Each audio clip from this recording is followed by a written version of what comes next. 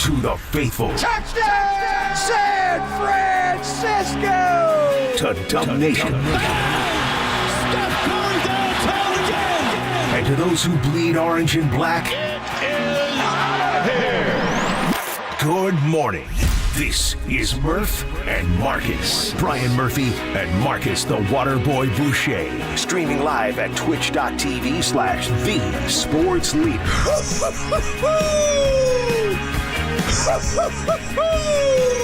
That's my cackle, Waterboy. Woohoo, Murph! Wow! What the hell is going on? We're going to Vegas. Survive and Advance Part 2. The 49ers are going to the Super Bowl, Murph. Survive, thrive, thrill, chill, spill, live, die.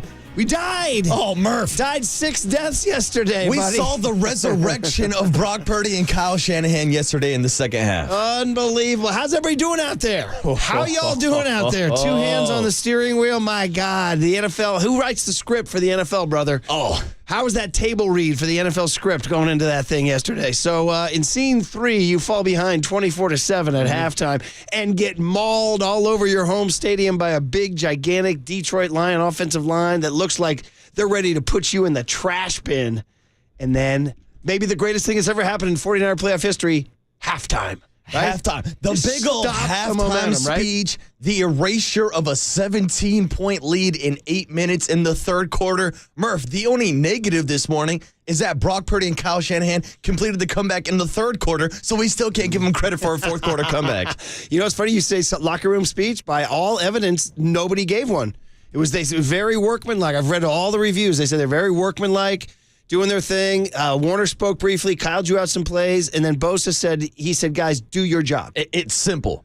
Do your damn job. Because in the first half, nobody was doing their job, Murph. The Detroit Lions were doing their job. running the ball down the throat of the 49ers defense. They looked unstoppable. I always go back to all my years of Niner playoff history. I was getting brutal flashbacks to the 1992 and 93 Dallas Cowboys O-line, which was the most road-grading, unstoppable offense. Oh, no, by the way, Emmitt Smith was carrying it behind it. You know what I mean? And, dude, those were the most frustrating losses because they're like, there's nothing we can do. They're bigger, they're badder, they're beefier, they're stronger. They're just going to road-grade us into oblivion. And in that first half, I honestly thought the Lions' offensive line was going to be unstoppable. And what are you going to say about how the Niners somehow stopped that? It was a tidal wave of momentum that was going against them, just a tidal wave. So let's get into it. It's 24-7. They get the opening kickoff. And thank God, by just halftime alone, just kind of stopped the energy. You know what I mean? And then, who came out and played halftime, right? Journey. The boys from Journey who were on Friday with us. Do we have the It's Gonna Rock Man? I know young Tony is in Vegas who doesn't have it. Somebody tell Jacob the Vigilante to find Jonathan Kane Neil Sean saying, it's gonna rock, man. Because all of a sudden Journey plays halftime. We come out and they lead the drive down to but only a field goal. Correct. And 24-10, but still, it's like, you wanted 100%, you got 75%, whatever. You cut it down to a two-possession game. Now, game. Murph, let me ask you, when Journey was out there at halftime singing Don't Stop Believing, did you stop believing at halftime? Well, the short answer is no, because I was, and if you had me mic'd up in the living room where I was pacing around and clapping out loud and frustrated and freaking out about the flashbacks to the 92-93 Cowboys offensive line, I was saying out loud, guys, it's 60. Guys, it ain't over. Guys, and then my big thing was, and I'm a sports historian, man. Remember Kezar. And I'm like, dude, 27-7. If all you kids out there, the Niners, 1957, playing the Detroit Lions in the NFL semifinals, have a 27-7 third quarter lead, 24-7 at halftime. Same halftime score. And the Lions came back and won that game. And we've talked about it. My dad talked about it. George Seifert talked about it. And I was like, if that could have happened, what was that, 70 years ago? Why not happen here? So the short answer to your question is no, I hadn't given up. But was I bruised, battered, and beaten? Yes. Absolutely. Yes. And I think most 49er fans were after seeing how much success the Detroit Lions were having on both sides of the ball, whether it was running it themselves or slowing down Christian McCaffrey and the 49ers offense only having 7 points in the first half. Like, it looked like Detroit really was the team of destiny in the first half, but destiny changed in that second With half. all those in fans those last in the 30 minutes. stadium and everything. My God, yeah. You look at so many key plays and you go right to the Brandon Aiyuk catch, right? So 24 to... So there's a lot going on already, and you hear national narratives already saying, like, well, lucky, or should have been a pick. And I'm like... Shoulda, coulda, woulda. Well, I mean, first of all, the guy was falling down backwards. It wasn't like it was like a screen right into between his numbers. You know what I mean? It was a arcing 50-yard pass. By the way, we were talking about Brock Purdy's arm. And by the way, I actually thought when he released that, and let's go back, too, and also set it up. It wasn't like the game hung in the balance at that moment. It was early. It was like mid-third quarter, and it was 24-10, and it was only 2nd and 11. It wasn't like it was like the last play of the game and everything, but when Purdy let loose that ball, no joke, Marcus, I actually thought, oh, good, we're finally going for one of those PI flags. And he got it, too. They drew the PI. That's the thing. People can talk about luck all they want. The 49ers were going to get that yard regardless or not if Brandon Aiyuk actually made that play, and he did. I was pleased that Purdy was like, oh, okay, I'm going to do what Jordan Love did to Ambry Thomas in the divisional round. I'm going to throw it up there. I'm going to trust my guy to be strong enough to draw a PI or make a play. So credit to Purdy for putting that play down there. And then what happened just was in the hands of the gods, baby, because the athleticism and the hand-eye coordination of an elite athlete on display with 50 million people watching is why we do this, right? To see these ballerinas, right? These unbelievable athletes.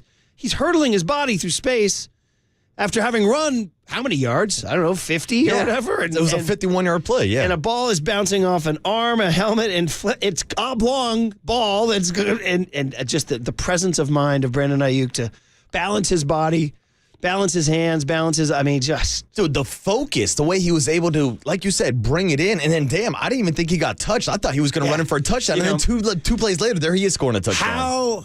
How even more epically just forever eternal would it have been if it was a touchdown on that play, too? Oh, we're already talking about the legendary status. And Murph, now we're out here throwing out nicknames. I know you were talking earlier about a potential, because, of course, there's the catch two, all these big plays in 49er history.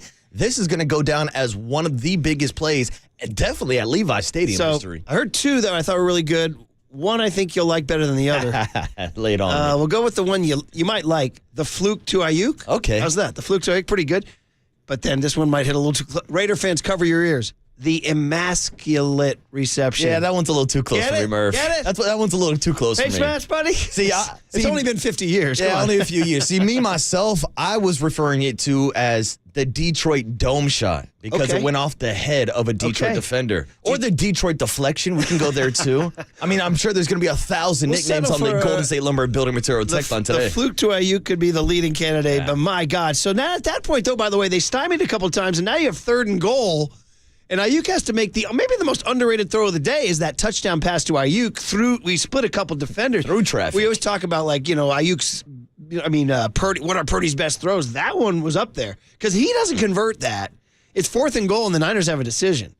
Would you have kicked the field goal to go to 24-13, or would you have gone for it? No, I think they probably would have gone for it in that situation because that made it a one-touchdown game because if you kick the field goal, you're still down 2 possessions. No, 2 possessions, yes, right. Correct. Yeah, you're 2, a touchdown and a field goal. So anyway, that doesn't matter because Purdy throws the touchdown, and then the fumble. The fumble with Jahmyr Gibbs, and whether, you got to go back and watch the replay. Did Gibbs start to go the wrong way? Does the handoff a little off? Goff didn't bury him. He said, no, we were fine. But, dude, Tayshaun freaking Gibson.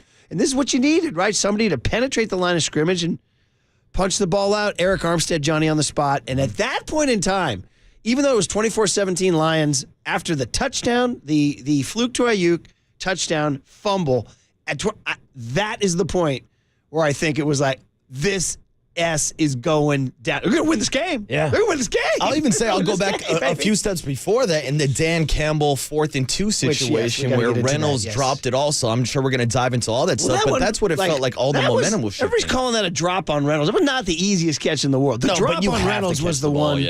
It's a little low and right. And it was low and right because Bosa was pressuring Goff, because Goff, when he has any kind of pressure, did not, you'd like to catch it. Of course. Now, the one in his gut later in the game, that's the one I think is more obvious. But I think on fourth down under pressure, and this is my whole theory now, the theory that was coming to me as the game went on was why we took the Niners to win this game, even though we didn't get the cover, was ultimately I thought that the wear down factor, the Niners have been at home now for a month. Right?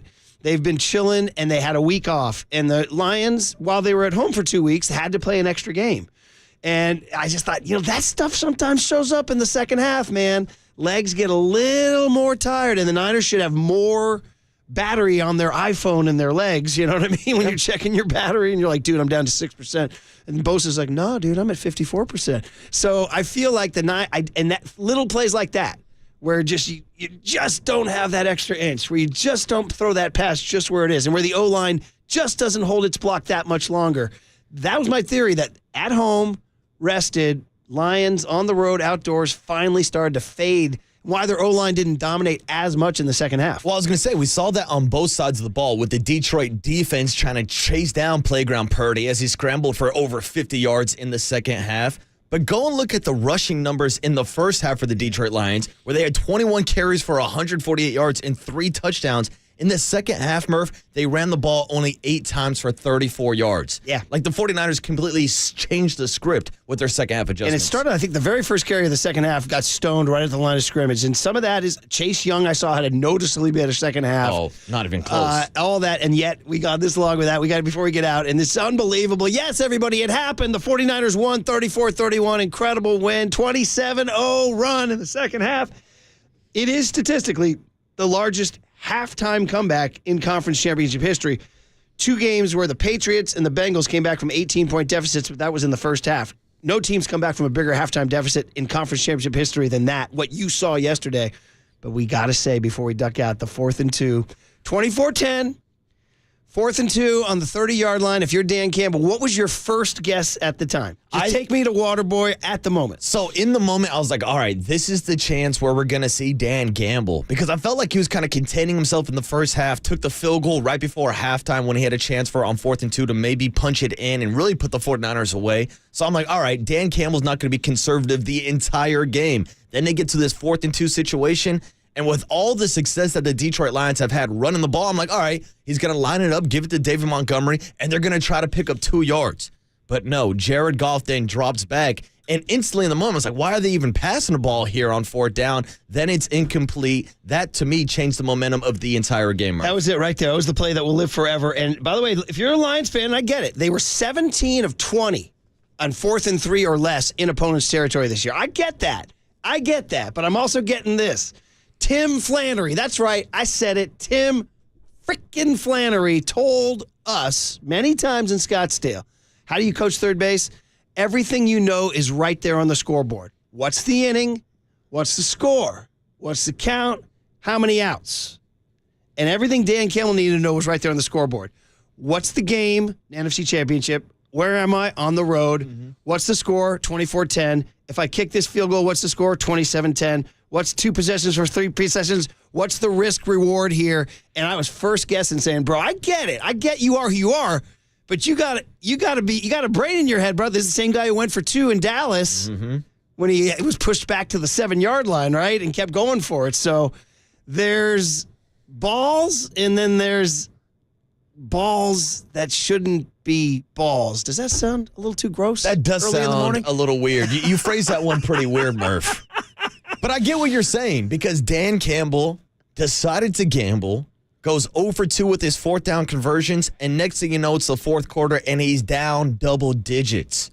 That's how fast the game can change, and that's why I'd like to warn all the kids out there, those are the dangers of gambling, Murph. Incredible, guys. Incredible. We're here for it all morning long. 49ers NFC Championship down 24-7.5. And remember, Kezar, they did it in 57. They avenged the ghost. They did it for George Seifert. All right, we're here all morning. 808 KNBR is the phone number. We got Kyle building special tributes. We'll play for you on the other side. We're going to line them up. Cannot wait. Get the guest list. We're going to Vegas. The Niners with the greatest comeback in conference championship halftime history. On KNBR 104.5 and 680, the sports leader. Livermore, shout out to you for supporting KNBR, Livermore's sports leader.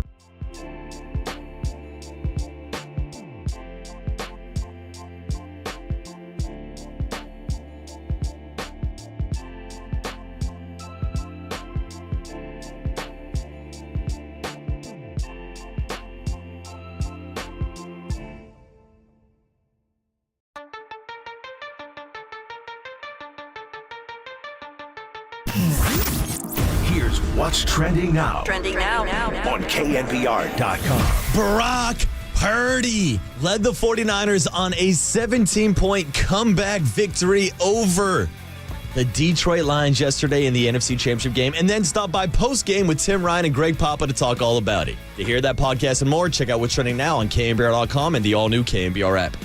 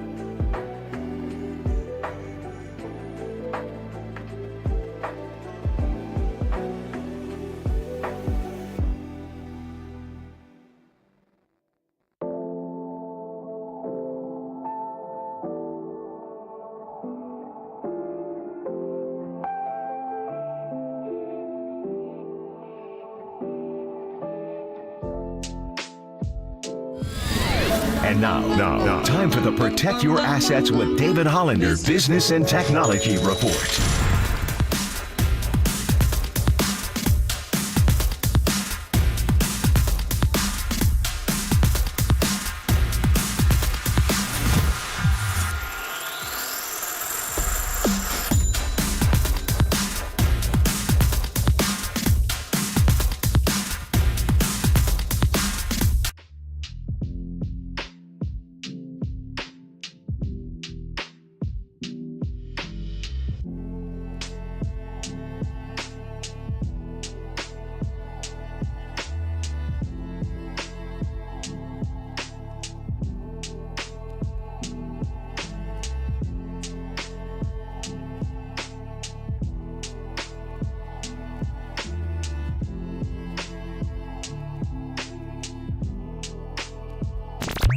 Faithful Murph and Marcus keep your morning moving. Streaming live at twitch.tv/thesportsleader.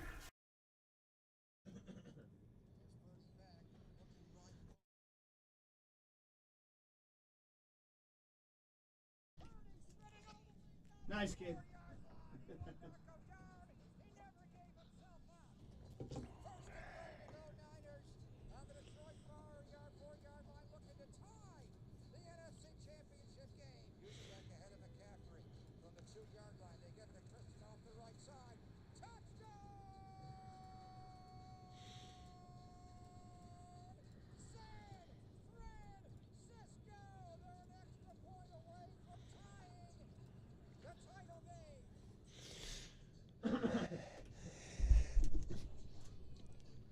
Oh, listen to Jacob the Vigilante. So young Tony went to Vegas and he was apologetic. If I had known, I wouldn't have booked the vacation. Well, that kid, take the day off. We got Jacob the Vigilante who's giving you Ladies Love Cool J. That sounds fantastic, kid. Mama said knock Dan Campbell and the Detroit Lions out. Man, is any part of your heart feel for, I know, people are like, hell no. No. But just for this story of the Lions and how they haven't done it forever. They're the only team that has played every single year of the Super Bowl era and hasn't even made the Super Bowl. Dude, much less lost one. Well, you know what, Murph? And they're up 24-7 on the road. They got it. Sounds like a personal Mama problem said, to me. You out. Yes, we will call it a comeback. One of the biggest comebacks, not just in NFL history, 49er history. 17 points at halftime, and they got the job done. Unbelievable. So many great text line on the Golden State Lumber and Building Materials text line, but a couple ones jumped out at me. And Platzy, John Platz, our great Stanford friend, who wrote in and said he agreed. He said that the 4th and 2 felt like Dusty taking out Russ Ortiz in the 0-2. By the way, too soon? Too soon, by the way? Come on, Murph. We're having positive vibes this morning. That where you do something you've done all year, despite the score and the situation, and you stick to, well, that's what got us here. Whereas a listener here, 510, says, Bochy taught us the playoffs are different. We've heard from so many playoff losers. That's how we've done it all year at the end of the game. He's right. I take 510 and Platzy. If you're Dan Campbell, go to the Tim Flannery. Everything you need to know is on that scoreboard. It's not your identity. Yeah, your identity. Your identity is you got to the NFC Championship and you're steamrolling the Niners. That's your identity. And then you got to be smart. I mean, so anyway, dude, look what happened. Yeah, and this was like a topic that we got into last week when we were looking at the coaching matchup between him and Kyle Shanahan. And now Kyle, of course, completed these comebacks. His narrative is completely changing. But the narrative around Dan Campbell is he likes to gamble. And it was one of my breakdowns last week when we were picking this game. Yeah. I said his gambles could come back to bite him in the ass, and that's exactly what happened yesterday. 2 4th down calls, 4th and 2, 4th and 3, doesn't convert either. And next thing you know, the 49ers are up by double digits in the 4th quarter. Murph, they almost covered the spread. And it took, well, they had it until they kind of played soft at the end there, let them come down to an onside kick, which, by the way, did you see the stats on onside kick? Did I read that there's only been one onside kick recovered all year in the NFL? Like, the onside kick is dead. Defenses have figured out, special teams have figured out how to field an onside kick, although, did your heart not skip a beat when we kicked up in the air? You're like, ah! And he fully laid out and he gets batted around, but illegal touching. Illegal touching, yeah. But and Kittle. So going back to history again, I give you guys 57 at Kezar, 92-93 Cowboys offensive line. 81 Super Bowl. The Niners had a big lead in Detroit. Their very first one, Joe's first one, Super Bowl 16. They had a big lead, and then late they got soft, and the Bengals came all the way back and cut it to a 5-point game, and they had an onside kick to try to win the game. And it was getting a little hairy, I ain't going to lie. And you know who recovered it? Dwight Clark. Oh. Rest in peace. Double tap to the heart, point Money. to the sky.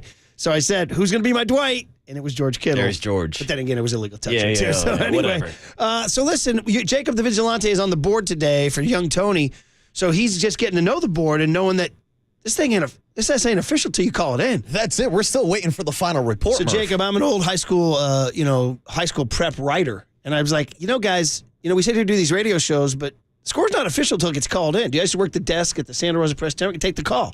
Hey, Montgomery beat Cardinal Newman in girls soccer tonight, 2-1, and I'm typing it in. All right, so we've developed a tradition of phoning in the score to make sure it's official. So we usually appoint.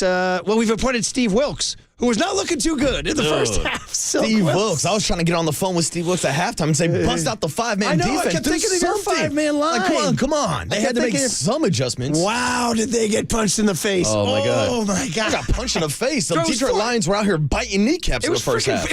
I woke up, it was 14-0. I got out of bed, it was 14-0. I got Jameson Williams on end of rounds that first drive of the game, 7-0. Pulling at his jerseys. He's coming down. The first carry of the game, I was like, oh, boy. Oh, boy. Look at that whole lot. Look at Penei Sewell. Yeah. Oh, my God. He's not getting any smaller as this game's going on, dude. So, but anyway, 27-0 run.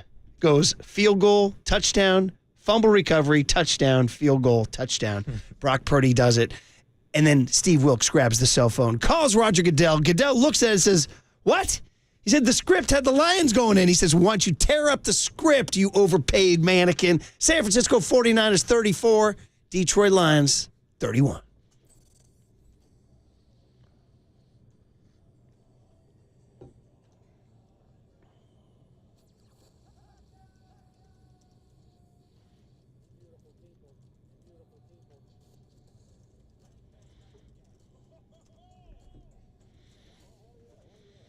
There it is. Boom. And George Kittle, a little Rory Murphy, who's not the football fan in our house, but he's down there watching. He's just a little bit. I mean, Declan's such a lunatic. He can't match that passion. But he says quietly at the end of the third quarter, he goes, Daddy, and he still calls me Dad. He's very cute. He goes, George Kittle has 0 yards. How about that, by the way? Until late third quarter, Kittle hadn't have a catch. And then he caught the big one on one of those classic Kyle, dial it up, reverse misdirection, about a 25, 30-yarder that led to the 34, the last touchdown that McCaffrey handed over to Elijah Mitchell. By the way, who had Elijah Mitchell on their bingo card? Nobody. On their parlay. Nobody at all. Yeah. I mean, you talk about an anytime touchdown, but yeah, Murph, the 49ers had 7 points in the first half. McCaffrey wasn't rushing the ball well. Kittle wasn't involved. I mean, even Brandon Aiyuk, who had to play the game in the second half, I believe only had like 1 catch on 6 targets in the first half. So the offense wasn't clicking. The defense wasn't clicking. Murph, nothing was working for the 49ers. First half, to me, was entirely about the defense. Entirely. And the Jake Moody miss, by the way. And the guy had a great line. 831 texted in earlier. We'll get to all your guys' texts on the other side here, and we got a special package to get you going before Hums and Bums. But guy said, man, Dan Campbell coached that game like Jake Moody was his kicker. Oh man. Oh, yeah, that's pretty good. I was going to say, dude, you want to talk about bad vibes? The opening touchdown drive from the Lions, the Jake Moody missed field goal. The Lions come back and score on the second drive. It's 14-0, and we're all sitting here like, what the hell is going on? Oh, dude, you want to talk about Papa? Mama said knock you out, bro. I was knocked out there. And I was trying to keep the old dauber up, man. And remember Kezar, remember 57. I'm like, dude, I wasn't born until 67. I'm calling out things happened 10 years before I was born. But true, there are these ghosts in the universe, baby. And my dad literally used to say that was just a terrible. He talked about that blown loss, and George Seifert talked about it as the worst moment of his life. And anybody who lived through that, the Niners were trying to win the first championship for San Francisco, and they blew a 27-7 lead to the Detroit Lions in Kezar. And now, 43, but 67 years later. Vengeance is ours. Unbelievable, dude. Unbelievable. All right, let's get the guest list on a Monday, January 29, 2024. 1/29/24. You can't find your horns. There they are. Somebody moved them, Murph. Somebody moved them. Yeah. We have A lot of chefs in the kitchen these days. nefarious activities going on. All right, buddy, what do you got? All right, Murph. It's a Monday morning, which means one thing and one thing only. Hums and Bums, your Total Weekend Recall coming up in about 20 minutes, 6:50 this morning, recapping everything that happened during championship weekend. That's coming up, baby. Right around the corner, we got Hums and Bums. And 7:35, it's the man that was on the call yesterday, T-Rock, Tim Ryan, the one and only, giving us a full breakdown, 7:35 this morning. All right, T-Rock, I can only imagine. And that's it. And then after that, we got the big hit, the cooler of content, but we're opening up the phone lines to you. 808 KNBR is the number. You're the guest today. Give us your takes on yesterday's comeback win. Yes, you are. So we got a little special tribute from the halftime gods to your ears, and then the phones and the Hums and Bums. And my God, we're going to Vegas. Oh gosh, the Kansas City Chiefs are out there. I can't even think. Let's not worry about the Chiefs. Yeah, right pump now. back Patrick Mahomes We for a got 2 couple weeks seconds. to do that. Yeah. All right, on KNBR 104.5 and 680, the Sports Leader.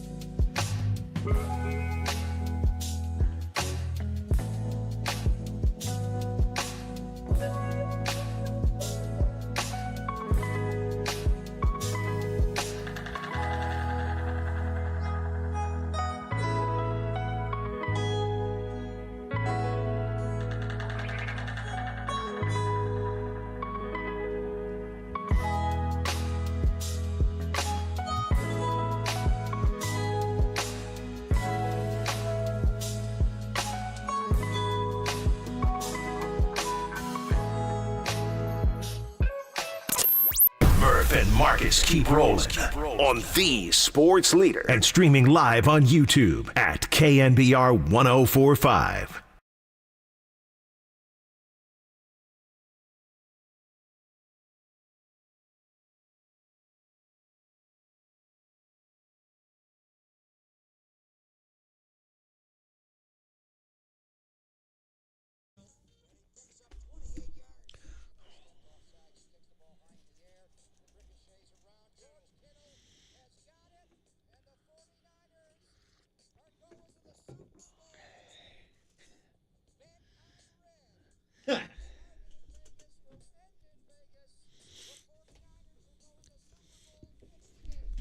Ah, there it is with a little Eminem tribute. He's listening right now. He's here. He's in the Bay, unless he flew out late last night on a red eye. Because I guess he wasn't on the field. He was in a VIP suite with the guy Taylor Lautner and all them, the Lions suite up there. But, man, the sideline did not lack for star power. Joe Montana looking great as always. Jennifer looking great. Jerry, of course. Jerry ain't going to miss any. Jerry comes to like preseason games, dude. He's down there. Jerry is always setting the vibes before the game. Jerry's running routes during preseason games. Barry Sanders, obviously. Hey, y'all, Bobby Weir. I'll see you at the 2 a.m. club, Murph. I'll see you at the Deuce. After the game. I'm sure last night he was at the Deuce. I saw a picture of Gavin Newsom, Bob Myers, Joe Montana, and I was like, look at Bob Myers. By the way, Bob looked relaxed and happy, dude. The Greasy Gav was there, I'm sure, infuriating 60% of the crowd. You know what I mean? Dippity doo. So that was about it for the star power there. But, unless you count Brock Purdy as the freaking star power, yes. Well, that's it. But your point, we came back with some Eminem music as the rejoin because there was a viral photo of Eminem flipping off 49er fans during the game from the Sweet Murph. I read that that's his traditional greading. Yeah, that's Eminem. That when you see him, you say, what's up? Most people give you the chin nod. He gives you the double guns. Yeah, I didn't take it as disrespectful at all. And did I mention the other star power, Journey? Dude, here we go. 43 years after they had the Niners on the Cow Palace stage in 81, and 50 years after Neil Schon and the rest of the crew formed in the Mission District in San Francisco, they're playing halftime. And, dude, I actually was thinking, because we had them on Friday, obviously, Johnny Kane, Neil Schon, they were great. They were out, Neil Schon with his, it's going to rock, man. And it was just like Wayne's World. It was hilarious. It was great. These guys are legendary rock and roll Hall of Famers. And I was like, oh, these guys are our buddies. It was great to have them on. And then I was thinking, damn, they got to play halftime now? It's not going to be a very rocking atmosphere out there. Like I saw our KNBR digital team posted a clip of their halftime show, and they put a caption up there like, is this the saddest Journey show ever? Because the vibes were down. Like, I don't think they were taking a shot at the band, obviously. Until, as they kept playing and kept playing and kept playing, people started going, damn, that's a banger. Damn, that's a banger. Yeah. And then you hear, don't stop believing. And, of course, South Detroit, all the Lions fans getting a laugh out of that. So, as the game ends, I'm thinking, did Journey change the vibes? Journey change the vibes? Murph, it's the question that I asked the guys on Friday. I said, what song in your catalog would represent this 2023-2024 49ers team? Turns out it's Don't Stop Believing, because here they were with an epic second-half comeback. And so after the game's over, in every post-game interview, whether it was NFL Network, ESPN, NBC Sports Bay Area, KNBR, whatever, Journey was blasting loud and proud. So California Kyle, our young man on the board. It's our kid. He said, why don't I get to work? So Niner fans, turn it up in your cars and enjoy. Now they put Jared Goff into a shotgun. It's a gun run. No, it's a handoff, a flip coming to Jamison Williams, coming right. 30, 25, 20, breaks a tackle, stays on his feet. Touchdown Lions. Wow. Handoff to Montgomery, powers forward, hits the goal line, and powers in for a Lion touchdown. The Detroit Lions have scored 2 touchdowns here with 2:34 to play in the opening quarter. 3rd down and 10. Purdy out of the shotgun. Bull rush by Hutchinson. Purdy throws over the middle, and it's intercepted. Running back the other way is Malcolm Rodriguez. The toss to Jahmyr Gibbs, coming right, breaks a tackle, breaks another, all the way into the end zone for a touchdown. Jack Fox, the punter holder. Badgley will drive through the field goal. It'll take us to 7 seconds to go in the half, and the Lions have a 24-7 halftime lead. Purdy out of the shotgun, drops a couple of steps, going to take a deep shot to Brandon Aiyuk. It's deflected. And caught. Aiyuk caught it out of the air. A flag is also down. McCaffrey runs around Purdy, pressured. Purdy throws. Caught by Brandon Aiyuk. Touchdown! Goff, hands off, awkward handoff to Gibbs. He fumbled the ball. He got hit, he fumbled the ball. The 49ers have the ball. Eric Armstead recovers the fumble. Juszczyk ahead of McCaffrey from the 2-yard line. They give it to Christian off the right side. Touchdown! It's 5 out, it's empty on 4th down. Goff back. Not going to get out to his right, being chased, throws, and it is incomplete. The 49ers take over on 4th down again. Purdy steps up in the pocket, runs away from the sack. Purdy runs for a 1st down, cuts back inside. He dives down to the Lion 27-yard line. Purdy takes the snap, toss to McCaffrey coming right, cuts back inside, breaks a tackle. 20, 15, 10. McCaffrey, 1st and goal to go. 49ers inside the Lion 5-yard line. Purdy under center, Juszczyk. Now Elijah Mitchell is in. They give it to Mitchell off the right side, pushing for the goal line. Is he in? Touchdown!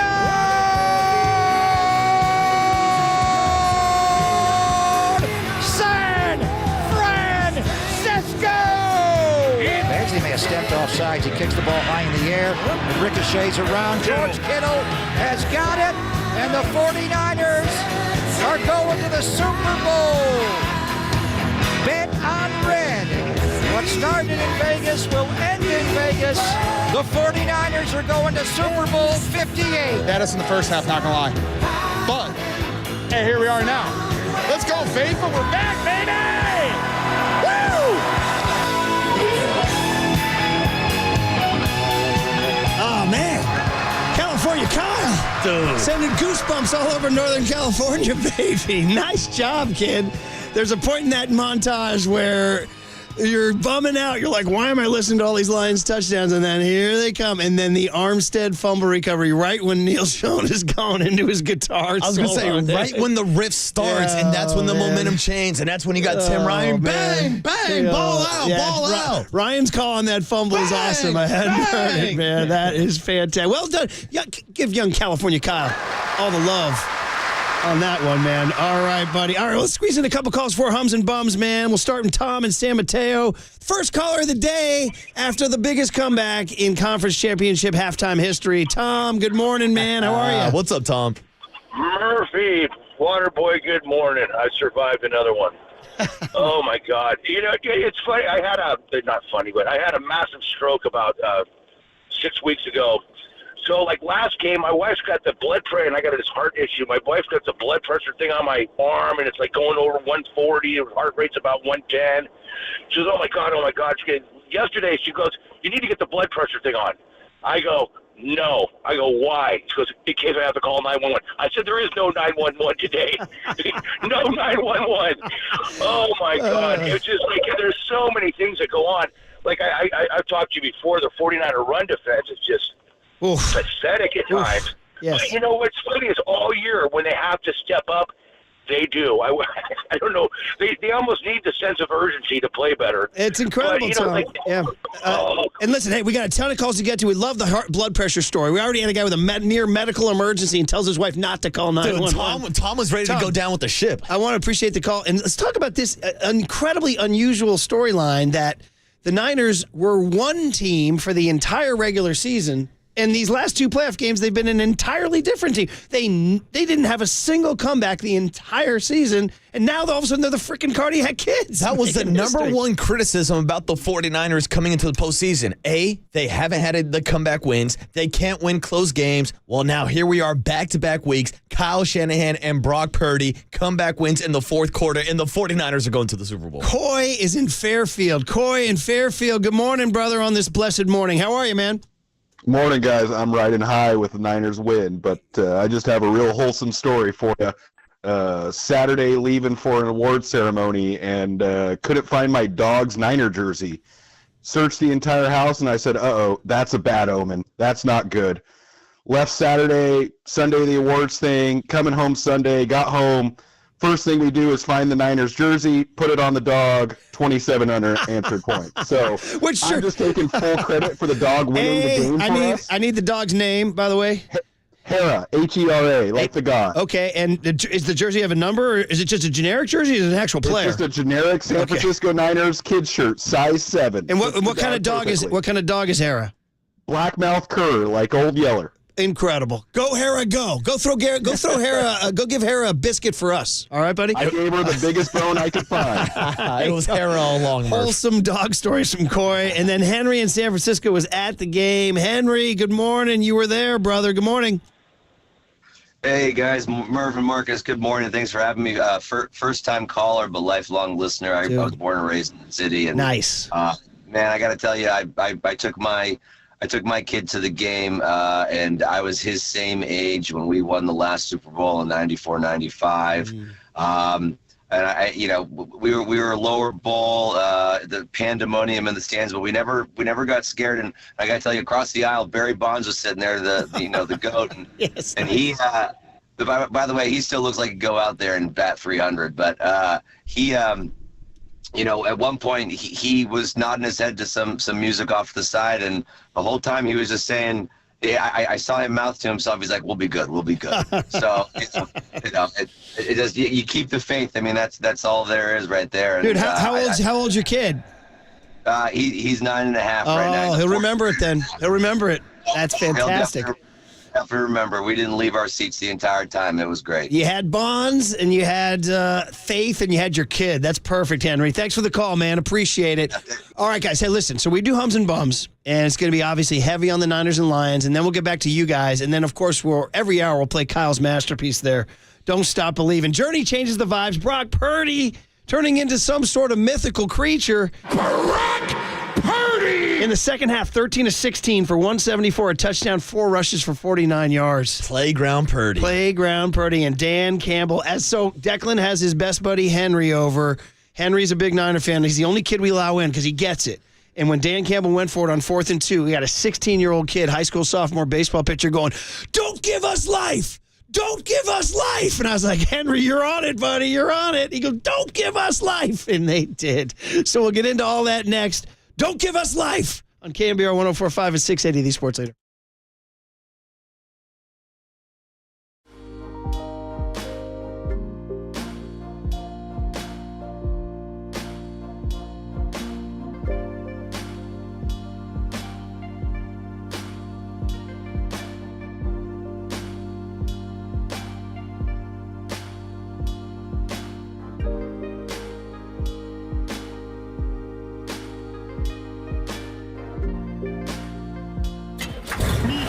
From the Chilton Auto Body Traffic Desk.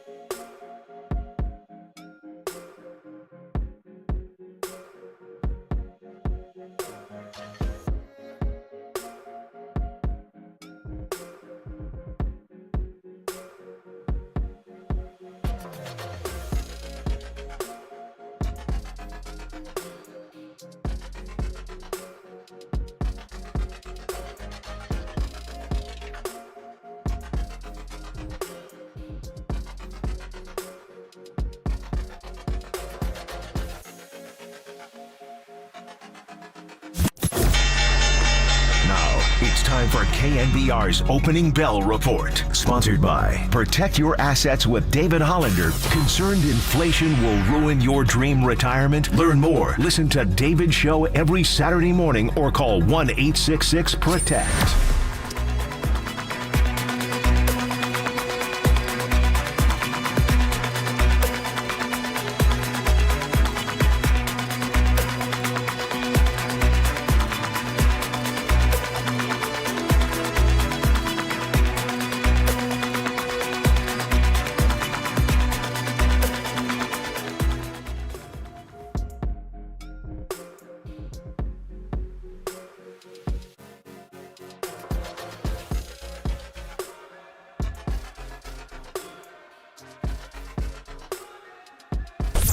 Listen to the sports leader anywhere, anytime. Download the KNBR app. Murph and Marcus continue live from the KNBR Casino Matrix Studio. Casino Matrix Progressive Jackpots are here. Where are you? Just drop in. Please play responsibly. 1-800-GAMBLER.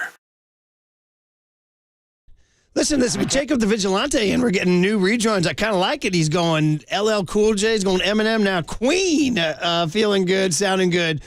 We welcome him and all y'all. We've gone 52 minutes of euphoria, disbelief, Purdy, Dan Campbell, all bound to show up probably in what we like to call our every Monday segment. We always say your week doesn't start until the hums and bums. Your weekend doesn't end until hums and bums. Well, your Niner dream, your Niner fever dream doesn't end until we do hums and bums. So, Jacob the Vigilante, get it all queued up. Make it official here in the studio. Time for a Monday morning tradition. What do you want? The same as you, to remember. Time now for Total Recall. San Francisco! A look back at the highs and lows of the weekend in sports. Get ready for a surprise! Sponsored by Amici's East Coast Pizzeria. When you want the best pizza in town, Amici's delivers. All right, so tell everybody that Dante Whitner's going to join Papa in London today at 12:30. But we are here right now. We got Jacob the Vigilante. We got California Kyle. We got Marcus Boucher. You got me, Brian Murphy. You got Hums and Bums.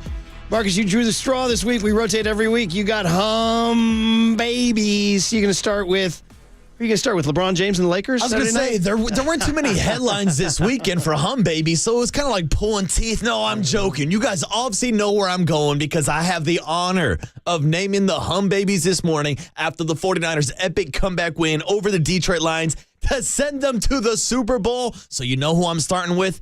The man, the myth, the legend, Brock Purdy. A man that is now going to be the third youngest quarterback to ever start a Super Bowl game. A man that's only 24 years old and is heading to the Super Bowl in his second season as an NFL starter. Murph, he's essentially won every playoff game that he's been healthy enough to compete in. And this weekend, he was healthy enough to complete the second half comeback victory for the 49ers. Now, listen. We all know it was a bad first half, not just for Brock Purdy, for McCaffrey, for Brandon Aiyuk, the entire offense. In the first half yesterday, 7 of 15, 93 yards, no touchdowns, 1 interception.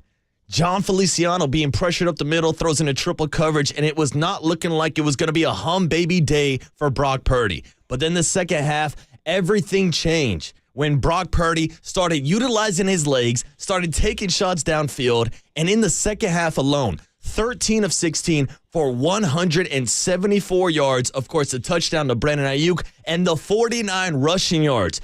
2 different 21-yard scrambles on both of those last 2 touchdown drives. It was playground Purdy out there. The guy was escaping pressure all day, even when he was pressured in the pocket, avoiding a sack, rolling out, finding Kyle Juszczyk on the sideline. He was taking pressure in the first half, completing passes to Deebo Samuel over the middle. And then, of course, the big shot downfield to Brandon Aiyuk, a play that I know we're going to dive deeper into later on with the Hum Baby list. But right now, it starts with number 13, Brock Purdy, leading the way for the 49er comeback. Here's Purdy back, looking right, pumps, sneaks through, it'll run. 20, 15, 10, 5. Purdy spinning all the way down to the 4-yard line. He would not go down. He never gave himself up. Here's Purdy on a roll, and he's going to get sacked. No, he got away from the sack, and he'll roll to his left, and he'll throw to the sideline. It's caught by Kyle Juszczyk.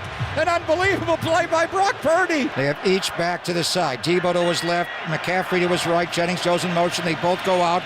Purdy steps up in the pocket, runs away from his sack. Purdy runs for a first down, cuts back inside. He dives down to the line at 27-yard line. Man, thought it was the difference between winning and losing. He made some big plays with his legs, getting out of the pocket, moving the chains in some first downs, getting some explosives. He scampers. I think that's the best way to describe it. He scampers. Like, you ever seen one of those little water dragons run across the water? Like, that's what I envision every time he's running with the football. Scampering across the water, scampering down dragon, into dude, the Detroit Lions territory. Brock Purdy getting it done with his arms and his legs this weekend, Murph. Great, obvious, the most obvious Hum Baby in Hum Baby history. I love it, I love it, I love it. And, dude, those scrambles, the 21-yarder when they were down 24-10, let's see, I got this right. No, it was 24-17.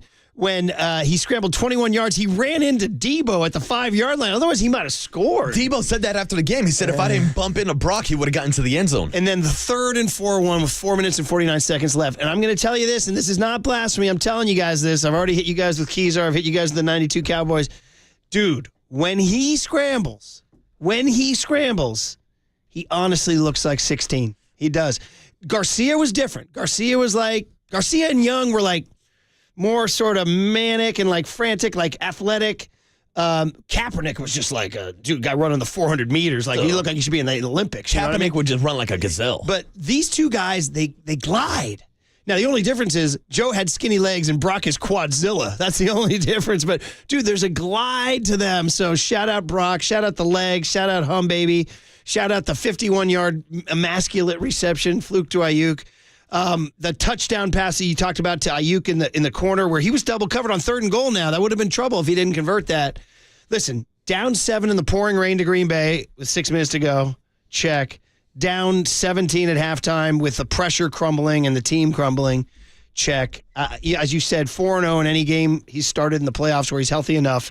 I think it's his calm, man. He stays cool. He does. And not bad for a game manager, Murph. Oh, my God. After all the scrutiny that this guy faced, too, he showed up, played at an MVP level. We saw what happened in the AFC Championship game with the MVP Lamar Jackson and that rushing ability. We'll get into that with the bum babies, Murph. One play you had in that package there where he's going to get sacked, and you hear Tim Ryan go, no, he's not. Yeah. And he scrambles left and throws that tightrope pass. It's only a 10-yarder, but it's a huge play because he's going to get sacked for -8. He turns it into +11. And those are one of the perfect examples that you see from Brock Purdy of when he does scramble outside of the pocket, but how he keeps his eyes upfield, keeps his shoulders squared so he can make those throws down. Unbelievable performance from Brock Purdy. All right, before you jump on, you are listening to KNBR AM and KNBR FM San Francisco, the sports leader, a Cumulus media station. Love Hum Baby number 1. What's number 2, brother? All right, we can't talk about Brock Purdy if we don't talk about B.A. Brandon Aiyuk yesterday, who had the play of the game. Hell, maybe one of the biggest plays in 49er playoff history.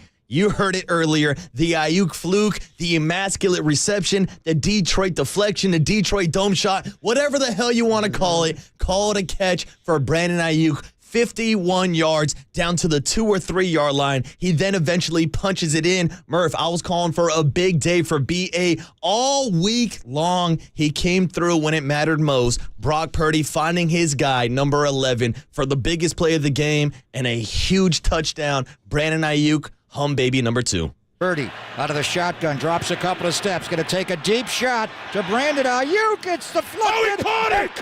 Aiyuk caught it out of the air. A flag is also down. Did Aiyuk score? He got touchdown on the 2-yard line. McCaffrey runs around Purdy, pressured. Purdy throws. Caught by Brandon Aiyuk. Touchdown! San Francisco.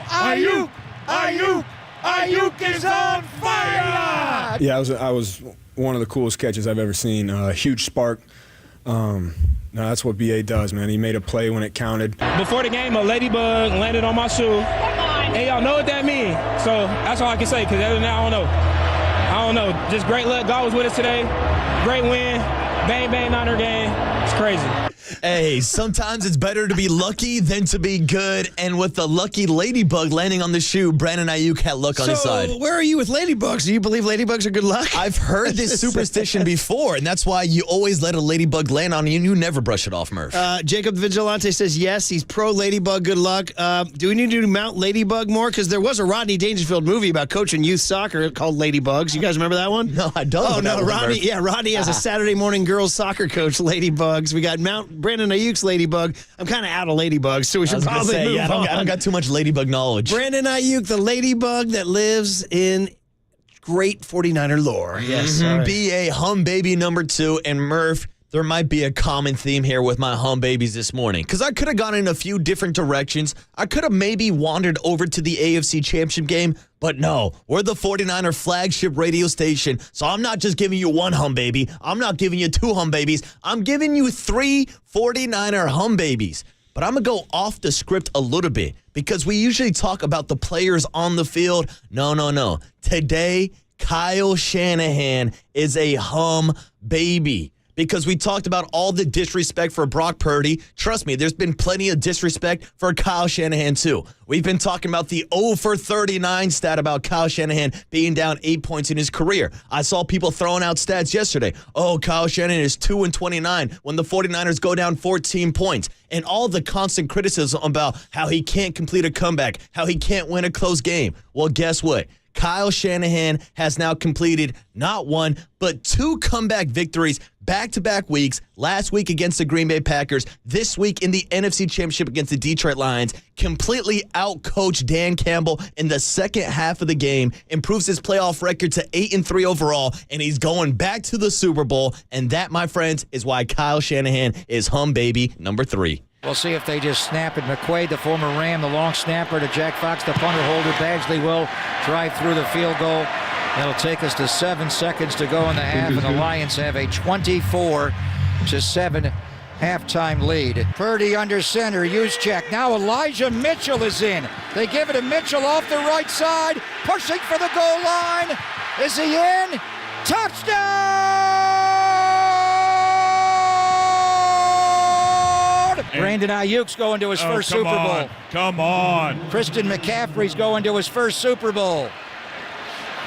Brock Purdy's going to his first Super Bowl. Just back up here, Brock. Take 1 or 2 steps back up, go down. It's over. The Niners are going to Vegas. I mean, you had no other choice. I mean, it was nice that we were starting out with the ball in the third, so it gave us some hope in that way. And also, it being a 17-point game was encouraging because it looked like it should have been worse. Oh, my God. So, Kyle, I want to say what? Nobody was thinking Kyle Shanahan was a hum baby at halftime, brother. Not at all. And it was going to be another narrative of Kyle blowing it in the big game, Kyle blowing his chance, had 1 seed set up at home, everything. Only 7 points in the first half. And apparently nothing dramatic happened at halftime. There was no great, gigantic adjustment other than do your blanking job, right? And yet you naming Kyle here. I just did now. You see this playoff win percentage record? Yes. Bart Starr, was it Bart? No, wait. I'm sorry. Was it? I'm sorry. I don't have the list in front of me, but he was second all time. The first one was it? Couldn't have been Lombardi. Was it Lombardi? Anyway, the point is he was number 2, 8-3 with his win percentage, tied with Tom Flores. Both 8-3 in their career. Shouting out my guy Tom Flores if he's out there listening. So, all right, guys. Hey, great hum babies. All 3 of them Niners, right? Yes. We're going Brock Purdy, Brandon Aiyuk, and Kyle Shanahan, a man that's been a part of the wrong side of comebacks in playoff history. This time he's on the right side of history, and he's taking the 49ers back to the Super Bowl. Well done, Waterboy. Let's do bum babies and then get back to your guys' calls. And, of course, the 7 o'clock crowd gets to hear California Kyle's tribute via Jonathan Cain and Neil Sean of Journey. Here's the deal. For every hum, there's a bum. For every winner, there's a loser. For every Hallis Trophy handoff, there's tears in the other locker room. And it starts, come on, man. I said Brock Purdy, the most obvious hum baby of all time. How about the most obvious bum baby of all time? Lions coach Dan Campbell. Dude, we can get into it any number of ways, and I hear him already. I heard the national talking head say, no, you go out on your shield. You do what you did. But that's what Dusty Baker did and all the other coaches. And I don't mean to impugn Dusty at all. He's World Series champ. I'm talking about the 02 World Series where you stick with what you're doing instead of adjusting to the moment. you can't always stick with what you're doing and not adjust to the moment. And so when he had a chance to go up 3 scores, that was a big moment in that game. He could put the Niners down 3 scores and deflate their balloon or give them a chance. Or as 16-year-old Henry screamed in our living room yesterday, don't give us life. And he was right by going for it on 4th and 2. And then, of course, failing. Should Josh Reynolds have caught it? Yeah, maybe. Were his legs maybe a little tired? Was Jared's pass a little off mark? Yes, it was. All those were true. And that was the risk you had. Instead of kicking the field goal that would have put you up 17. I'll give him a little bit more of a pass on the second one because it was 24-24. It was 27-24 Niners at that point in time, and he was trying to get the win at that point. But again, it was a risk that backfired when the Niners did a disguise, looked like they were playing man, switched to zone. So there was an old Saturday Night Live game show called Quien es Más Macho. It was really funny. Bill Murray did it, and it was Ricardo Montalban and Lorenzo Lamas. But I'm asking today, Dan Campbell, Quien es Más Macho, buddy? The macho dude goes down. Yeah, you dance with the girl that brung you, but the girl, she left. Dan Campbell, bum baby number 1. Goff in the gun. Gibbs to his left. Laporta goes in motion right. Williams and the St. Brown are right. Josh Reynolds, the former Ram, left. Decker kickstarts early on Bosa. Got around him. Goff throws. It is dropped. 4th down. The Niners take over on downs. Josh Reynolds dropped the ball. It's 5 out. It's empty on 4th down. Goff back. Not going to get out to his right. Being chased. Throws. And it is incomplete. The 49ers take over on 4th down again. I just felt really good about us converting and getting our momentum and not letting them play long ball. You know, they were bleeding the clock out. That's what they do. And I wanted to get the upper hand back. And it's easy hindsight, and I get it, you know. I get that. But I don't regret those decisions. And that's hard because, you know, we didn't come through. It wasn't able to work out. But I don't. And I understand the scrutiny I'll get. That's part of the gig, man. But it just didn't work out. I'll tell you this, though. The guy is a money quote. He's unbelievable. I'll tell you this about Kyle. Kyle is such a football head that he rarely can, get, romantic or big picture the way Dan Campbell does. Dan Campbell, tells a story in his post-game press conferences. Kyle's so funny. He's such a nerd, X's and O's. People kept asking him about the Aiyuk catch, the fluke to Aiyuk, and he just kept describing the routes and the progressions and all that. I was like, no, bro, we need some poetry here, man. I want you to, paint a picture for me. Well, Dan Campbell, he's like a poet, man. He that was raw, man. That was raw and real. I like how he wears his heart out there, and I get it. I like how he's like, man, it's part of the gig. He's like, come at me. That's cool. I mean, he's gonna have to wear it now. Now, can they get back to the? I mean, they got so much young talent. But there's no guarantees. The Packers are on the rise. Who knows what the Niners do next year? The Eagles, whatever. I mean, he said later in these quotes, he said, I told the guys this might be our only shot, and I was like, damn, did you put that in the universe right there? But where did you feel about his 1st down tries? I was not a fan of them. Now, I understand this is what got the Detroit Lions to the NFC Championship game because they were willing to make these gambles. But I was surprised not only by the fact that they were going for it, I was surprised by the play calls, especially the first 4th and 2. I thought they should have just ran the damn ball because they were having so much success in the trenches. But he put the ball in the hands of Jared Goff twice. And I know Jared Goff's a Bay Area kid, but he was throwing some ducks out there. Jared Goff is not the guy with the game on the line. We saw that with him and Dan Campbell, and the gambles cost him the game, Murph. Well, and I said this earlier, Tim Flannery tells you the scoreboard tells you all you need to know. What's the inning, what's the out, what's the score, what's the count. For Dan Campbell last night, what's the quarter? Where am I? What's the situation? What game is this? This isn't week 3 against the frickin' Bears, dude. This is the NFC Championship where you have a chance to go up 3 scores. So you got to play situationally, like Bochy did, where he would adjust. That's where you bring in Bumgarner. We didn't have Bumgarner throw 5 innings and then he came in the season, but it was Game 7 of the 2014 World Series. So you got to adjust. And this is why, yes, I will be that dude who takes a swipe at analytics, but this is why analytics don't work in particularly in the cauldron of human drama, Jacob. Vigilante, in the cauldron of human drama, you can't always go analytics. You got to look at the deal, feel the pulse, feel the heartbeat. George Kittle had a speech about momentum. He goes, do people really not believe in momentum? Because you guys are crazy. The analytics crowd He doesn't. said that play changed all the momentum. 100%. There it is. And Dan Campbell, no regrets. Not a single one, huh? 17-point lead you blew in the NFC Championship game. Not a single regret, huh? Regrets, I had a few, but then again, too few. No regrets. To mention. Number 2, I just got to do this, man. I was like, who really were the losers yesterday? And I was like, sorry, guys. But it's the city of Detroit and Lions culture / history / ghosts. Culture. And I got to say, I've heard from boots on the ground, Honolulu Blue did their job yesterday. They showed up. They were in the building. Murph, I had Honolulu Blue showing up to Giants Fan Fest in San Jose. Detroit fans were everywhere in the South Did Bay. they, like Robbie Ray, say a couple of bats wouldn't hurt? Did they say that? By the way, I threw out a tweet late second quarter. I said, where's Robbie Ray? A couple of touchdowns wouldn't hurt right now. At halftime, I was thinking, like, damn, pitchers and catchers report in a couple of weeks, Murph. Dude, did a Lion have a take on who's going to hit third in the Giants lineup? Dude, I don't want to go down that road with the Lions fans coming in. Yeah, who's hitting third? Anyway, guys, they blew a 24-7 lead and remain the only team to play every year of the Super Bowl era and never reach a Super Bowl. It's unimaginable heartbreak. And for the old heads who remember 57, we finally got them. Revenge is a dish best served cold. Ice cold in this case, 67 years later. Sad Lions, sad culture, sad Honolulu Blue, bum baby number 2. This may have been always time. Do I think that? No. Do I believe that? No. However, I know how hard it is to get here. I'm well aware, and it's going to be twice as hard to get back to this point next year than it was this year. It sucks and pretty devastated. There is a state of shock a little bit, and it's hard to juggle those two emotions of being proud of what we've done this year and dealing with the heartache of the loss. It's hard when you lose that way. It's hard. You feel like you get your heart ripped out.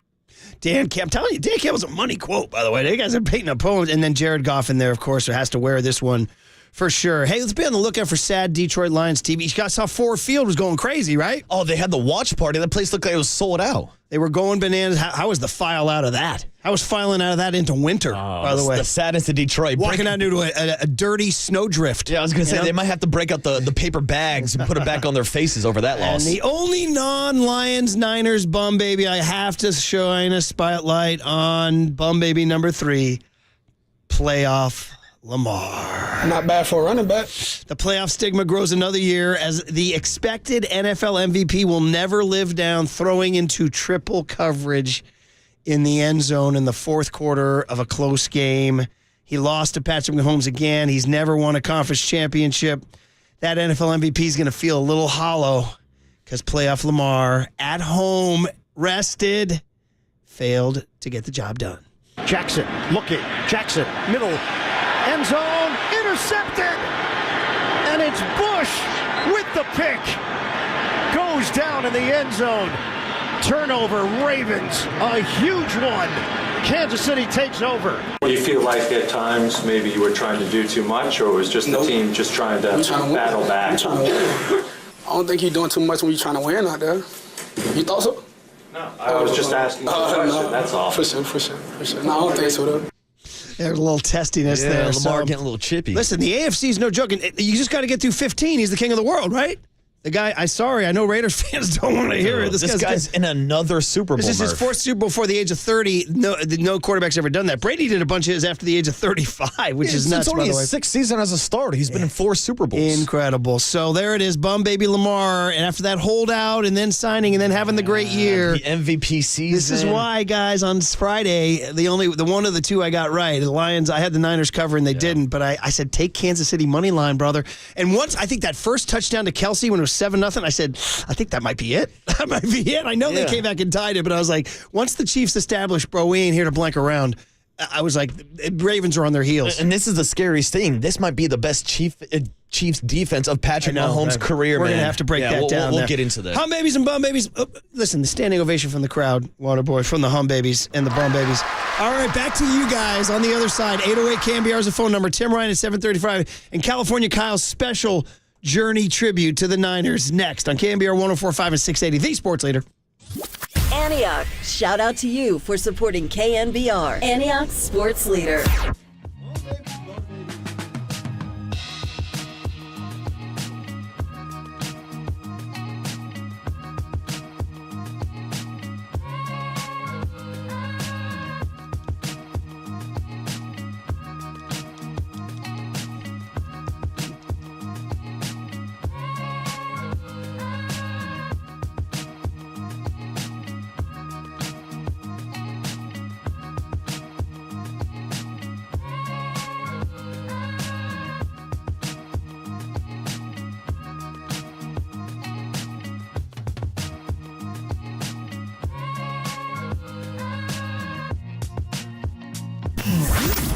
Here's what's trending now. Trending now.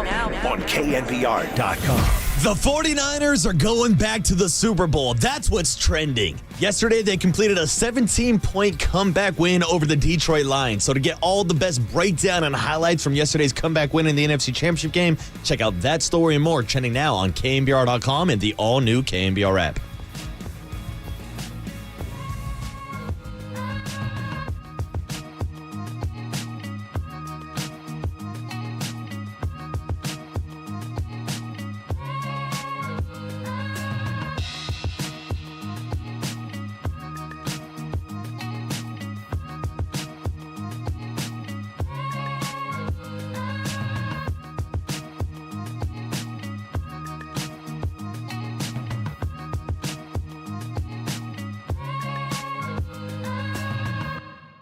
All right, noted 49er fan, Steve Moskowitz on the line. Good morning, Steve. And Steve, you want to talk to us after that Niner euphoria about what to do when you can't pay your taxes? That's right. And the first thing is, watching the game yesterday, there's so many of your listeners that feel like they're down because the IRS is on them. They don't know what to do. You see how you can really turn things around and win? That's what we want to do for you. If you can't pay your taxes, you're not a bad person. You're not an axe murderer. You just can't pay your taxes. The first thing we'll do is listen to you. We understand you have financial duties, financial needs for your family, your life, your business. We'll go to the IRS. We'll explain your situation. And we want to bring you back a good deal so you can have a normal life. But whatever you do, don't stick your head in the sand. Don't wait till the IRS comes and gets you with all these new agents that can ruin your life, your business, your marriage. Just let us take care of you. And we want to do everything for you so you don't have to talk to the government, deal with them, have anything to do with them, and then you can enjoy a normal life. Well done, Steve, and thanks for that. And if you have any more questions, call Steve Moskowitz at 1-888-TAX-DEAL, 1-888-TAX-DEAL, or go to moskowitzllp.com.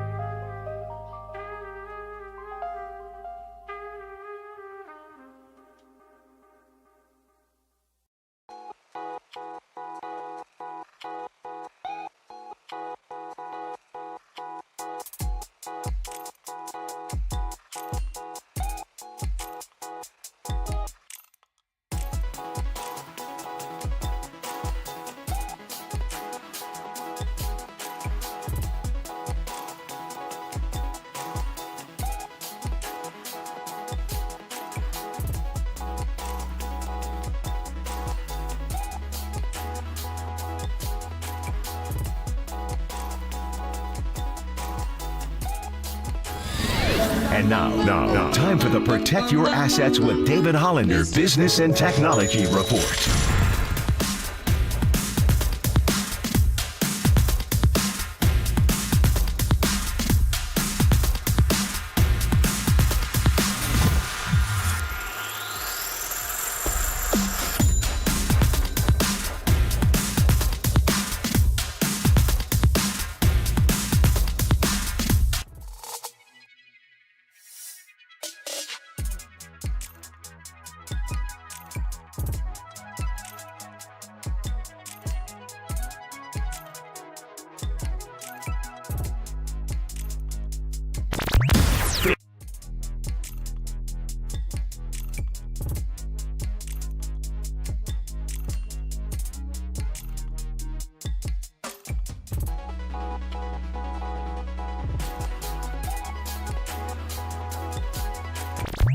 Faithful Murph and Marcus keep your morning moving. Streaming live at twitch.tv/thesportsleader. That's the cool thing about football. You know, if you just keep trying and your team comes together, make a couple stops on defense, hit field goals when you need to hit field goals, and then your offense starts to execute, your guys make big plays. I've been saying all year we have a very talented football team. And, you know, there's been times where, you know, we weren't firing on all cylinders. And for us to be able to, you know, kind of hunker down, and start to fire on all cylinders. I mean, that's what you see, you know, an explosive offense, a very talented defense that flies around and hits people, causes turnovers, and then our special teams make plays when they need to. Oh, yeah. George Kittle and Aerosmith. Jacob the Vigilante have some good rejoins today. I'm stoking me. Young Tony misses today. He's down in Vegas. You got Marcus Richer. You got me, Brian Murphy. We're on the YouTube. I'm even going hoodie today. We're going to get a hoodie Murph today. Which threw me off today. I knew it would throw you off. I was like, where's the quarter zip? We got hoodie Murph. That's how good you're feeling this morning. Tried to wear the gear. We got bearded Murph, hoodie Murph. It's a Super Bowl bound Murph. Midlife crisis Murph is what it is. Yeah, it's changing it up, buddy. I'm gonna pull up in a rented Porsche tomorrow. You know what I mean? Anyway, guys, here's the deal. It was incredible. It was epic, and we're here for you guys. We've been talking about it all morning. Dan Campbell's toxic masculinity, Jacob. Toxic masculinity. Isn't that what they call that? The new day. Isn't that what the new kids call it? I've heard that phrase before. Yeah, Murph. I'm riffing, of course. But, dude, you got to manage the game. Toxic coaching decisions, Well, Murph. And then the way Brock stayed cool and calm, the Aiyuk scoop, the fluke to Aiyuk, the immaculate reception, just elite world-class hand-eye coordination by Brandon Aiyuk off of the face mask of, was it Verdon, the quarterback who was falling to the ground, I think? I'm not even sure, Murph. Doesn't matter. Brock Purdy scrambling, looking like a water dragon or Joe Montana, all of it in play. And we have a little musical tribute in a couple minutes. But let's go to Jose in Oakland at 808 KNBR. Always a good caller. Jose's got some takes. Jose, good morning. We're going to Super Bowl 58, brother. How are you, man? Woo! I'm excited, guys. Listen, good morning. Listen. Three things, and I'll make them quick. Brock Purdy, he reminded me of Tom Brady, okay? Coming back, when I saw him scrambling and trying to do whatever he had to do to win that game, he made me think, you know what, we got him. We finally got a QB that, like Bill Romanowski said, had the cojones to say no to my watch, okay? If we're going to lose, we're going to go down fighting. And Brock Purdy did pull it off. Second, you know what? I would have added a non-honorary bomb baby, and that's Wilkes, the defensive coordinator. To be quite honest with you, his defensive plan kind of stunk the place on the first half. On the second half, I think then pretty much the players took it upon themselves to say, you know what, we got to do what we have to do. And nobody has said much about it, but Bosa took over on the second half, okay? He was on that mode. See quarterback, sack quarterback, rush quarterback. And last but not least, you know what? Dan Campbell, I feel sorry for the guy. It's one of those learning things. He kind of reminded me of Kyle Shanahan. You know, he kind of screwed that one up at the end. Jose, you're going to learn from it. Yeah. Jose, you're always a great caller. Those are all money takes. You do have it out for Wilkes, though. You called last week. I know you called him out last week. And here's the deal, Jose. They say, and thanks for the call. We appreciate it. We got to move on. The fourth down, when the Niners were up 27-24, the 4th and 3, the players credited to Wilkes because he showed one defense pre-snap, and they switched. I think it was he showed man and went to zone, and that's what screwed Goff up on the play. So you got to give Wilkes the credit. You got to give him his flowers on that play because Goff read man, and after the snap, Niners fell into zone, and that's why Goff's spot wasn't open. But that's the creativity that Niner fans have been looking for with Steve Wilks. Like, even on Nick Bosa's first sack of the game, it came because he decided to blitz Dre Greenlaw. And then Penei Sewell had to shift over, and Nick Bosa was unblocked. And with that four-man front the entire first half, they were getting gashed. So there I was, just like Jose, the entire first half, saying, Steve Wilks, do something, make an adjustment. Throw a fifth man out there on the defensive line because they were getting gashed by Montgomery and Gibbs. It's hard to describe how dominant that Lions offensive lines was in the first half and how they weren't as dominant in the second half. I'm going my theory. Human beings, legs, fatigue, outdoors, on the road, having had to play that extra game, the Niners rest. I think their iPhone battery charge was a little bit stronger than the Lions down the stretch. There was a play when they ran it to Gibbs down near the goal line. I know we got to go because I want to play this thing. But when the Lions burned that timeout by running it to Gibbs, and Greg Olsen said, if you run it, you got to score. Gibbs didn't have that same burst when Logan Ryan came in and blew it up that he had earlier because I think they were wearing down a little bit. And that was the beauty. That's why you get the bye and you're the 1 seed. I mean, Murph, we're looking at a Lions offense that in the second half had 8 carries for 34 yards. After dominating in the first half with 148. They were so fresh in the first half and not as fresh in the second half. Well, anyway, it all led at halftime. The Niners down 24-7, and we are down and out. And I'm sending out my Kezar tweets going, anybody? Crickets? Anybody? And then you hear in the background when Fox is doing its halftime show, Journey up in the corner playing. And I'm not sure any fans were understanding what Journey was saying, but Journey was saying, guys, we were at the Cow Palace in 81 with Joe and Ronnie, and we're here in 2024 with Brock and Brandon. And so why don't we say we take Don't Stop Believin', Young Jacob, Drop the Needle from California Kyle's production studio to your ears. Turn it up. Now they put Jared Goff into a shotgun. It's a gun run. No, it's a handoff, a flip coming to Jamison Williams coming right. 30, 25, 20, breaks a tackle, stays on his feet. Touchdown Lions. Wow. Handoff to Montgomery, powers forward, hits the goal line and powers in for a Lion touchdown. The Detroit Lions have scored 2 touchdowns here with 2:34 to play in the opening quarter. 3rd down and 10. Purdy out of the shotgun. Bull rush by Hutchinson. Purdy throws over the middle, and it's intercepted. Running back the other way is Malcolm Rodriguez. The toss to Jahmyr Gibbs coming right, breaks a tackle, breaks another, all the way into the end zone for a touchdown. Jack Fox, the punter holder. Badgley will drive through the field goal. It'll take us to 7 seconds to go in the half, and the Lions have a 24-7 halftime lead. Purdy out of the shotgun, drops a couple of steps, going to take a deep shot to Brandon Aiyuk. It's deflected. He caught it! Caught! Aiyuk caught it out of the air. A flag is also down. McCaffrey runs around Purdy, pressured. Purdy throws. Caught by Brandon Aiyuk. Touchdown! Hands off, awkward handoff to Gibbs. Ball! He fumbled the ball. He got hit, he fumbled the ball. 49ers have the ball. Bang! Eric Armstead recovers the fumble. Juszczyk ahead of McCaffrey from the 2-yard line. They give it to Christian off the right side. Touchdown! It's 5 out, it's empty on 4th down. Goff back. Now going to get out to his right, being chased, throws, and it is incomplete. The 49ers take over on 4th down again. Purdy steps up in the pocket, runs away from the sack. Purdy runs for a 1st down, cuts back inside. He dives down to the Lion 27-yard line. Purdy takes the snap, toss to McCaffrey coming right, cuts back inside, breaks a tackle. 20, 15, 10, McCaffrey. 1st and goal to go, 49ers inside the Lion 5-yard line. Purdy under center, Juszczyk. Now Elijah Mitchell is in. They give it to Mitchell off the right side, pushing for the goal line. Is he in? Touchdown!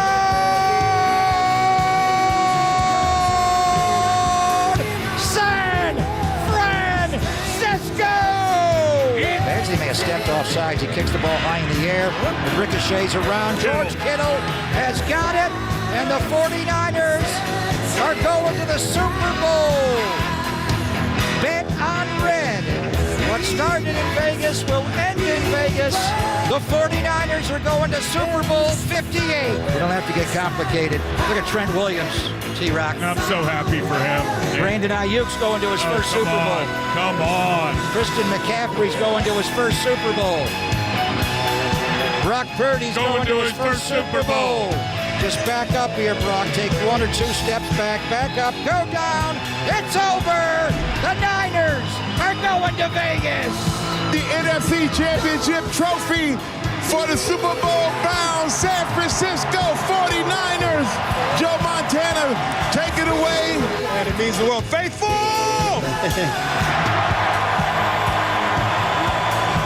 I'm so pumped up to be a part of this organization, man. The guys in this locker room, from the coaches to every single person that puts their all into every single day, man. I'm just proud to be a 49er, and we got one more. It's been unfinished business for a while, man. Our team was set out for this for a long time.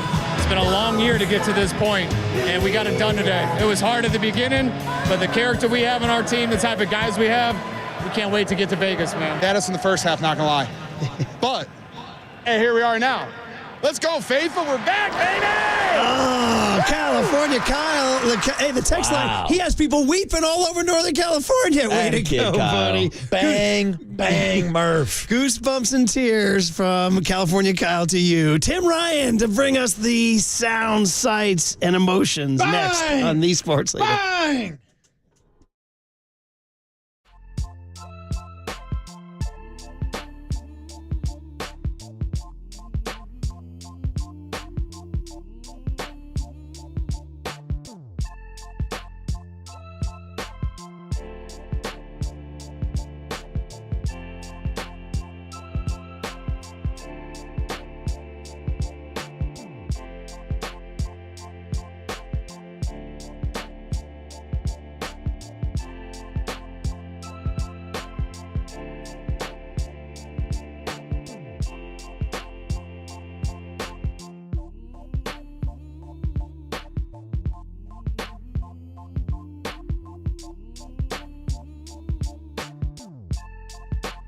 All right.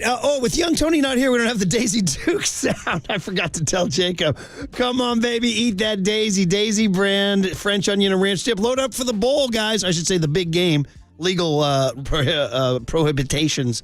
Can't say it. Load up for the big game. Daisy, French onion and ranch. Game-changing flavor. Dip in the chips. Dip in the wings. Dip in the pizza. Just woof it down, man. Why not? 49ers are going to Vegas, and you are grabbing your Daisy, French onion and ranch dip. Tastes so addictive, you can't stop eating it.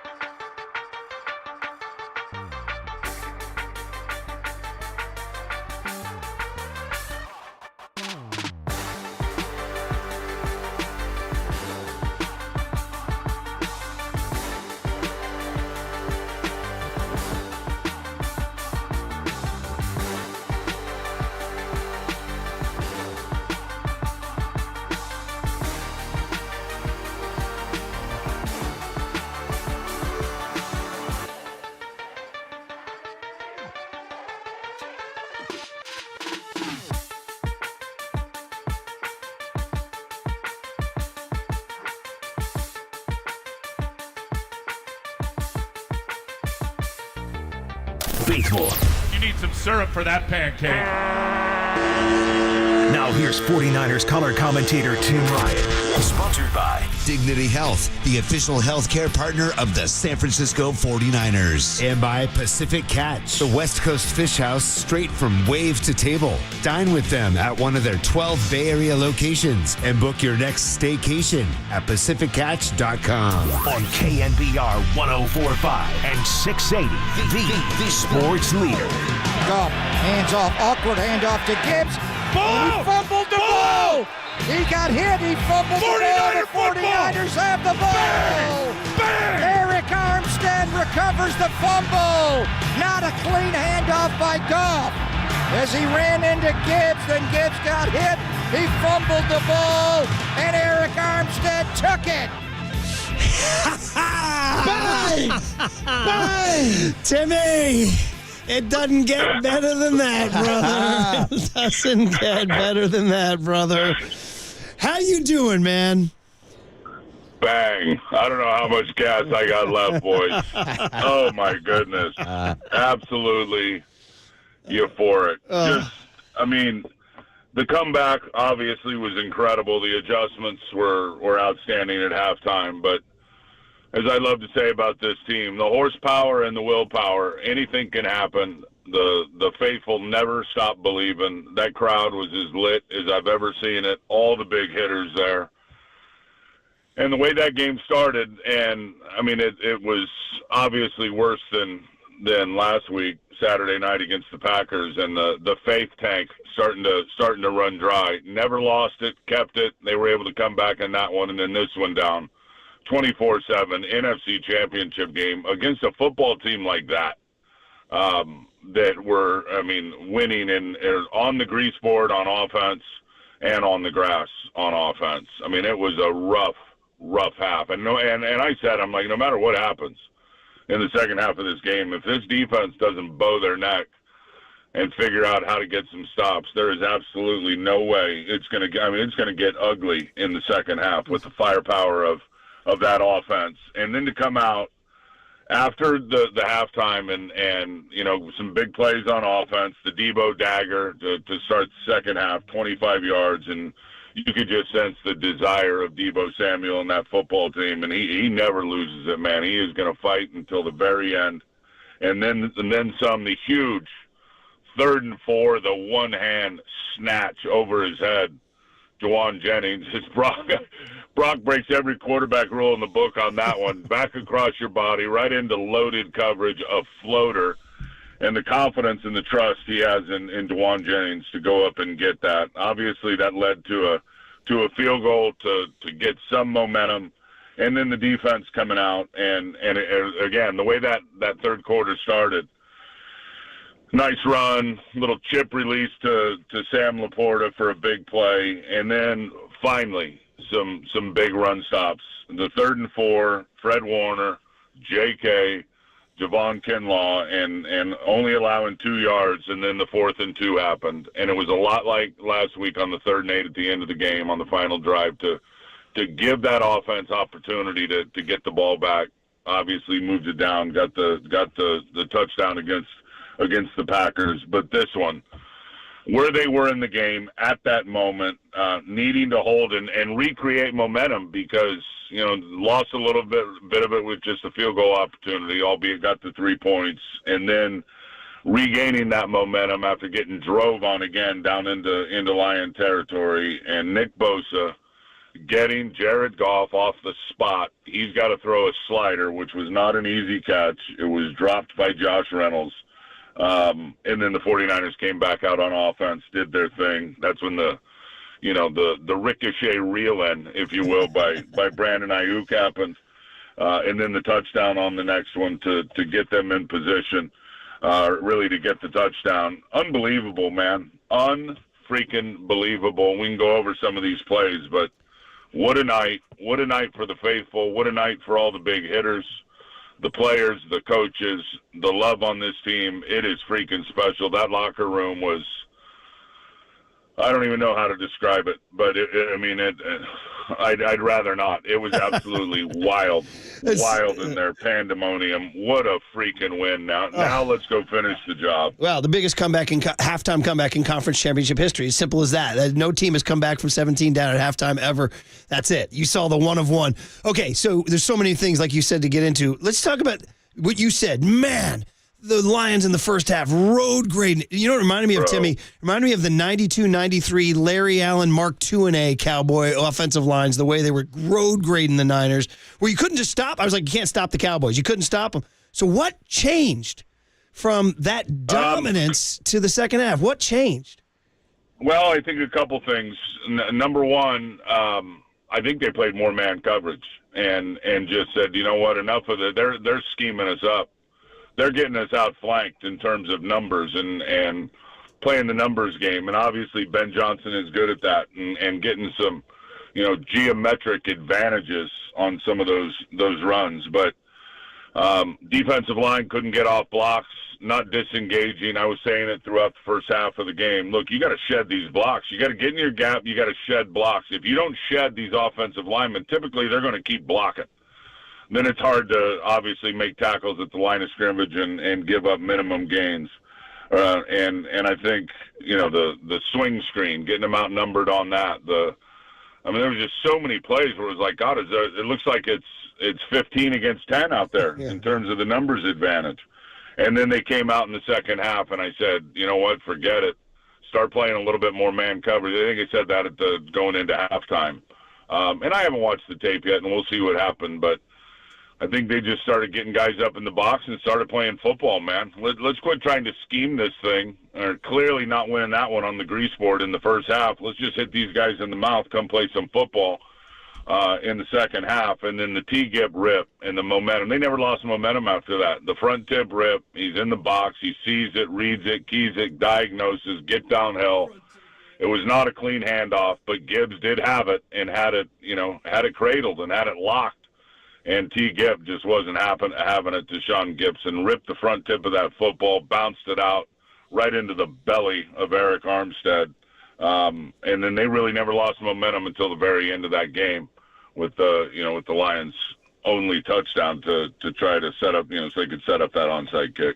Yeah, and from an offensive perspective, Tim, the 49ers only had 7 points scored at halftime, and then they scored 27 points unanswered in the second half. So what was the biggest adjustments that Kyle Shanahan made offensively in the second half? Well, again, defense giving them opportunities is the big one, and then the offense not giving the football up when they had it and being able to sustain drives and make big plays when they had to. I mean, they absolutely flipped the script.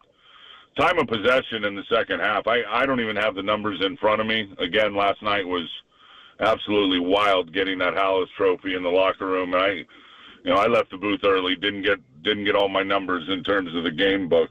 But they had to have 20 minutes time of possession in the second half. Timmy, I got the book right in front of me. 4:12, 5:13. Dude, in the second half, the Lions had the ball for 9 minutes. Well, there you go. So 21 minutes to 9 in the second half of that game. And that's a formula for an offense like that you can't stop. Don't give them the freaking rock. Play keep away.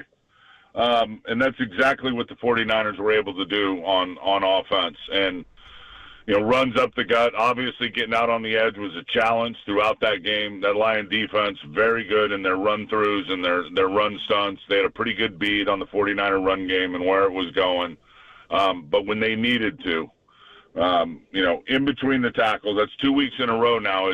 Those runs have come right on the midline behind the center and the right guard to be able to punch it in. And when McCaffrey gets that close, forget it in terms of, what his mindset is in terms of getting in there. Thought McKivitz had a great game, pass protection-wise. Hutchinson had those couple of bat downs. The interception was huge when Pascal got his hand up and got his hand on the football and on Brock letting it go on that first interception. And then nobody blocked in that game. And it was good blocks across the board on a lot of those big plays. But nobody had a better game blocking than George Kittle. And I don't know how it looked on the TV copy, but on my binoculars, he was absolutely pancaking anybody in front of him, whether it was Aiden Hutchinson, a DN, whether it was a linebacker, whether it was a safety. Whoever 85 got his hands on, they were going to the ground. What a game for him. Yeah, Fox had an ISO where he just buried Hutchinson in the turf on a play. We're talking to Tim Ryan on the Yuma guest line. Niners come back from 24-7 down at halftime. It is the biggest comeback at halftime in conference championship history. On to Super Bowl 58 in Vegas, which we'll talk about down the road. We got to still live in this moment here. Dude, I mean, listen, it's blasphemy to even say 16 and Joe and Montana, and he was there, and he handed the Hallis to Jed, but those two 21-yard runs by Brock Purdy, bro, I'm telling you, particularly the last 3rd and 4 one that with 4:49 to go, dude, it looked, other than his quads being like 6 times the size of Joe's, he looks like Joe on those runs. Yeah, right. Right, Baby Bosa, I call him from the waist down. I'm glad you said blasphemy, because I've got my own word and it's called brockphemy. Okay. And what the national narrative on him, and to me it's like it's brockphemous. What are you guys doing? I mean, you've actually seen it with your own two eyes, or maybe you have. And obviously, blessed are those who believe, who have not seen. We've all seen it. Maybe they just haven't watched the tape, and they still aren't believing. What that guy does, and we've seen it throughout his career, and not just when they're winning. The Cleveland game, never thought in a million years in that, minute 9 or whatever on the clock, he was going to drive the length of the field against that defense that day in those conditions and give them an opportunity to win the game. He did. They missed the field goal. They didn't win the game. The Packer game last week, what he was able to do late in that game on the final drive after the entire, offensive passing game was really off throughout the night. And it wasn't all Brock. And then last night with the game on the line, the way that it was, and I mentioned it a couple times last night on the broadcast, and I just remember, I think it may have been on your guys' show, I'm not sure, but Steve Young talking about Brock using his legs and running. You're going to have to do that in big games. The guy that just sits in the pocket in big moments, in the biggest moments of this league and these games and the level of competition, he's going to have to take off and bust the defense with his legs.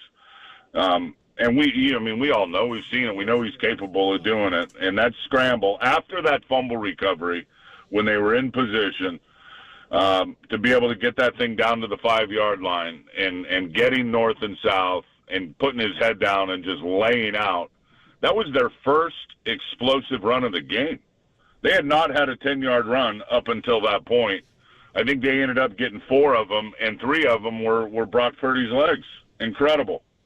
Yeah, and Tim, to your point, the criticism of Brock Purdy, and I'll even throw Kyle Shanahan into that conversation too, because it seemed like a lot of people were nitpicking on what could go wrong for the 49ers or what they did not do, whether or not they couldn't have a comeback win. And I'm sure you've seen all the stats surrounding Kyle Shanahan and those comeback numbers. But after seeing Brock Purdy and Kyle win back-to-back comeback victories last week against the Packers, this week against the Detroit Lions, is it time to put an end to all of those national criticisms? Well, haters are going to hate no matter what, Marcus. You know that. That's kind of how this world goes now. You're only as good as your last freaking performance in this league. And I'm sure those narratives are going to be out there, certainly on Kyle, until he can have a real party with Lombardi. And let's hope that's coming in 2 weeks in a rematch versus the Kansas City Chiefs. So, bottom line is he's going to have to win himself out of that narrative. And I think he's the best coach in the NFL. And I've talked to a lot of guys that have mics in their mouths on Sundays that are calling the biggest games in the world that I've had conversations with that think Kyle is the best coach bar none, and it's not even close. And I know it's debatable when you look at Andy Reid and what some of these guys are doing and how good they are.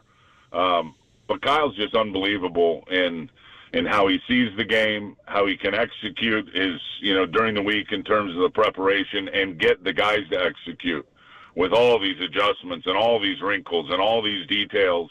And then what he's able to do with his coaching staff at halftime to kind of redraw things up and come out in the third quarter. And the third quarter hasn't been great to the 49ers this year if you go back and study the games on that first drive. But in the big games, they're able to come out when it matters most and seize the opportunity, both on the grease board schematically and then on the field with the players and the execution. Dude, his record, I got a new stat for you. Down 17 at home in the playoffs, he's 1-0. How's that?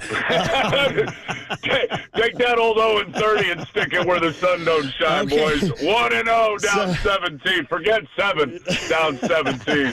On the other side is a guy, I know you like him. I've heard you talk about him, and I can't not like him either, too. Dan Campbell and even after the game, the way he faced the music, he's so honest. He's painting pictures with his heart. He talked about it, and, we can debate it all day about whether you should dance with the girl that brung you or whether you should adjust to situational football, right? There's like baseball analogies here where like guys who don't change their bullpen usage in the playoffs get burned, So Dan Campbell said, hey, this is who we are, but it's 24-10. And if you kick a field goal and it's good, you're up 3 scores, right? And so let's go to that moment, Secondarily, the other one's maybe a little more explainable because it's a 27-24 game, I think, at that point, and they're trying to get 7. That one. But the first one in particular, I think, is the one where you can make a strong case. The kick and the field goal there is the smarter move to put the Niners down 3 scores, maybe take a lot of wind out of their sails. But you're Dan Campbell, and you love him, and you're the Lions, and you go to battle with him. So, your breakdown. Yeah, well, I might. Sometimes it can be good. You can't fake a love connection. So sometimes at the dance, you brought the one you really don't want to be with. So go find the other one that you want to be with. Love the one you're with.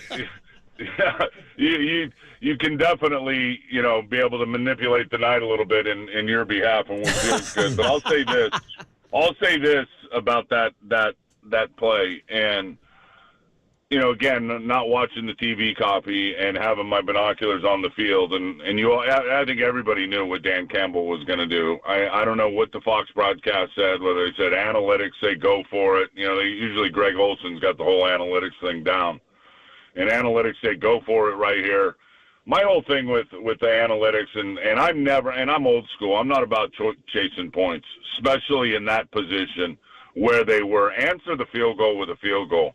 Right? And when the 49ers got it to 24-10, make it 27-10, because there's just too many factors. It's not like, I get it with Philadelphia with the brotherly shove, right? Fourth and 2, they're probably going to get 2.5, and they're rarely stopped on that play, and it's almost unstoppable with what they put on the field.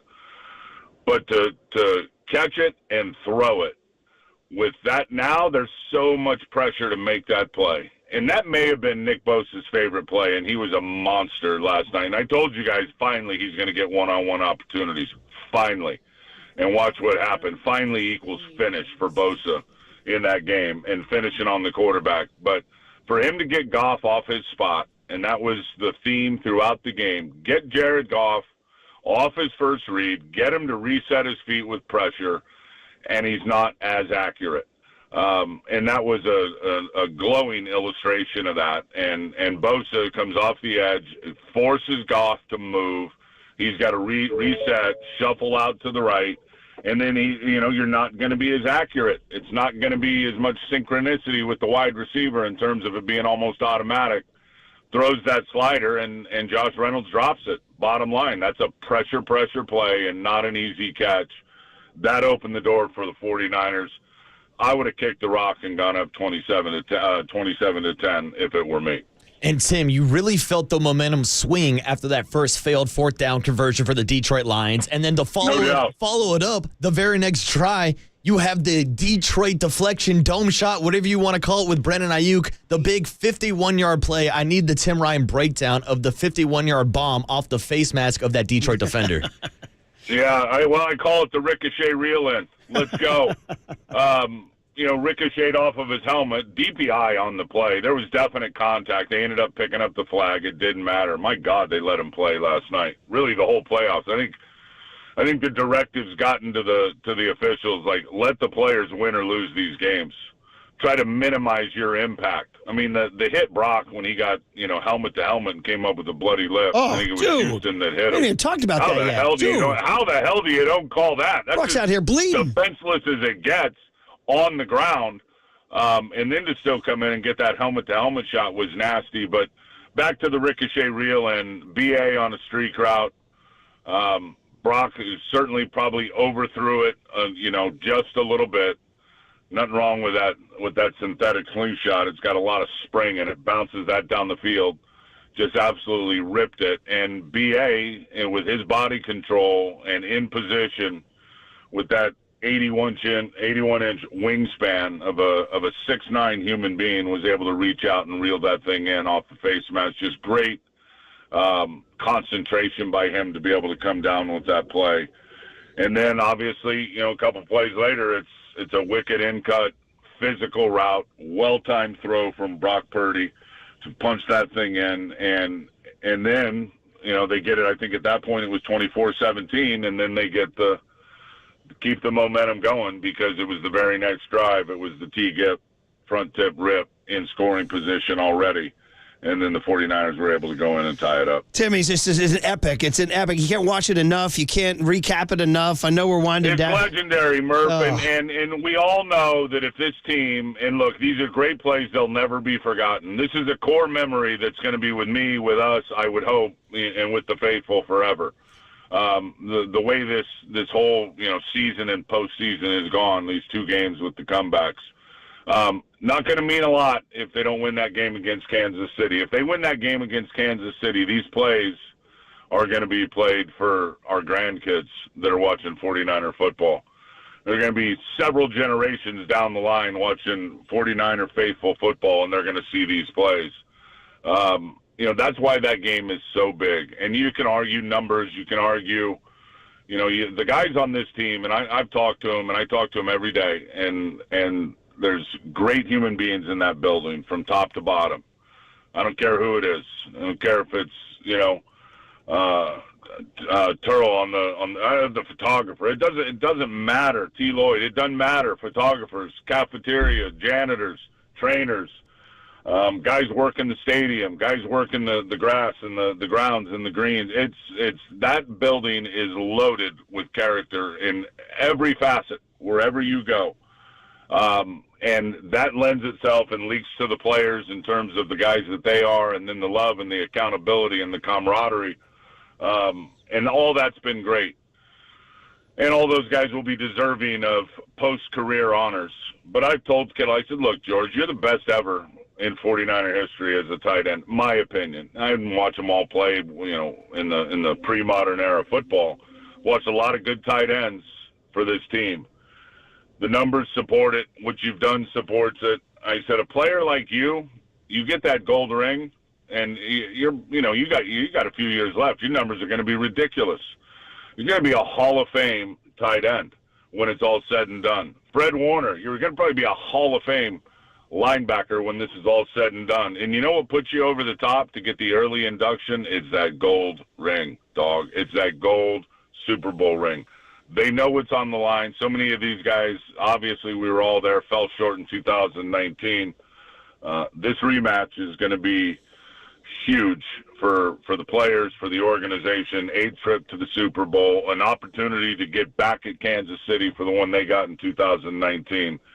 And these players they know what it means. They know how big it is. And they know how it'll change everybody's life in that building if somehow, some way they can have a party with Lombardi after Super Bowl 58. You can't have a party with Lombardi unless you get there and they're there. Yeah, and you got to have it. I mean, you can party. Lombardi might be in the room, but you're really not partying with him until you got it in your hand.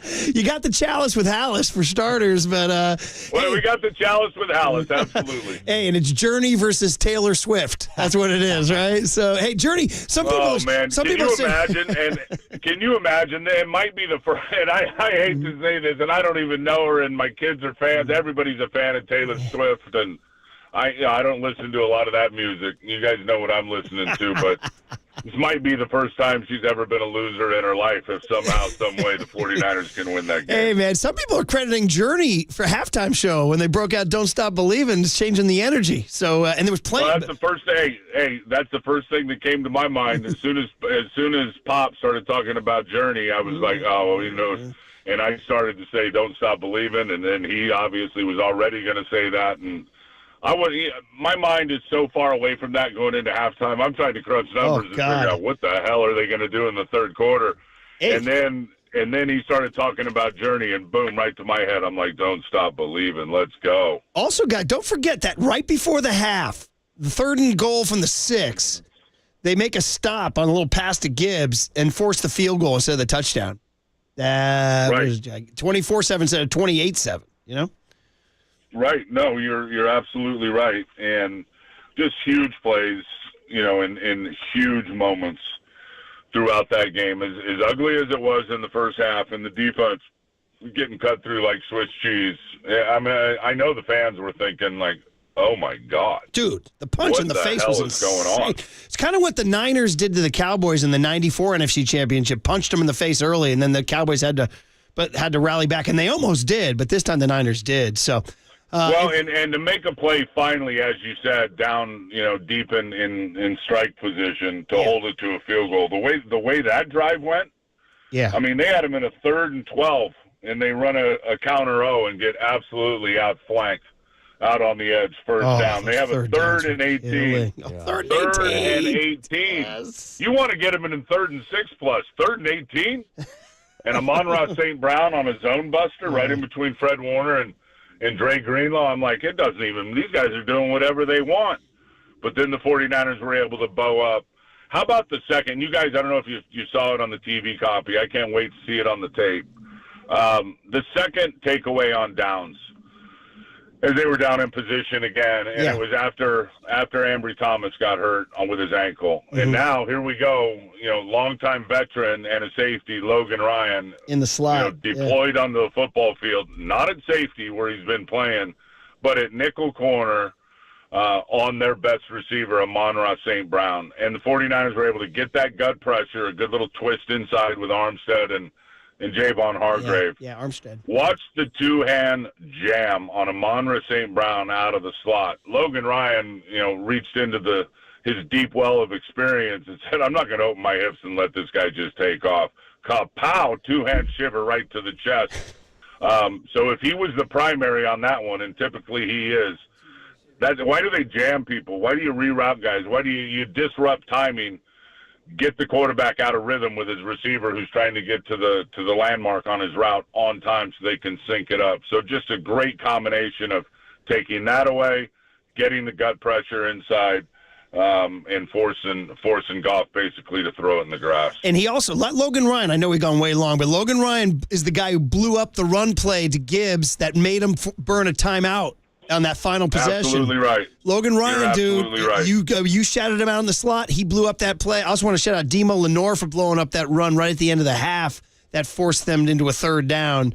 So they just started to kind of get that penetration when they had to. Timmy, my theory was that pulling the trigger. Yeah. Started pulling the trigger, bro. And I think in the end, and I could be wrong, but I think in the end, having that bye, I think the Niners battery just had that much more juice in the second half than the Lions' legs. I mean, the Lions came out fresh, but then I think as the game wore on, you saw that like iPhone battery charge, like the Niners battery was a little deeper than the Lions. Yeah, it's just awesome. I'm not gonna doubt you on that in terms of the reserves. And once they got momentum, and when a team with this much talent gets momentum in a game baby. like that, versus a team that hasn't been to the playoffs since the honorary captain Barry Sanders back in my era was pounding the pill.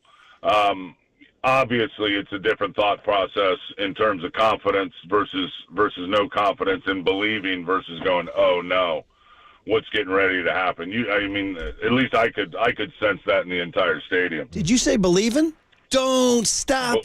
Believe. All right, I'm not going to sing it, Murph. Hold on to the feeling. Hold on to that feeling. Sing us out, Timmy. Hold on to that feeling. Play it now. Sing us out, Timmy. Come on, man. A singer in a smoky room, the smell of wine and cheap perfume, buddy. For a smile that can share the there's night. There's cheap perfume in Vegas, Tim. It goes on and on and on. On strangers Let's go waiting up and down the boulevard. Up and down the boulevard. Yeah, we got it. I got you.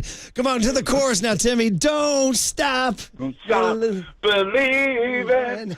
Hold on to that feeling. Oh, God. Sing it, Tim. Buddy. Off you go, buddy. We'll talk about the Chiefs next week. Have a great week. Awesome hit. Be good. Great win, you guys. Love this team. Love the faithful. And I'll say it one more time. Core memory for the soul forever. This is for Kezar in 57. That's it, Timmy. Thanks, buddy. Yes, it is. My dad used to talk about that game. My late great father talked about that game. So did George Seifert. All right, Timmy, be good, man. You are listening to KNBR AM and KNBR FM San Francisco. Sorry, I cut him off. The sports leader at Cumulus Media Station. Brent Jones I had to get the legal in. Brent Jones going to join Tolbert Cubs at 3:50. Man, come on. Pure Timmy energy. We got him singing. Unbelievable, I forced dude. it, but we got him singing. Yeah, T-Rock. Hey, if that song's in your head, California Kyle's got a little treat for you guys in the cooler of content coming up. But you guys know what the big hit is. The big hit is you, the campfire. Gather round. What was your takeaway? How dead were you at halftime? What the hell happened? How did you process it? 808 KNBR is the phone number on the Sports Leader. Believe it. Hold on to that feel.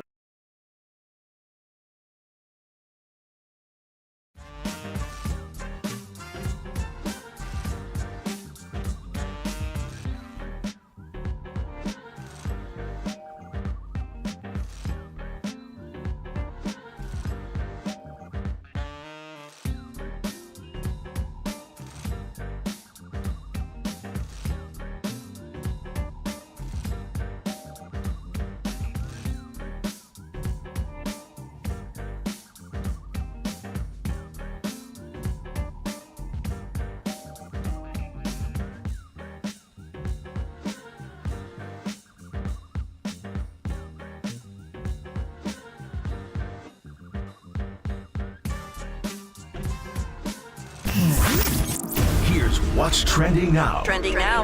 On KNBR.com. Brock Purdy is trending his ass straight into the Super Bowl after the 17-point comeback victory against the Detroit Lions in the NFC Championship game. So to hear his breakdown with Tim Ryan and Greg Papa after the game, check out that podcast and more trending now on KNBR.com and the all-new KNBR app.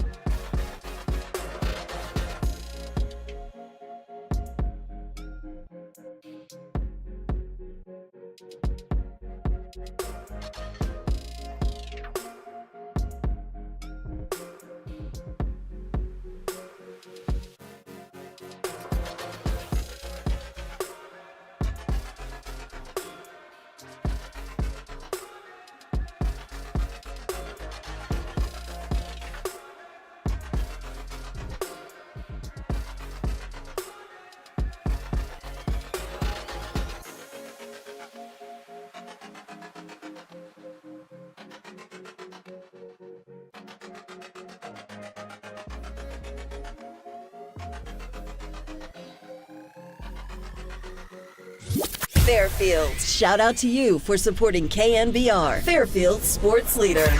Hold it now. This is The Big Hit. Sponsored by Benjamin Moore Paints. Experience the Benjamin Moore retail difference at their independently owned, authorized retailers today or at benjaminmoore.com. On KNBR 104.5 FM and 680 AM, the sports leader. Oh,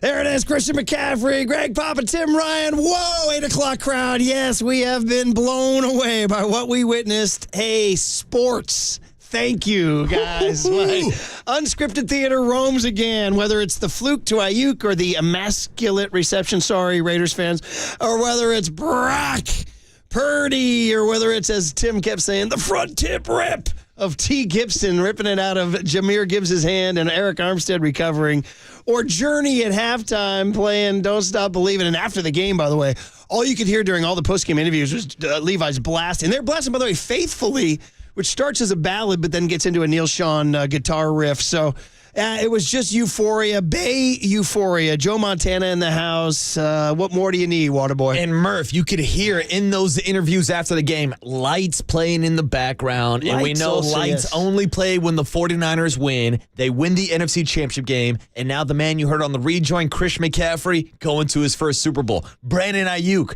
the man that is going to go down in 49er lore after that catch off the Detroit Lions face mask. He's going to his first Super Bowl. Trent Williams, the future Hall of Famer, going to his first Super Bowl. And Brock Purdy. 24 years old, second season as a starter, and he's going to the Super Bowl. And for all you stat heads, Kyle Shanahan down 17 at halftime at home in the playoffs, 1-0. 1-0, baby. There you go. All right. Well, listen, we said the big hit is you guys. The big hit is you guys. This is what radio's for us all to gather around the campfire. Magic come out of the box. Let's go out to the phones. Let's start with somebody who was in the building. It's George in San Francisco. George, you are leading off the big hit with all the Niner reaction. What you got, buddy? What's up, George? Man, Marcus, what's going on, fellas? That game yesterday was incredible. I took my baby sister with candlestick babies. We had a blast. Once Journey came on, it's just for Parley, man. There was particles in the air. And then the Detroit fan next to me made a Facebook reel saying, we're going to Las Vegas. I said, sorry, baby, you just jinxed yourself. And that was amazing. This game was incredible. Levi's turned up. I really did feel like I was in Candlestick. It was a blast, fellas. She was crazy. George, that is a great report because I'd heard there was too many Lions fans there, but you're saying by the second half it turned into Candlestick? Oh, it was Candlestick mayhem. I thought there was an earthquake out there. I'm telling you, fellas, this thing was incredible. Oh, George, that's so great to hear, man. Voice.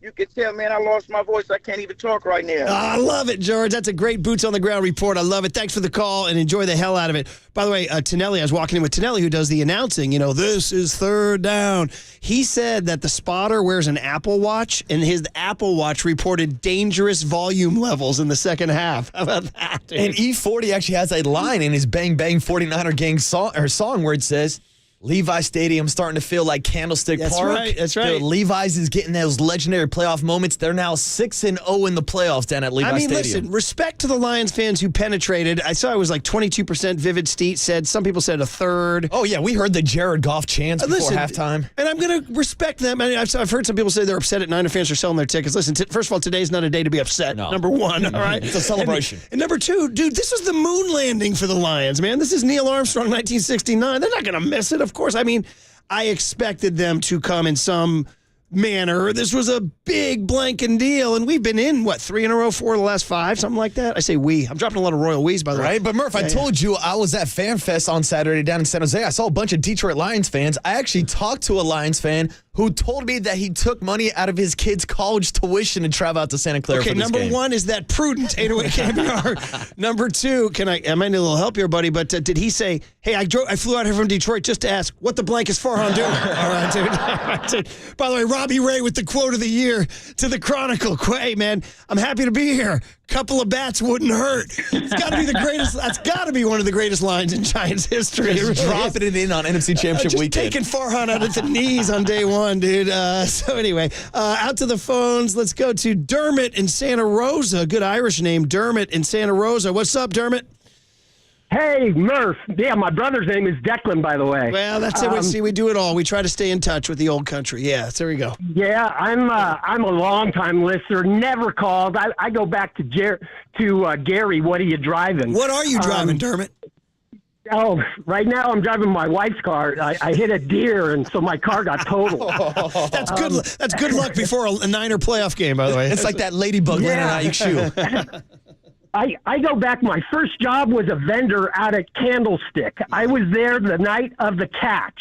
I was there the night that my buddy threw his wad of gum at the back of Mike Dicta's head and caused Dicta to turn around and throw it into the stands, and we got away with that one. Halftime, I was freaking out last night at halftime, so I go upstairs, I get my shirt. It's the first to 5 Super Bowls. I throw that on. I get the Montana's back shirt. I throw it on my dog, Winnie. Then everything flipped the switch, bro. We just annihilate them. And this is a game that we're going to Vegas. This game is like the catch. We're going to Vegas, and we got it. I'm out. Dermot, thanks for the call. That's the second listener. We had a 6 a.m. caller saying that the fates turned when they put a Niner jersey on their dog. And by the way, just to let you guys know, Trixie, I'll give you a little dog story. We had a terrifying incident with Trixie where she had she keeled over during a walk and was dead. Like the kids were freaking out. I was driving into San Francisco to meet the great Mark Cannizzaro and Butch Berry and Al Jameson for dinner. And the kids are like, she's dying. Dude, we had Trixie on her deathbed. Guess what?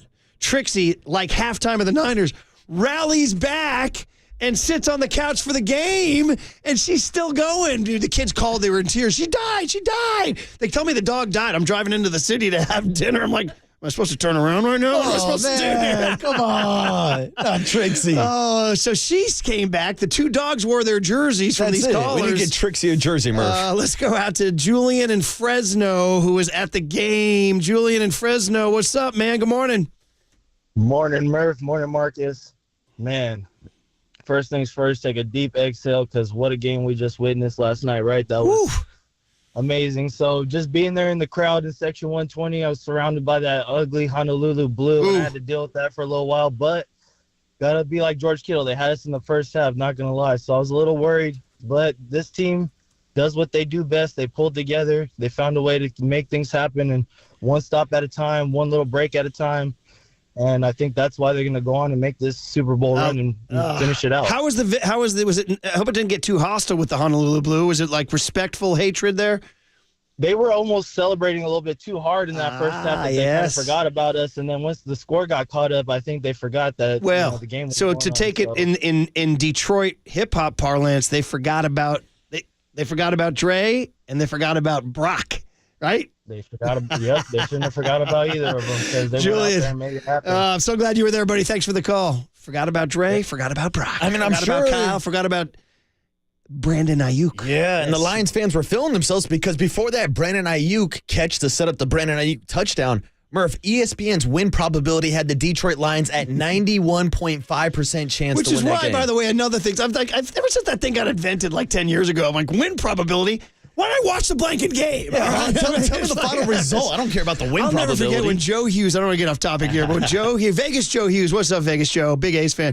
I remember one time he came on, he was in the back studio doing the updates, and he came on the air. He's like, well, the baseball prospectus says the Giants are going to hit so-and-so home runs. I'm like, what do you mean baseball prospectus? He goes, yeah, there's this thing that comes out and tells you what's going to happen this season. I go, wait a minute. Yeah. There's a book that's going to tell me what's going to happen. What is this, Back to the Future? Can I watch this thing again? Yeah, come on. Let's go out to Jacob in Santa Rosa. Another Santa Rosa call. Santa Rosa coming strong today. Jacob, good morning. How are you? Jacob, what up? Good morning, Murph and Marcus. Hey, I'm the caller that called right after the Eagles game and told you guys that I can't watch the game because I get too stressed, and I listen to the radio instead, because I'll be freaking out at the TV. Yeah. And so last night, I'm like, well, let me give the TV a watch.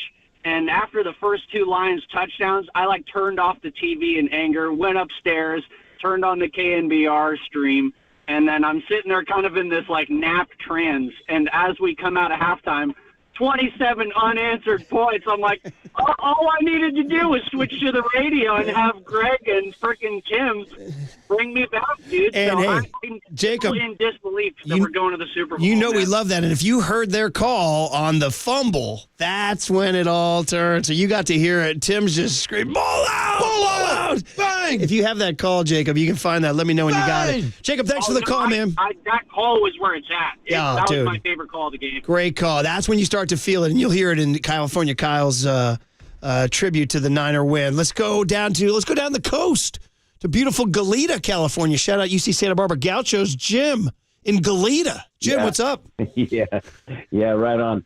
So I called in, last Friday, and I got all fired up. I heard Debo was playing. I think, Debo being in the lineup was huge. We need to talk about that. You know what I mean? We went all week. We went all week wondering, and then the dude showed up, got 8. What did he catch? 8 balls for 89 yards. He was the leading receiver yesterday. And how many rushes yesterday? And then he had how many rushes yesterday? 3 carries, 7 yards.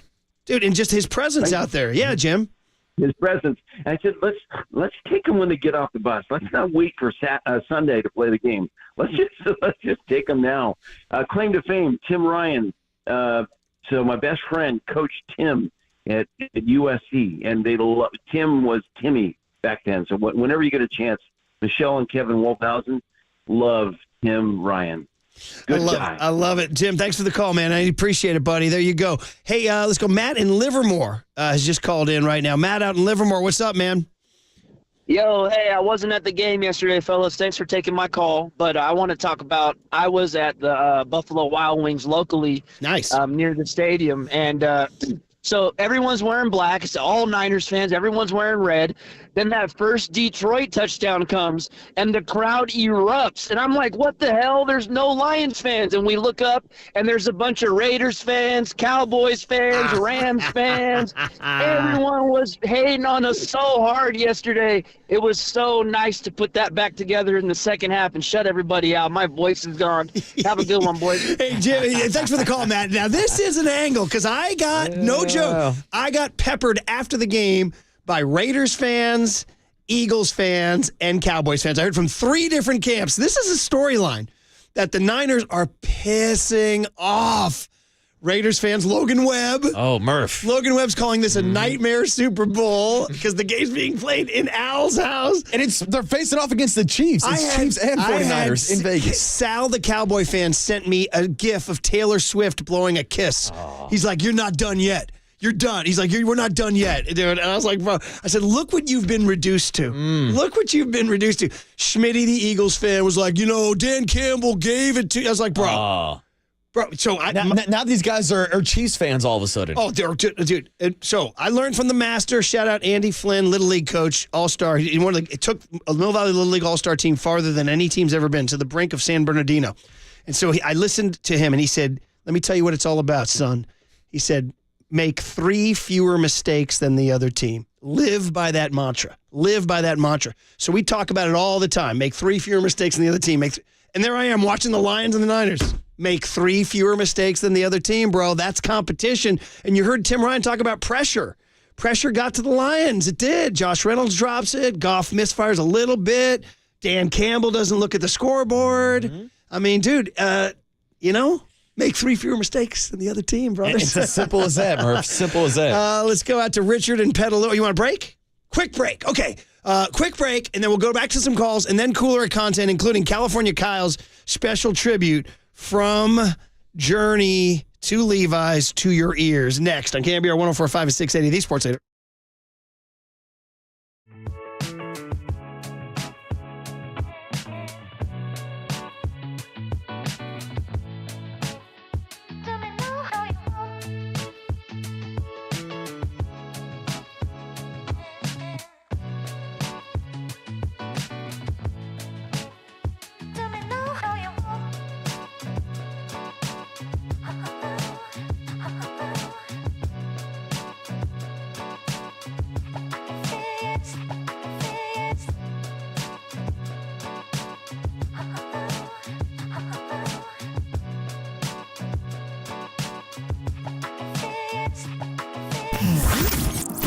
Here's what's trending now. Trending now.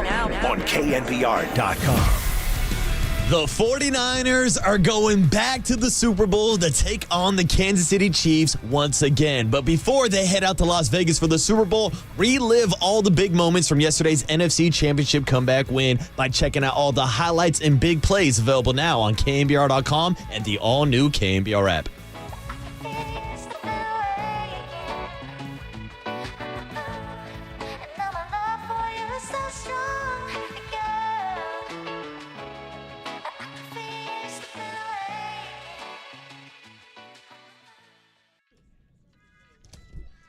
All right, what's up, everybody? Thanks for tuning in on a Monday morning. It's Marcus the Waterboy Boucher, and I'm here to tell you, if you love playing fantasy sports, do what I do and take the action to the next level with Prize Picks, the number one daily fantasy sports app. Because right now, we just had conference championship weekend. The Super Bowl is right around the corner. We've got basketball in full swing, and baseball is right around the corner. So here's the best way to turn $100 into 100 times your money with Prize Picks. Just select 2 or more players and place your entry. It's that easy. You can turn $10 into $1,000 with just a few taps. They have easy gameplay, quick withdrawals, and a huge selection of players and stat options. Over 7 million sports fans have already signed up, and I'm one of them. So join me and watch your favorite players and get paid while doing it. Right now, Prize Picks will match your first deposit of up to $100. Just download the Prize Pick app and use the code word LEADER. That's code word LEADER. Prize Picks. Pick more, pick less. It's that easy.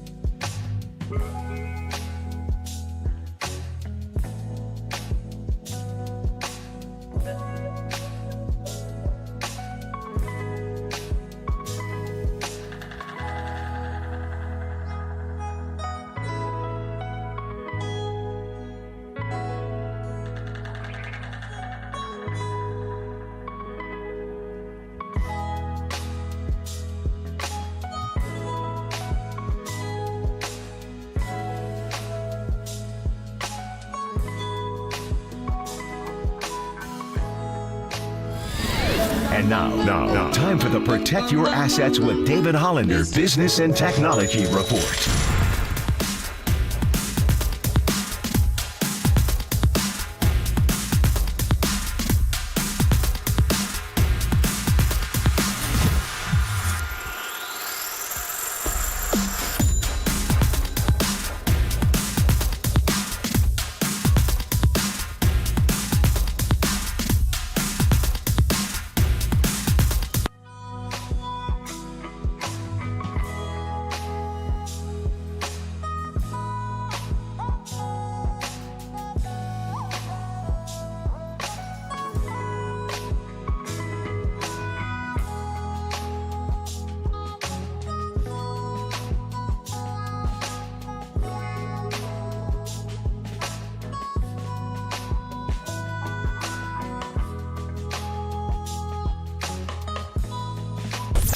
Listen to the sports leader anywhere, anytime. Download the KNBR app. Murph and Marcus continue live from the KNBR Casino Matrix Studio. Casino Matrix Progressive Jackpots are here. Where are you? Just drop in. Please play responsibly. 1-800-GAMBLER.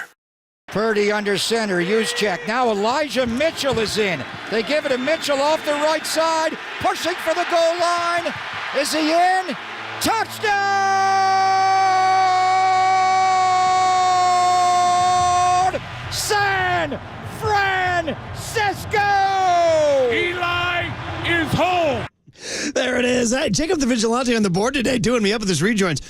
The great Mike Silver, who, of course, you got to read in the Chronicle, and we'll have him on later this week. He and I have been friends for a long time. And one time at a bar drinking, he's like, dude, he does his little Silver. He said, dude, my dream is to become a Hollywood director and just have like a killer feature film. And, dude, all I want to do is just have the opening credits like playing over Eminence Front, dude. My dream is just to open a movie, be the most badass movie opening of all time, dude. So shout it out, Jacob. There you go. You're channeling Silver there. And Murph, I don't want to use too big of a cliche, but it's something that the kids are saying a lot. Last night felt like a movie at Levi Stadium. Yeah. It felt like a movie. I mean, hey, I don't mean to profile here, but we had this riff before the show about whether you look like a ruffian or a clean-cut boy.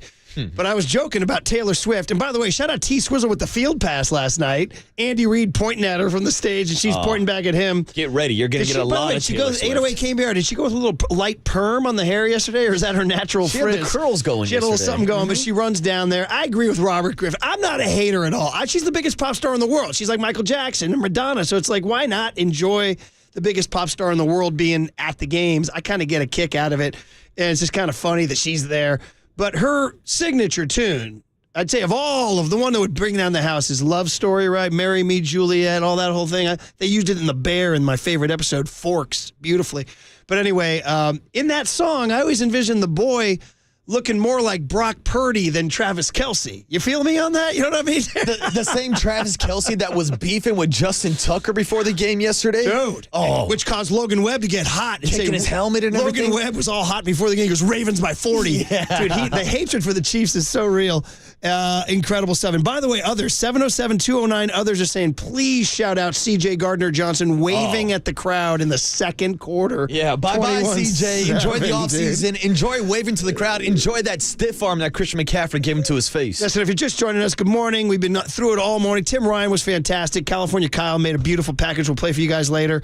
But we've been talking about it all. How the hell did it happen? How did the Lions go from road grading the 49ers in the first half? And I mean, and I told you guys, for those who remember the 90s, 92-93 Cowboys offensive line, Larry Allen, Mark Tuinei, you couldn't stop them. You just couldn't stop them. You're like, we're losing. We can't beat the. That's how it felt. I was like, how are we going to do this? How are we going to do it? And as the game wears on, things happen, right? You got to play the game. And coaches make decisions on 4th and 2. Balls bounce off of face masks into your hand, right? Things can steady. A tackle on 3rd and goal right before the half to force a field goal instead of a touchdown. So things happen. You got to keep playing. And it's my theory, too, that as the game wore on, the Niners having that bye, I think their legs were fresher in the 3rd and 4th quarter than the Lions. I feel like the Lions line wasn't as dominant, and the Niners started getting more penetration. I mean, Logan Ryan, Demo Lenore blew up a couple of key runs. I mean, how did you think the Lions were going to get slowed down? Well, I didn't think they were going to slow down at all after that first half, Murph. Like, I was feeling the same exact way as you. I was feeling the same way as a lot of 49er fans, but I did not stop believing, Murph, because I actually doubled down and put my money where my mouth is. I took the 49ers on a live bet at halftime. What was the cashed action? in. I got the 49ers +7. I'm kind of regretting not taking them on the money line for the upset victory, but I had faith in the 49ers to complete the comeback, even though it was looking dark. It was looking dim. And I know, like, nationally, the story this morning is, did the 49ers win or did the Detroit Lions lose that game? It doesn't really matter. Bottom line is, the 49ers are going to Las Vegas next week for the Super Bowl. Make 3 fewer mistakes than the other team, brother. All right. So, all right, out to the phones real quick, and then we got some good content. Let's go out to Andy in Orinda. And Andy in Orinda, California, right through the tunnel. What's up, Andy? How are you, man? Hey guys, how you doing? What's up, Andy? Hey, wasn't it Silver last week that said that there was some sort of doubt about Purdy in the clubhouse? Yes, sir. Yes, sir. And I mean, based on last night, there could be no more doubt, right? No, No, Purdy not at all. proved himself without a doubt. The guy's a stud. And you're absolutely right. That was a weird seed that he planted, and then we had Mike on Friday, and he sort of like kind of couched it to him, well, how can you not have the doubt? And Andy, how can you now not believe? You know?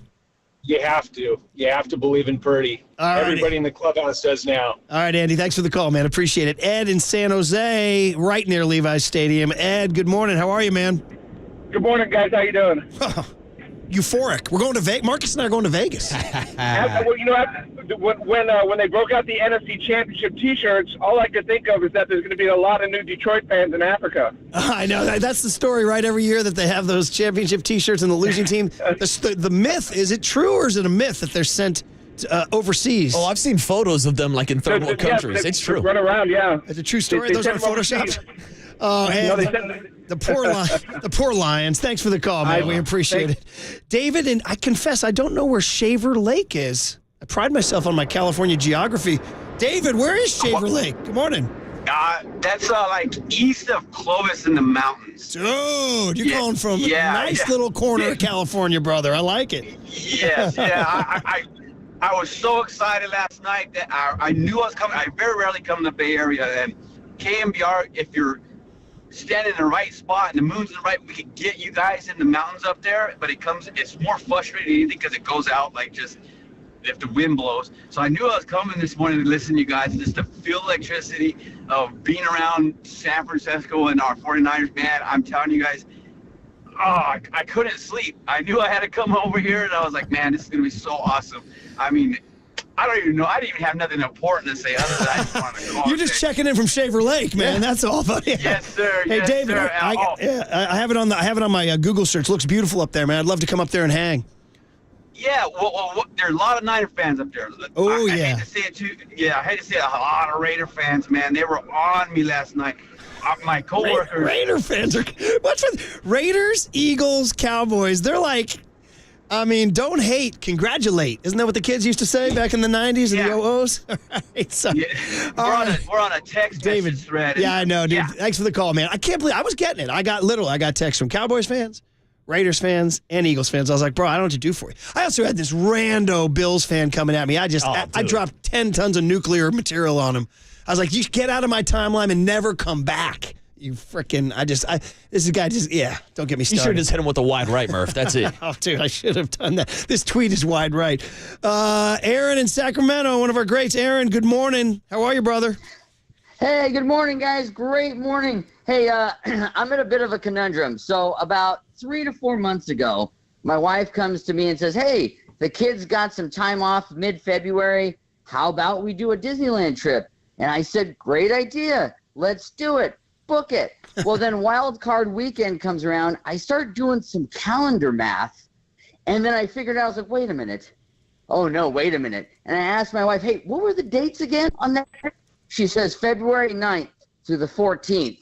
And I'm like, no, you got to be kidding me. She's like, what's the problem? I'm like, Super Bowl. You booked a Disneyland trip, Super Bowl weekend. And she's like, well, you know, what are the odds the Niners are going to make it? I'm like, first off, don't ever say that again. Second, now that you booked this, the odds are really good. So about halftime last night, I turned to my wife and I was like, listen, I guess we don't have to worry about it. And then, of course, they come back, and now I'm like, I don't know. I just got to find a place in downtown Disney to watch this game. Dude, man. Well, hey, man, maybe the lines will be shorter, bro. I can't believe it. You got to find your way out, Aaron. Aaron, you're supposed to wait until after the 49ers win the Super Bowl to take your trip to Disneyland. Oh, man. Aaron, always good to hear from you, brother. Let us know how it goes, all right? Let us know how it goes. Thanks, guys. And we got to go out to Nashville where George Kittle lives. George Kittle calling Nashville, Tennessee home. Diego checking in from Nashville. What's up, Diego? What up, boys? Good morning. And, man, that game, I'm going to be honest, at probably, so the 3rd and 18, when they converted on the 3rd and 18, I got up. I got up from the couch. Yeah. My wife's like, are you leaving? And I said, I just can't do it. I didn't want to watch him get wiped. I didn't give up, but I did. Started, trying to fill out the Giants roster. I'm ready for baseball season, getting it out of my mind. We're going to do this again. A couple of bats wouldn't hurt. Yes. And then I turn on my phone. And, of course, it's blown up. And now that, the Titans have fired everybody down here, all the Titans fans revert back to being Cowboys fans. So I also was getting blown up by my Cowboys friends, oh, maybe next year, bro, all that good stuff.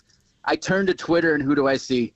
Murph and Kezar and inspirational. So I was like, I'm going to sit back down.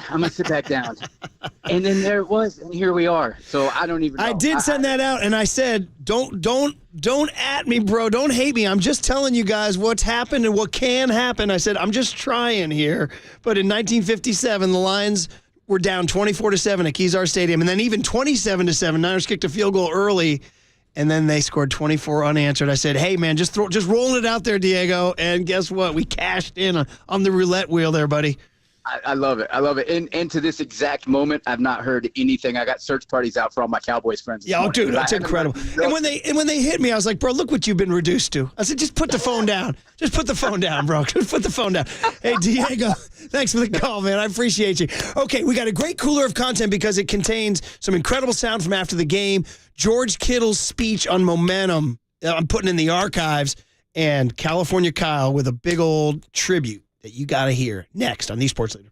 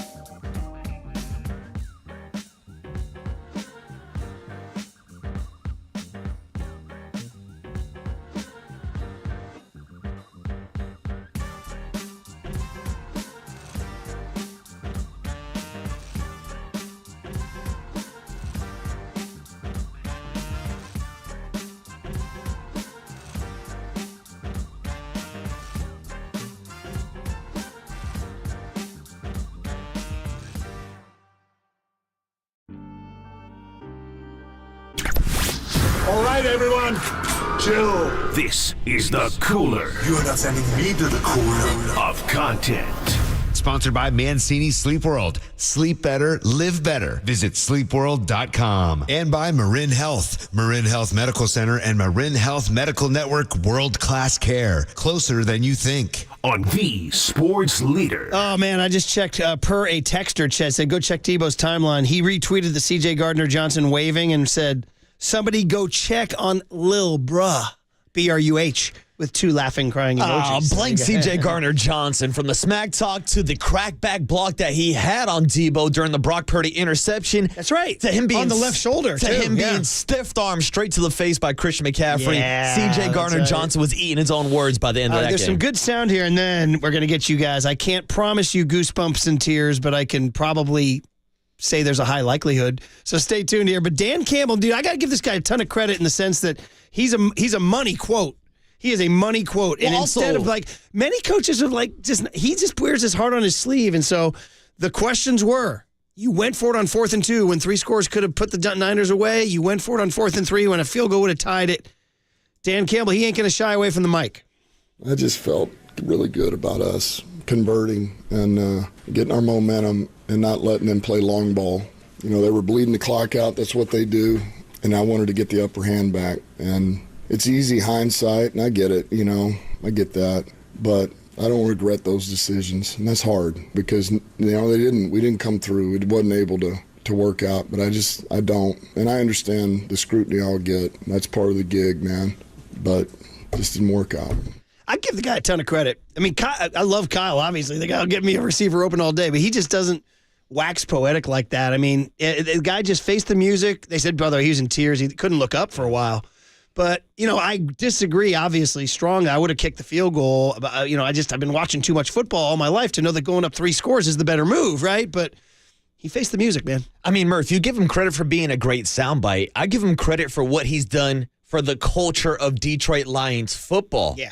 And, the way that these guys rally around playing for Dan Campbell, that's why I don't think they were surprised to go for it on 4th and 2 and in the first half, I was like, damn, does he have these guys ready to go? Well, dude, how about in the first half when the Detroit Lions had to punt the ball and the Niners were so afraid, out there with their starting defense? Yeah. Credit to Dan Campbell. You're so scared of this guy that you can't even put your punt coverage team out there. Exactly. So this is who Dan Campbell is. But as I said last week, when you gamble, sometimes you're chasing checks that your ass can't cash. And that's what happened to Dan Campbell. 0 for 2 on 4th down. And next thing you know, he's down double digits in the NFC Championship game. Which leads to what I thought was one of the best quotes last night. George Kittle saying that 4th and 2 fail opened the door to the momentum that won the game for the Niners. And Kittle's like, wait a minute, you're going because of analytics? What about human drama here?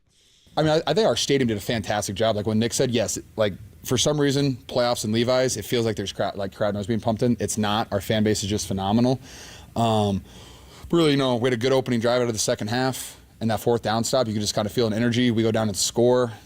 All right, this is huge. Turnover. I was like, oh, man, all bets are off now. Bang, bang. Yeah, you didn't have the momentum swing. Okay, I'm sorry. I thought we got to find the quote. We'll play it for you later in the show. But he has a quote where he says, do analytics people really don't believe in momentum? He goes, are you crazy? And that's a big moment. He's like, dude, that momentum is real. And that failed 4th down changed all the energy. 100%. You can feel the shift of momentum. I told you in the building yesterday at Levi's. My son's 16-year-old high school baseball teammate screaming, don't give us life. Don't give us life. I'm like, Henry, that's a great call. Yeah. Don't give us life. And Dan Campbell gave him life. I don't mean to do this to you, Yankee fan, but Kevin Millar, don't let us win today. Come on. Don't let us win today. Why you got to bring up all these, you call it the immaculate. Immaculate. All right, we'll make everybody happy then.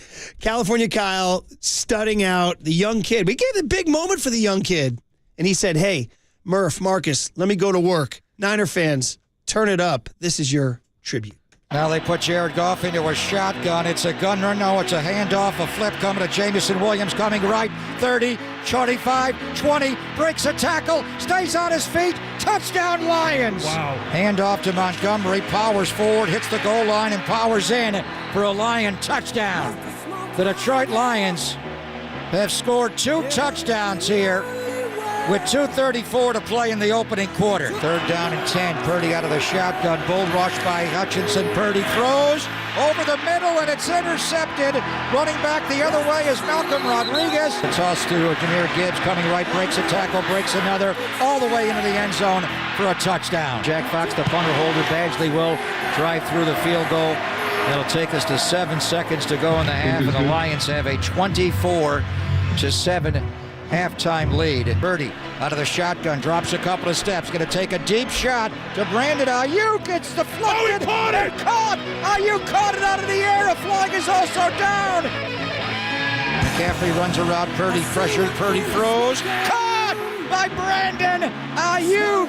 Touchdown! Hands off, awkward handoff to Gibbs. He fumbled the ball. He got hit. He fumbled the ball. 49ers have the ball. Bang! Eric Armstead recovers. recovers the fumble. Juszczyk ahead of McCaffrey from the 2-yard line. They give it to Christian off the right side. Touchdown! It's 5 out. It's empty on 4th down. Goff back. Not going to get out to his right. Being chased. Throws, and it is incomplete. The 49ers take over on 4th down again. Purdy steps up in the pocket, runs away from the sack. Purdy runs for a 1st down, cuts back inside. He dives down to the Lion 27-yard line. Purdy takes the snap, toss to McCaffrey coming right, cuts back inside, breaks a tackle. 20, 15, 10. McCaffrey, 1st and goal to go. 49ers inside the Lion 5-yard line. Purdy under center, Juszczyk. Now Elijah Mitchell is in. They give it to Mitchell off the right side, pushing for the goal line. Is he in? Touchdown!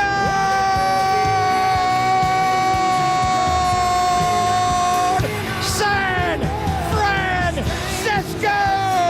Beasley may have stepped off sides. He kicks the ball high in the air. It ricochets around. George Kittle has got it. And the 49ers are going to the Super Bowl.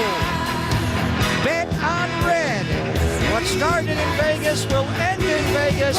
The 49ers are going to Super Bowl 58. You don't have to get complicated. Look at Trent Williams, T-Rock. I'm so happy for him. Brandon Aiyuk's going to his first Super Bowl. Come on. Christian McCaffrey's going to his first Super Bowl. Brock Purdy's going to his first Super Bowl.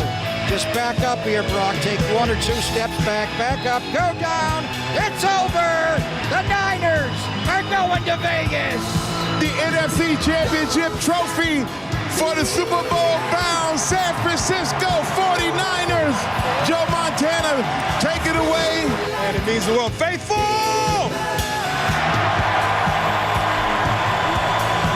I'm so pumped up to be a part of this organization, man. The guys in this locker room, from the coaches to every single person that puts their all into every single day, man. I'm just proud to be a 49er, and we got one more. It's been unfinished business for a while, man. Our team was set up for this for a long time. It's been a long year to get to this point, and we got it done today. It was hard at the beginning, but the character we have in our team, the type of guys we have, we can't wait to get to Vegas, man. Had us in the first half, not gonna lie. But, hey, here we are now. Let's go, Faithful. We're back, baby! Oh, man.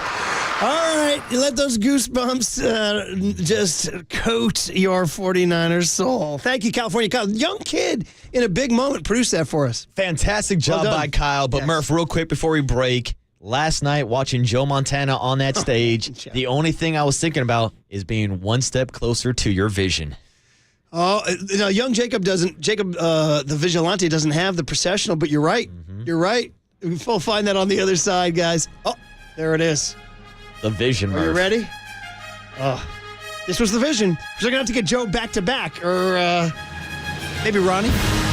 Get Ronnie down there? I'll take them all, Murph. Wow, guys. It's too much fun. Hey, you are listening to KNBR and KNBR AM and KNBR FM San Francisco, the sports leader at Cumulus Media Station.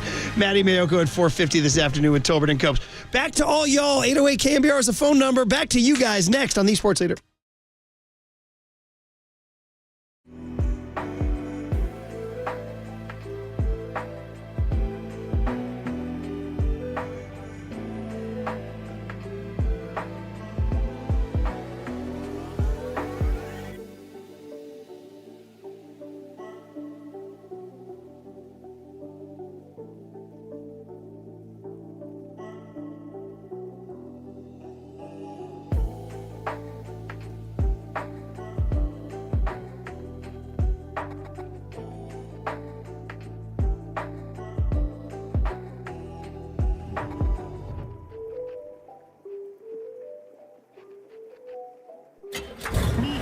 From the Chilton Auto Body Traffic Desk.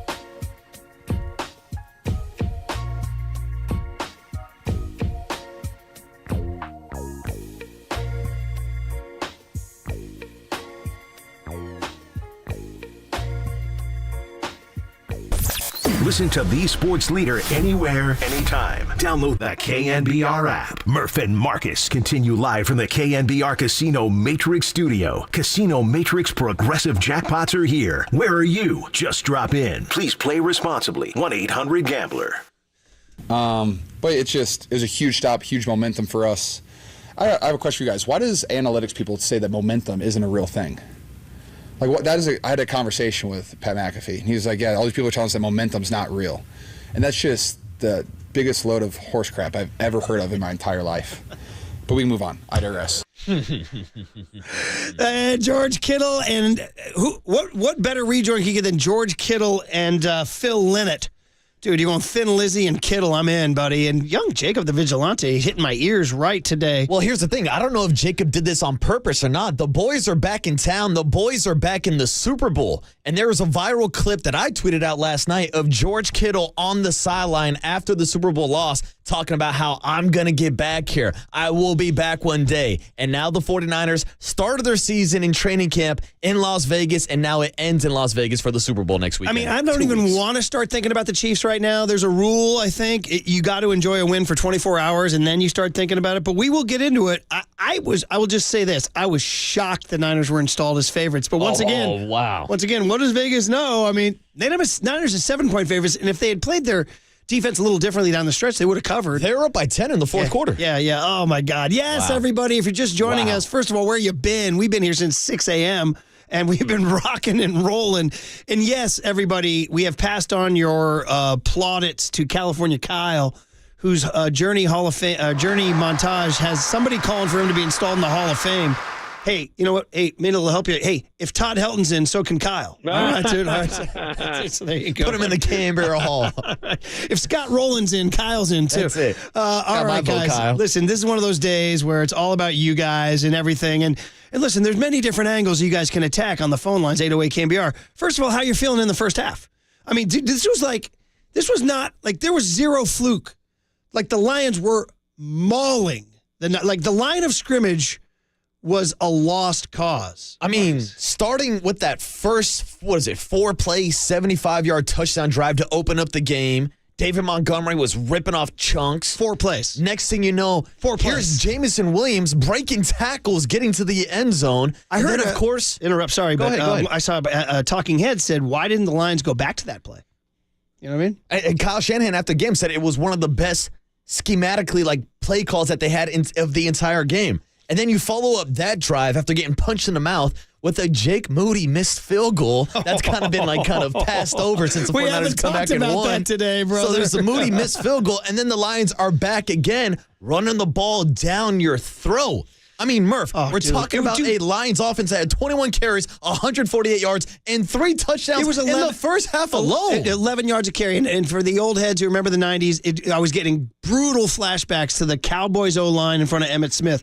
I'm here to tell you guys, the reason why the Niners got smoked in 92 and 93 is they couldn't even come close to stopping that Cowboy D-line. It was just a road grading, and I was like, there's nothing you can do. Now, what happened? Like, what changed? Well, first of all, halftime. I love that he just stopped the action. You know what I mean? So just it's like Control-Alt-Delete. You know, just go to your locker room and come back out and try again. Right? Go to the locker room, let Journey play their halftime gig, and then come back out. And so that is a factor. Just stopping momentum, right? And stopping the Detroit Lions from getting a touchdown right before the half. On the second down play, Demo Lenore burst into the backfield and tripped up Gibbs to produce the third down where they then threw an incomplete. Oh, dude. I actually half a thought that Campbell was going to go for a touchdown. I thought so, too. Just like going off the momentum. Yeah. Speaking of momentum, the big topic of this segment. But think about that drive before halftime when Gibbs rips off a 3rd and 12 first down run. Dude. When Amon-Ra St. Brown had a 3rd and 18 conversion. Getting heartburn all over again. Then right after that, Amon-Ra St. Brown again on 3rd down. I mean, the Detroit Lions were 5 for 7 on 3rd down conversions in the first half alone. The 49ers couldn't get off the field, so holding them to a field goal before halftime was huge. You guys got to help me out. I'm going to get to the calls. I know when I get to the calls, you guys are awesome, but help me out. Why is my brain, I mean, I know I was like passing out. I was like hyperventilating. So it's after, so the Aiyuk, and by the way, if you guys are looking for names, I saw the emasculate reception. Mask, get it? No, Waterboy doesn't want it. I don't like that. It feels like you're emasculating me, Murph. Too soon after the Pittsburgh 72. I saw Dan Brown of The Athletic called it the fluke to Aiyuk. Kind of good. The Aiyuk scoop. Ooh, I like that. Tim Ryan this morning called it the ricochet relay. Either way, elite, like world-class elite hand-eye. Oh. Midair. We're talking concentration, Everybody's focus. like, "Oh, that pass should have been picked." I'm like, "Dude, what are you talking about? You're talking about two bodies 50 yards down the field, a flying object, the guy's falling backwards. And they were colliding into each other. And there's a reason why he didn't pick it, because it was an incredibly difficult thing to do while you were falling down. Whereas Aiyuk said, "Oh, I'm going to top that and be in the air needing to snag it off your body." It's almost like the old line. They said Ginger Rogers did everything Fred Astaire did, but backwards and heels. That was the old line. It was like Brandon Aiyuk did everything that the cornerback did except for tumbling to the ground trying to save this team's season, you know? So, but I want to ask you about this play. Because after that, it's 24, right before that. So it's 24-10. Niners come out and get the field goal, which felt like a little bit of a loss, right? Right, after Brock Purdy's going playground Purdy, throwing up one-handed snatches to Juwan Jennings. That was that drive. Yeah, okay. So Moody makes the field goal. All right, how about that? Had a kid, Jake. So 24-10. Then, by the way, it got worse because here you go. Goff to Laporta, 16. First and 10 at the 41. Montgomery run for 6. Hargrave neutral zone infraction. Now, Marcus, within 2 plays, they were in Niner territory. And then Montgomery for 7, which was just like standard. Dude, just give me the ball. I'm getting 7, right? So 2nd and 3, and then Montgomery for 5. Now, here we go. 1st and 10 on the 36, 24-10. It's just, at that point, you're like, hold him to 3, right? Goff, incomplete, deep right to Laporta. Do you remember that play? Was it? Okay, here's the one. 2nd and 10, short to Laporta. Greenlaw stuffs him right when he catches him for 6 yards. That's the play he got the stinger on. Yes. 3rd and 4. No, not that play. Different play. Anyway, here's the play. 3rd and 4. It says shotgun. St. Brown up the middle for 2 yards. Kinlaw Warner. St. Brown carried the ball on that? Yeah, they gave him one carry out of the backfield. And Kinlaw and Warner stuffed him. And that produced the 4th and 2, which produced the moment of the game. The moment of the season. The moment's going to live forever, really. Well, again, let's dissect that even more, because I criticized Dan Campbell earlier this morning. I understand that he's a guy that likes to gamble, likes to go for it on 4th and short. But even going back to the 3rd down play to give the ball to Amon-Ra St. Brown, not Gibbs, not Montgomery, and then to double down and not run the ball on 4th and 2 when the Lions were dominating the trenches the entire game. Right. It's almost positive they'd get the 2, right? Instead, he throws the pass. Now, you guys can say Reynolds, quote, should have caught it, but Tim Ryan broke it down and said, that's a high-pressure situation now. Now you've put everything on that play, and Goff's pass was not perfect, and maybe Reynolds should have caught it, but this is human beings in the cauldron, man. This is why you don't go for it. This is why you kick the field goal. And we were saying on the couch in our living room, 3-score game. He could make it a 3-score game, or as the 16-year-old kid Henry saying, don't give us life. Don't give us life. And they did. And that's when the heartbeat came back. The next sequence is the Aiyuk ballet catch. And that changed everything. 24-17, and then the fumble.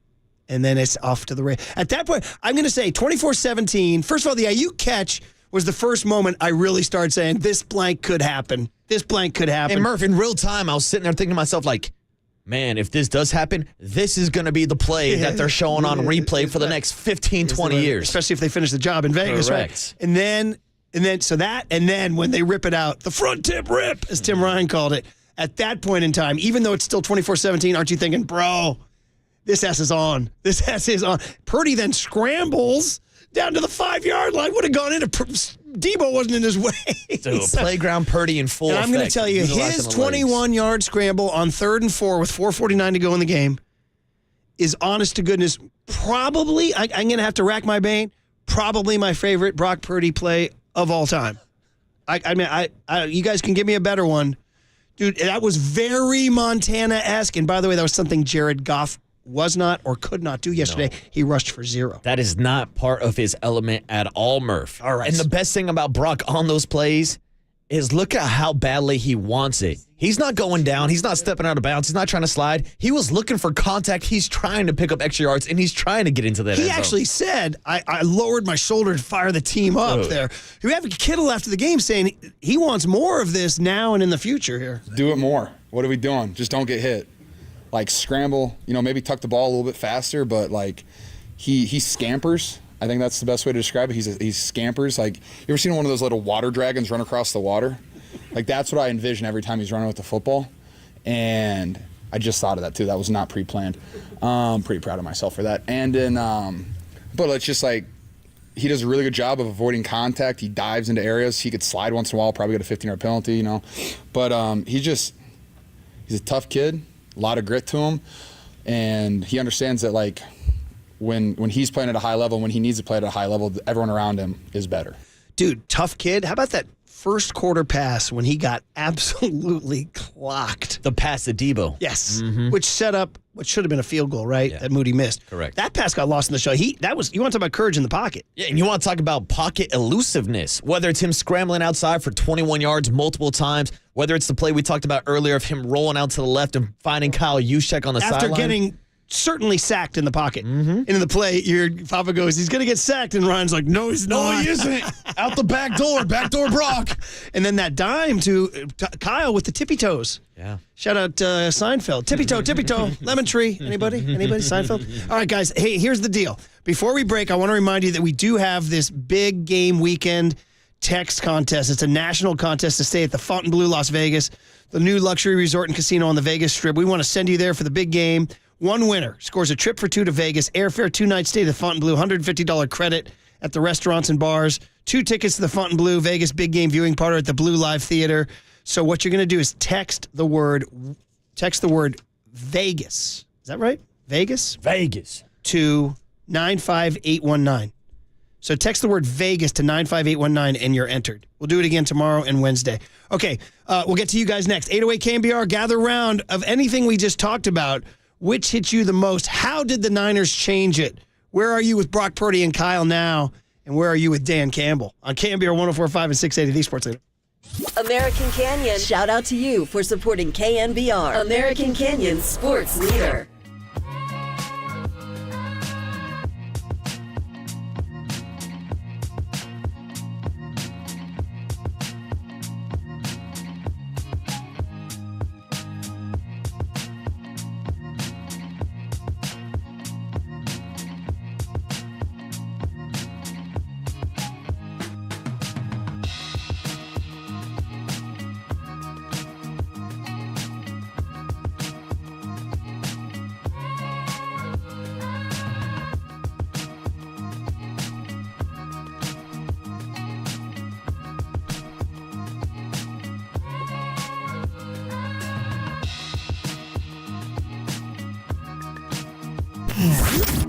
Here's what's trending now. Trending now. On KNBR.com. The 49ers are going back to the Super Bowl to take on the Kansas City Chiefs once again. But before they head out to Las Vegas for the Super Bowl, relive all the big moments from yesterday's NFC Championship comeback win by checking out all the highlights and big plays available now on KNBR.com and the all-new KNBR app.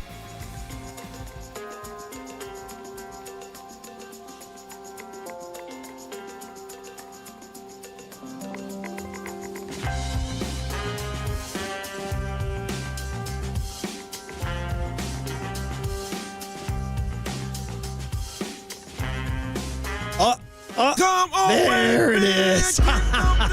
Listen to Jacob. Okay, I got to shout over that. You know what's going on. Daisy makes me laugh every time. Daisy brand French onion and ranch dip. Come on, baby. Kick that Daisy. Come on, baby. Eat that Daisy French onion and ranch dip. Now you got a bowl to watch, right? Game-changing flavor, chips, wings, pizza, dip. You get it for 2 weeks in Vegas. You need it. French onion ranch, Daisy sour cream tastes so amazing, so addictive. You can't stop eating it. Come on, baby, eat that Daisy. Daisy brand, French onion and ranch dip. Love it.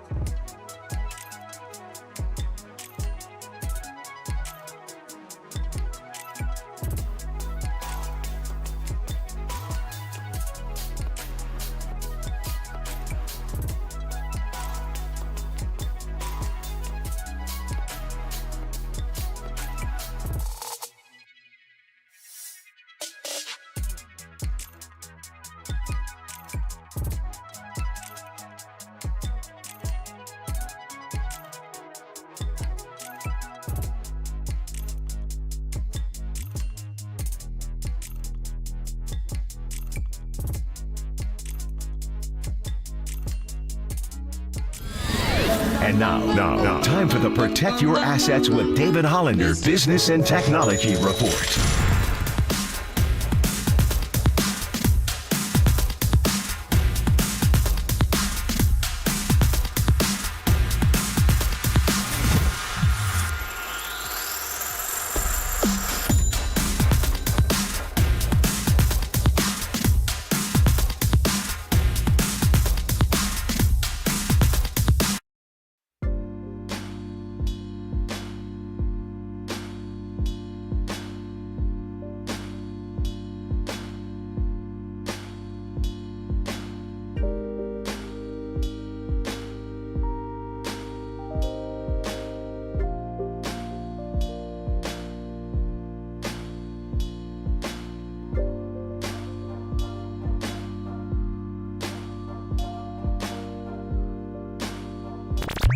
Faithful Murph and Marcus keep your morning moving. Streaming live at twitch.tv/thesportsleader.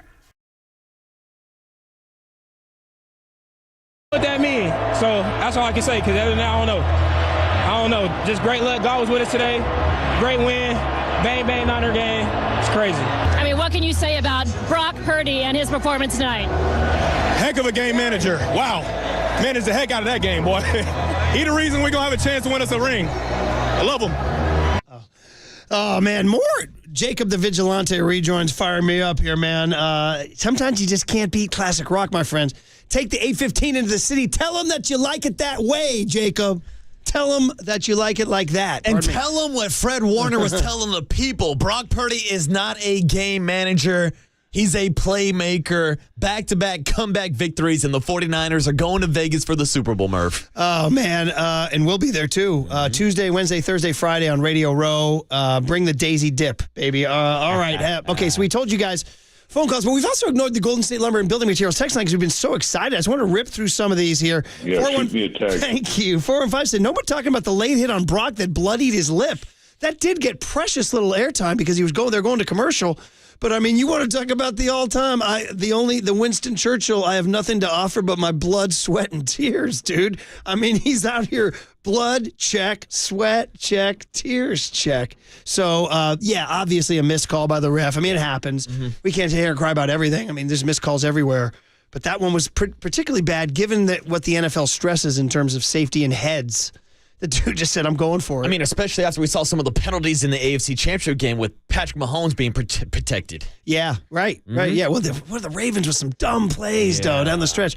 4 and 5 says, Lions coordinators are going to get poached for head coaching positions. Does Dan Campbell have enough X's and O's himself to continue this momentum? Because Ben Johnson, I told you, dude, that first half, I'd seen a report that Ben Johnson and the Washington Commanders were close. I'm seeing this morning, it's the reports that it's going to happen. Bobby Myers bringing him in. Bob Myers was in the building yesterday, getting him to sign on the in the locker room maybe.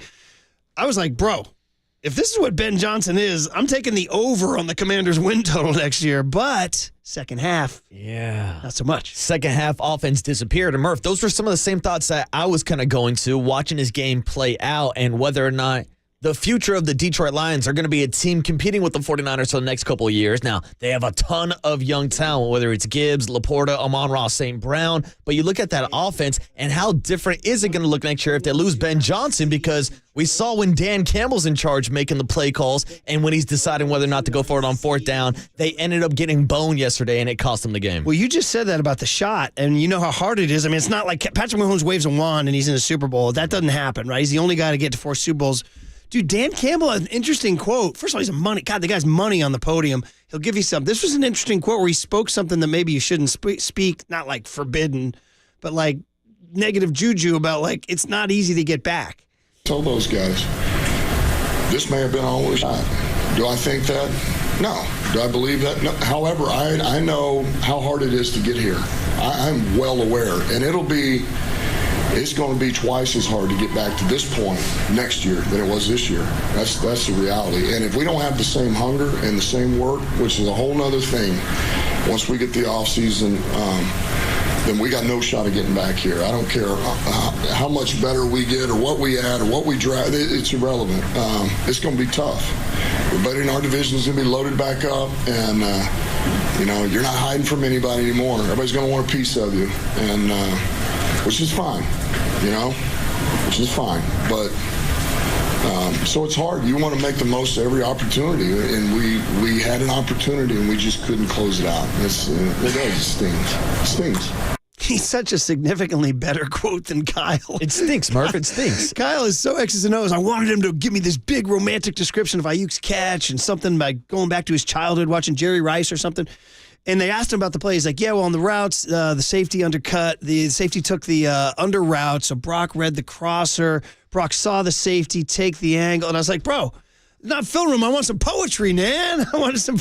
Dan Campbell will give you poetry. And that's an example of the two different styles of coaching that they put out there with their team. Because obviously Kyle Shanahan is an X and O mastermind. And we saw that in the second half with the 49ers scoring 27 straight points against the Lions. But then 707 disagrees. He says Niners offense moved on Purdy's legs, not Kyle's scheme.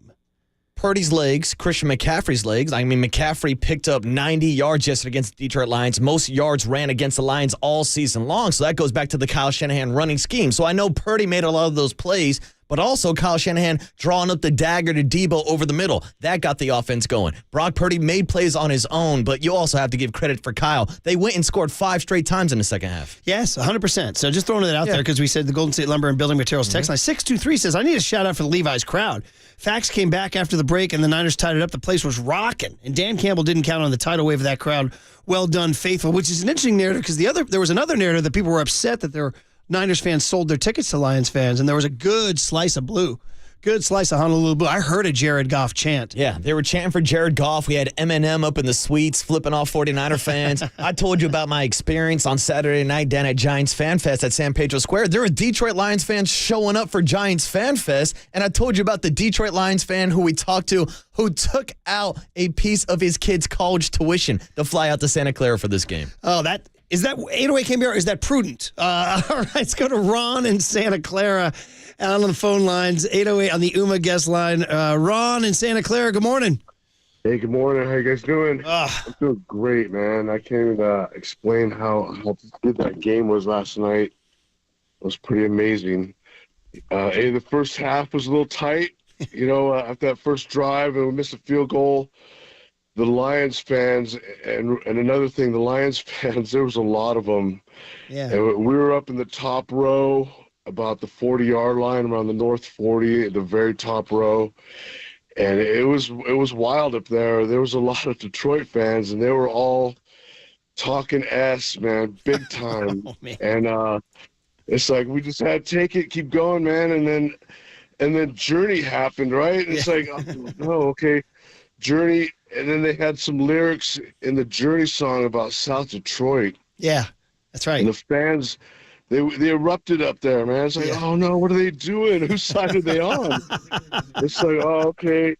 And then something happened. It just, the switch clicked, and it was on. And it was amazing. Well, Ron, what happened was, first, that's a great description, and you're right. We heard, so it's funny. So we had Jonathan Cain on Friday from Journey and Neil Schon, the great Hall of Fame rock and roller Hall of Fame Journey guys. And Jonathan said to me in our pre-interview, because we talked yesterday, he goes, I know, South Detroit. He goes, it's not a place. It's a made-up place. He goes, but hey, and he made reference to a movie called Big Fish. I never saw it. But he goes, it's like Big Fish. It says it's fiction. You just got to go with it. So that's what he said. But I guess Lions fans like to shout, South Detroit, like Orioles fans in the national anthem yell, oh, say, or the Chiefs, or the home of the Brave, Atlanta Braves fans, I think. Or Chiefs do home of the Chiefs. So, Ron, I feel you. You were up against it, but then they turned it around. So, thanks for the call, brother. Appreciate you, man. And it's funny, Murph, because I didn't even want to bring this up, but because he brought it up on that call, I saw a tweet yesterday from Skip Bayless kind of mocking the 49ers and mocking Journey. They're saying Journey is playing Don't Stop Believin' at halftime in Santa Clara. That song was written in Detroit about people in Detroit. And I'm like, Skip, once again, shut the hell up. You don't know what you're talking about. Journey's a Bay Area band. What is this guy talking about? Get the hell out of here, Skip. Take a hike. I got to throw the 15-yard unsportsmanlike on that one, buddy. What a surprise. A bad take from Skip Bayless. Hey, I think it's going to rock, man. There it is. Neil Schon. Kareem in Vallejo is checking in. Our buddy Kareem, his old man's from Detroit. He's a Niner fan. He called in last week. Kareem. Hey, what's going on, fellas? Yeah, at the end of that club, I mentioned Smokey Robinson, Motown, and Mac Dre of the Bay. And that's just what it was, man. That first half, my dad was giving it to me. He was like, yeah, whoop that A. And I said, Pops, it's a 60-minute game. It's not 30 minutes. So at the half, down 24-7, you guys asked the question, how did we feel as Niner fans? I still had the faith. And, like you said, we got to be faithful. But I do want to say this. That second half was a complete turnaround.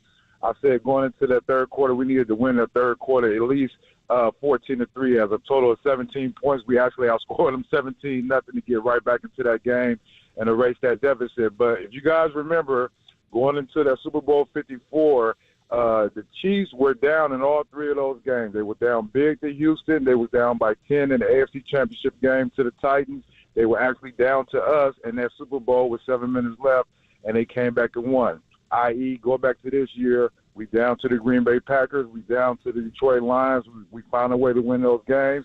And I know the Niners are a slight favorite in this Super Bowl, but I wouldn't be surprised if we'll be down and come back and get Vinny number 6, man. What a game. Brock Purdy is a stud, and I can't wait, man. I'll be in Vegas, not for the Super Bowl, but I will be out there to enjoy that environment. As always, guys, blessings. Bang, bang, Niner gang. Let's go. That's a hell of a call by Kareem.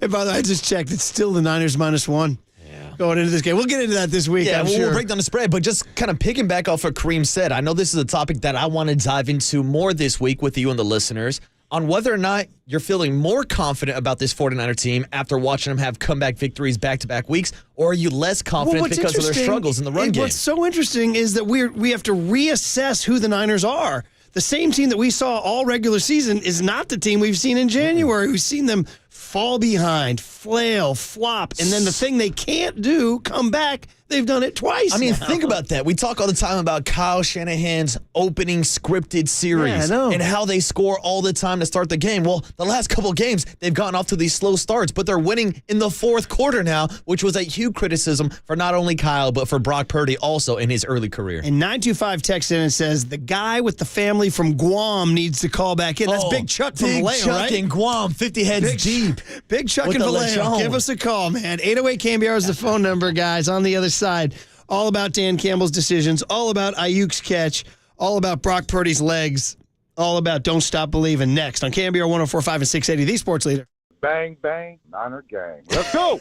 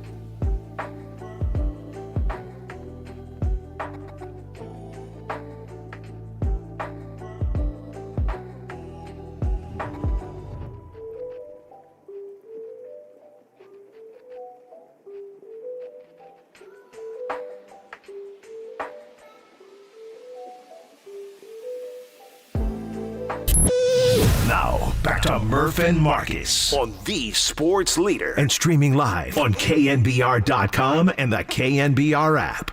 McCaffrey runs around Purdy, pressured. Purdy throws. Caught by Brandon Aiyuk. Touchdown!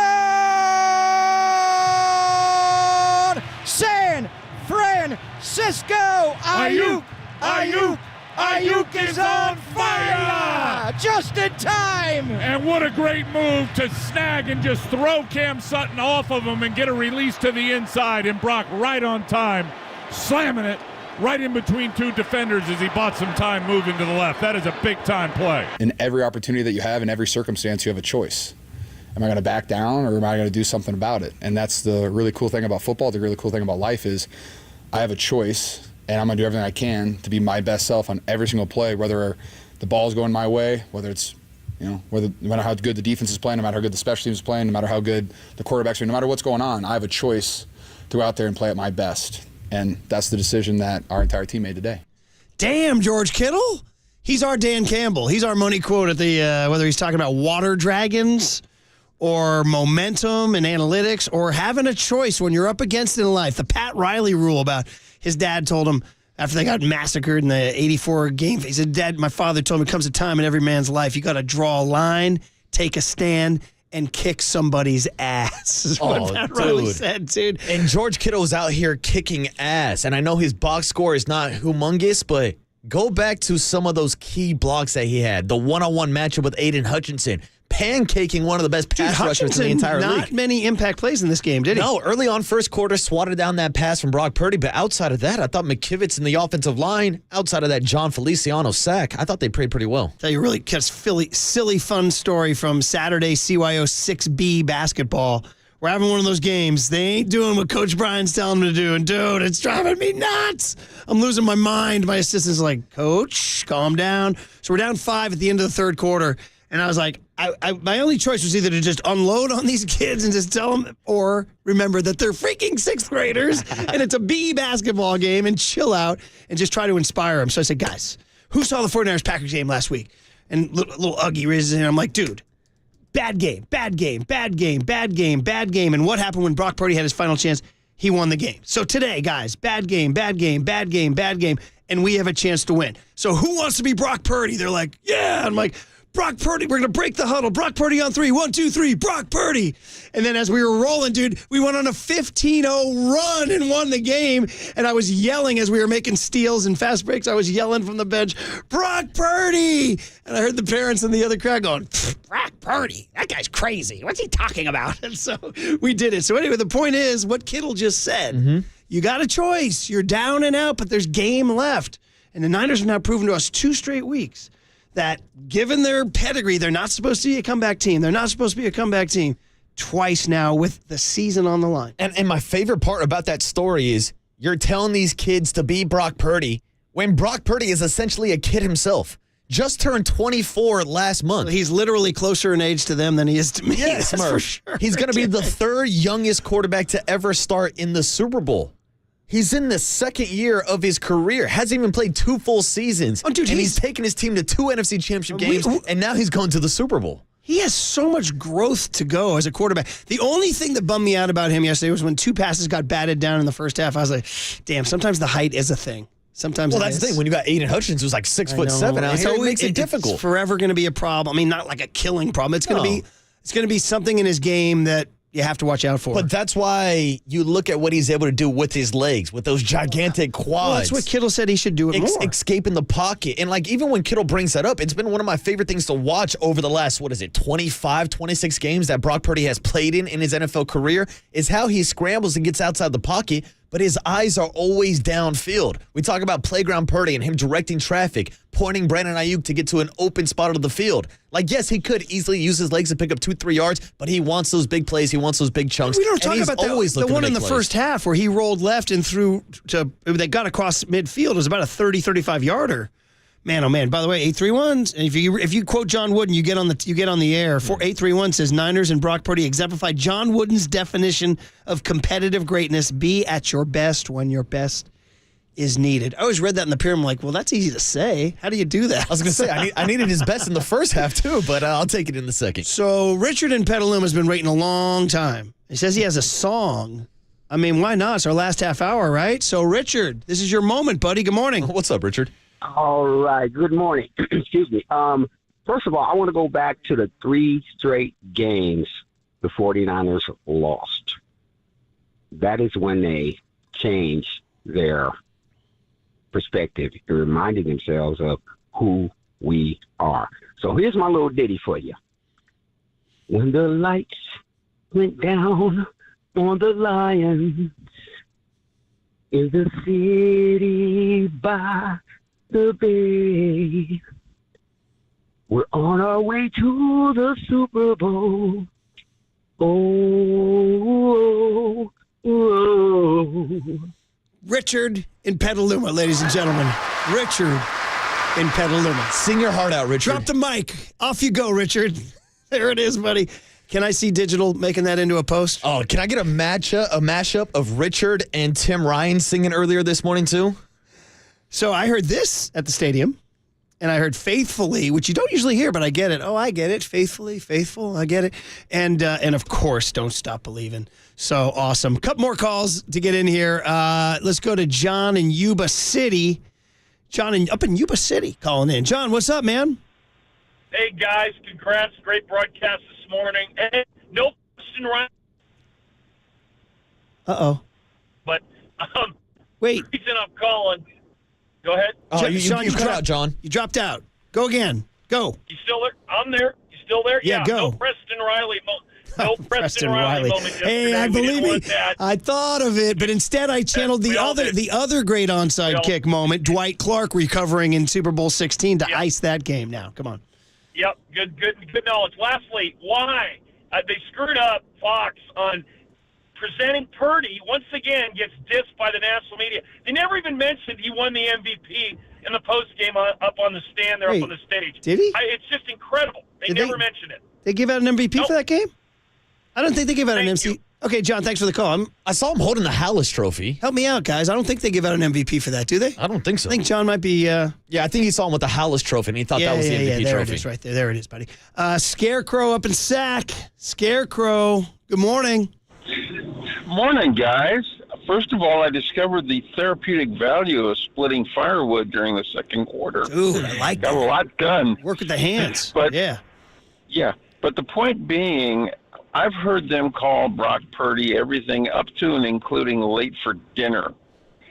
That's all well and good, but we're about 2 games away from calling him Super Bowl champion. Now, the one thing he does lack is maybe a little bit of experience concerning the other quarterbacks that made it as far as it did. However, that could change as well. So we'll see what happens. Maybe we even tag on a little MVP on top of that. Oh, man. Well, I tell you what, Scarecrow, I love that you're splitting logs up there, by the way. Thank you for that imagery of you out there getting your 1840 log cabin in Kentucky there. But, dude, again, I know today's a day to marinate and enjoy. I don't want to look ahead just yet. You have to enjoy for 24 hours before you turn the page. But I will just look ahead to say, was the degenerate Bob Boucher shocked at the early spread? Or were you expecting that? No, I was not expecting the 49ers to be favored over the Kansas City Chiefs, especially after what we've seen in the 2 first halves against the Packers and against the Lions. And look, I know that the bottom line is the 49ers won those games and they're playing in the Super Bowl.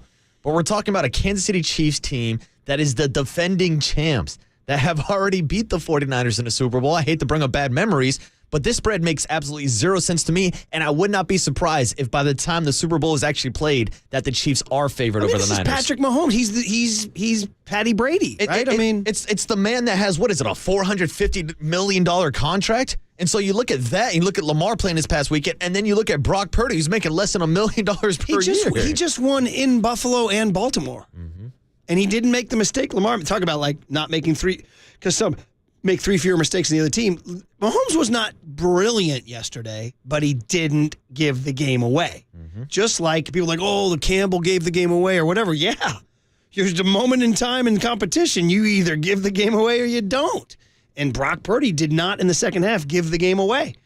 And yesterday, Lamar Jackson did, and Pat didn't. Mahomes didn't. So I'm flabbergasted that they're not favored in this game. Yeah, that makes zero sense to me. I mean, Vegas always knows. They had the Niners as 7-point favorites against. Niners have not covered in either game, by the way. No, they haven't. But that's the thing. Last night, the line opened up at Niners minus 2.5. It's already been bet down to 1 point. I mean, so money is swinging in the direction of the Chiefs right now. I don't want to spoil the party here, but you'd be an idiot not to take the Chiefs in 2.5. Right? Stay tuned to Brian and Bobby's best bets live from Las Vegas. We went 1-1. On yesterday, which, by the way, as you pointed out yesterday or Friday, picking playoff games, it's no joke. It's difficult. Everything you've known during the regular season changes. Throw it out the window. Yeah. I mean, look how the 49ers have looked in these 2 games. Look at Lamar. He's going to win the MVP. I mean, dude, did he have a game like that all year? Yeah, right. And then look at the Kansas City Chiefs, who we were joking and laughing at, losing games to the Detroit Lions earlier this year, losing games to the Las Vegas Raiders on Christmas Day. You and your jammies at the Christmas tree watching the Raiders beating them? Which I love that image in my head right now of seeing a sad Taylor Swift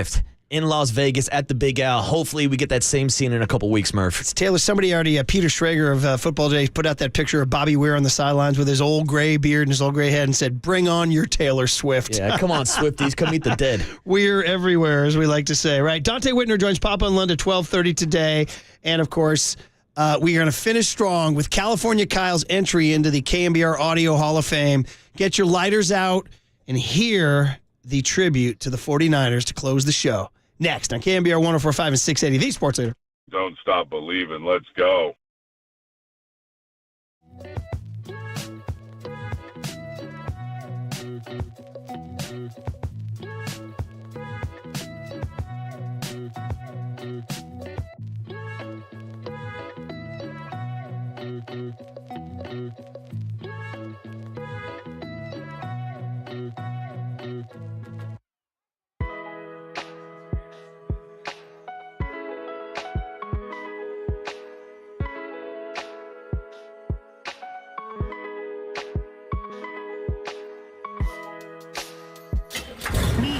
From the Chilton Auto Body Traffic Desk.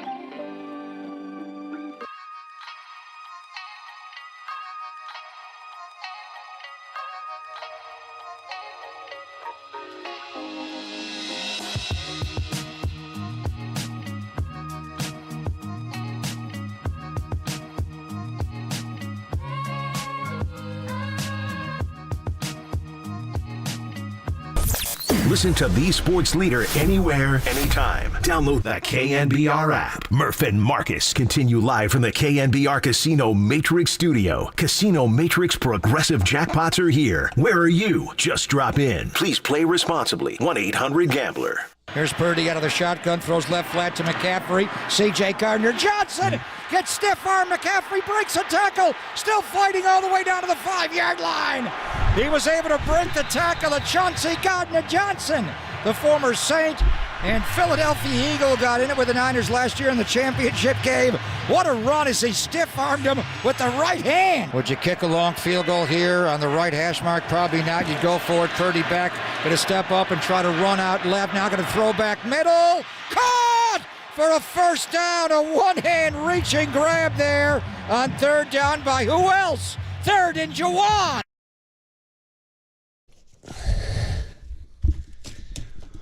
Woo! Classic rock day with Jacob, the Vigilante. Thanks, buddy. It was great having you in. I know it's a little unusual to have young Tony out today, but he was enjoying a weekend with the boys. Our guy, young Tony, is already out in Las Vegas waiting for the 49ers to show up. He'll be back tomorrow, along with our new character on the show, Curly. Mm-hmm. We'll welcome Curly tomorrow, but young Jacob, thank you for doing your thing.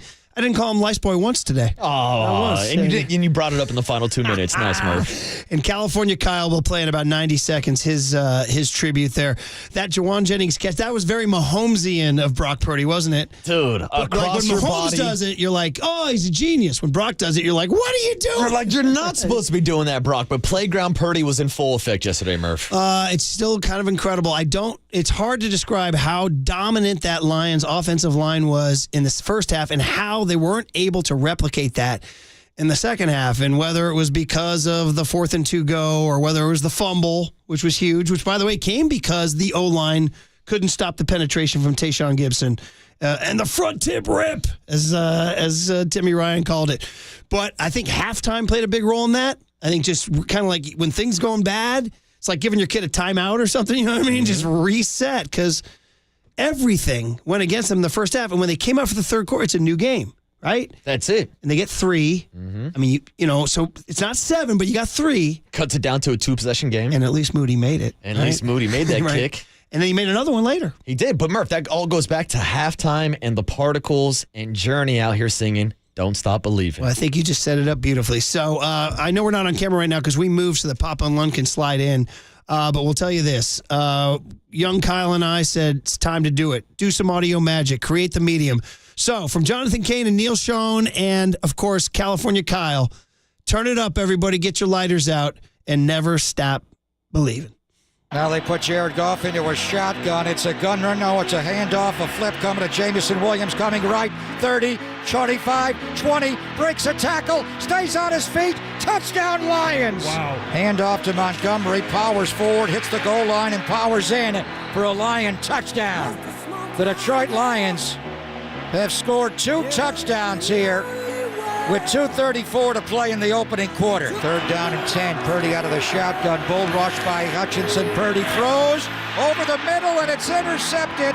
Running back the other way is Malcolm Rodriguez. The toss to Jahmyr Gibbs coming right, breaks a tackle, breaks another, all the way into the end zone for a touchdown. Jack Fox, the punter holder. Badgley will drive through the field goal. It'll take us to 7 seconds to go in the half, and the Lions have a 24-7 halftime lead. Purdy out of the shotgun, drops a couple of steps, going to take a deep shot to Brandon Aiyuk. It's deflected. Oh, he caught it! Caught! Aiyuk caught it out of the air. A flag is also down. McCaffrey runs around Purdy, pressured. Purdy throws. Caught by Brandon Aiyuk. Touchdown! Hands off, awkward handoff to Gibbs. Ball! He fumbled the ball. He got hit. He fumbled the ball. The 49ers have the ball. Bang! Eric Armstead recovers the fumble. Juszczyk ahead of McCaffrey from the 2-yard line. They give it to Christian off the right side. Touchdown! It's 5 out. It's empty on 4th down. Goff back. Not going to get out to his right. Being chased. Throws, and it is incomplete. The 49ers take over on 4th down again. Purdy steps up in the pocket, runs away from the sack. Purdy runs for a first down, cuts back inside. He dives down to the Lion 27-yard line. Purdy takes the snap, toss to McCaffrey coming right, cuts back inside, breaks a tackle. 20, 15, 10. McCaffrey, first and goal to go. 49ers inside the Lion 5-yard line. Purdy under center, use check. Now Elijah Mitchell is in. They give it to Mitchell off the right side, pushing for the goal line. Is he in? Touchdown! San Francisco! Beasley may have stepped off sides. He kicks the ball high in the air. It ricochets around. George Kittle has got it, and the 49ers are going to the Super Bowl. Bet on red. What started in Vegas will end in Vegas.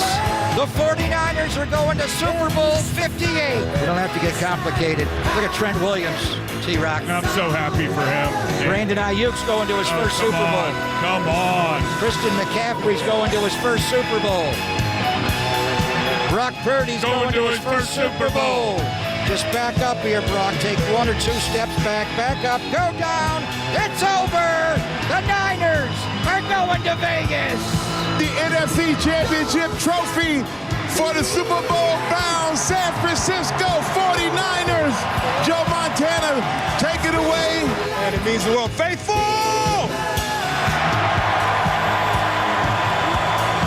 I'm so pumped up to be a part of this organization, man. The guys in this locker room, from the coaches to every single person that puts their all into every single day, man. I'm just proud to be a 49er, and we got one more. There's been unfinished business for a while, man. Our team was set up for this for a long time. It's been a long year to get to this point, and we got it done today. It was hard at the beginning, but the character we have in our team, the type of guys we have, we can't wait to get to Vegas, man. Had us in the first half, not gonna lie. But, hey, here we are now. Let's go, Faithful. We're back, baby! Woo! All right. Well, thanks to California Kyle, the young kid out of Cal Poly San Luis Obispo, for putting that together. Everybody was saying goosebumps all over Northern California, buddy. That's it. They had us in the first half, Murph. So why don't we hand it over to these dudes here wearing Brockledew truckers and Johnny Lundu worked till about 2 in the morning last night. Let's hand it over to a man that I was in Las Vegas with earlier this season for 49er training camp out in Henderson. And Papa, the season starts in Las Vegas, will end in Vegas. All right. We'll see you guys down there. No face-off other than you guys take it from here. Waterboy, Jacob, great having you, buddy. Kyle, you made your name today, kid. You made your bones. You are listening to KNBR AM and KNBR FM San Francisco, the sports leader. Oh, I should tell you guys when it's time for a change. Think Speedy Oil Change and Auto Service, your trusted oil change, tune-up, and brake experts. And you are listening to KNBR AM and KNBR FM San Francisco, the sports leader, a Cumulus media station.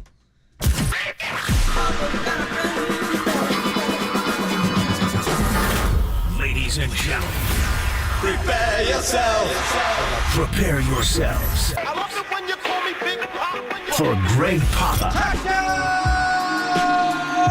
Sleeping Boy to Superman, San Francisco.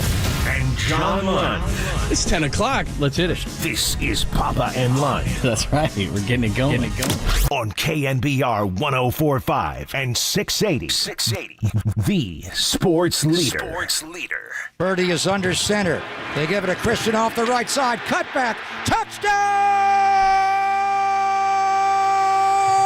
CMC! North and south again for Christian McCaffrey. Purdy out of the shotgun, drops a couple of steps, going to take a deep shot to Brandon Aiyuk. It's deflected. Oh, he caught it! Caught! Aiyuk caught it out of the air. A flag is also down. McCaffrey runs around Purdy, pressured. Purdy throws. Caught by Brandon Aiyuk. Touchdown! San Francisco. Aiyuk. Aiyuk is on fire! Juszczyk ahead of McCaffrey from the 2-yard line. They give it to Christian off the right side. Touchdown! San Francisco! They're an extra point away from tying the title game. Purdy under center. Juszczyk. Now Elijah Mitchell is in. They give it to Mitchell off the right side. Pushing for the goal line. Is he in? Touchdown!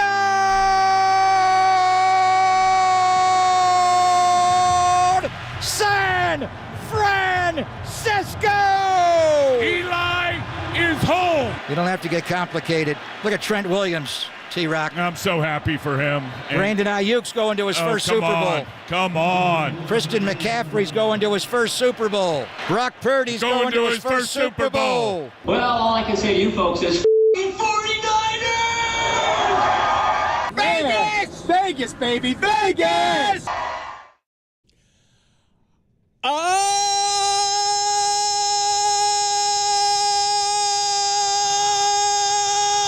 Yeah! How about that comeback? It's back! Woo! When was the last time you did that? Man, you got to save it for a special occasion, man. And that is as special as it gets, man. Over the next 4 hours, we're going to try to put this thing in context. It's just an awesome game. And we're going to open up the phone lines because this is a day for the faithful because, as you know, we were there. They don't win this thing if it's on the road. The faithful got behind them in the second half. They went crazy. A lot of plays, a lot of things, a lot of questions for the Lions, but the 49ers come through. The game manager, let's bury that today. Brock Purdy goes 13-16 in the second half. Absolutely great. Debo and CMC set the tone. They were not going to let this team lose. Defensively, some adjustments by Steve Wilks going to man. As simple as the defensive line getting off blocks as well. The Lions help out a little bit, just like the Packers did the week before. We'll talk about the fourth downs, but the bottom line, baby, is we are going to Vegas. The Niners are going to Vegas. It's a rematch with Patrick Mahomes from 2020. Wow. From but first, I'm going to see my cardiologist right after the show is over. That's the first thing you said to me. You came walking into the studio. I'm not That's joking. The first thing you said I'm not joking. My heart cannot take these games. I thought the Green Bay game was one of the most stressful games I've ever done, and that's maybe top 5 stressful games when you come, put it in a playoff mix where everything is on the line, maybe more. And then last night was just the Green Bay game. I had serious concerns how they were going to do it. Last night, I almost moved on at halftime. When Jerdy came on, Don't Stop Believing, I'm like, good timing for that, but let's go. I mean, the whole thing, John, was just too much to handle. What a game. One of the greatest games in the history of Bay Area sport, this great franchise. Scott Osler floated it out there with a question mark. Is it the greatest comeback in Bay Area sports history? Then Scott never wrote the column after that. There's too much to get to do last night. I'm sure that's coming. And was it? I mean, the Warriors, Game 6 Clay at Oklahoma City, even that, they came from 3-1 down in that series overall, but in a single game. The Reds, right? Game 6, they were down 2-0 in that series, came back and won. But a single game, Game 6, then Game 7, Memorial Day, they were down even more points. They were down 13 on the road in Oklahoma City, 16. It turned out to be Durant's last game as a Thunder. They were down 38-14 to the Giants in 03, but you're talking to 49ers. That was a wild card game. Super Bowl. Yeah, exactly. This was to go to the Super Bowl, and Dante Whitner will join us. I mean, they were down 17 points in Atlanta and came back with Matt Ryan at quarterback and were able to go to the Super Bowl that year. So whatever it was, but it was the way they were down 14-0 and 24-7 in the halftime. It's just the way it was getting done, too, right? I mean, they were bludgeoning the 49ers. Yeah, I didn't see how it was going to flip from a structural standpoint, but it did.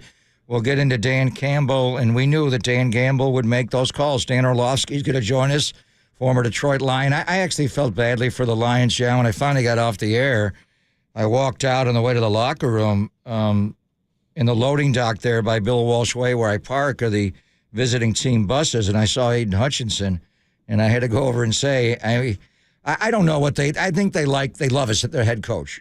People around that team say that he has a handle on that locker room like very few coaches they've ever played for. But you make some curious calls, and it's not just the analytics. It's the pulse of a game. It's a feel of a game. You kick that field goal, and you go back up by 17 points, then half the third quarter is meaningless. Momentum in this game is so important. We'll get into all of it. I think the bottom line on why it happened, and with Joe Montana there, what do you think of, at least I do constantly the whole game, Bill Walsh? And Bill Walsh loving Joe Montana's feet. And I think when it comes right down to it, the Niners won yesterday because of Brock Purdy's feet and Jared Goff's feet.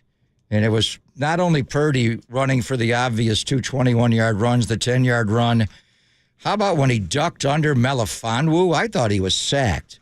He got out of that going left, and Juszczyk did the Biletnikoff, Dwight Clark along the sideline. The play when he rolled to his left and hit Jawan Jennings on the one-hand reach, broke every rule of quarterbacking. But at that stage of the game, it's not fundamentals, it's just win. And he was able to make the play, and just the countless scrambles, seeing the pocket. Brock Purdy's feet, Bill Walsh would just love it. And then conversely, Jared Goff, and it's just amazing. And Jared's a good player.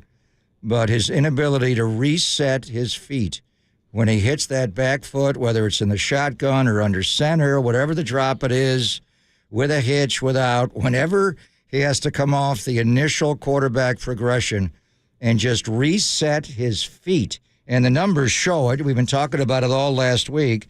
When he has a clean pocket, 116.1 quarterback rating. When he's pressured, it's 62.9 going into the game. You know what it was last night? This is amazing. The numbers last night. So he went 25 of 33 for 273 and a touchdown when not under pressure. He did not complete a single pass. 0 for 8 when he was under pressure. 0 for 8 under pressure. And I watched so many Lions games getting ready for yesterday. My eyes turned Honolulu blue.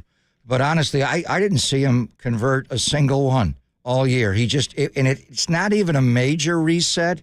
It's just a subtle reset.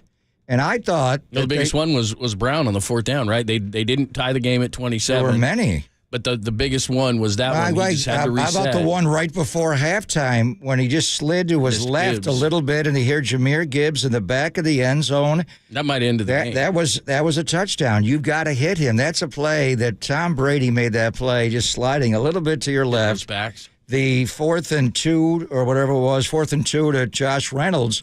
Nick Bosa got around Taylor Decker. I thought Decker false started on the play, but when you false started, open up the gate that much with your outside leg, you're allowing Nick to cross your face. They got a single team there. The pressure, and he had to roll to his right, and he pronated his wrist, and he threw a slider to Josh Reynolds. Was it a catchable ball? Yeah, but it's a tough catch. And then the one you're talking about when Armstead and the Gravedigger got through, and he had to roll to his right, and he missed. But it was over and over and over again. I thought, and Ben Johnson's going to be a head coach in the NFL, probably today or tomorrow, who will hear that Adam Peters hired him in Washington. I thought they would go back and look at the game when McVay moved the whole pocket against the 49ers, the last home game of the game in 2019. When that game, it was all off the fake stretch going left with Gurley, the boot game and the keep game. That time, he's not resetting his feet. It's a fundamental quarterback action, and he's able to he played great that night. I think they rolled that boot going right like 24 times because they knew they couldn't block on the midline. But it's just Brock Purdy's feet to run away when he knew it was man, just run the 21-yarders, the 10-yarders, the escape against Melifonwu, the one to Jennings over and over again, John, and just Jared Goff with those big, sloppy feet. And I know Jerry's around happy with us. He ain't listening. Probably not. But his inability to reset his feet and make throws.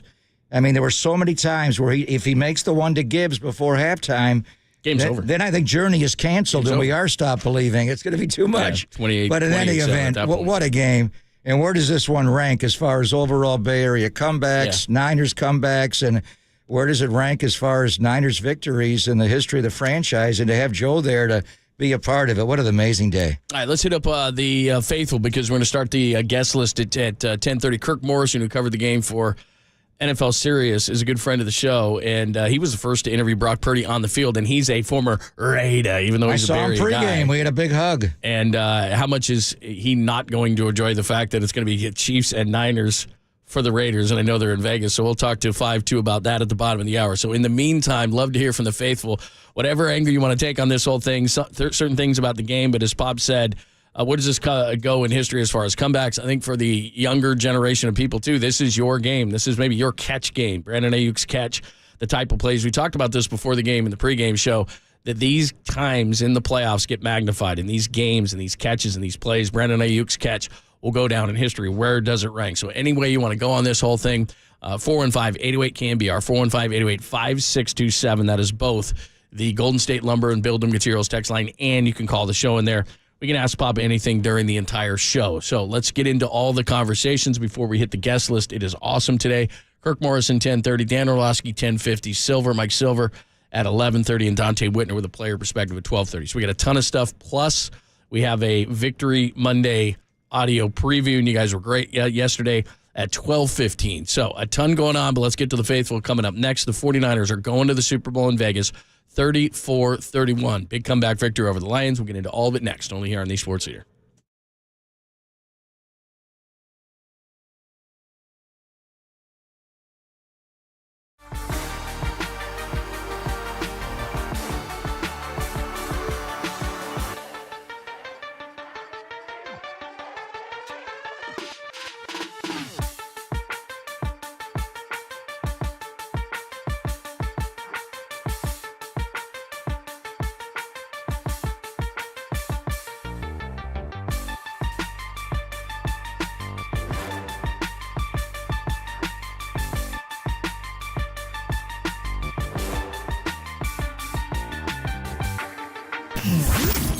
Here's what's trending now. Trending now. On KNBR.com. Tim Ryan, bro, joined Murph and Marcus this morning riding high off of one of the greatest comebacks in NFC Championship game history, led by Brock Purdy. That podcast and more trending right now on KNBR.com and the KNBR app.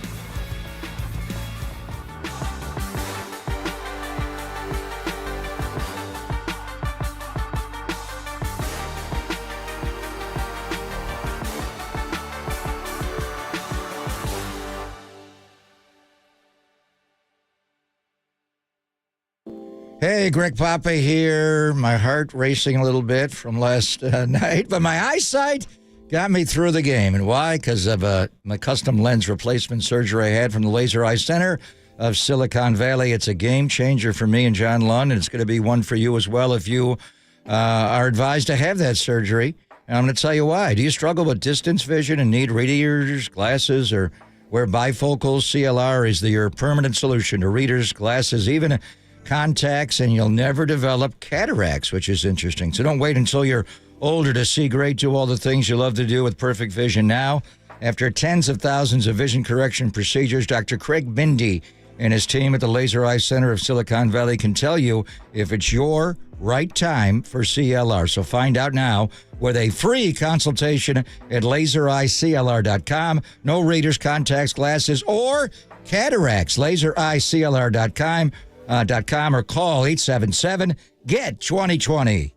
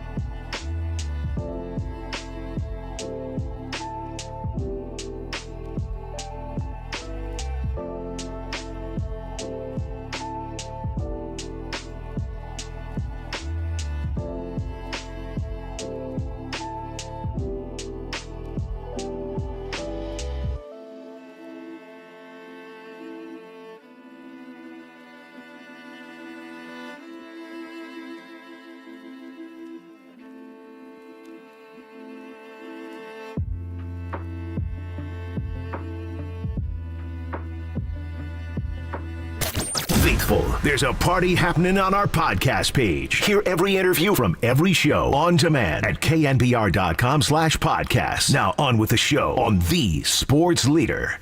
Goff, hands off, awkward handoff to Gibbs. Ball! He fumbled the ball! He got hit, he fumbled the ball. The 49ers have the ball! Bang! Bang! Eric Armstead recovers the fumble. Not a clean handoff by Goff. As he ran into Gibbs, then Gibbs got hit. He fumbled the ball, and Eric Armstead took it. Many great calls. That one gives me goosebumps. 34-31. Sitting behind you guys was a lot of fun. And I got to tell you, man. You were in the booth the whole game. Yeah, it was great. And I got to tell you Sarge guys. allowed that? He doesn't let people. I can bring my family in there. We didn't talk much. It was a lot of stress in there.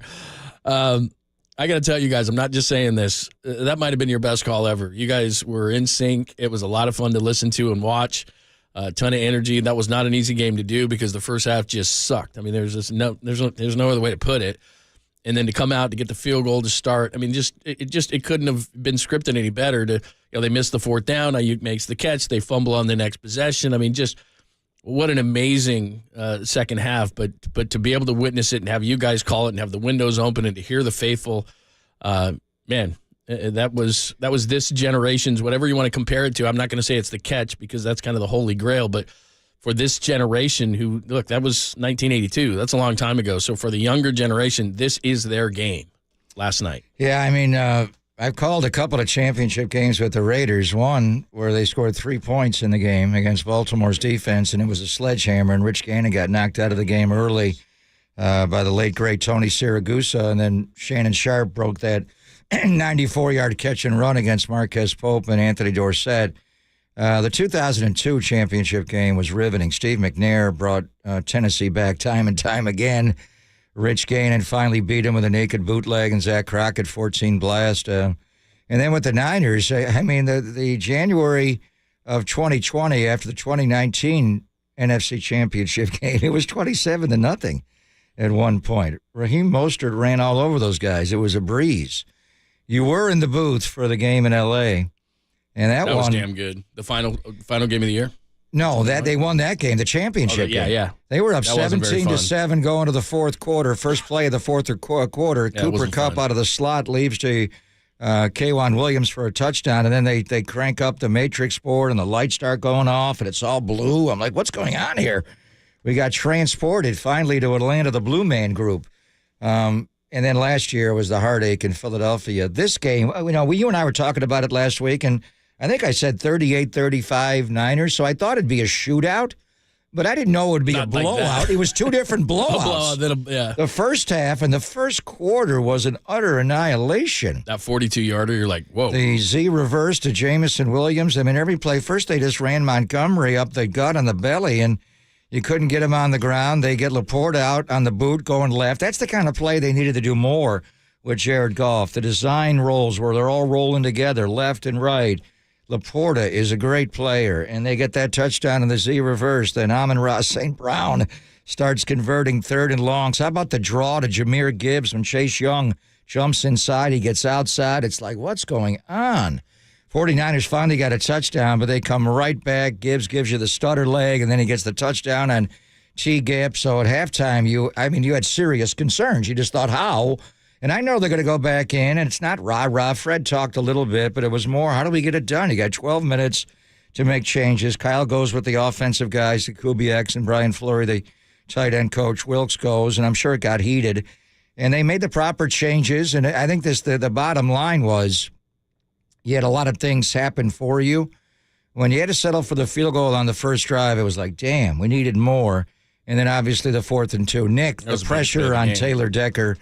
And they missed throw by Goff, throwing the slider, the pronation of the wrist, and Reynolds dropped it. Reynolds dropped one later on, and then whatever the hell Brandon Aiyuk did on that play was just amazing. And then after he caught that ball, and he did not score. I was talking to Brian Hampton, who's Kyle's guy upstairs, and you could see that Vildor touched him. And even though he was not on the ground, he touched him with the ball, and it took him to the ground, which is technically a tackle. I was thinking, do you challenge this? Because the next run got slammed. You're like, they got to score here. They found a way to. Brock made so many big plays. The touchdown pass to Aiyuk. after Aiyuk made the immaculate deflection. Right in there. What a throw with C.J. Gardner-Johnson coming across, and he just beat Cam Sutton. And how about Chauncey Gardner-Johnson, that cheap shot he laid on Deebo Samuel on the return on the interception of Malcolm Rodriguez when he went right for his left shoulder. The Lions are coming to Levi's next year, John. If Chauncey Gardner-Johnson is a Lion, well, we'll see where he goes. I hope he resigns there. They need more. To me, they should play Melifonwu and him and just play more safeties on the field. Kirby Joseph, they got to upgrade at corner, but we'll see. But next time we see that guy, there's going to be something pre-game that they're going to go at him because that was a cheap shot. All right, let's get out to the faithful again. Phone lines are wide open. Love to hear your thoughts on the game, where you were, what you did, and where this goes down in history for you. 808 KNBR. Kirk Morrison is going to join us. He covered the game for NFL Series. He's, of course, a former Raider, and he talked to Brock after the game, so we'll get into that. Don't want to miss it. But let's start with Mike in Eugene. And Mike called us last week and said that he is visually impaired and was able to. You're going to make me cry. To listen, and what a great job you guys did. And you guys had a great call last night. So let's kick everything off with Mike. Hi, Mike. Welcome back. Hey, guys. Hey, Papa, man, don't cry, man, because I cried yesterday like the whole damn game. So I thought of you the whole game, Mike. I thought of you. You know what? Well, I got something I wanted to say, but I do have a question. You got room in the booth for me during the Super Bowl? Yes. You can sit on my lap. Get the home booth. Sit on my lap. The visitor booth is a tight. I swear. No, be careful. I got a long white cane. Yeah, you were all good. I may need you there because I'm not sure the Raiders are going to let me in the stadium, so I may need you to call the game for me, Mike. Well, I could do that. I could do that. I could be your Cyrano. Yeah. Rocks in the shotgun. The calf radio was left. The bumper. Yeah, there you go. Well, here's the thing. With all due respect to the great Kevin Harlan, man. He was there yesterday. Kevin was there yesterday. I know, but when I want to go for the gold, I go with the gold team, and the gold team is Papa and T-Rock. You guys made the game great, man, like everybody's been saying. It's been awesome. Here's the thing, man. Finally, Brock Purdy, right? Yeah, like the way you said that. Well, they turn that what is it, the Acapulco or whatever they call it? What are they calling it down there? What's that? The blue. That? What's that blue light they call it? What's their blue light called? The Honolulu blue. Oh, Honolulu blue. Yeah, they're calling. Yeah. So it's an interesting shade of blue. Yes. You're not missing anything there, Mike. Don't worry about it. No. It's just blue. It's Honolulu blue. Honolulu blue. Team from the upper Midwest of Michigan, John. Why do they go Honolulu blue? Anyway. You missed it, Pops. It's blue. It's got it. Blue in the morning. I got it. So, no. But no, you guys, here's the thing, man. I was worried about the defense. I started out wearing my Kettle jersey. I had my inhaler in one hand, my pipe filled in the other hand. I had an inhaler as well. Ours was a little different. And then at halftime, I changed jerseys, threw on the Bosa jersey. Oh, that was it. The pipe again. And he made the play on 4th and 2, Mike. You saved it. That's right, baby. And here's the play of the game as far as I'm concerned. I was convinced we were going to win after the fumble. I knew we were going to win. When we recovered that fumble, that's when we were going to win the game. I knew it. I felt it. There was no question, and that's why I said you got room in the booth for me. I'm ready to go. I'll stay at my sister. She lives in Vegas. There you go. Mike, thank you so much for the call. Before you go, we were literally thinking of you. Chris Babcock, who's our statistician, former coach at Monte Vista High School football coach, actually wrote Mike from Oregon on his dry erase board before the game because you made that big man cry. So, Mike, we were thinking of you That's great stuff. Yesterday. Thank you, Mike. Brother. Love Glad you enjoyed it. Let me hit one more before we get to Kirk Morrison. Let's go to Michigan and see what they're feeling like today. Let's see. It's Andy. Hi, Andy. Welcome. Hey there, Papa and Lund. What's going on? Hear you guys' voice. So, are you a Lions guy, a Niners guy? Did you call last week? You're a Niners guy, right? Nope, that was the other guy, JD. So, okay. JD, if you're out there in Grand Rapids, look for me. Andy, also in Grand Rapids. So, okay. Where are you? Where are you in Michigan, Andy? Where are you? Yeah, Grand Rapids, West right Michigan. There. So is everybody bummed out today? What are they saying about Dan Campbell today? Hey! After I heard you guys say it I brought it up to the fans there, and they were loving it until they weren't. Until they went for it on the fourth down. And even what else? He mismanaged the very end of the game by going forward on fourth down. He needed to kick that field goal like 40 seconds earlier. But anyway. Yeah, he didn't have a great game. Yeah. Yep. It was deafening at first. That first half was crazy. All I hear was Jared Goff or Let's Go Lions. We were the only Niner fans there. People were asking me if I'm planning to stay through the whole entire game. And, of course, that's the definition of faithful, right? So, of course, I stuck through, and we see it, and then it got quiet. And then I started feeling bad. People were coming up to me saying, haven't you guys won enough already? I see a table full of old men behind me rooting for their Lions, and I'm probably thinking in my head, they've never seen them go to the championship. But it is what it is. The Niners are going back, and we need to win it this time. The quest for 6 lives on. I still have my Quest for 6 shirt from the Baltimore Ravens. And, Papa, you signed my big brain Brock in Cleveland with my wife. Oh, yeah. Wait a minute. That was you? I got you on my phone, bro. I got the picture. Yes. I got that poster. I still got your signature there. So I thought I jinxed us for a minute because we were 3 games losing, but now we're back here. And like you said. Oh, right. You showed up in Cleveland and we started losing. How did you get in our booth in Cleveland? Honestly, okay, I'm not going to lie. I had a few drinks, but I wasn't Did you drunk. climb a wall? No. How'd you get I was very Where confident. the hell's the security around here, man? I was very confident, and I don't know how I did it, but I felt like the movie Catch Me If You Can, Leo just faking his way through everything. Leo And I just DiCaprio. made it up to the booth. I love that movie. Great move, man. We Here got to it jump. is. Andy, congratulations, Here it is, man. Andy. That's cool, There's man. Way to I got stay the faithful. picture Oh, on my my God, phone that's so still. cool. Look, you see over He's YouTube got and the Twitch. Big brain Look at that. Brock. Yeah, nice. Check out the Signed brain that and on everything. Brock going to the Super Bowl. What's your Nice. wife's name? I think we lost. Is he gone? Yeah, he's gone. He showed up in the booth. Jeez, he just went confidently into your booth. No pass or nothing. That's nice security there. All right, we'll go back out to Lines of Promise. A lot of people were at the game last night. A lot of people with lots of things to say. Some people at the Philly game last year. So we'll get to all of the faithful coming up. But again, you can jump on the Golden State Lumber and Building Materials text line. We'll get to those as well. Phone line, it's the same number to use. And, of course, we're on YouTube and Twitch. You can start the conversation there. We'll get to all of them. But coming up next, Kirk Morrison was covering the game last night, 52 for the Raiders. What does he feel like? The Niners and the Chiefs in the Raiders facility. What does he think of that? And, of course, he covered the game last night for Sirius NFL, and he talked to Brock Purdy on the field. So we'll talk to 5-2 coming up next. Continue to take your calls as well. A victory Monday like no other. The 49ers are going to the Super Bowl. It's Pop and Lund only here on the Sports Leader.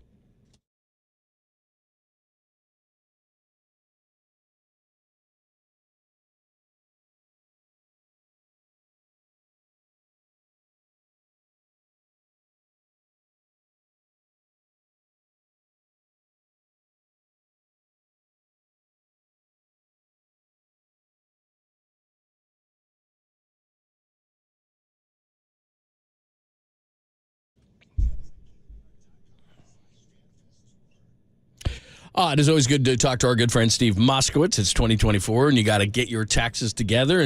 But what happens, Steve, if you can't pay your taxes? That's a big problem, right? It is. And the first thing we do is want to take over for you. And the bottom line is we listen to you, and we understand that you have financial needs, business needs, family needs. And then we go to the IRS, and we want to talk to them for you and cut you a sweet deal, so that the bottom line is you don't have to worry about what the IRS is going to do to you. Because what you don't want to do is stick your head in the sand and have one of these new agents come in and ruin your life, your business, your marriage. We want to avoid all that. We want to take care of you and work out a deal so you go on about your life and you can enjoy it and do everything you want. Guys, you got to call Steve Moskowitz right now. It is time to get your taxes in order. If you can't pay him, you can't bury your head in the sand. Steve's got your answers to your issues at 888-TAX-DEAL, 1-888-TAX-DEAL, or simply go to MoskowitzLLP.com.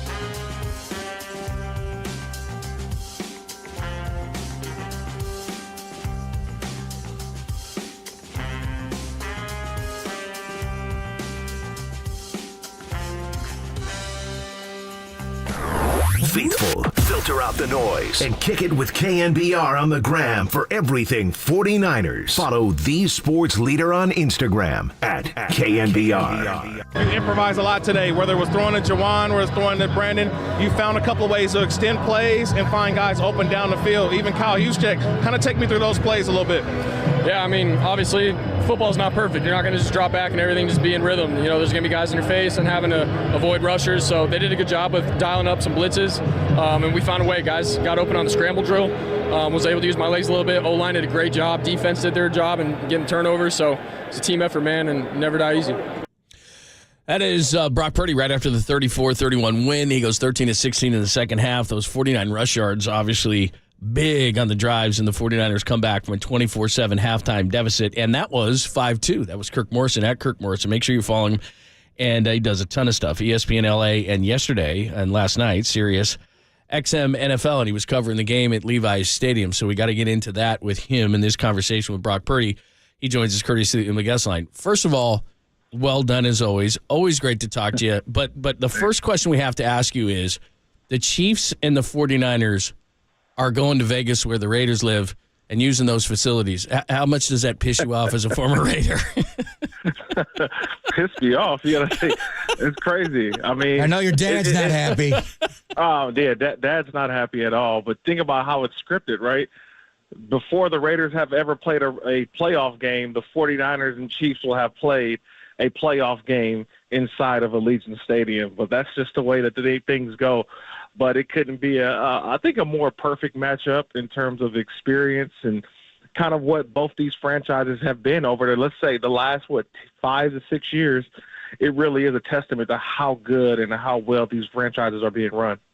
Yeah, red and gold against the red and gold. You were giving me crap for wearing a red turtleneck yesterday, 5-2. I know it's hard for you to see.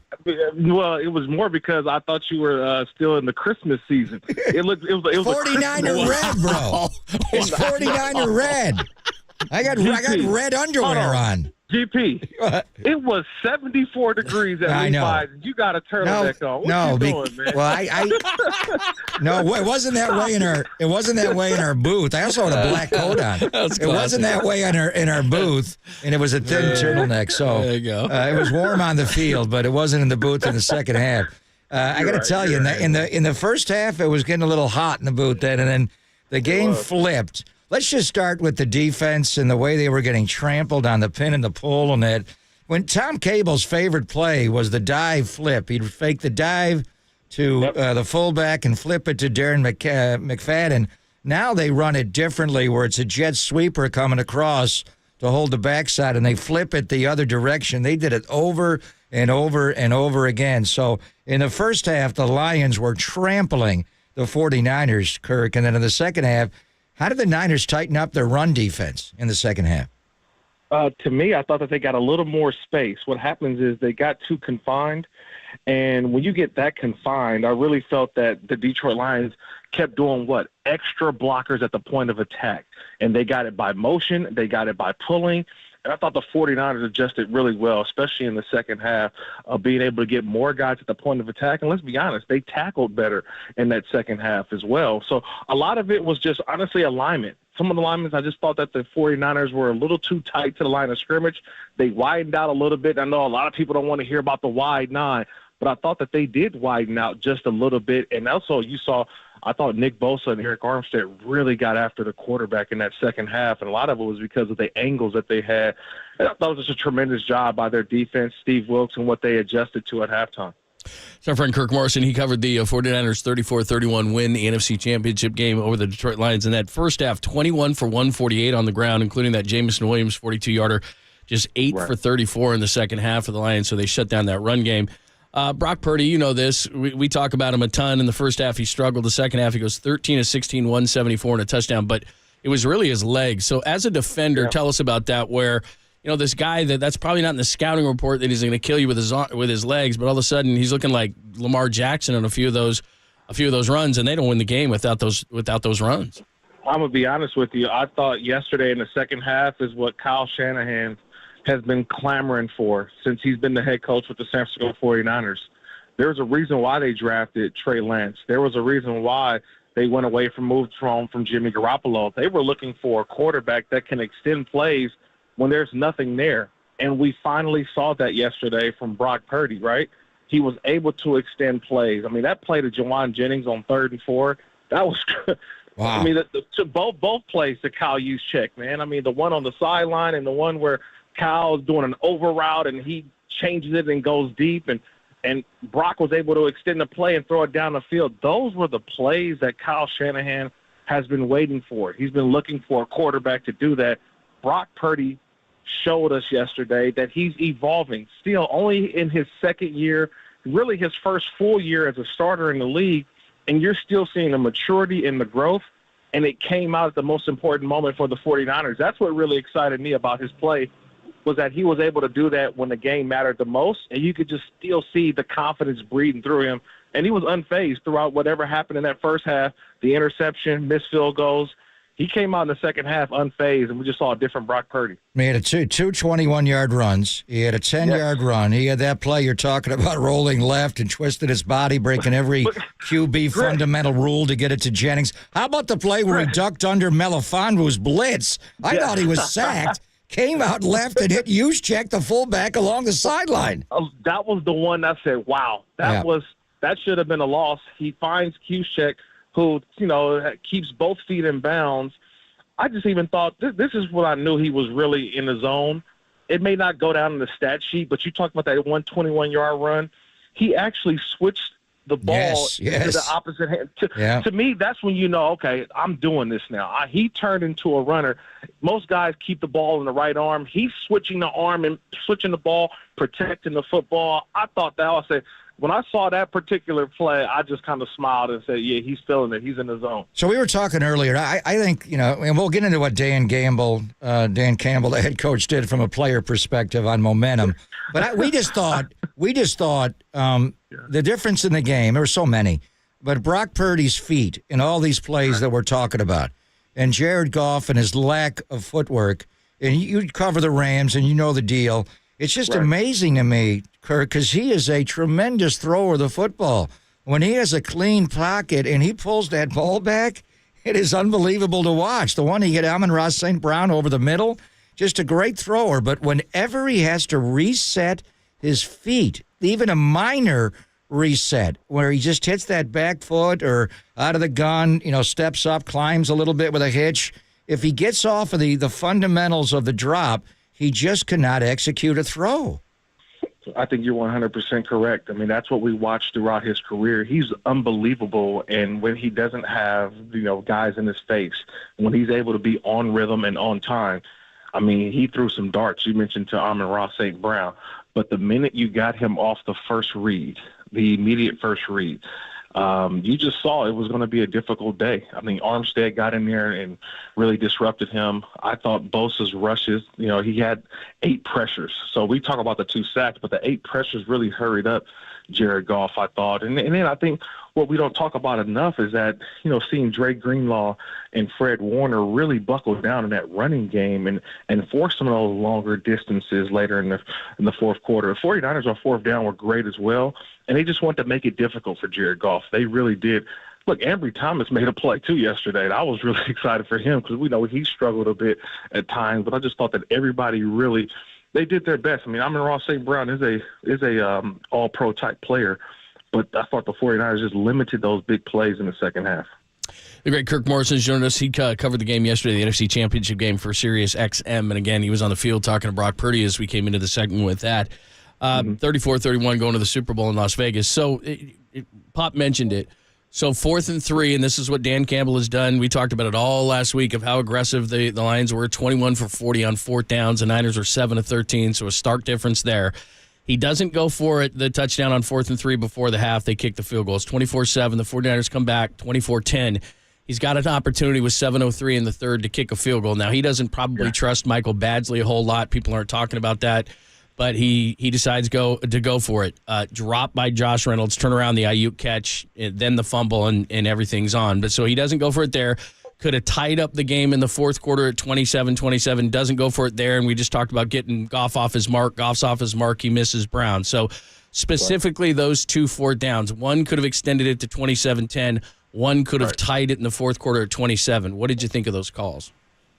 I thought Greg said it best too, right? That may be his new name, Dan Campbell. I don't know if you meant that on purpose, but he is Dan Campbell. Now, Tirico gave that to us last week. That's what they're calling him in Detroit. Steal it. No, I would call him Dan Reckless, but that's, he's more than a gambling man. He's insane. Yeah, Riverboat Ron doesn't even do that. Ron Rivera. No. Or Sirianni or Doug Peterson or just unreal. I totally understand that, man. And their coaching staff is filled with former players. A lot of guys who I've played with, guys who are really good friends of mine. And I was on that sideline before, and they have a mentality of this is who we are. This is who we're going to be, like it or not. But it's those moments that you talked about that you have to change up who you are as a player, right? Not as a coach. You cannot go in a situation where you could be up 3 scores and yet you try to kick a field and then you don't kick a field goal, and now the momentum has swung.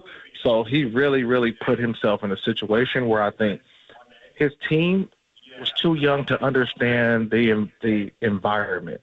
I think that's what we saw in the conference championship game between both the teams that won or the teams that had the experience, whether it was the Chiefs, the 49ers, the team with the experience, they didn't bat an eyelash. The 49ers played their game, and you can see Jared Goff and you can see, Coach Campbell, that they all did what? What'd they do? They start to look nervous. They start to really clinch a little bit, and that was the reason why. All right, so this is the matchup we've been waiting for. And as a Raider, former Raider, once a Raider, always a Raider, unless you're me and you're no longer a Raider. You are seeing red. Yeah, you may have to call this game, by the way. I don't know if they're going to let him in. They're going to have to let me in. The Raider personnel has to leave. They are. We're taking over Hendo. Which one is the worst scenario in the home of the Big Al? And I know what Al would say. He doesn't want the Chiefs to win. He hates Lamar Hunt. It's AFC West. He liked the Niners. He helped Eddie get the ownership there, but he had a problem when Mike Shanahan came to be the OC, and him and Carmen cut off all communication. But as a guy grew up, your dad. Yeah. I want to ask your dad, 5'2". Right. Which is the worst possible scenario in Vegas? The Chiefs win the Super Bowl or the 49ers win the Super Bowl inside the home of the Raiders? I think you're going to have to give me some time on that one. I do. No, I'm going to be honest. This is the worst matchup ever, right? Yeah, for sure. It's your worst. I mean, it is. There's nobody else you worry. Chiefs and Niners, that's it. Yeah. Let me take you behind the curtain a little bit. So before I arrived to Levi's on Sunday, I had an event in Las Vegas on Saturday getting ready for the Super Bowl for the Raiders. And the event that I had was a chalk talk. I was with the Raiders' all-time leading sacker and Greg Townsend and two-time Super Bowl running back Kenny King. And so we did a question and answer with the fans that were there in attendance. And one fan came up and she says, "I don't have a question, Kirk. I just want to tell you guys, the former players the former players who were there, and also the 2 current players. You guys want to practice squad guys." She says, "I just want to tell you, thank you for the greatest Christmas gift I know I can have." I said, "Oh, okay, you're welcome. What's the gift?" She said, "The Raiders beat the Chiefs in Kansas City on Christmas Day. That made my day. That made my Christmas." So Raider fans right now are also stuck to your point. I know my dad may be as well. You don't know which way to lean. Are you leaning to, okay, well, you don't want the Chiefs to win the Super Bowl, but they've already done it before. So is it more shifting toward the 49ers, the Bay Area, not winning? I mean, it's going to be a tough one, man. So I know I'm sitting here. Like, that's why I'm a fan of the game. You were rooting for the Lions and the Ravens yesterday. That's what you were doing. I was rooting for good. I was rooting for good football. Yeah. I was rooting for good football. And a lot of those guys who were on the 49ers, because I was at that Super Bowl in Miami, and I remember sitting in the tunnels getting ready to head out and seeing that ball just go through the outstretched arms of Emmanuel Sanders. I mean, it was just like it was yesterday it happened. And it was really important because, remember, that was like the last best thing that happened for us because, remember, the world literally shut down like a month later. Yep. So it was with COVID going on. So, look, a lot of memories from that game, but there's a lot of new blood on the 49ers that never experienced that Super Bowl, and there's a lot on the other side with the Chiefs as well. So I'm looking forward to it. A lot at stake, a lot on the line.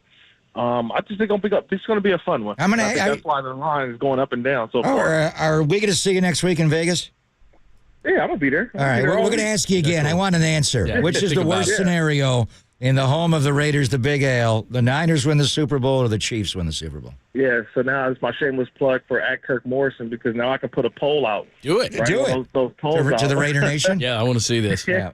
And I would love to see what people think, man. I'll call my dad. I haven't talked to him yet. I'm letting him kind of let it soak in for a little bit. Yeah. But I'll get his answer, and I'll share it with you guys when I see you in Vegas. Tell your dad I say hi, man. Hey, you're the best. Thanks, man. Hey, always a pleasure, fellas. Thanks for having me. See you next week, man.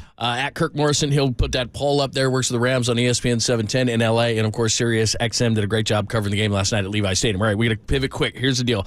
I know there's a bunch of people on the line we'll get to after we talk to Dan Orlovsky, so hang right there. We want to hear from the faithful. Dan Orlovsky, former Lion. What's going on in Lions country this morning? And what has Brock Purdy proven? Certainly he throws away this whole game manager thing in the second half. We'll get into that with Dan Orlovsky of ESPN next, only here on the Sports Leader.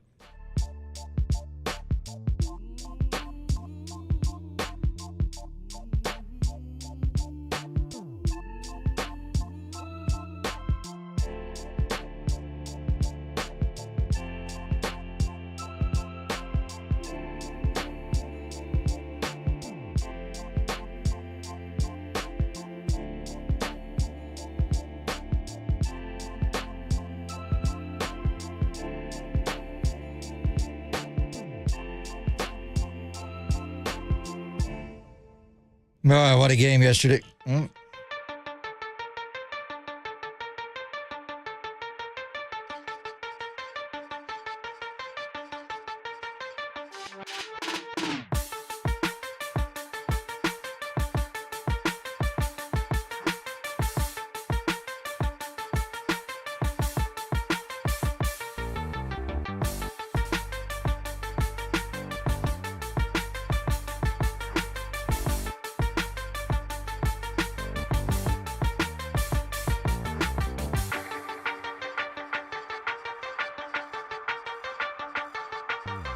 And I'm Greg Papa, still recovering from Championship Sunday. What a game. There's something about Sunday in playoff football. You take a morning walk, you go to the store, you grab some burgers and beers, you tidy up the house to make room for 10 fellow football fans, and your biggest Sunday chore is loading a case of Bud Light into the fridge. Or if you get ready for a full day with the family, which is anyone wearing the same team colors as yours, the hard work pays off, because nothing is as easy to enjoy as a Sunday full of football and beer, Bud Light style. It's easy to get excited for game day, because when you got your beers and your buddies or your family, there's nothing that's hard at all until the Lions jump out to a 24-7 lead. So enjoy your Bud Light throughout the NFL playoffs with Bud Light. Easy to Sunday, easy to enjoy.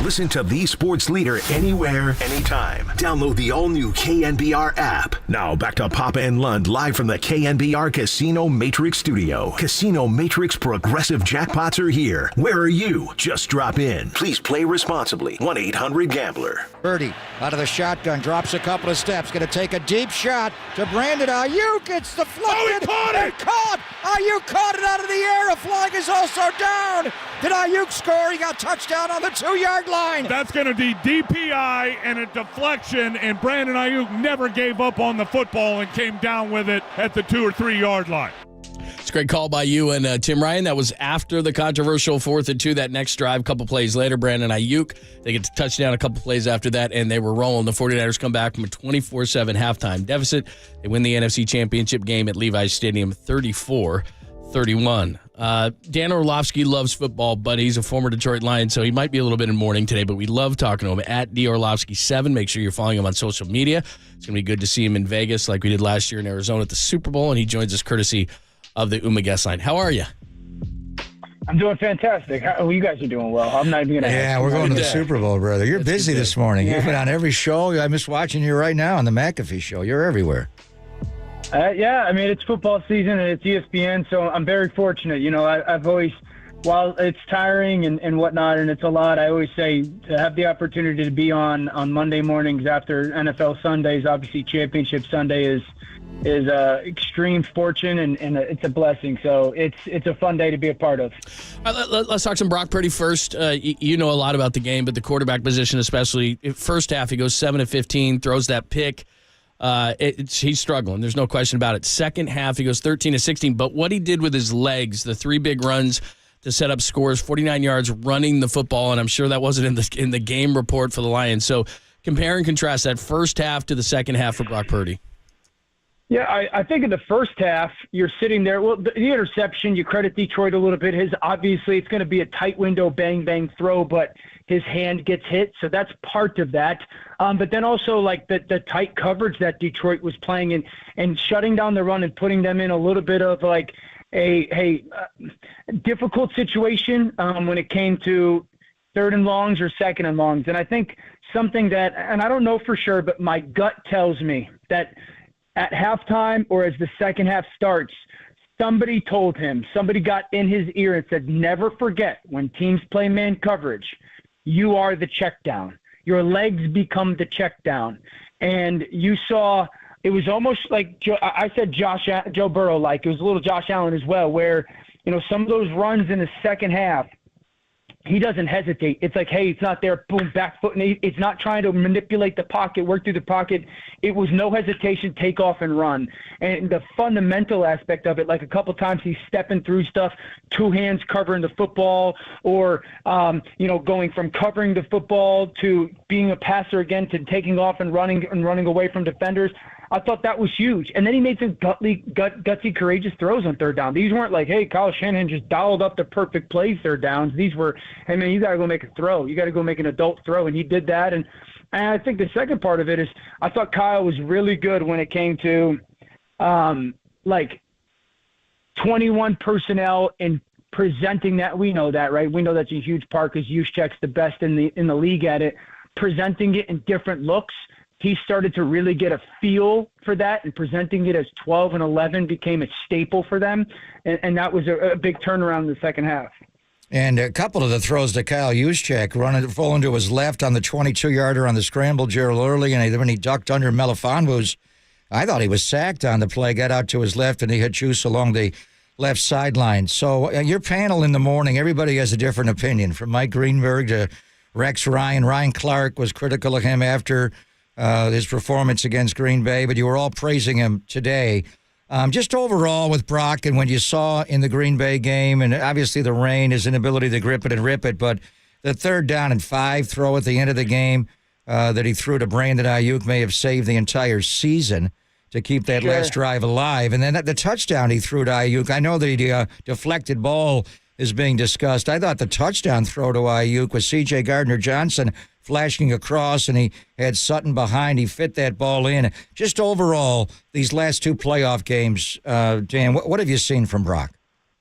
Yeah, I've seen him be at his best when it's needed the most.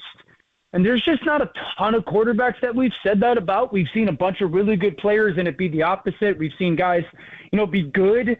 We've seen it be at his best when it's been demanded and or needed at those moments. And I think that's a rare trait. I think it's a rare quality. Again, we just don't – how many guys have we seen over the last 10, 15 years that we could say that about, especially for a guy that's been this young and this early and some situations that haven't been ideal. This isn't an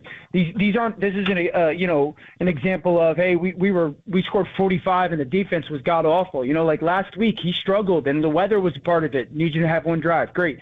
This week down a ton and everyone had said, well, I want to see him play when it's not perfect or utopia or when, they don't have an advantage. And he did that. And you have to give him credit for it. And I think, one of the things that Sean McVay said when I was around Sean was great quarterbacks always make the right play. Not a good one. And, he certainly seems to kind of be making that right play in those moments. The Aiyuk touchdown's great by Brock. It's also great by Aiyuk. I've seen so many receivers rush that route. And if you rush it, you don't create space between him and Debo on the timing and spacing of that route. And the spacing of it was as big a part as Brock's little subtle pocket movement also. Dan Orlovsky, great to be joined by Dan Orlovsky, breaking down the NFC Championship game as the 49ers are going to the Super Bowl with a 34-31 win. Obviously, a lot of people are talking about Dan Campbell today. He's done it all season long. There's no doubt about it. He's been aggressive. Kyle Shanahan is conservative. We talked about it all last week. So you got an opportunity with about 7:03 left in the third. It's 4th and 2. Reynolds drops the pass, so it's on the player, but they don't go for the field goal.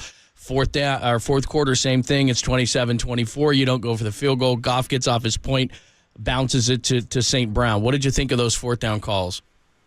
Yeah, I think it's more – so, yes, that's who they've been all year, and I understand that there is an analytics aspect of it that say go or don't go with percentage of winning or whatnot. I also think, and I've said this, it's who is their best unit, offense versus defense. By far, it's Detroit's offense. Who are you playing against? They're playing against San Francisco, and how's the game going? They had controlled the game. Like Detroit, if we want to be honest, for the most part, did whatever they wanted for the first 35 minutes of that football game on offense. So that's part of that as well. I think the first 4th and 2, when Reynolds drops it, it's just a drop. Like if he makes that play, I honestly think Detroit probably finds a way to score and the game goes in the other direction. He doesn't make the play. And then the 4th and 3, when they pass up the field goal and they end up forcing Jared to scramble. Okay, so philosophically, my thought is this. Again, you're fringe, like everyone's saying, kick the field goal. I think it would have been like a 45, 48-yard field goal. I don't know how great you feel about that with your kicker. I don't know much about their kicker. I think he's a good kicker and he's bounced around, but I don't know how great they felt about that in the moment. Also, down 3, you're thinking, okay, let's go for this. Let's go try to win the game. If we don't get this, hey, our defense, we just got to hold them to a field goal. If we hold them to a field goal, I think our offense will get the ball back. We'll be down 6. Then we go down and win the game, touchdown, extra point. In reality is this. If Eric Armstead he does a great internal twist and becomes unblocked. If he doesn't, they're going to have Reynolds wide open on the backside on an in route. And so you like – the play is there again for Detroit. One, they don't make, and one, you just have to say, hey, San Francisco had a player who made a play. And there has to be something said about that indifferent of the result of the play. And on both of those 4th down situations, Jared Goff had to reset his feet. And when he was running away from both the gravedigger, Javon Hargrave, and Eric Armstead out to his right. On the 4th and 2, Taylor Decker got, bull rushed. I thought he false started on the kickstart. And Nick crossed his face and got immediate pressure to Goff, and Jared had to roll to his right a little bit, kind of pronated the wrist like he was throwing a slider. And it was a catchable ball by Reynolds, but it was not perfect. He had to lean for it. And then right before halftime, I think one of the big plays was Jared getting middle pressure, Dan, and just sliding to his left a little bit. Very Tom Brady-like. And he had Jahmyr Gibbs in the back of the end zone, and he missed him. You said you were with Sean McVay. You were with the Rams in 2017. Jared's second year. I think we can analyze what Dan Campbell did and this and that. To me, it came down to everything you said about Brock Purdy's feet and how he was able to scramble, stay alive, sometimes just run. Great Joe Montana-like feet with Joe himself there to watch versus Jared Goff. And he's a great thrower of the football. I mean, fundamentally, nobody throws it better when he has that U-shaped pocket. But his inability to reset his feet over and over and over again. I'm surprised they didn't roll him out of the pocket more and bring everybody. When you were around Goff and McVay in 17, did you see it then? And what did you see yesterday with Jared's inability in certain big-time throws to reset his feet? Yeah, it's kind of who Jared is. You know, he's a traditional pocket passing quarterback. He's not a tactician when it comes to that stuff. And when he's clean, he could throw it with anybody. But when he has to move his feet, like a lot of just pure passers, they become lesser quarterbacks and lesser when it comes to the sudden movement. He's not a dynamic athlete, so lesser with the sudden movement. And so the misses are a little bit more exacerbated in those situations. I definitely agree that Gibbs down the middle of the field, that has the chance to be a huge one. Also, 2 plays later on 3rd and goal, which leads to the kick right before, they throw a little perimeter screen to Gibbs, and if he doesn't slip, I think that scores as well. So, like, these games, they come down to a couple plays here and there. And so, definitely, Jared's just, doesn't have a high level of comfort, and that surely showed. Great stuff. Dan, thanks for the time. We know you're busy. Thank you so much for a few minutes and your insights, and we'll see you in Vegas. Much appreciated. Thank you, brother. Thanks, guys. Congrats. Take care. That's Dan Orlovsky. Make sure you follow him at DOrlovsky7. He is a former Lion. We didn't ask him about that part of it, but Gibbs caught that ball on the ground. Yeah. He was on the ground when he caught that ball. And we were talking about just being outdoors and slipping, and it wasn't a big factor, but I thought on that, just them not playing on carpet, playing outdoor. I don't know how that guy caught that ball. God, is he good? Yeah. Isn't he? Well, here's the other thing, too, and we talk about these plays, and you give the 49ers a ton of credit for capitalizing on all these situations, but just like the Packers game, the Lions helped them out. One play that's not going to be talked about enough, where it just illustrates that you're trying to be too cute and maybe you have some inexperience. That it was 3rd and 4 at the 30-yard line for the 49ers when they were driving down. After the 49ers had scored, it was 24-10 in the third quarter. And on 3rd and 2, they give it to Amon-Ra St. Brown. I mean, you're being too cute with a gun run, and Montgomery and Gibbs are killing the 49ers on the ground. You give that on 3rd and 4. You give it to Montgomery twice up the middle, and you probably get a first down. So you're trying to be too cute. 3rd and 4 turns into 4th and 2, 4th and 2. Reynolds drops the ball. Like, sometimes there are certain plays within a game that don't get talked about enough, but, like, what are you doing with Amon-Ra St. Brown on a run when you're crushing them with Montgomery? I watched so much Lions this week, John, my eyes turned Honolulu blue.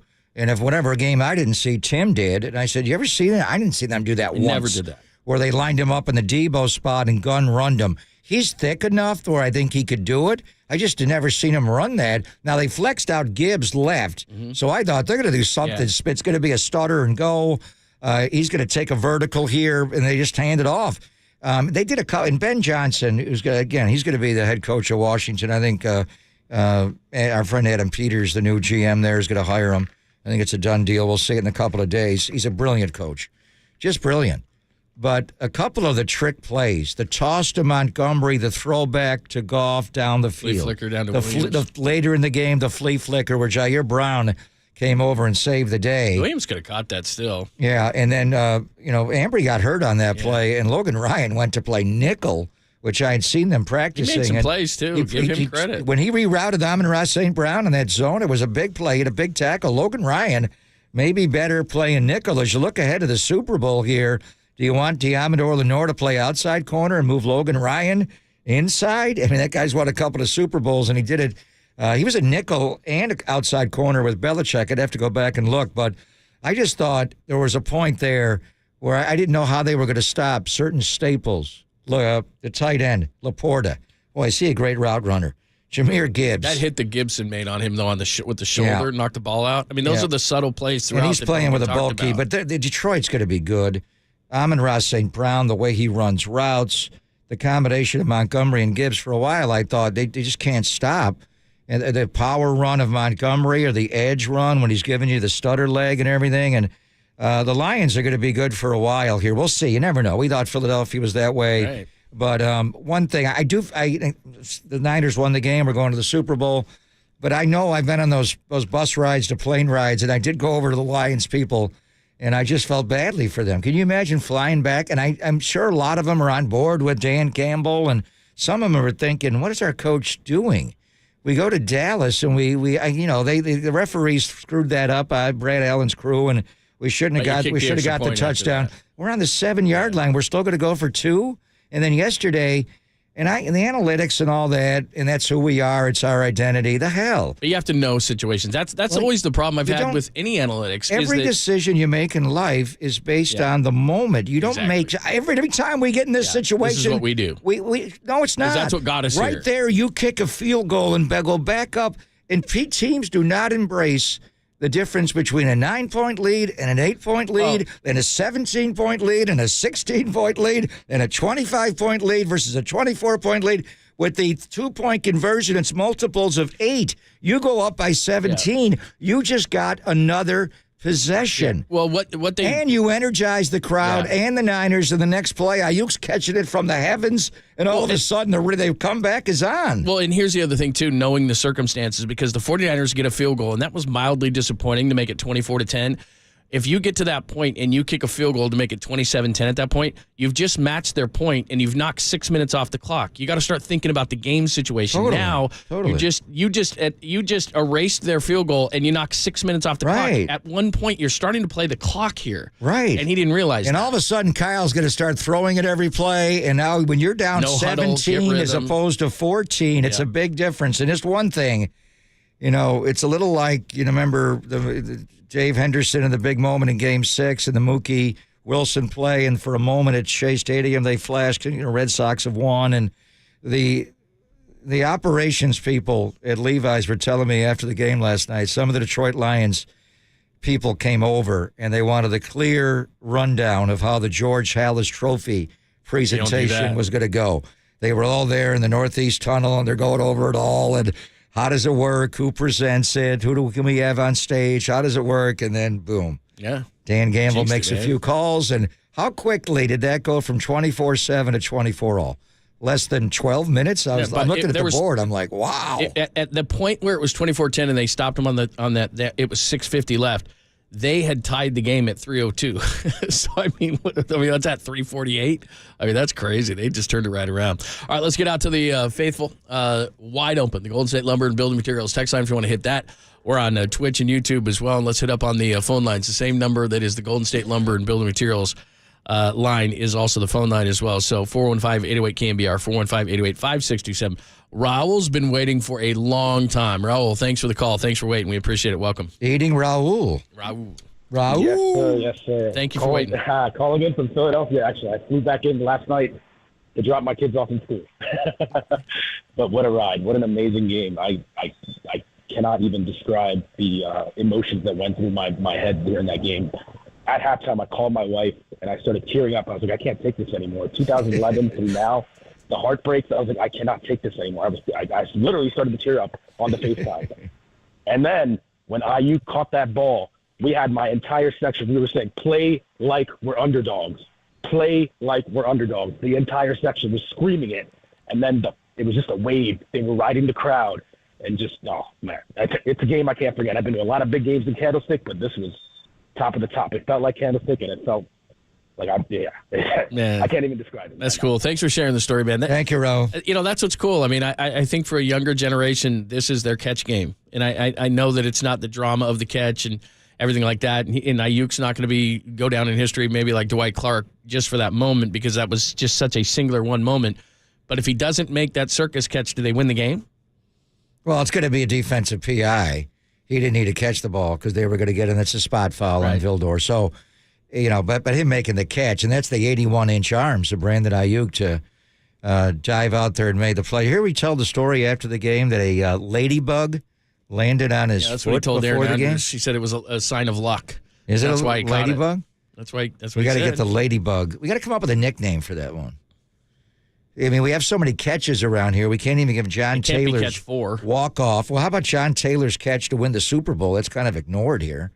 That's called the drive, I guess. That was a great play call by Bill Walsh's last call. We have the catch by Dwight Clark. We have the catch by Vernon Davis. We have the catch by, there's a lot of. We have the catch by Terrell Owens. The only one to win a Super Bowl on the last play was John Taylor's. And now we have Aiyuk. So I don't know what we call it, and I don't know if it goes down in history or what it is. But that's for the faithful. I do not like Aiyuk fluke. That was not a fluke.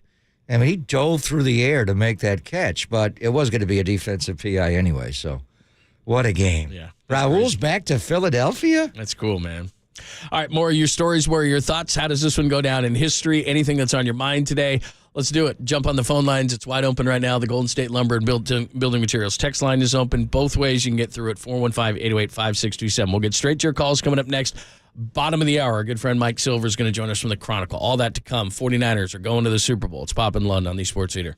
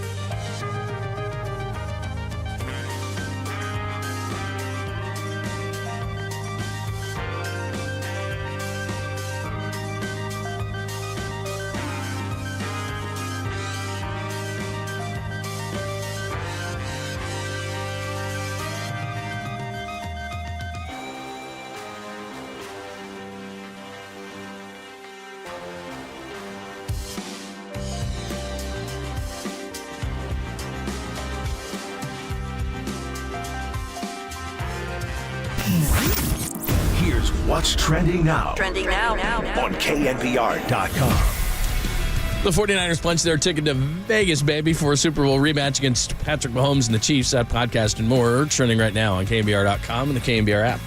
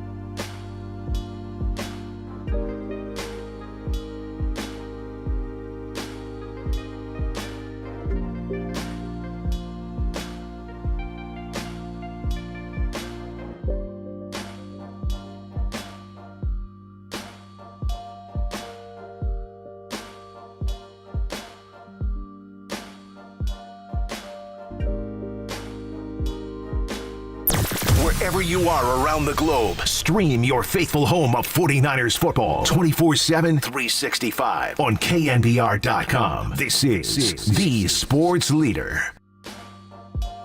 But it was a huge stop, huge momentum for us. I have a question for you guys. Why does analytics people say that momentum isn't a real thing? Like, what? I had a conversation with Pat McAfee, and he was like, yeah, all these people are telling us that momentum's not real. And that's just the biggest load of horse crap I've ever heard of in my entire life. But we can move on. I digress. All right, that's George Kittle. Was targeted once, and then he caught that ball for like a yard that he flipped over, but then he caught the long one as well. The corner route. And he had some great blocks. So he pancaked Aiden Hutchinson. Oh, it was awesome. Unbelievable. But what he was talking about there is what he's saying is if George is playing for the Lions, he doesn't want his coach going forward on fourth down because momentum was building for the Niners. Just kick that field goal and you push them back. And the analytics people, they just don't sense the heartbeat, the emotion, you can't the put blinders feel. on. You can't put blinders I mean, on. that stadium was coming undone. It reminds me a lot of conversations I had with Billy Beane about, I would always cite what batters would hit with runners in scoring position. And he'd say, you realize that's random and it's always going to go back to what they hit all the time. And I said, I don't agree. There's big situations where a guy hits better with runners in scoring position or clutch moment. They have these clutch stats, but he looked at it and Billy played. He was made the major leagues. And he just did not value what George is talking about, the human element. And the human element was 71,000 people coming undone. And then right after that's the Aiyuk play. And so they picked up the flag on the Aiyuk play. So he needed to make that catch. I think he needed to, but then again, if it doesn't come true, do they keep the flag on the ground? Who knows? All right, let's get out to the phone lines. The faithful are waiting. A 34-31 win over the Lions, down 24-7 at the half, and the 49ers are going to the Super Bowl for a rematch against Patrick Mahomes. We'll get into that as obviously we have 2 weeks to do it, but let's bask in the glory of winning this game. Let's start out with Mark. Hi, Mark. You're in Redwood City. Welcome. Good afternoon or good morning. I've been waiting so long, fellows. I hit the restroom twice, but it's worth the wait. Thank you for being patient. You know what I'm saying? It's 37 minutes to afternoon. Want us to put you back on hold? Don't worry, I'm the same we'll way. take you at high noon. I don't even know what day it is or what time it is. I'm going by the sun. Yeah, there you go. I'm going by the sun, Greg, so don't give me a bad time. I'm not giving you a bad time. I'm out here working hard, but I'm enjoying it. I'm enjoying the conversation. Now, let me gather my thoughts here. At 63 years of age, I've seen a lot of 49er football.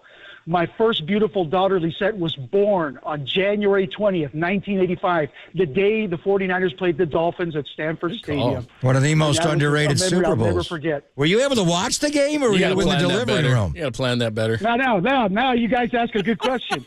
I felt guilty because I put my beautiful daughter in the nursery and I crawled in bed with my wife to watch the game, and I feel guilty. To this day, I did that. Sorry. It was a great game, and I enjoyed every minute of it. Now, Greg, I wanted to talk about the perspective of listening to the game on the radio because I had a previous engagement. I didn't get out of there till 5 o'clock in the afternoon. I turned the radio on and I hear you and Tim lamenting. What was the score at that point? Not stop these guys. What was the score? No, but let me get to that. It was their final drive before halftime, and they got a first down on a 3rd and 12. Then they got another first down on a 3rd and 18. And I'm going, Amon Ross St. Brown and Jameer Gibbs, the draw on the play over the middle. Yeah, I was not happy. Yeah. And they kicked a field goal to make it 24-7. Now, maybe you remember what you said at that point. You talking with Tim, and you go, you know something, Tim? In 1957, the Niners played the Lions at Kezar Stadium, and the Niners were winning 24-7. And they went into the locker room, and guess what? They were celebrating, and the walls were paper thin, and the Lions heard them, and they came out and won that game. McElhaney broke a big run, but they didn't score. Gordy Soltau kicked a field goal, and it was 27-7, and Tobin Rote came roaring back. So yesterday was win one for Leo Namalini. Winning for Leo yesterday, Mark. That's what it was, yeah. He used to eat the steak raw. Leo loved steak raw. He did. No, that was Bob St. Clair. That was Bob St. Clair. Okay, John. Okay, I'm sorry. That's okay. Sorry. So I go home. I get home. I'm watching the game. The halftime's over. Game starts. I see him kick the field goal. It was disappointing because I thought they should have caught the ball. Well, he threw one over Jennings' head, and they could have had a touchdown. Anyway. Oh, the high one. Yeah. I decided to go take the dog for. I take the dog for a walk. I don't know why. I can't watch the game. I put my headphones on. I get 20 yards from the house, and it goes out. I can't hear nothing. What? It's blacked out. Oh. So I come home, make a long story short, I walk in the door. You're making a short story long, Mark, but you're on a roll. 24-24 when I walked in the door, and the rest is history, my man. Then you watched the rest of the game from there? Yes, sir. What's your dog's name? And I watched all the interviews. I still listen What's your to you. dog's name? Stop asking him questions. You know, I forget his name right now. You forget the dog's name? Dog's name. Rename There's him. only like 5 Is of them. it a male dog or a female? Wait a minute. Name it Brock. No, it's a male. Brock. It's a male. He's Name the dog Brock. All right. Aiyuk. Wishbone. Wishbone. That's a good name. Wishbone. From Oklahoma. Wow. My daughter. J.C. Watts. All right. All Thanks right, for the man. call, Mark. Mark was on fire. Love of God, man. Wow. You don't need to take us through the whole game, okay? I love that you call, but come on. Is Mark getting into the God. makers is my question. His nickname is Makers we went Mark. from his daughter's birth to starting his at dog's 11 a.m. death. Isn't that what we just did? He was fun. He was good. All right. Birth of his daughter. The birth of his daughter, the death of his And dog. he doesn't know the Isn't that name of what the we just dog. did? The How the dog- hell do you not know the name of your dog? The dog was Baxter. He got Wisnowski'd.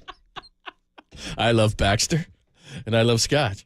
All right, we'll get out to some more phone calls. I promise.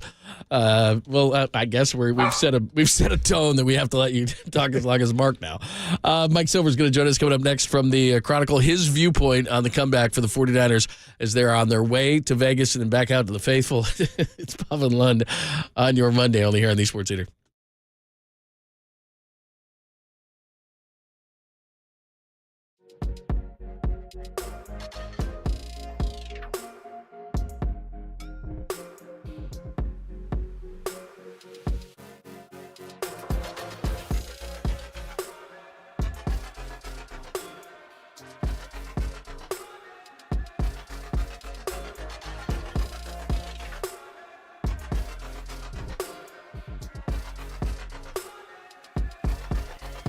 Wake me up, I'm here.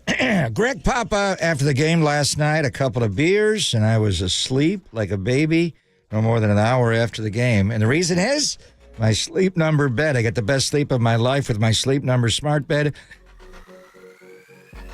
Sleep Number allows me to adjust the perfect mattress firmness and support to sleep comfortably every single night. So take your sleep to the next level, the Aiyuk level, and sleep on a Sleep Number smart bed. It automatically responds and adjusts your movements to help keep you asleep all night long. And now you can save 40% on the Sleep Number Special Edition smart bed, plus you get free home delivery when you add an adjustable base. But it ends today, January 29th, so that 40% savings, you got to get on that now. It's only at Sleep Number stores or sleepnumber.com. Sleep Number, the official sleep and wellness partner of the National Football League.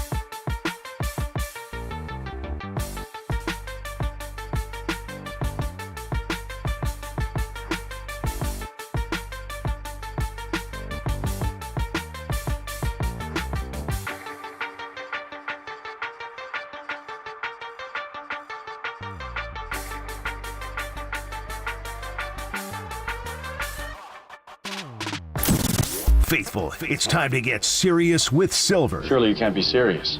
I am serious. And don't call me Shirley. It's the Chronicles' Mike Silver talking Niners ball with Papa and Lime on KNBR 104.5 and 6.8, the sports leader. Juszczyk ahead of McCaffrey from the 2-yard line. They give it to Christian off the right side. Touchdown!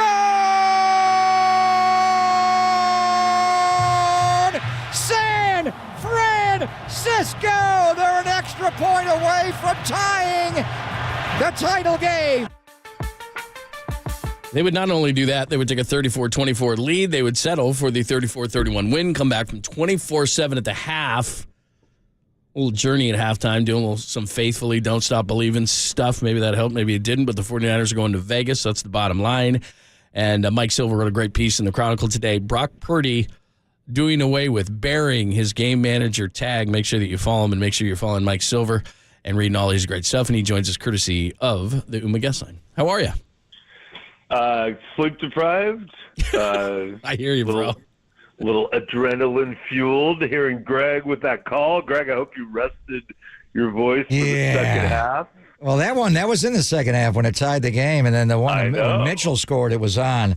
So let's just start with Brock, Michael, and because you were I don't want to say critical, but the Green Bay game did not go well. He was able to save it at the end by going essentially 7 for 7. George dropped one, but at the end, he saved the day, the glove, but he just was off. And you kind of laid it out what a big game it was for him in the championship game, and it didn't go well. And I know he got gut pressure, and Pascal hit the ball, but he got through the pick to Malcolm Rodriguez at one point after a 7 for 10 start.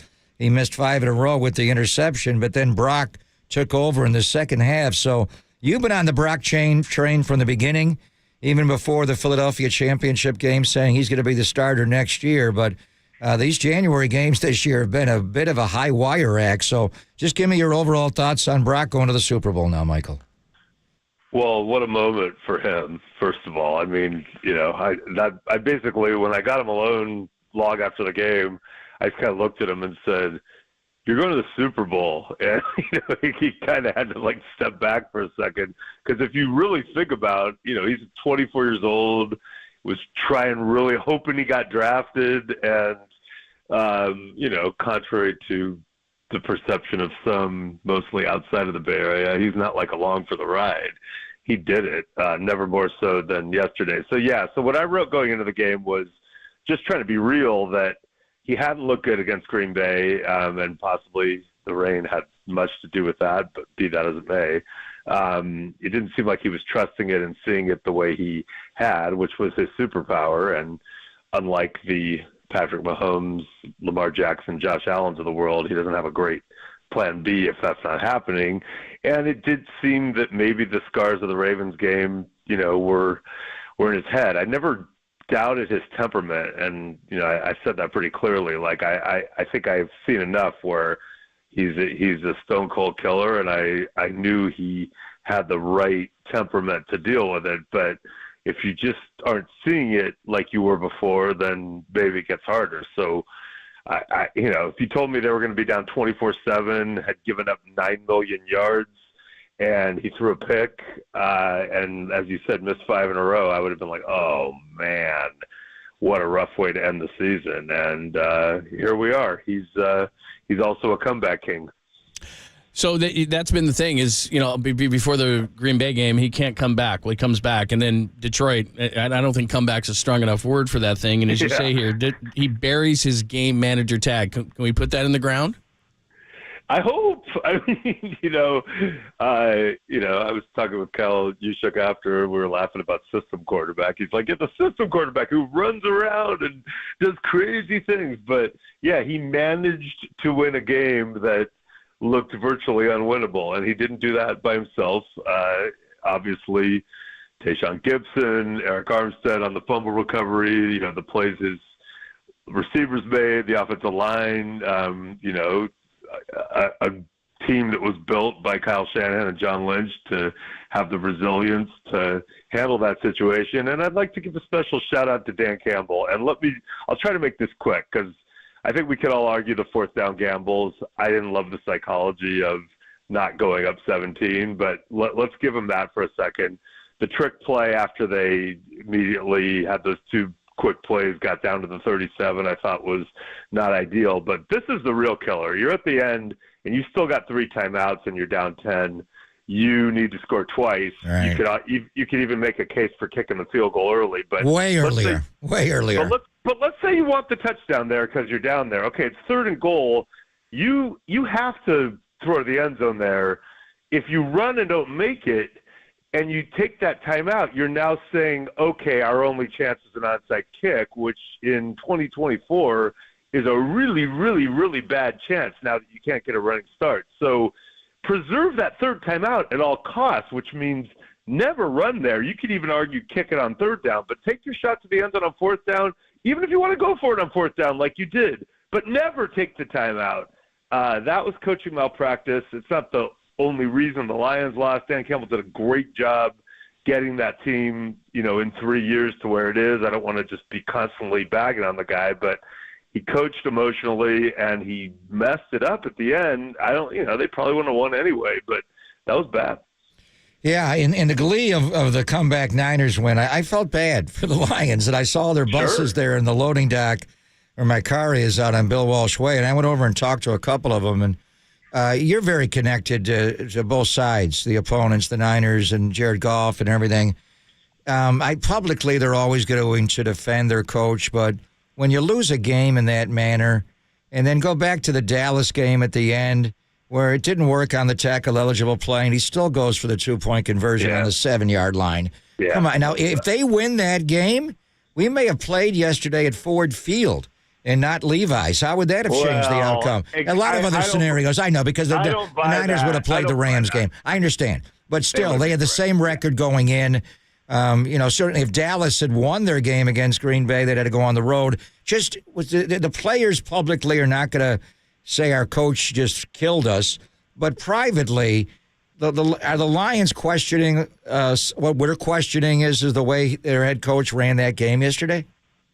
I don't think so. I think because they were so downtrodden for so long, in that city, that franchise, the fact that he has always been authentic and that's part of his whole thing and we're going to go for it, we're going to put it on the line.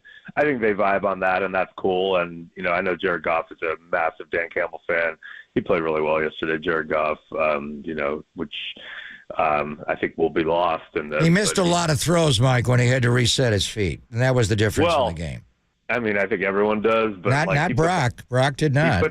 He put that 4th down throw on the money. That would have, that could have potentially put the back up by 21 if he gets that and they roll in. I don't know. I mean, I've seen a lot of quarterbacks not play well in big situations. I thought he was pretty good. But be that as it may, yeah, I think, look, probably there's a lot of love for Dan Campbell in that locker room, and people aren't questioning that, and they love the bravado.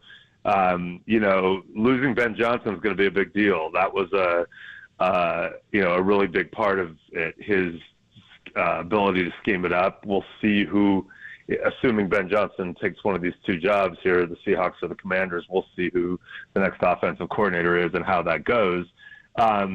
If anything, they should be frustrated by running the ball on 3rd and 2 and wasting the timeout. I'm a little fixated on that. But, look, Dan Campbell, to his credit, had a really good quote after the game. He was like, we may never get back here. Like, he's real about it. Like, these things aren't promised, which, by the way, is a testament to the 49ers, who it's not promised to get back. They got to the Super Bowl, had a brutal loss. They had a rough 2020. They got back to the championship game, brutal loss. Got back to the championship game, brutal loss. Got back to the championship game, brutal first half. And they're going right back to play Patrick Mahomes, Travis Kelce, Andy Reid, and friends.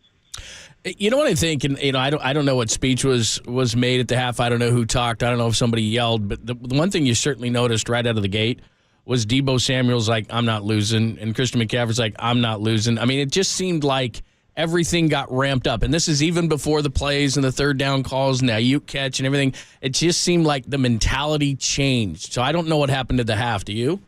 Yeah, I do. Okay, so here's what happened at the half. Usually they just calmly go over adjustments, one, each side of the ball. So They did make some adjustments, but Kyle Shanahan's chief adjustment was, I'm going to worry less about scheme and I'm going to worry more about getting the ball in the hands of my best players, which is the right mentality. Kyle told me he was just pissed. He said that made it easier because I was pissed. We were all pissed. So to him, it was very crystallized. So his adjustment was essentially like, not going to try to worry about being too pretty. I just need to get these great players the ball as much as I can. Fred Warner did talk to the whole team, and he said something to the effect of, hey, this is not the time for rah-rah. This is not the time for pep talk. You guys know the deal. Like, we all have to do our jobs. Defense, get the ball. Offense, keep the ball. I'm not going to sit here and try to give you a speech. And, that seemed to do the trick. But more than that, you go down, you get a field goal, you cut it to 14. It still feels like you can't stop the Lions. They go all the way right back down. They're in field goal range. And I just think, you take those points if you're the Lions. And maybe he would have missed the field goal. But the psychology of, oh, God, now we're down 17 again. So now it's 14. You made a stop. The crowd's into it. You throw a ball up, and you get a miracle 51-yard catch off a helmet. And now, we're in the twilight zone, which, look, Bob Weir was at the game. It's a kind of a Bay Area thing. There's a lot of people who've seen Bob Weir play in a lot of big crowds where weird things kind of happen. Mystical. Shapes shift, and you see your deity, or so I'm told. So, I just, when it gets weird in the Bay Area, whether it's the play or the catch or so many other things, or a Wolf Brothers or Dead and Company show, that's kind of what happens. So Scott Ostler threw it out there. Greatest comeback wins in the history of the Bay Area. And, the Warriors, and you're tight with Steve, had a couple of epic ones when they came from 3-1 down against Oklahoma City. The Game 6 Clay, when they were down 13. The Game 7 Memorial Day, Durant's last game there, they were even down 16. The Niners in Atlanta in the championship game were down 17-0. But Julio Jones scored a touchdown 6 seconds into the second quarter. So they had more time to get back, and actually by halftime, they had pretty much righted that game. So this is the biggest comeback win as far as margin at halftime, being down 24-7 in championship game history. Franchise, you've been covering this team, the 21-0 game you talk about in Washington, but they didn't win that game. And Joe had some epic comebacks against New Orleans and Cincinnati on the road. But those were regular season games. This is a championship game. So how big is this as far as the Bay Area Niner franchise? How big of a comeback was yesterday? Depends how you define comeback. By the way, shout out to Steve for all the texts I got on deadline from him when he was just in football fan mode, because he understands, being a former sports writer, how awesome that is on deadline to be getting a bunch of texts. So I appreciate that. But he is a big football fan, so it makes sense. Look, it depends how you define comeback. The greatest comeback in Bay Area history I attended, it happened at Memorial Stadium in November of 1982, and it changed football forever, and it's insane, and a band was involved. So if you look at comeback that way, the play will not be topped. Probably, again, how do you define comeback? In Super Bowl 23, they were down, at the end and had to drive 92 yards and won the game on a Montana Taylor touchdown. That's pretty amazing. The catch, because of what it meant and how it changed football and created a dynasty and ended the Dallas run, essentially. And then, of course, the catch itself, though it did take the Eric Wright tackle, the pillars, forced fumble, and the Stuckey recovery for you purists out there to secure that. So, I don't know. There have been a lot of great, insane moments. This is right up there on the list, and I would agree with you. I was at the game in Atlanta, which was a great comeback, but that was different. That was just more like, oh, whoa. One team is on a run, and now the other team is kind of regulating, and they're on a run. And remember, one of the great 49er comebacks ever, which is a lost comeback, was the Super Bowl against the Ravens. Yeah. When the lights went out, and all of a sudden, they were 5 yards away from pulling that off. But yeah, no, it ranks right up there. And look, let's just be honest about it, because nobody wants to say it, and nobody will defend Joe Montana as the greatest of all time more than the person who is speaking right now. But that was Montana-esque, dude. He was down 24-7 at the half, and it wasn't just him, but like Brock Purdy did something Montana-esque. It was pretty amazing. Plus, to be honest, if Mahomes did this or somebody of that ilk, it's all we could talk about today. I mean, there's a lot of different elements to this game and the Dan Campbell decisions and the plays that were made. But if Mahomes went 13-16 for a touchdown in the second half and ran 3 times for 49 yards and got big first downs, all day long would be Mahomes. What was he in that playoff game against Houston when they came back? That was pretty epic. I actually disagree. I feel like if Mahomes did it at this point, it would be talked about less because he just does it all the time. Yeah, I don't know how. Like, whatever. Well, in 19, how far were they behind to Houston when he came back? They were down 24-0 in the first quarter. I think they tied the game. They tied the game at halftime, didn't they? And Bill O'Brien faked a kick, a field goal, right? Because he was so stressed.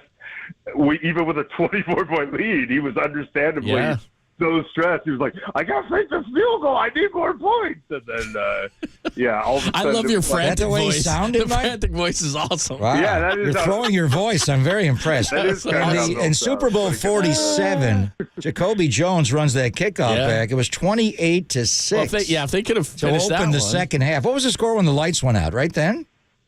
Maybe 12. Yeah. 28-13. Maybe it was 28-13. I just know the NFL did a really smart thing.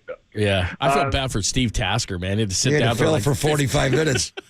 Let's go down to Steve. Right. The only camera that had a power generator. Just ran. They lost dance. That SNL skit that they did about Tasker, where a certain someone playing a player blurted out that he had helped commit a murder at the. Oh, that was the.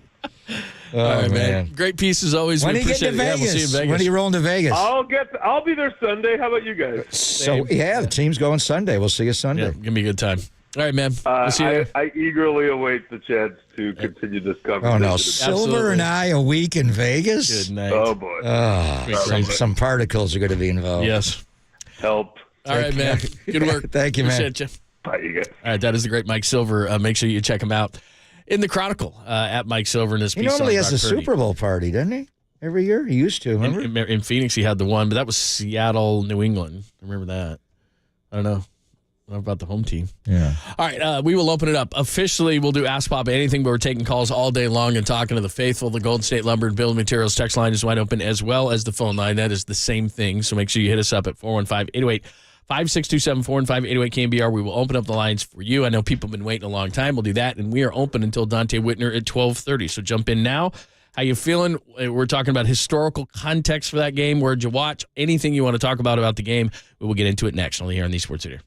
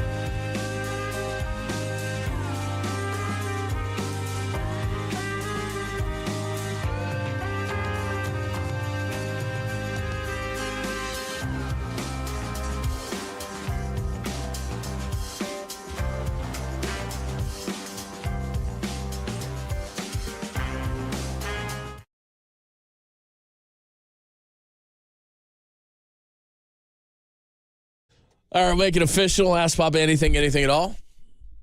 808 KNBR, 808-5627. Put a 4 and 5 in front of it. And that's text line and phone line. We're also on YouTube and Twitch, so make sure you check us out there. Start out with Frank in the city. Hi, Frank. Welcome. How you guys doing? How you doing? Good. Go Niners, baby. Love the show. Thank you, man. Go ahead. So, yeah, I'm a long-time season ticket holder. My papa had him in Kezar. My dad had him in Candlestick from the 83 to 90. I didn't miss a game. Wow. My dad, he made me memorize the starting offense and defense 1983 team to go to my first game. I think we lost to the Eagles in 83, and I was heartbroken. He's like, we'll never bring you again. You're a jinx. Which was a lie. Harsh. So where does yesterday rank? Where does yesterday rank of all the games you've been to? Honestly, man, it ranks up there as one of the best. I mean, it's hard to compare the Joe Montana Super Bowls, but it has to be, besides the comeback in the Bulls, like number 2 in Niners history, maybe number 3. I mean, what Brock did was just and he was incredible. And they're not going to give him the love on ESPN, which is a joke, and they want to talk about what Dan Campbell did wrong.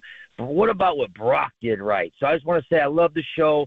Long Niner fan, and we're coming from Mahomes' butt, baby. Bang, bang, Niner gang. Bang, bang, let's not a gang. That's a good call, man. Thank you, How Frank. about that for the Aiyuk catch? Bang, bang, not a gang. Oh, I don't know. Yeah, we got to call it something, man. And nothing's really caught on yet. I mean, I've seen a few, but nothing's really caught me Last time the Niners played in Vegas was the New Year's Day, and then E40 had that show. Yeah. He didn't go on stage till like 1:45 in the morning that night. That was insane. We'll have to do this poll later, but the last 2 49ers Super Bowls, you and I have done about 14 or 15 Super Bowls together on Radio Row, and then I'll jump back out the lines, I promise. But the potential for more debauchery, New Orleans, Miami, or here, these are the last 3 places the Niners have been in the Super Bowl. Oh, boy. Vegas, baby. I have a feeling. Rob is up next in lovely Lincoln, California. Hi, Rob. Welcome. Hey, fellas. Hey, thanks for taking my call. Sure. That I at the post-game show that I heard like requests for calling the miracle deflection catch, and it just hit me this morning. So my entry is the bank shot to Brandon. Oh. What do you think? Off the glass? I think that's not bad. The All bank right. shot. What do you think of bank shot to Brandon? Right off the face mask. Yeah, that was kind of a bank shot. The Vildor. Yeah. I've got to come up with a good one. The I don't bank know. shot. Not bad. Not bad. We got to get Thank you, Ladybug Rob. in there. Yeah, that was wild. If people didn't know, after the game, he was talking to I'm blanking on her name. I can't Erin remember. Andrews? Erin Andrews. And he said it was because he had a ladybug on his shoe. So, okay. Whatever you believe. Let's see. Eric is up next. Hi, Eric. Welcome. Hey, fellas. Thanks so much for having me. I appreciate it. Sure. Yeah, I've been a 49er fan my whole life. Grew up going to Candlestick, was at Falcons Niners, classic pick at the stick. And last night, has to be one of my top 49er memories ever. At halftime, I was completely beside myself. I was in a Steve Young jersey, switched jerseys. I put on a Frank Gore jersey.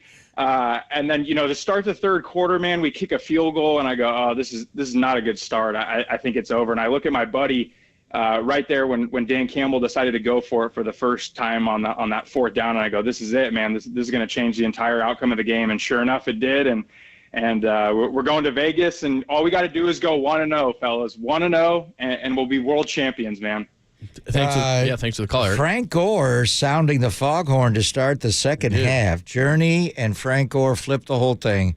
And after that field goal, Tim and I think we said it coming on the air, but in the break, we said this defensive series right here will decide who's going to win the game. If they go right down the field and get to the edge and do whatever they did to open the game, 4 plays, 2 Montgomery runs, a boot left to Laporta, and then the Z reverse to Jamison Williams. He's stumbling all the way into the end zone. If they come out and have one of those series to open the second half, I think I'm canceling our flights to Vegas. Yeah, that wasn't good. All right, but they did not. They went forward on fourth down. Exactly. And Nick Bull Rush, Taylor Decker. All right, to Ask Papa anything at all. The Niners are going to the Super Bowl 34-31. Your thoughts, historical perspective, plays you want to talk about, anything you want to get into with the comeback win down 24-7 at the half. Paul is up next. Hi, Paul. How's it going, guys? Hey, man. How are you? Doing great. Got a couple things for you. First of all, obviously just an incredible game. It was so fun to watch, so many ups and downs. And I really wanted to throw praise Debo's way because I felt like he was such a pro in that game, man, with all the chippiness going on with C.J. Gardner-Johnson, and he was getting in his ear every chance he got, and he let the football do the talking. And, it just goes to show, man, what good sportsmanship leaves you looking like at the end of the day versus poor sportsmanship like C.J. Gardner-Johnson showed. And he got more than his ear. On the interception by Rodriguez on the run back, he had a chance to go up on him and nail him in the left shoulder, and he got a personal foul for that. So that was a blatant cheap shot, but that's who the mouth of the South is, Chauncey Gardner-Johnson. And then right before the second half started, Kyle was deep into his call sheet. He re-scripts to start, and Debo just came up to him and said something in his ear. And as he turned, Kyle just wound up and gave him a whack on the butt, and it was, let's go. And I think one of the big, I agree with you. McCaffrey's got that look in his eye always, and Brock, they just willed him to win. But when Debo caught that dig, that dagger route over the middle and ran right through the middle, and Brock made a beautiful pass, then they gave him a little screen out left, and he was going to get tackled for no gain. He got out of that, and he picked up like 9 yards. I think that jump-started that whole drive to get that field goal. So I think it was Debo that got the whole thing started with that deep dig route. Yeah, and look, I think it's underrated just the way they came out. You could just tell McCaffrey, and he always does that. We're just not losing. He did that against Green Bay. But I think Debo did the same thing. Like, we're just not losing this game. Let's go. And I think it set the tone for the second half, and then we get into all the conversations. All right, Ask Papa anything at all. Let's go out to Michael next. Michael, welcome. Morning. Greg, do you think this is a better football team than it was 4 years ago? Yes. The defense is not as good. In some areas, they're better. I do like Charvarius Ward in this game, being a former Chief, to man match. I love Charvarius Ward following Amon-Ra St. Brown in that one motion, and he went in the slot. And not only the slot, he went in the middle of a 3-by-side of the number 2 receiver, St. Brown, which I hadn't seen him do. I wondered about who would man match Kelsey. And I'd like to see Charvarius on him, which would be a little out of the realm to put a corner, but he's their number 1 target. 13 hits that throw that 10 didn't hit. You're talking about Jimmy. Yeah, they're better there. But offensively, they're clearly better because of the quarterback, and obviously, and Jimmy, was he the same runner after he took the ACL against the Chiefs and Steven Nelson, the corner in Arrowhead, week 3 or week 2 or week 3, week 2, 3, they beat Detroit. Jimmy threw that pick to Tracy Walker after they lost the opener. But anyway, McCaffrey's presence, and Raheem was great. McCaffrey, just for the unblocked play, there's so many plays where McCaffrey picks up yards. The 7-yard run out of nothing. How did he get 7 yards on that? But I think offensively they're clearly better. Defensively, they've got to shore it up. And one thing Kansas City is going to do. Last year when they came in October, McCaffrey's first game, and he just arrived on that Thursday, they kept running that jet sweep to McCole Hardman, and they influence block. They didn't block Nick. They're going to come at the 49ers in the run game, and not just Pacheco downhill and the other backs they have, John, but they're going to hit the edges. So the one thing that depressed me on Sunday was Kansas City's performance right away. They went right down the field on that first possession. And the back shoulder throw to Kelsey. There was a 4th down throw where Kelsey made an amazing catch. The back shoulder for the touchdown, just everything. And their defense, goal line. When Zay Flowers fumbled on the goal line, L'Jarius Sneed punched that out. Trent McDuffie recovered it. And then when Lamar threw into triple coverage. So defensively, they're much better. In this game, and it was more of a condensed version, once the Niners get rolling, they just score. And like the Philly game where they scored 6 straight offensive possessions, touchdowns, the Niners scored 6 straight possessions with, the field goals mixed in. But Kansas City, going back to Super Bowl 54 in the Wasp play, once they start, they had 10 points with 7:13 to play, and they wound up with 31. It's like, how did they do that? So I Sunday morning was rough just watching Kansas City play the way they played. And I'm not saying that they can't be beaten, but it's going to take a great effort to beat them. And but yeah, I think this Niners team is the best team. But they've had chances to win the Super Bowl with 7 minutes to play, and that guy found a way on the Wasp play to Remember when he backpedaled like 17 yards to hit Tyreek Hill? Damn. Pop and London on KNBR, AM and FM San Francisco, the sports leader, Cumulus Media Station. The 49ers win the NFC Championship game 34-31, just in case you tuned out when they were down 24-7 at the half. Memorable plays. Where does this sit as far as historical perspective, comebacks and wins? And I think for the younger generation, this is maybe their catch game. So let's get into all those conversations. Any of the plays you want to discuss, we can as well. Dante Whitner on the defensive side of things at 12:30. I think part of the irony, we have 2 weeks to talk about this, so we don't got to get deep into the Chiefs today. Chiefs had a better offense. Niners had a better defense 3 years ago. It's flipped. The 49ers have the better offense. The Chiefs have the better defense, although you can run on the Chiefs. And then the other thing is, remember all the comeback wins we were just talking about? The Chiefs were the comeback kings that year. The 49ers have been. So it's going to be fun. All right, let's do Dave coming up next. Hi, Dave. Welcome. Good afternoon. Hey, great game last night. Don't stop believing. I think it's a turnaround. But also, I think also more importantly was a couple comments that I heard on postgame when they were talking to Wilkes and Shanahan. What did they say in the locker room?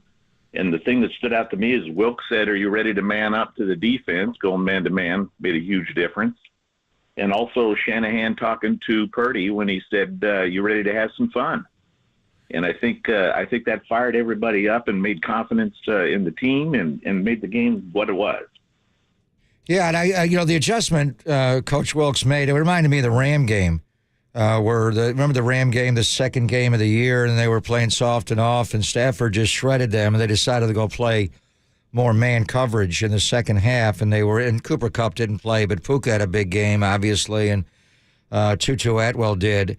I mean, going into the game, just some of these matchups, my thoughts were, how do you play man against these guys? You cannot play man against Amon-Ra St. Brown. Jamison Williams is too fast. You just don't How about when a couple of times they threw Ward in the slot? Like the second half, one time. They were just like, we got to do something. Well, that was the play I was talking about, and we'll get into it with Dante. And Ward at that play, he was going to follow St. Brown around. That was not the plan. He only did it on one play. But they sent Amon-Ra St. Brown in motion, but he lined up in a 3-by side as the middle receiver, so he's number 2. Number 3 is closest to the line of scrimmage. 2's in the middle. 1's closest to the sideline. He lined up in the middle there, and I thought, whoa, that's something you just don't do. Lenore would have been the guy that I would have had follow St. Brown around, but Charvarius Ward, and they didn't even throw the ball that way. And also Logan Ryan's play in the nickel, which I saw them repping. Remember you asked me about it last week, and I said, no way. And then I go out to practice that day, and Logan Ryan is the backup nickel behind Diamador, and they moved Isaiah Oliver to safety. So I thought, really? I mean, Logan Ryan, he and I had a long talk one day on the practice field, and then we interviewed him for the pregame show in Washington on New Year's Eve. He started as an outside corner in New England, and then one year Belichick just said, you're moving to nickel. And he was a really good outside corner, and he gave him no reason, but you're playing nickel now. And then when he went to Tennessee, he was seeing the money that some of these safeties are making, in particular Jamal Adams. So he told John Robinson, I'll sign there in Tennessee, but I want to play safety. And he made the conversion to safety. I didn't think he had the foot speed, frankly, to be able to play in the slot. But he had a big reroute on Amon-Ra St. Brown. They wound up dropping him, and it was an over route, and they zoned him. But he got up into him, and you just can't let these guys run free. And Amon-Ra St. Brown. But watching, John, I was like, how are you going to cover this guy? He's a difficult cover. So my thought going into the game was, man, it's going to be a problem. You got to play off of these guys, rally up and tackle them after you drop into their zone. To make that adjustment at halftime down 24-7 and help flip the game. But it's also could, be kerosene on the fire here because these guys get behind you. I mean, Jamison Williams is how good is Amon-Ra St. Brown? With his route running, he's not afraid to catch the ball shy of the sticks and then still shake you for the required distance to pick it up. That guy's a great player. Let's go out to Scott up next. Again, 49ers going to the Super Bowl 34-31, the big comeback win at Levi's last night. Hi, Scott. Welcome. How's it going? Hey, man. Couple comments. Kyle Juszczyk's catch along the sideline was just ridiculous. I think that was one of the better plays in the game. And also George Kittle's pancake block of Aiden Hutchinson was absolutely ridiculous. Travis Kelce cannot make that block. on Aiden Hutchinson. George Kittle is far better blocker than Travis Kelce will ever be. Well, not a doubt. But Kelsey's an elite route runner. I mean, George, we saw him manhandle Micah Parsons, and Micah Parsons came here. So, and the Juszczyk catch was amazing. But to me, that started with Brock getting out of the sack from Melifonwu. I lost him for a minute. I thought he was sacked.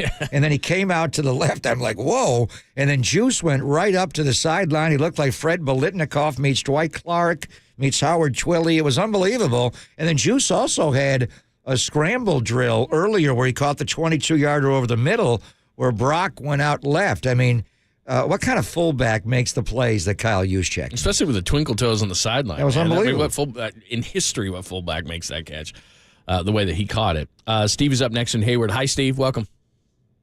Hey, guys. Hey, man. Hey, guys. Nice job. Hey, real quick, I'd love to. What are you doing? What are you banging? Bang, not a gang.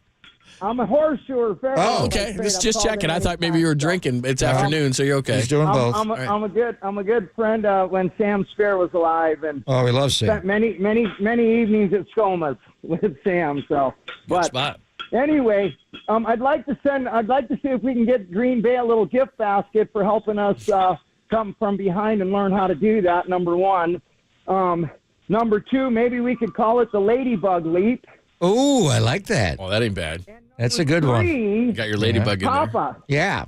One of the scariest moments of the game for me was when McCaffrey went down the sideline to about the 3-yard line. Landed on his head? Tackled, he landed on his head, and I was like, oh, my God, his neck, his head. And the next thing I know, Mitchell's in the game. He said he's in the end zone. Oh, I'm like, I know, but I'm just saying that Mitchell's in the game. I'm like, what happened to McCaffrey? He landed on his head.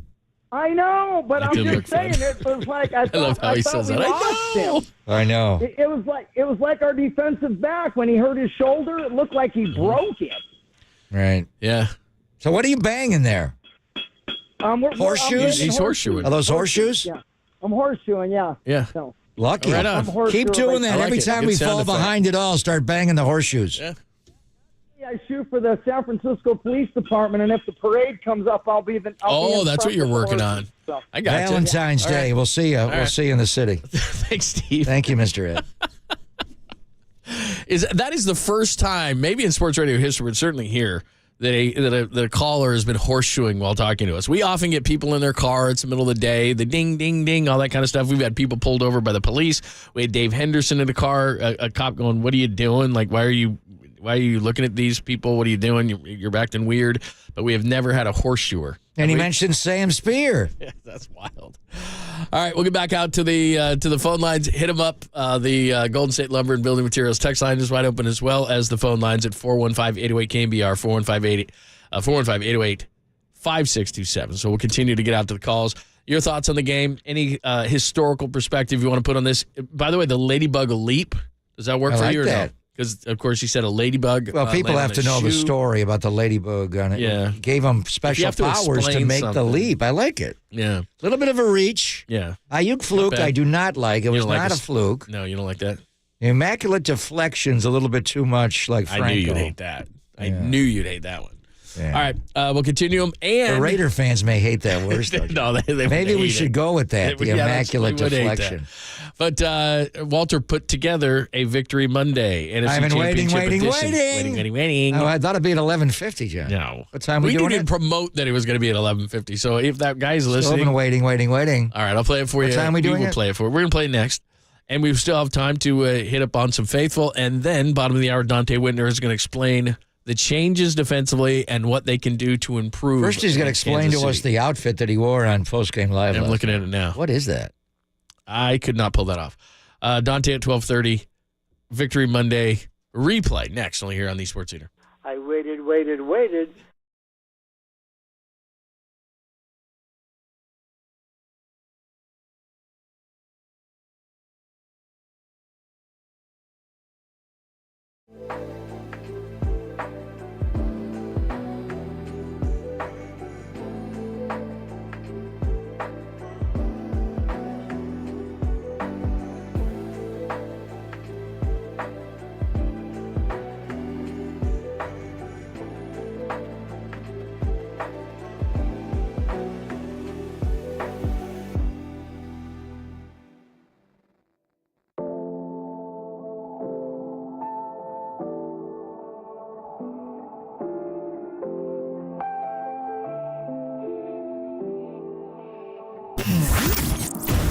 What's trending now? Trending now. On KNBR.com. Down 17 at the half, no problem for Brock Purdy as they now have a chance to bring a 6th Super Bowl title to San Francisco. That story and more turning right now on KNBR.com and the KNBR app.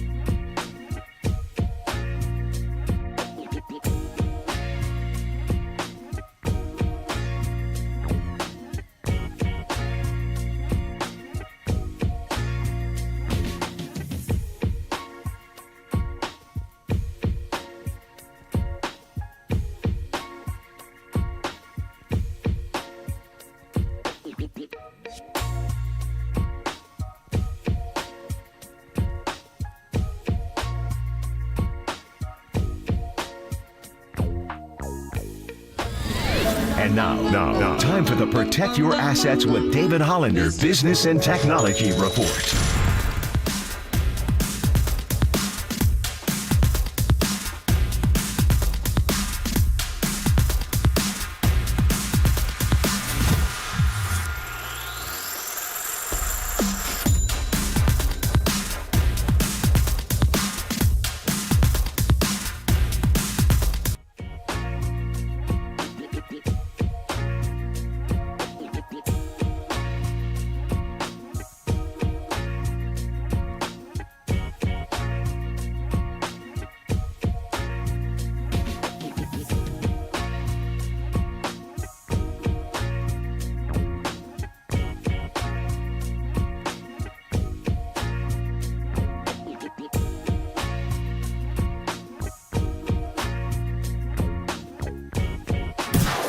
Listen to the sports leader anywhere, anytime. Download the all-new KNBR app. We are your proud home of 49ers football. KNBR 104.5 FM and 680 AM.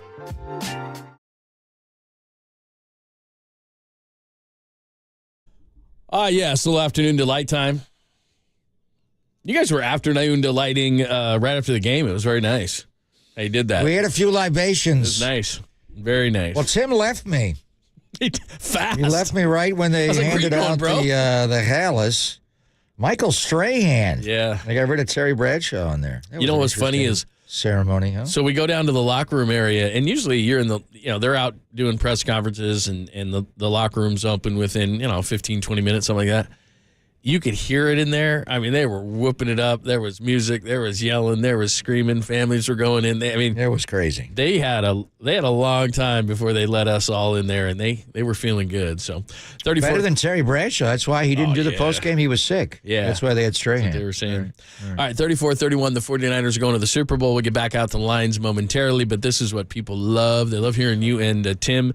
And not only was it a tale of two halves, it was a tale of two calls. There's no doubt about it, with the 49ers being down 24-7, ending up winning 34-31. Here is your NFC Championship edition of Victory Monday.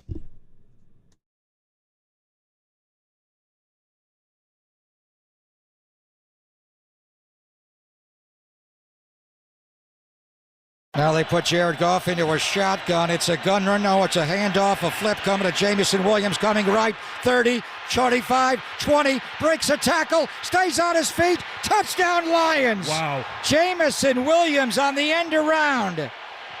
Goes 42 yards for the Lion touchdown. Right hash has been a problem for Jake. The ball's on the right hash. Tabor Pepper will snap to Wisnowski. They got it down. He has it away. It's going for the right, upright, and it is wide right, no good. Handoff to Montgomery. Powers forward, hits the goal line, and powers in for a Lion touchdown. The Detroit Lions have scored 2 touchdowns here with 2:34 to play in the opening quarter. Purdy is under center. They give it to Christian off the right side. Cutback. Touchdown! CMC! 3rd down and 10. Purdy out of the shotgun. Bull rush by Hutchinson. Purdy throws over the middle, and it's intercepted. Toss to Jahmyr Gibbs coming right. Breaks a tackle. Breaks another. All the way into the end zone for a touchdown. Wow. We'll see if they just snap it. McQuaid, the former Ram, the long snapper to Jack Fox, the punter holder. Badgley will drive through the field goal. That'll take us to 7 seconds to go in the half, and the Lions have a 24-7 halftime lead. Journey is going to perform here at halftime, and we need to hear Can't stop believing. Stop believing. 2nd down 2. Purdy under center. Play action to McCaffrey. Gets his head around. Steps up. Throws. Caught!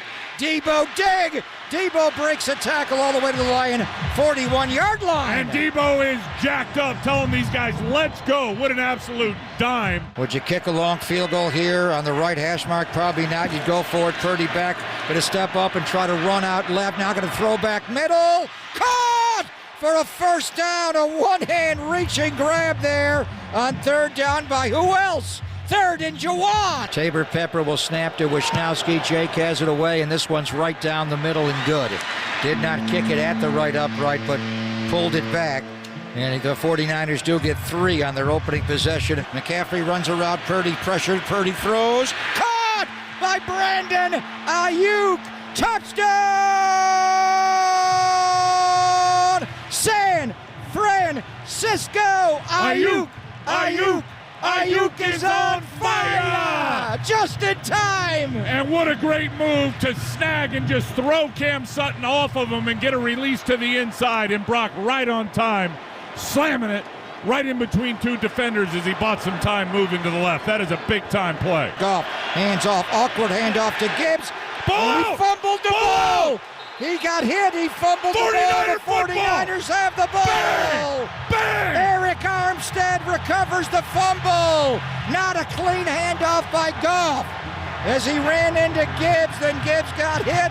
He fumbled the ball, and Eric Armstead took it. Here's Purdy back, looking right, pumps, sneaks through it, he'll run. 20, 15, 10, 5. Purdy spinning all the way down to the 4-yard line. He would not go down. He never gave himself up. First and goal to go, Niners on the Detroit 4-yard line, looking to tie the NFC Championship game. Juszczyk ahead of McCaffrey from the 2-yard line. They give it to Christian off the right side. Touchdown! San Francisco! They're an extra point away from tying the title game. Third down, Goff back. Pressure by Greenlaw. Goff throws, juggled, and dropped. The 49ers will force another punt. Josh Reynolds dropped the 4th and 2, and he drops the in-cut, running for a first down. The former Ram flat out dropped the ball. Here's Purdy on a roll, and he's going to get sacked. No, he got away from the sack, and a roll to his left, and he'll throw to the sideline. It's caught by Kyle Juszczyk. An unbelievable play by Brock Purdy. Looked like he was sacked. He ducked under the sack, got out to his left, and hit Juice. And he kept his feet in bounds. This is no average fullback. He looks like Troy Clark. Second down 6. Purdy in the shotgun. McCaffrey runs an out cut. Purdy's not going to take that. He's going to tuck it and run. 20, 15. Purdy dives down with a Niner first down inside the Lion 15-yard line. Saber Pepper to Mitch Wishnowski. Mitch turns his head. Here's the snap. It's down. Jake Moody right down the middle. The 49ers have the lead. Where's Amon-Ra going? He's going in the left slot. And Logan Ryan picks him up. Looks like they're playing man. Laporte is over there as well. Press man across the front. It's 5 out. It's empty on 4th down. Goff back. Not going to get out to his right. Being chased. Throws, and it is incomplete. The 49ers take over on 4th down again. They have each back to the side. Tebow to his left, McCaffrey to his right. Jennings goes in motion. They both go out. Purdy steps up in the pocket, runs away from a sack. Purdy runs for a first down, cuts back inside. He dives down to the Lion 27-yard line. Purdy takes the snap, toss to McCaffrey coming right, cuts back inside, breaks the tackle. 20, 15, 10. McCaffrey. First and goal to go, 49ers inside the Lion 5-yard line. Purdy under center, Juszczyk. Now Elijah Mitchell is in. They give it to Mitchell off the right side, pushing for the goal line. Is he in? Touchdown!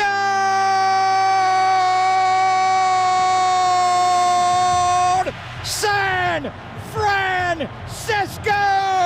Eli is home. You don't have to get complicated. Look at Trent Williams, T-Rock. I'm so happy for him. Brandon Aiyuk's going to his first Super Bowl. Come on. Christian McCaffrey's going to his first Super Bowl. Brock Purdy's going to his first Super Bowl. Just back up here, Brock. Take 1 or 2 steps back up, go down. It's over. The Niners are going to Vegas. There you go, 34-31, a tale of two halves. That was absolutely crazy, and the 49ers are going to the Super Bowl. Where does that rank in terms of, we just saw your calls, and that is a Victory Monday NFC Championship edition. Pop and Lund here on the Sports City, and we'll get back out to your lines. Where does that rank as far as games that you've called? Well, it's number one. That's a championship game. We've had crazier games, but wow. I mean, you win the game, you go to the Super Bowl, you lose, and you're wondering about the year. So not born and raised in South Detroit, but born and raised in San Francisco. They changed the line. Nice job, Journey. That was nice. Good job, boys. Started a little Detroit Rock City and then went into, when they started coming back, a little journey for you as they performed yesterday halftime at Levi Stadium. Give us your thoughts, plays that jump out to you, historical perspective on this whole thing, how you're feeling about this thing. The 49ers are going back to the Super Bowl. We'll get into a ton about Kansas City and Patrick Mahomes and those things, but keeping it to the game yesterday. Continue to give us your thoughts on the Golden State Lumber and Building Materials text line, and you can use that still to call the show as well at 415-828-5627, 415-828-KNBR. We'll do it all coming up next. We talk to Dante Whitner, and then we'll get back out to you only here on the Sports Theater.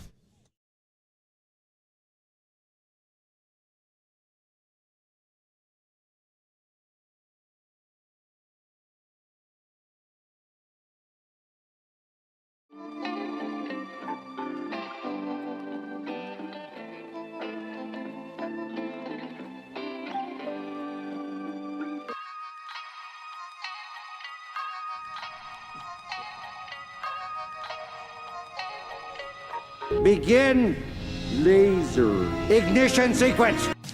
Papa and I can both see again, thanks to our good friends at the Laser Eye Center of Silicon Valley. It is awesome. First of all, when you're talking about your eyes, let's get it straight. You want trust in the Bay Area's leader for modern vision correction. They've been doing it for more than 25 years. And we found out very early in the process, Dr. Craig Bindi and the entire team at the Laser Eye Center of Silicon Valley, it was something where you're like, this is really cool. Now, I've told you this before. I have had LASIK procedures, and they just didn't work well. It doesn't mean that it won't work well for you, but for me, the LASIK procedure wasn't the thing. So when I talked to them with my free consultation, they talked to me about the same thing they did with Greg, which is the CLR, the custom lens replacement. It's the perfect solution, the permanent solution. The glasses, contacts, readers. Plus, this is great. You're never going to develop cataracts. So tens of thousands of procedures. It just takes a few minutes. It's absolutely great. But they do all sorts of different procedures. What worked for me may be different for you. It is absolutely awesome. But what they want to do is they want to get it right. We did custom lens replacement, CLR. Ask them about that. But they do all sorts of great procedures that could work and would work best for you at the Laser Eye Center of Silicon Valley. Rather than me tell you all about it, the best thing to do, it is a free consultation. Just go to lasereyeclr.com. That's lasereyeclr.com. Or you can call them at 877-GET-2020. That's 877-GET-2020. Stop hassling with glasses, contacts, bifocals, all that kind of stuff. Perfect vision can be had. Do it right now. Free consultation at lasereyeclr.com or 877-GET-2020.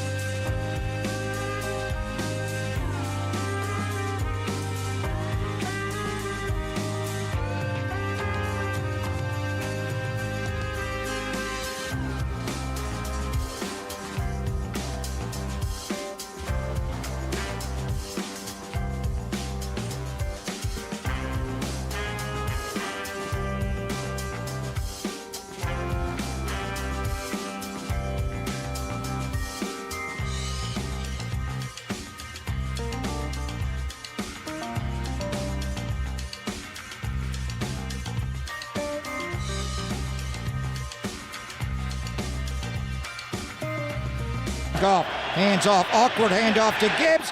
Ball! He fumbled the ball! He got hit, he fumbled the ball. The 49ers have the ball! Bang! Bang! Eric Armstead recovers the fumble! Not a clean handoff by Goff. I had headphones on sitting behind you guys. My eardrums got blown out by ball out! Whoa. That was the old-timer. That was the loudest ball out I've ever heard.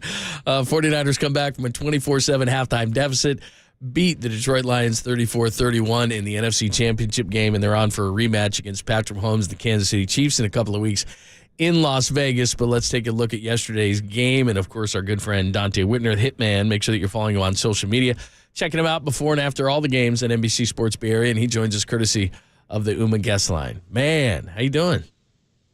Man, I'm still trying to recover from that one.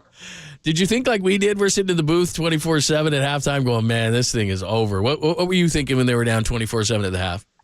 Well, if you ask any of my colleagues at NBC, I just couldn't handle it. I just kept walking outside, watching it on my phone. And every time I would leave the room, something good would happen to the 49ers.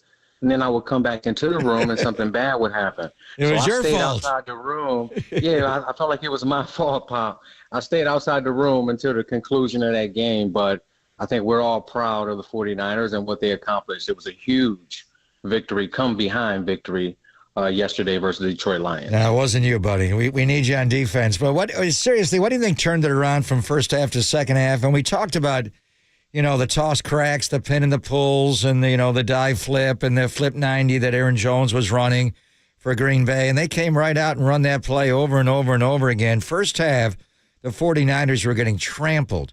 21 carries for Detroit, 148 yards, 7 yards a carry. The Niners missed 7 tackles. In the second half, Detroit only ran the ball 8 times for 34 yards, and the Niners missed just 2 tackles. Strategically, what did the Niners change in their rush defense from first half to second half, Dante? Well, Pop, when you look at that first half and the way that you play defense, they made every cardinal sin that you're taught not to make. First and foremost, you have to set the edge and have awareness. You have to get vertical at the point of attack, and we saw Nick Bosa lose contain that way and not take 2 in the blocking game. And then you have to know who's primary run support outside contain and who's secondary. And a lot of have guys like Diamador Lenore, who's used to playing the nickel. He has to secondary contain it. He's caught inside. And then you have offensive linemen get up to Fred Warner. He can't run the alley. And then the corners aren't getting all blocks. That's a recipe for disaster. And then majority of the times when the ball is getting outside and they're taking on these blockers, when you're pursuing the ball, you can't go underneath a block. That's another cardinal sin. You have to fight over the top of the blocks to force it back into the teeth of the defense. That's happening too much. And then they're not disengaging up front. How many times do we see other defensive lines penetrate, get off blocks, and make tackles in the backfield? They're almost like wrestling at the line of scrimmage. And the Detroit Lions, they just had that intrudement of vertical energy all first half, where a lot of those linemen were 4 or 5 yards downfield. The adjustments they made was just got back to basics, got back to the details, got back to setting the edge, fighting over the blocks. Fred Warner showed up. Shashawn Gibson showed up like they wanted to tackle. And we always talk about it. Tackling is a 1-2 thing. So that's all they did in the second half, along with some disguises to help them pretty much shut out the Detroit Lions and were the catalyst for that comeback. Dante Whitner joined us, of course, former 49ers safety. And you see him on NBC Sports Bay Area before and after all the games analyzing the 49ers. So I don't know if you've ever been in that dire of a situation. I mean, 24/7, I'm sure you've been behind in games. What is it like? Atlanta, 17-0 in the championship game. So, I mean, what is it like at that point? What is it like on the sidelines? What are guys saying? Is it hard to think to yourself, we still got this, we still got that? What is that all like when a team is trampling you like that right out of the gate? It depends on what type of guys you have on that sideline. You either have front runners or you have guys that are really about their business. And we've seen over and over again that the 49ers have those type of guys on the sideline. And they understood it was going to be tough. They understood they pretty much had to play perfect in the second half on both sides of the ball to even give themselves a chance. When you go back to 2012, we were in the same situation in Atlanta. I believe we were down 17 points. And, guys like Frank Gore, Patrick Willis brought everybody together. And we just said it just takes one play at a time. Let's play our best for one play at a time and see where we end up. And if we do that for the majority of the second half, we'll win that game. We came back and won it late versus the Atlanta Falcons. Navarro Bowman took the hard coverage on Roddy White, man-to-man, on a breakout route, broke up the ball. We're all celebrating like Brock Purdy and Kyle Shanahan and those guys were yesterday. So I've actually been in that situation. And then in the Super Bowl, getting down to the Baltimore Ravens, big early, the lights go out. We have to come together again, fight our way back into that game and have a chance to win the Super Bowl. So the 49ers have those type of guys in their locker room, and this is their chance to bring the Lombardi back. Yeah, you were down 17-0 on the first play of the second quarter in the championship game in Atlanta. Julio Jones scored, and then you were down 28-6 to Baltimore when Jones ran back the opening kickoff to start the second half. So you're down 22 points, and damn, I mean, you got to the 5-yard line with a chance to win. But we're moving on. We'll talk maybe a little bit about that next week. But and then the offensive side, just the will of Deebo Samuel and Christian McCaffrey, but the running ability of Brock Purdy, Dante. And I think that was the difference in the game. Brock's sweet feet to run for 21 yards, 10 yards, get out of a sack by Melifonwu, get out to his left to hit Juice, get out to his left to hit Jawan Jennings. And then conversely, and we talked about the pressure on Jared Goff just time and time again, Dante. Jared Goff could not reset his feet and make a throw when pressured. Well, I thought Brock Purdy, first and foremost, was phenomenal last night. That's a true testament of a franchise quarterback. It's when you're down and out and everybody looks to you to make the plays, and you stand in there, you take the hits, you make the plays, but you also are willing to do any and everything it takes to get the victory. And those 3 runs last night, I think we can all agree that if he doesn't make those runs and make those decisions and pick up those first down, because they all 3 went for first down. Dante? He'll come back. Yeah. 5, 4, 3. Oh, he dropped. We got to call him back. Right. Yeah, I mean, the 2 21-yarders, Sean, and the 10-yarder all going for first downs, but also the escapability from Melifonwu sack to hit Juszczyk when he got out, and he rolled to his left. Remember we said he was doing that too much, but then he'd roll to his left and wouldn't go all the way to the sideline like last year. He would flip his shoulders and get his feet back towards the middle. He had Juszczyk on the scramble drill for 22. And how about Jawan Jennings' catch on the 3rd and 4? A one-hand catch. It was insane. All right, back Dante's to Dante. back. You were talking about Brock's scrambling ability. If he doesn't run for those 3 first downs, they don't win the game? Is that what you were going to say? Yeah, Brock doesn't make those 3 plays with his legs. They all went for first downs. I think we can all agree that they don't win that game. And that's the true testament of what a franchise quarterback, championship quarterback is supposed to do. It's in those moments when the defense has coverage in the biggest game, in a critical situation, you have to do whatever you can do to get the victory. And then how about him improvising the throwback to Jawan Jennings, escaping Lamar Jackson style and spinning out of a tackle and throwing it on the sideline to Juszczyk, to throw in the red zone to Brandon Aiyuk in a critical situation with the safety bearing down and the corner outside leverage. It takes a lot of guts to do what that young quarterback did last night. So enough of the game manager and really a game changer, and he showed it in the brightest moment. As far as just coming out of the second half and the decisions that Dan Campbell made, it's 24-10. The 49ers got that field goal, and then they've got a 4th and 3 situation there. And I thought what was weird was the 3rd down call. Amon-Ra St. Brown on a 3rd and 4 after Montgomery had been killing him up the middle. So I thought they got too cute. Amon-Ra St. Brown gets 2, and then they missed the throw. And then the Aiyuk play happens. Next possession, the fumble happens. I mean, and then it's just on. But the first 4th down call, I thought, if they kick a field goal there to make it 27-10, they've matched what the 49ers did to start the 3rd quarter, and they've already erased half of the 3rd quarter. And I understand the analytics and how aggressive Dan Campbell is, but don't you have to sometimes watch the game, look at the game, know the situation? I think guys who just are black and white in terms of just saying, look, we're an aggressive team and we always go for it on 4th down, I just don't think they're paying attention to the details. Well, John, he played last night's NFC Championship like he was playing Madden with a 6-year-old. Nice call. Wow. He went for it in 4th down. When you're sitting there with your nephew and you're like, okay, I really want him to beat me, but I want to see if I can get it on 4th down. That's how he played it last night. Really, that's a critical situation. Those players and those coaches, that franchise entrusts you to be the decision maker. We understand that you're aggressive, but we also understand that you have to be smart as well. So Dan Campbell, they should blame him for the loss last night, and he was absolutely right. That was probably their only chance of getting to the Super Bowl, with coaches moving on, players moving on, injuries happening, so much uncertainty. The Detroit Lions might never get back in the next 50 years. Yeah, and I want to ask you about the adjustments Steve Wilkes made in coverage, but and Logan Ryan going in the slot was huge, having Charvarius Ward follow Amon-Ra St. Brown not only across the formation, but right into the number 2 receiver and a 3-by-side, which is amazing. But one of those fourth downs, Dante, Ben Johnson moved Jahmyr Gibbs from outside to in, and Dre Greenlaw followed him. And whenever I'm broadcasting a game and I see that and the linebacker picks up the back, they're playing man. They're not playing zone. And it's a trigger to Goff. It's a pre-snap read that the linebacker's following, and they're playing man. They didn't play man. They played zone behind that. So just some of the rules were, a DC like Wilkes can fool a quarterback into thinking he's getting one coverage when he's getting another. That was that big 4th down and 3 when he got pressured by Armstead and rolled out to his right. And then could Logan Ryan maybe play some nickel in the Super Bowl against the Chiefs? I think that Logan Ryan move was just a patch-up emergency move. Yeah, where Ambry went out.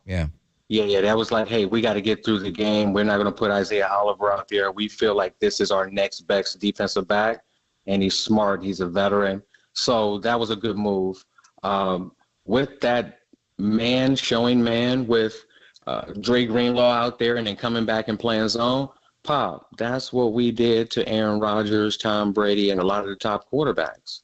When they get man alignments, they automatically think, oh, let me go to a man concept beater. So if you have linebackers in their defense that can all link together like that and really show something and play something else, that's when you've arrived. And that's how they were able to claw back in the game and get those big stops.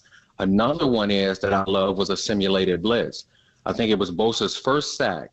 They had a 4-man rush. They had Chase Young standing up opposite Bosa, and they had Dre Greenlaw off the ball as if he was going to be in his normal linebacker spot playing zone. On the snap of the ball, they turned the protection to the left to Chase Young, which means they were going to leave Bosa one-on-one backside. Dre Greenlaw steps up as if he's blitzing. Panay Sewell has to leave the outside guy, Nick Bosa, and come down and block Dre Greenlaw, and that's why Bosa came free. And then you drop Chase Young into the hook area backside where he just 10 yards over the ball looking for an inside breaking route. Jared Goff thought that was going to be a blitz, but they only brought 4, played cover 2 behind it, held the ball, they off the field again. So those are some of the adjustments that Steve Wilkes made in the second half. And then it was just gap integrity. There's some times out there when Owen Burks is supposed to come back with the tight end and be in an A-gap, and he's getting stuck backside. That's why Montgomery was having those big runs in the first half. I think that they need to go to Demetrius Flanagan-Fowles for that backside linebacker position versus the Kansas City Chiefs in the Super Bowl. Dante, great stuff, man. We're looking forward to it. I know we'll talk a lot about the Chiefs, so we'll get into it next week, and we'll see you in Vegas. It's going to be a good time. Oh, yeah. I'm going to study them like I'm playing. You always do. Just one thing, because you always do Dante's runway. The outfit you had on yesterday, was that a vested look? What were you wearing there? That was a vest. That's from the Calvin Klein. Ooh. You look good. 2023 runway edition. A little puffy. A little puffy look there. Yeah, it was a little puffy, puffy. almost like a bulletproof vest.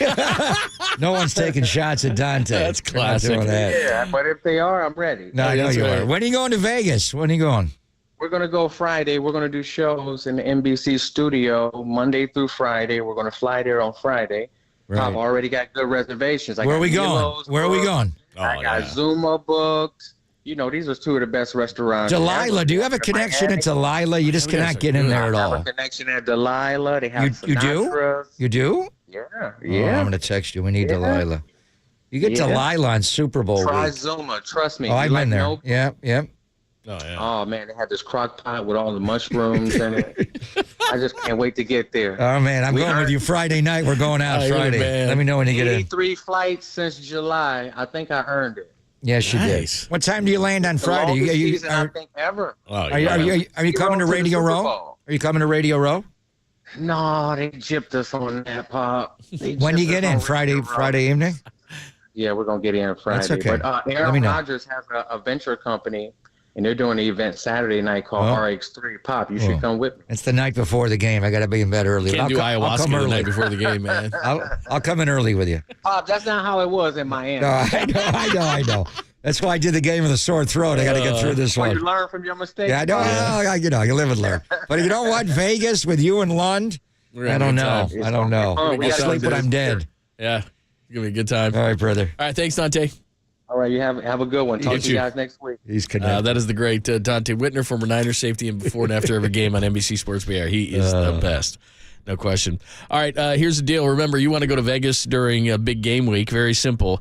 You're going to text this word I'm going to give you to 95819. This is not our normal text line. Okay. So to 95819, you're going to text the word bet. Very simple. Text the word bet to 95819. Why would you do that? Because you could win during Super Bowl or during a big game week, I tell you, a trip to Fontainebleau, Las Vegas' newest luxury resort and casino on the Las Vegas Strip. I want to send you there for the big game weekend. One winner is going to score a trip for 2 to Vegas, including airfare, a 2-night stay at Fontainebleau, Las Vegas, $150 to spend at one of its 36 restaurants. We were just talking to Dante about that. They are great. 36 restaurants and bars. I heard the nachos are outstanding. And 2 tickets to the Fontainebleau, Las Vegas big game viewing party at Blue Live Theater. Just listen weekdays for the text keywords for your chance to win. Find official rules at KNBR.com. And I just told you the text line is 95819 for this contest, 95819, and the word is bet. So text now. Bet text now. On red. That's right. I used to bet on black whenever I went to Kansas City's red too. It was the last 5 years I've always bet on red, John. All They're going to be seeing red. Yeah. The home of the A lot of Raiders. red. It's the Chiefs and man, the Raiders. Fans are hating it. We'll do a poll as we get closer about because there's still obviously a lot of Raiders fans around about which team would they want to win or not want to win or whatever. We'll get into that whole thing because they got to be hating this. All right. Wide open. Hit us up, 415-808-5627, 415-808-KNBR. Give us your thoughts, big plays of the game, historical perspective. What do you call Brandon Aiyuk's catch? Anything you want to discuss, we'll do it with you up to the top of the hour. And then, of course, we got the foreplay to hear from the sound you need to hear after the NFC Championship game. We do it all next, only here on the Sports Leader.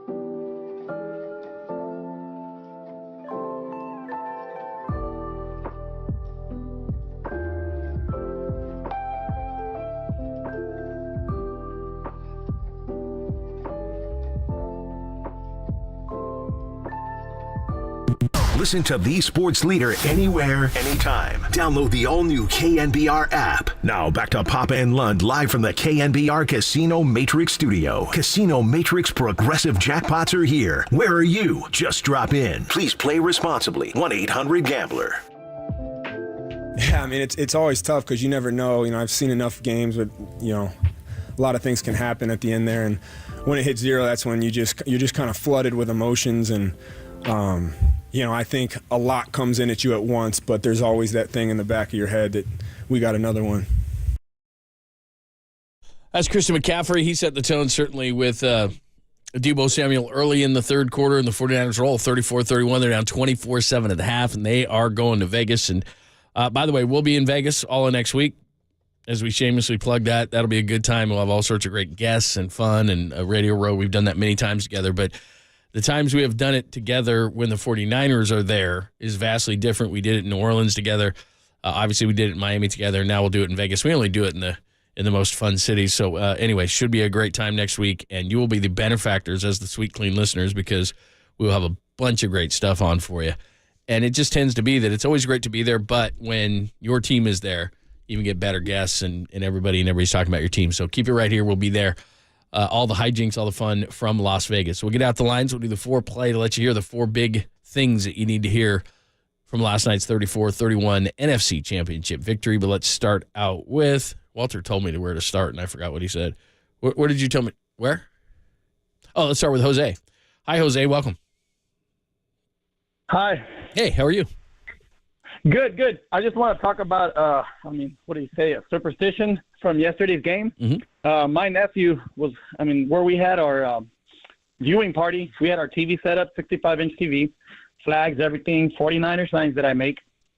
My nephew's walking across, and this is right after halftime, after the Niners had scored, and he knocks over one of my signs, hits one of the champagne bottles that's up in front. That's a 49er champagne bottle. Oh. Hits the TV, breaks half the TV. What? No, he the 65-incher?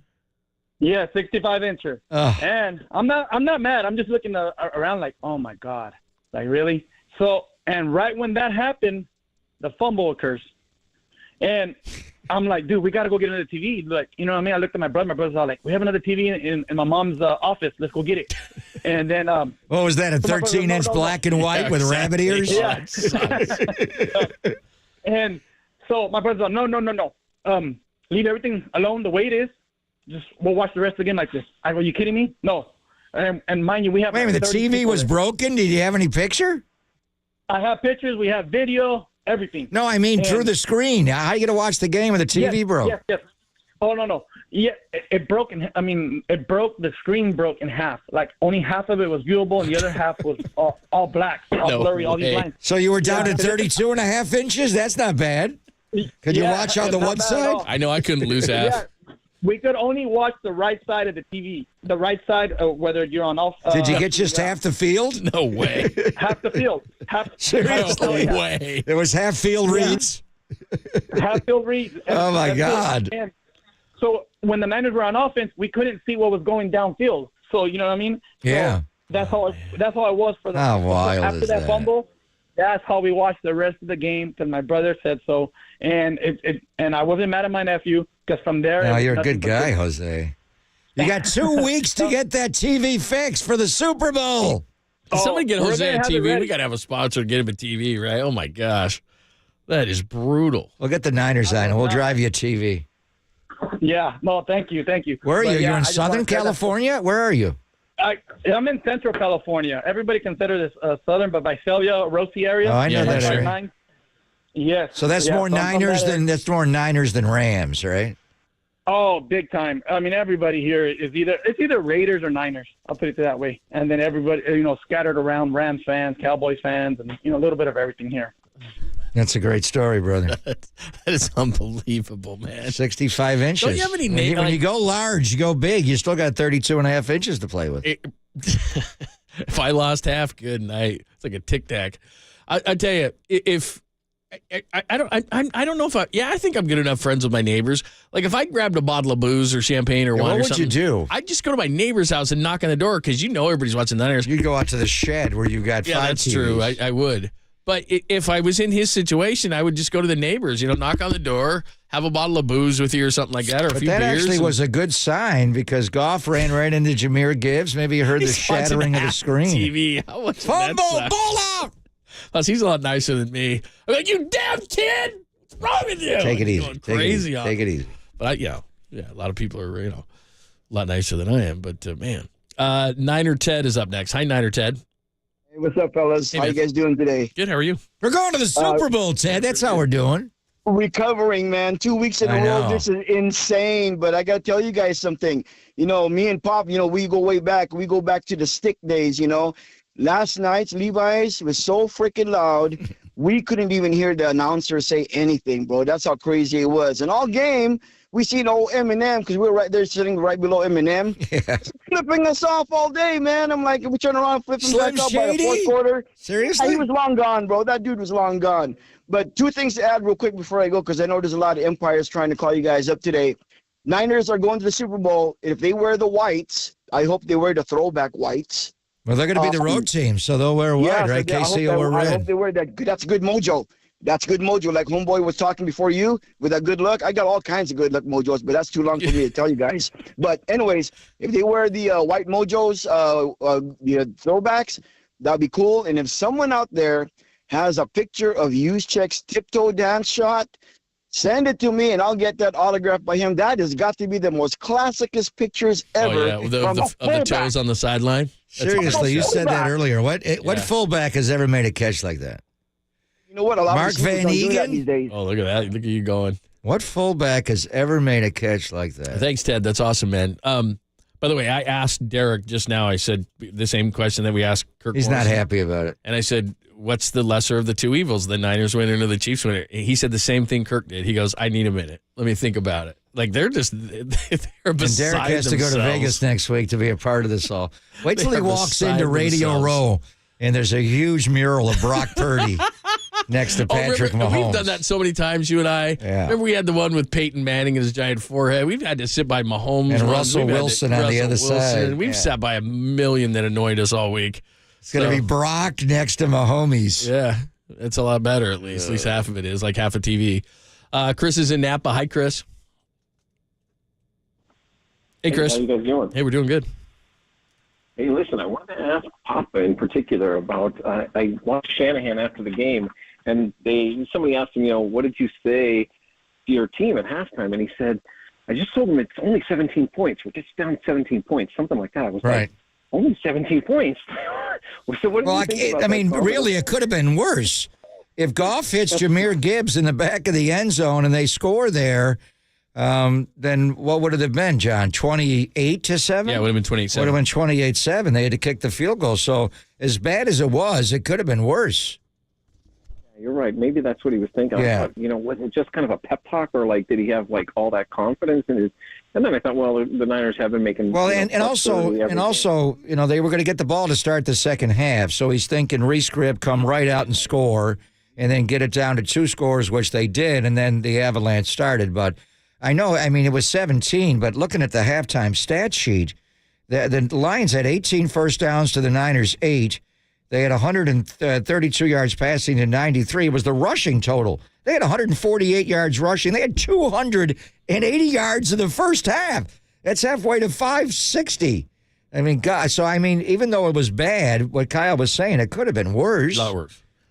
But by the way, second half rushing, 8 for 34. Incredible. All right, we'll get back out to the lines. I know they're full banked up, and the Faithful want to get into it and talk about the game yesterday, 34-31, the historical perspective, a lot of the catches, the Brandon Aiyuk catch, a lot of the plays. We'll get into that. We'll continue the conversation all through the 1 o'clock hour. But let's get to the foreplay. We'll hear from the principals, and then we'll go back to your thoughts. Foreplay time. Time for some foreplay with Papa and Lund. I'm Dirk Diggler. 4 chunks of audio that really get you going. I have a gift, and I am trying to not be selfish about it, but to use it. On KNBR 104.5 and 680, the sports leader. All right, let's start with Kyle Shanahan. The 4th down stops. We've talked about it a ton. with 7:03 left in the third after the 49ers had kicked that field goal, 24-10. They miss it. Josh Reynolds drops out fourth down. They get the fourth down in the fourth quarter as well. He gets off of his mark. Does Jared Goff? They missed that. They could have tied the game at 27, chose not to. And a fourth down before the half, which they took the field goal, didn't try for it on 4th and 3. So Dan Campbell and his fourth downs, we talked about it a lot last week, much more aggressive than Kyle Shanahan. Here's Kyle on getting those fourth down stops. Oh, it's huge. I mean, both of them. I mean, to make it a 3-score game and us to be able to hold it to 2 scores, especially the way the game was going. I mean, I felt like we kind of blew it when we started out with the ball and we didn't get a touchdown. And we got 3 points. So for us to hold them there and them not to get any points, which you stop them on 4th down, really look at that almost the same as a turnover. So that was huge by us today. But, I mean, you live and die with that stuff. It would have been really hard to deal with it if they moved the chains on that 4th and 2 also. So that's why everything comes down to certain plays, and what happens in those plays you got to live with. He said that last week, and I wonder if behind closed doors, because the whole conversation was Kyle's conservative, Dan Campbell's risky, and everybody's like, fans love risky until it blows up in their face. They love it. Go for it, go for it, go for it. Then it blows up and they hate it. So here's Kyle Shanahan, Mr. Slow and steady. You think behind the scenes went, ha! No, I know exactly what he was thinking. So the question was, were you surprised? And the answer is hell no. He's been doing it all year. I think the question, and he wouldn't have answered, Coach, if that was you, what would you have done? And he would have said, I only coach my own team. Yeah. I don't coach his. But we know what he would have done. There's no doubt. So did people understand? Because Babs texted me this morning when I was calling the head coach of the Lions, Dan Campbell. I didn't say his name wrong. I know his name is Dan Campbell, but Tirico gave me that nickname. I think a few times I kept saying Campbell Gamble, or people realize that. I mean, Babs said, I thought you were calling him the wrong name the entire game. It just dawned on me that you were doing that intentionally. I hope people understand that. Was he drunk? No, I don't know. He was locked in. No, he wasn't. What's his name in Detroit today? Are they turning on him now? Yeah, big time. Are they really? Oh, for sure. They saw him do it all year. It's one of those cities, man. I told you do this in a championship game. It's different. It hits you back. Here's Brandon Aiyuk. After the fourth down miss by the Lions, 4th and 2, the 49ers go right down the field. Brandon Aiyuk gets that big long one. Then, of course, he catches one from Brock to make it 24-17. But it's the catch that everybody's going to remember. And it's not the catch, and I don't know what we're going to call it. We still got to come up with a really good name for it. But here's Brandon Aiyuk on the catch, and actually he thought he scored at first. That was big. I felt like I scored. I was looking to the sideline after the first catch, feeling like that was a touchdown. But Kyle was like, nah. Hank was like, nah. Debo trying to pull me back into the huddle because I was like, that was a touchdown. I was trying to get a touchdown. But they came back to me and we got a touchdown. By the way, you know what he's upset about? Not scoring the touchdown, because he eventually did after a couple of plays. But he was in bed. He sent a video of this out. He's in bed and he's watching SportsCenter, and they're doing the top 10 plays, and he comes up number 2. And what was number 1? And use a little profanity. He's not happy, and it was some play in the Chiefs-Ravens games. He's like, man. Which one, the Kelsey back shoulder? It was a ball that was tipped. No, it wasn't even that one. It was a ball that was tipped up and intercepted, and Aiyuk's like, what? And he's right. We got to come up with a nickname for this. If it had a catchy nickname already, it probably would be number 1. Adam in Alameda. Adam in Alameda's been on hold for a while, John. He has the nickname for the Aiyuk catch. What do you got? Good? Hey, Papa and Lund, thanks for having me on. I appreciate you guys. Yeah. Yeah, I have an idea for the name for the catch. I thought Levi's Ladybug Lob. Oh, wow. The triple L. You're going everywhere. Say that again. Levi's Ladybug Lob. Let that marinate for a minute. Let that marinate. Can you say that fast? Because you got to be able to. You're the announcer. You got to be able to say it fast. He was on hold for like an hour to drop that one. Ladies. Oh, you're not doing that. Can we do anything with Aiyuk? Aiyuk is on fire. Something about him being on the roof. Here's the thing. Let the mother. Thanks, Adam. I think that's fine. The ladybug. As the play by, it's got to be quick. Like the catch. Like it's just boom. You really want it to be one syllable, but it has to be like at most 2. It can't be that Immaculate long. Deflection is really good. Can't use it. Can't? No. Because Franco's passed away. He's not going to sue us in his Italian army. Yeah, but if you think immaculate as a sports fan, there's only one. All right, so take immaculate and just go deflection. I don't think you can do that. Okay, take immaculate out and just go with deflection. People want to rhyme. If it was Debo, it'd be Debo deflection. It'd be Aiyuk. Yeah. Yeah, we have to come up. See, we don't want fluke. I know that people are going to say that. I don't like that. It wasn't a fluke. Came up with that one. Yeah, we love him. Aiyuk fluke. No, but he wasn't a fluke. It rhymes, but yeah, rhyming is good. Like if it rhymed like that would be cool. But like you said, you don't like the fluke part of it. No, I don't like that. It wasn't a fluke. It wasn't? No. Thank you, Adam, but we're not going with the. What was it? The ladybug lob or something? There's no bad ideas around here. Yeah, it's just we're tabling that one. No bad ideas around here. But there's some that are Levi's ladybug lob. Okay, we'll put it into consideration. You've not coming into my list. Take it. You've already said that thing's done. No. Let me play one more, and then we'll get back out of the phone lines next. Here's Brock Purdy, the scrambling Brock Purdy. Not only did he go 13 of 16 in the second half after 7 of 15 in interception in the first half, but if we're not talking about scrambling Brock, then we're not talking about a Super Bowl. 3 big runs in the second half. Here's Brock talking about it. Yeah, I mean, honestly, it was something where, first couple guys in my read weren't there. It was like, all right, I felt some space, between the offense and defensive line, and for me to just pull it down and try to get us, obviously, some positive yards. I think on those third down scrambles, man, it wasn't I'm dropping back and, all right, I'm going to run it. The defense did a good job in blocking some things, and for me, it was, all right, I got to move the chains for the guys, man. So just found a way, man. NFC Championship, you got to do what it takes. Lamar Purdy.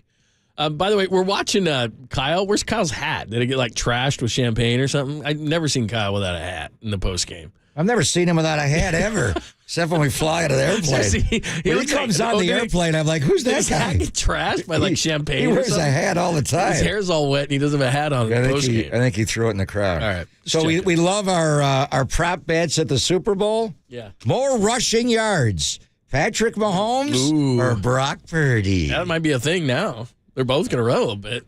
Look at Brock. Everybody's like, oh, he's not a very good athlete. I don't know. He looked pretty good. Who said that? He looked pretty good. All right, we'll play the last one from George Kittle coming up next. Stay right there on the phone lines. We will get to you. The faithful want to talk. If you got a name for the Brandon Aiyuk that we can stick with, you roundly rejected that one from Adam. So we will. Levi's Ladybug Leap. Walter says that's not what he said on the phone, so he said something different. No, is it lob or leap? How about the leap? Levi's Leap. No, that's like the Lambo leap. Wait a minute. It's not because he does leap. Let's think about it. How about getting something with a face mask in it? It did it off the face mask. With the facial. You're going Marv Alfred on us. All right, we will hit up the lines. Give us your thoughts. Anything historical. You want to talk about the catch? That's fine. Or whatever. We're not calling it the catch, but whatever we're going to call it. Anything about the game, any of the plays that were key to you. We'll get into all of it next. Pop and Lund on your Monday, your championship Monday. Only here. Brandon's Botox. Levi's Ladybug Lob.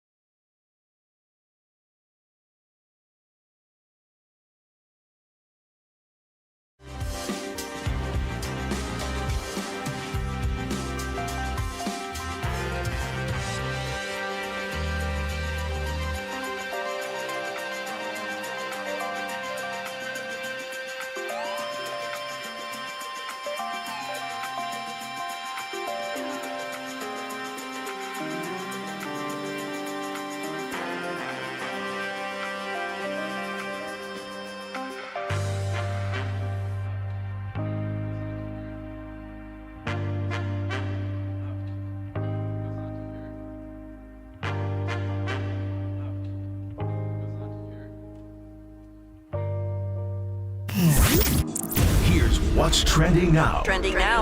On KNBR.com. Tim Ryan, joined Murph and Marcus this morning riding high off one of the greatest comebacks in NFC Championship game history, led by Brock Purdy. That podcast and more trending right now on KNBR.com and the KNBR app.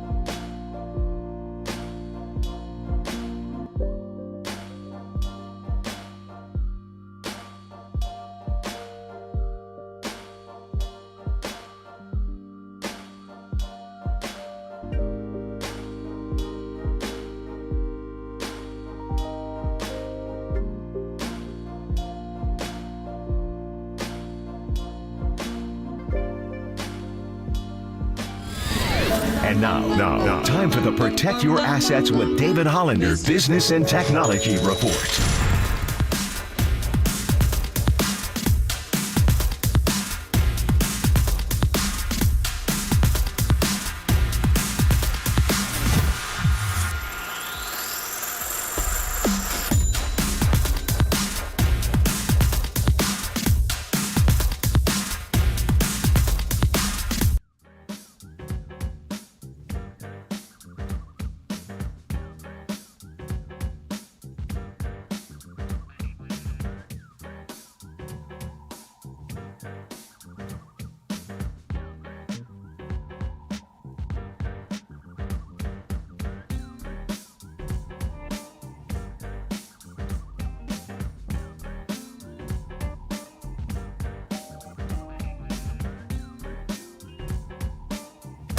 Faithful, there's a party happening on our podcast page. Hear every interview from every show on demand at knbr.com/podcast. Now on with the show on the Sports Leader.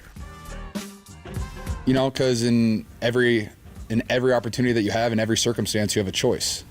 Am I going to back down or am I going to do something about it? And that's the really cool thing about football. The really cool thing about life is I have a choice, and I'm going to do everything I can to be my best self on every single play, whether the ball's going my way, whether it's, no matter how good the defense is playing, no matter how good the special teams is playing, no matter how good the quarterbacks are, no matter what's going on, I have a choice to go out there and play at my best. And that's the decision that our entire team made today.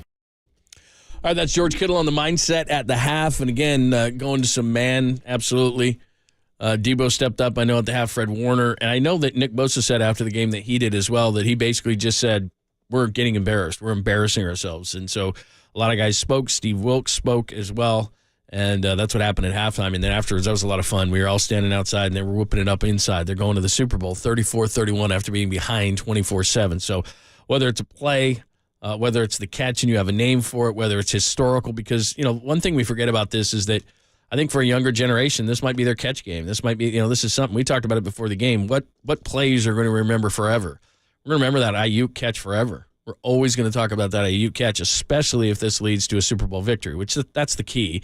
It's how long are we going to remember these things? How big are they going to become? Because if they lead to a Super Bowl victory, then these kind of plays become that much bigger. Absolutely. This was a championship game. I don't know. I know, the comeback against Atlanta. I remember that game. We were in San Jose watching it. That was epic. Not as memorable since they didn't win the Super Bowl against the Ravens, but still. And the fact it was a home game and so many people were there to feel it. I mean, outside of the Joy Clark game, the recent, and they've had so many heartbreaks in championship games. Maybe the Eric Davis interception against Aikman. Oh, yeah, absolutely. Flipped that game and right away. And later another turnover by ED, and they got off to a 17-0 lead. But yesterday was epic. I mean, the Green Bay game, I thought, how are they going to do this? And they found a way. Yesterday, I thought, they are not going to do this. How are they going to win?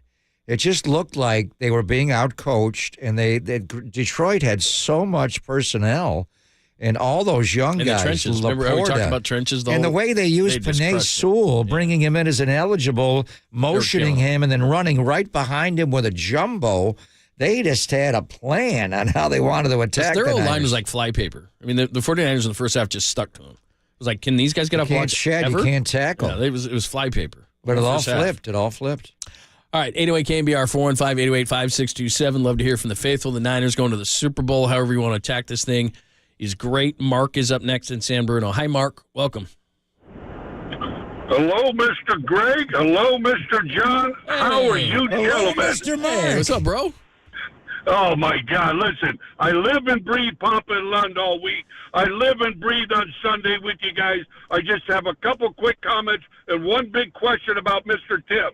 Okay, Greg, I was wondering, do I need to send my address? Because I was thinking maybe me and John Lund were going to get a set of golf clubs from you, since we're the only ones in that love fest since you started your new show. What am I, Christian McCaffrey, and I'm sending you fitted golf clubs? Or your offensive line. I don't make that kind of money. I'm in the Brock socioeconomic tier.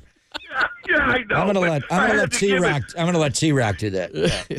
Okay, Right. yeah, but I had to give it to you anyway. Yeah. All right, listen. I listen to the radio and I tape it, then I watch the games. What I'm trying to figure out is how is Tim Ryan calling that these guys are open and nobody else on the damn team is spotting that? Because he's on the 8th floor. He's on the 8th floor with if binoculars. Brock could play quarterback up there, he wouldn't miss an open guy ever. It's easy up there. Yeah. We can see the whole field. Big binoculars on the 8th floor. Down there, and when you're 6 feet, 5/8 of an inch tall, sometimes you have your shot blocked by Aiden Hutchinson. Early. He's blocking everything. Yeah, it happens. My gosh. Well, I love it because I go, man, that Tim's got that down to a T, baby. It's easy up there, All right. isn't it? All right. You're the All best, right, love man. you guys. Love See you, man. Mark. That's Mark. He's insane. And Bruno. I love it, man. He is. So he wild. listens to the He's fired game up. live, and he tapes the game back and listens on the radio, then watches it back. Yeah, how about that? That's the way I follow Giants baseball. I do, actually. Armin is up next. Hi, Armin. Welcome.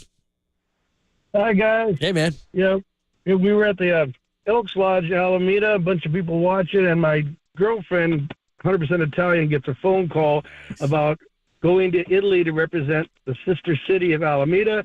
So she goes in right at the beginning of the third quarter. She missed Aiyuk's catch. She missed Eric's fumble recovery. She missed all of that, and here's cheers. Then by the time she comes out, we're ahead 27-24. She came out, so what's going on? Wow. Then it looked like the Lions were catching up a little, so we sent her back in the kitchen. And she tried to come out, and we kept the whole bar saying, Donna Marie, stay in the kitchen, stay in the kitchen. So she stayed in the kitchen until the end of the game. What's the sister city? is What's so the sister funny. city in Italy to Alameda? Barazza. Where's that? well said. Barazza. Where is Very that? nice. Where is that? I'm going with you guys. Liguria. Oh, very nice. Go ahead. Yeah, go ahead and finish. Just over the border from France. Okay. Yeah. Very nice. Thank you for the call. We appreciate it. I love the superstitions of people, although we all know you're not affecting the game, but still in that do. time, you feel like you are. So if They crack a 65-inch TV. I mean, and Dante Gibbs said fumbles. Dante said he didn't even watch the damn game because every time he would watch the game, they would kept do sending bad. him out in the hall. And so she's out there. And she Dante, wants you to have to talk about the game on the air after for an hour. Want you but around. Don't watch the game. That's outstanding. Greg in Walnut Creek has a nickname for the Aiyuk catch. Hi, Greg. Welcome. Yeah, thanks. Yeah, I sure. can't believe I'm on. You guys have such a great show. Thank you. Totally great show. No, I was just walking my dog listening to you guys talk about the Aiyuk play and what's a better name for it, what's a good name or a name. And that's sort of short. And I just thought of the bounce because the bounce is short, catchy, and factual. The bounce. That ain't bad. And he bounced off the ground to catch it, and it bounced off Vildor's face mask. Right. That's not bad. The Because bounce. the catch, the bounce. I mean, it's different. It's quick. Because again, when you're calling a game, we're trying. Right? We're trying. No. No. Still not doing it. No. Okay, we're getting closer. The Levi's ladybug that's leap. too Well, no, it long. wasn't even a leap. Lob. I like a leap. We got to get some kind of a leap because Aiyuk he leapt, didn't he? He did leap. He He leapt. Can we get a good one here? How about JT and Redwood? JT and Redwood, you got a nickname for Aiyuk. Aiyuk. Can we get that in there somehow? You're asking for a lot. Aiyuk is jumping through fire. How about that one? What do you got, JT? Hey guys. Hey, man. guys, how's it going? GT. GT? Yeah, GT. GT. Yeah, hey, All right, GT. All right, think Yeah. of How you guys- JT, the brick. Yeah. No worries. How you guys doing today? No. Good. How are you? Doing well, thanks. Yeah. I think we're hungover. I'm What right a there day. with I you. had two beers after the game, and my brain's fried. Oh man, after these 2 weeks, I'm telling you. Yeah, I'm you telling wait. It's just starting. All right, so let's try this one on for size. Okay. The dive on the 5. Oh, that ain't bad. Except it wasn't on the 5, it was on the 4. Yeah, but come on. But could we? It's pretty close. I thought it should have been on the 2. What can we do for 4? The Looking dive for on more. the 5. Dive on the 5 is pretty damn good. It's pretty close. Aiyuk, dive on the 5. That's What runs closer. the 4? That's closer. That's closer than the bounce Yeah, or the dive ladybug. on the 5. Levi's ladybug lob. We're trying. Dive on the 5. Dive on the 5. Scott is in Jersey. Hi, Scott. Welcome. Hello, boys. Welcome from the Garden State. Appreciate it. I was thinking long and hard about that because I was actually remember watching the original Catch and all that stuff. I was thinking about the Catch. I'm thinking about Papa. I'm thinking it's a natural, the Snatch. Oh, wow! I do love the Snatch. You know that. I think we have a winner. Just because, I know you're the one that could just be mine. It could be just mine. What do you call that play? The Snatch. The Snatch. Oh, very nice. Wow. Oh, yes. And whenever anybody fumbles a punch on and they dive on it, what do we call that? That's a muff. That's a muff diver. That's a muff diver. We got the muff, the snatch, the muff. Yeah. That's my goodness. That's a good one. We're going to get in trouble here. Wow, he called all the way from Jersey to give me a snatch. Well, he thought his logic is sound. I'm a big fan. Thought about the play, thought about you. I'm a big fan. I wasn't involved in the play. We'd have to run that through Aiyuk. But still. I'm a big fan of the snatch. Philip is in Morgan Hill. He has a nickname, and maybe he's not so sophomoric. Just kidding. Hi, Philip. Welcome. Hey, how's it going, guys? It's going good. How are you? I've been thinking about this all day since you started. Okay. The BA Ricochet. Oh. The what Ricochet? BA Ricochet. Oh, whoa. Boy, that's pretty good. You get the BA Ricochet. Because let's look I think I heard a version of this for the Ricochet. What was his name? But I didn't hear BA. What was his name? Somebody else? Philip, you will get no credit for that whatsoever. I'm stealing and Papa it. is absolutely 100% come back on. I will give you credit. B.A. Ricochet. Dan Campbell from Tarico. How do we not think of that? Oh, that's a good one. B.A. Ricochet. Yeah, it's quick. Wow, that's it. That's our winner. It's quick. It rhymes. Like it checks all the boxes, right? Totally. B.A. Ricochet. Although I am partial to the snatch, I am going to have to... the Levi's Ladybug Lob. Yeah. No, the B.A. Ricochet. That's it. That's our winner. Yeah, that's pretty good. Can we get a T-shirt in the team store now? Yeah. What do we have to give him? Do we have anything in the studio? We'll give him a Brandon Aiyuk autograph of a T-shirt that says B.A. Ricochet. B.A. Ricochet. Oh, that is so good. The B.A. Ricochet. Well, you hated the other one, the Aiyuk fluke. You hated because it wasn't a fluke, right? Who was that? Because I am going to use that now. That's B.A. Ricochet. That's up. That is a good Myron call, Cope came up with the immaculate reception years ago. Myron Cope. And he said it just like that. And he also gave us the terrible towel. Unbelievable. So good. The B.A. Ricochet. B.A. Ricochet. Oh, man, that's our winner. That has been stolen. That universally. You will get no credit whatsoever. But as of this moment at 1:31. Once I say it a million times, it's yours. It's going to be officially You gave credit B.A. once. Ricochet. That's a good one. Yeah, that's a good one. That's a really good one. We love that. B.A. Ricochet. So glad I thought of that, Sean. I've been thinking all day. We're going to make T-shirts. It's going to have a little thing at the bottom of it as presented first by Greg Papa, the B.A. Ricochet. And it's a really good one, too. But can we get Snatch in there somehow? It rhymes. That's becoming it's got copyrighted. B.A. and it's a Ricochet. B.A. Ricochet. The whole thing is perfect. B.A. Ricochet. Done deal. Can we move on now? And that thing is, that's going to be copyrighted by Greg in the next 2 minutes. So good luck. Mine. It's mine. Mine. So glad I thought of it. Mine. Oh, he steals it. That thing I is thought stolen. of it right after the game, John, when I was driving home. It came to me. I wish I had it during the game, but I got it now. We're good. B.A. Ricochet. I can't wait for years from now. Is that the winner? When everybody tries to claim this, and Greg says, "I thought of it." And then why are you calling me Greg? You never call me Greg. Maybe because I'm right next to you. Yeah, I don't know. That's weird. You never call me Greg. I know it's like when Jonathan. Like you call your significant other something. Remember when if you ever call her by her name? Remember in the middle of a game when Tim called me Greg? Yeah, I looked at him like, "What's going on? It must be a big play." Greg, we need to stop here. I'm like, well, who the hell's Greg? What do I need to do? Clean my room? I mean, why are you calling me like so formally? How do you spell Ricochet? Ricochet. R-I-C-H-O. Oh, yeah. Yeah. Ricochet. Yeah, Ricochet. B.A. Ricochet. He's even writing it down so it doesn't forget. I just sent out my first tweet. All right, we'll get some more in before the end. Like everybody just dropped off. That? Seriously, like, Philip in Morgan Hill? Who did that? That was a good call. We already forgot who it was. Call back. That was outstanding, though. I'll buy you a beer. All right. More about the game. I guess the name game of the catch is over. B.A. Ricochet. Oh, is that it? Done. Forever hold your Done peace story. if you got a better one. All right, we'll get some more in here. We got some remnants before the top of the hour. And, of course, Torbert and Copes will keep the party going. 49ers are going to the Super Bowl with a 34-31 win over the Lions, only here on the Sports Theater. Thinking about this all day since you started. Okay. The B.A. Ricochet.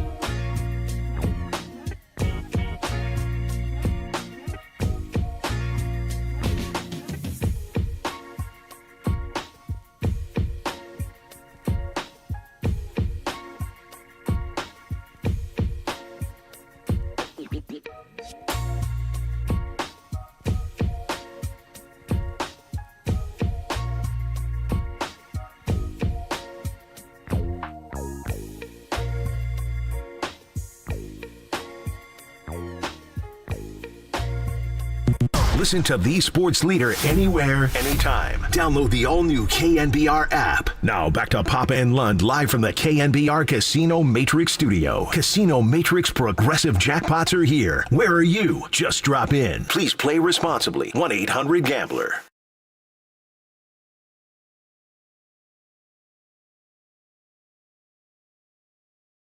Purdy out of the shotgun, drops a couple of steps, going to take a deep shot to Brandon Aiyuk. It's deflected. Oh, he caught it! Caught! Aiyuk caught it out of the air. A flag is also down. Did Aiyuk score? And I, Greg Papa, the voice of the Niners, are dubbing that play the B.A. Ricochet. We need to call it First real and time. goal on the 4-yard line. We need to call it in real time. Did you? I did. I just did. That was the call from yesterday. Did you hear that? It came to me right away.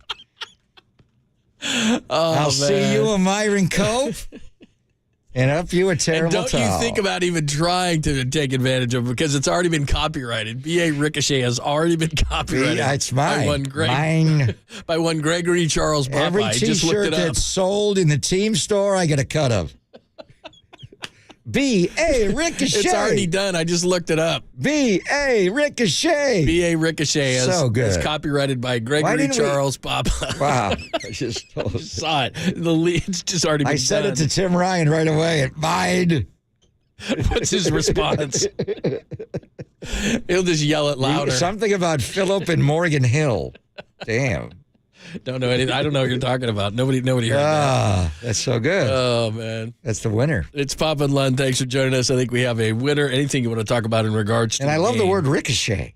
It's a great word. Plus, you know what is funny as I sat here and was racking my brain on, because you can't put an Aiyuk. So I found 48 words that rhyme with puke, which is Aiyuk. And so I was trying to find a word that would rhyme with Aiyuk. So I put in words that rhyme with puke, and there was nothing. I was like, come on, we got to find something. And then Smarty Pants calls the show and says the B.A. Ricochet. Smarty Pants? I don't know what you're talking about, John. Didn't you hear my call? I had it in real time. The B.A. Ricochet. Oh, funny. All right, anything you want to talk about in regards to the game we can get into? So give us good. your thoughts on the 49ers 34-31 win. Again, 24-7 down at the half. They get the field goal. They get the fourth down stop. They get the Brandon Aiyuk big catch, the B.A. Ricochet. And every time you say that, you have to give Papa $1. The B.A. Ricochet, so I owe you $2. They get the touchdown later to Aiyuk for 7 yards. They get the fumble on the very next play. Detroit goes 3 and out. Niners score again. They go down the field. They go up by 10, and then the Lions try to get that other fourth down. They can't get that fourth down. So anyway, ends in a 34-31 win. Did you ever lose faith at halftime? Did you lose faith? Ricochet, rebound one or more times off a surface, which could be a face Kendall mask. Vildor's face mask and hands, like the bullet ricocheted off a nearby wall. We're not going to go there. Oh. The football thrown by Brock Purdy ricocheted off Vildor's face mask right to B.A. B.A. Ricochet. Oh, man. No, because the B.A. Ricochet, after that play happened, I thought they're winning this game. Yeah, that was Now crazy. I know how. Right. We're going to get a B.A. Ricochet. So good. But I did get a little nervous when they got down there and they made the play, and then they didn't.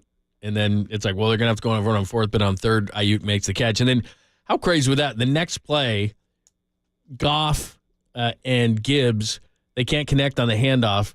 Gibson knocks it out. Armstead recovers it. The place is going bananas. And you knew at that point, you're like, they punched this in and we're tied. I know, it's Detroit unreal. has no chance in this game. All right, so I No texted chance. Sarge, B.A. Ricochet. I want the T-shirt rights at the team store. I like that. You're not listening to but right anything. away, You're just trying to make Sarge money. comes back to it. How do we work the Ladybug reference in there? Oh, okay. All right, what is Ladybug? Nathan in Morgan There's a really Hill. bad movie called Nathan in Ladybugs, Morgan right? Hill. Wasn't So Rodney Dangerfield Brandon in it? Aiyuk told Aaron Andrews a ladybug landed on his cleat or his shoe or his foot Yeah. or something before the game. Nathan, why is a ladybug good luck? I just want to give a quick story. First of all, sure. love you guys. Love you guys. Just want to give you a quick story real quick. About 8 years ago, my mom was diagnosed with pancreatic cancer. I know and she was given, Yeah.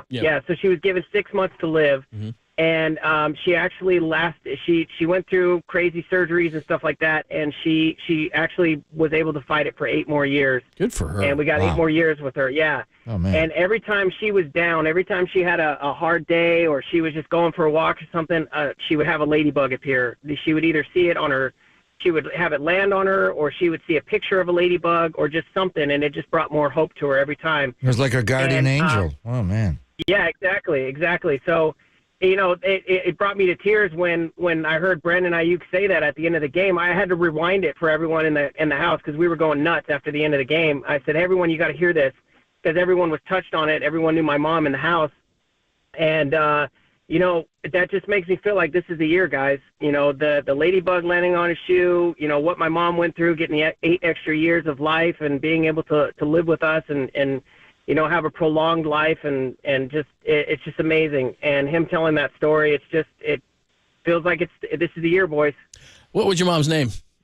If you don't mind me asking. Yvonne. Way to go. Yeah. My mother-in-law fought it for 4 years, pancreatic. My dad died in 90 days, pancreatic. So I feel your pain, man, and it's a miracle for those who don't know about pancreatic cancer.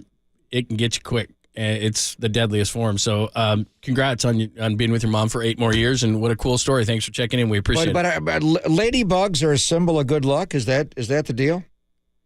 Yeah. Apparently, ladybugs are a didn't know symbol that. of good luck. So we have to fit in the ladybug. So the wow, we're the really BA stretching it. The BA ricochet doesn't work. Oh, I think it does. B.A. Ladybug Ricochet. No, it doesn't No, work. Ladybug B.A. Ricochet. No. No. BA ricochet. B.A. Ricochet. Yeah. Just like saying it. Put a ladybug in the graphic or something. I don't know how you do the T-shirt, but put a ladybug on his shoe. Whatever it is, I get 10%. You get more than that. I'm never driving through Morgan Hill. Philip will be waiting for me. You stole my line. He's gonna have a court summons. You sir, word thief. Sir, this is a beautiful new car and house you have, but there's a young man in Morgan Hill that is suing you. I use the word ricochet all the time, especially when I'm playing croquet. I don't know. I was ricocheted. I love a ricochet. I was sitting right behind you when you made the call. I heard it. Did it live. I heard you say it right away. B.A. Ricochet. Tim was like, "That's the best call I've ever heard in my life." So that's what I heard. Anyway. I don't know what anyone else heard. But anyway, that's how it. Very productive day. I came up with that. It was very productive. $1 million idea just sitting here for 4 hours. How great is that? All right, we'll take a final few, get our final thoughts of this game, and then we won't go straight to the Chiefs. And by the way, I'm very proud of you specifically. I watched them last night. That we didn't even talk about the Chiefs. I started watching them last night. But we were able to just celebrate this, and I'm happy for it. The downer is their weight. No, we're not want to talk about. I don't want to talk about it. Believe me, I thought about it. You know what I thought about you? We were in studio one day, and you declared them dead. Said they could not win. Dead. When was that? Which game was that? When they lost to Philly? I think it was even earlier in the year. A lot of people did that, but yeah, I did. Come on. You can't kill that guy. What are you going to do? Are you going to search for Taylor during the Super Bowl? Are you going to walk around and see what suite she's in? I already went to her concert. I'm not going back. I have a Swiftie T-shirt or a sweatshirt. Yeah, from the now concert. She's a mortal enemy, at least for this game. I don't care. All right, we'll give you a final few thoughts on the game itself. We'll hit up a few more calls. Tolbert and Cope's coming up at the top of the hour. And despite what Sarge says, I think it's going to be very difficult to beat B.A. Ricochet. He just wants Ladybug in there somehow. It's very difficult to get that in there. I'm not sure you can do that because didn't we have one before? Believe me, John, it took me a long time to come up with B.A. Ricochet, but I got it. I will figure out a way. All right, it's Pop and Lund. That's a great job by you on that one. Very nice. It's Pop and Lund only here on the Sports Leader.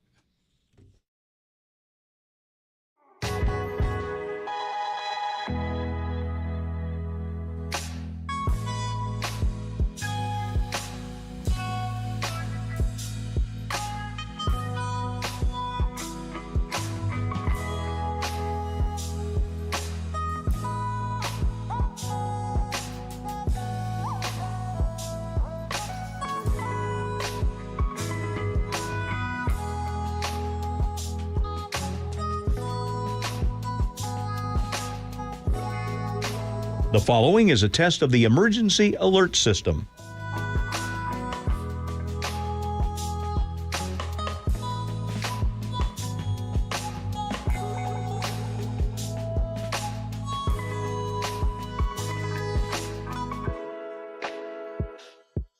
This has been a test of the emergency alert system. We now return to our regular programming.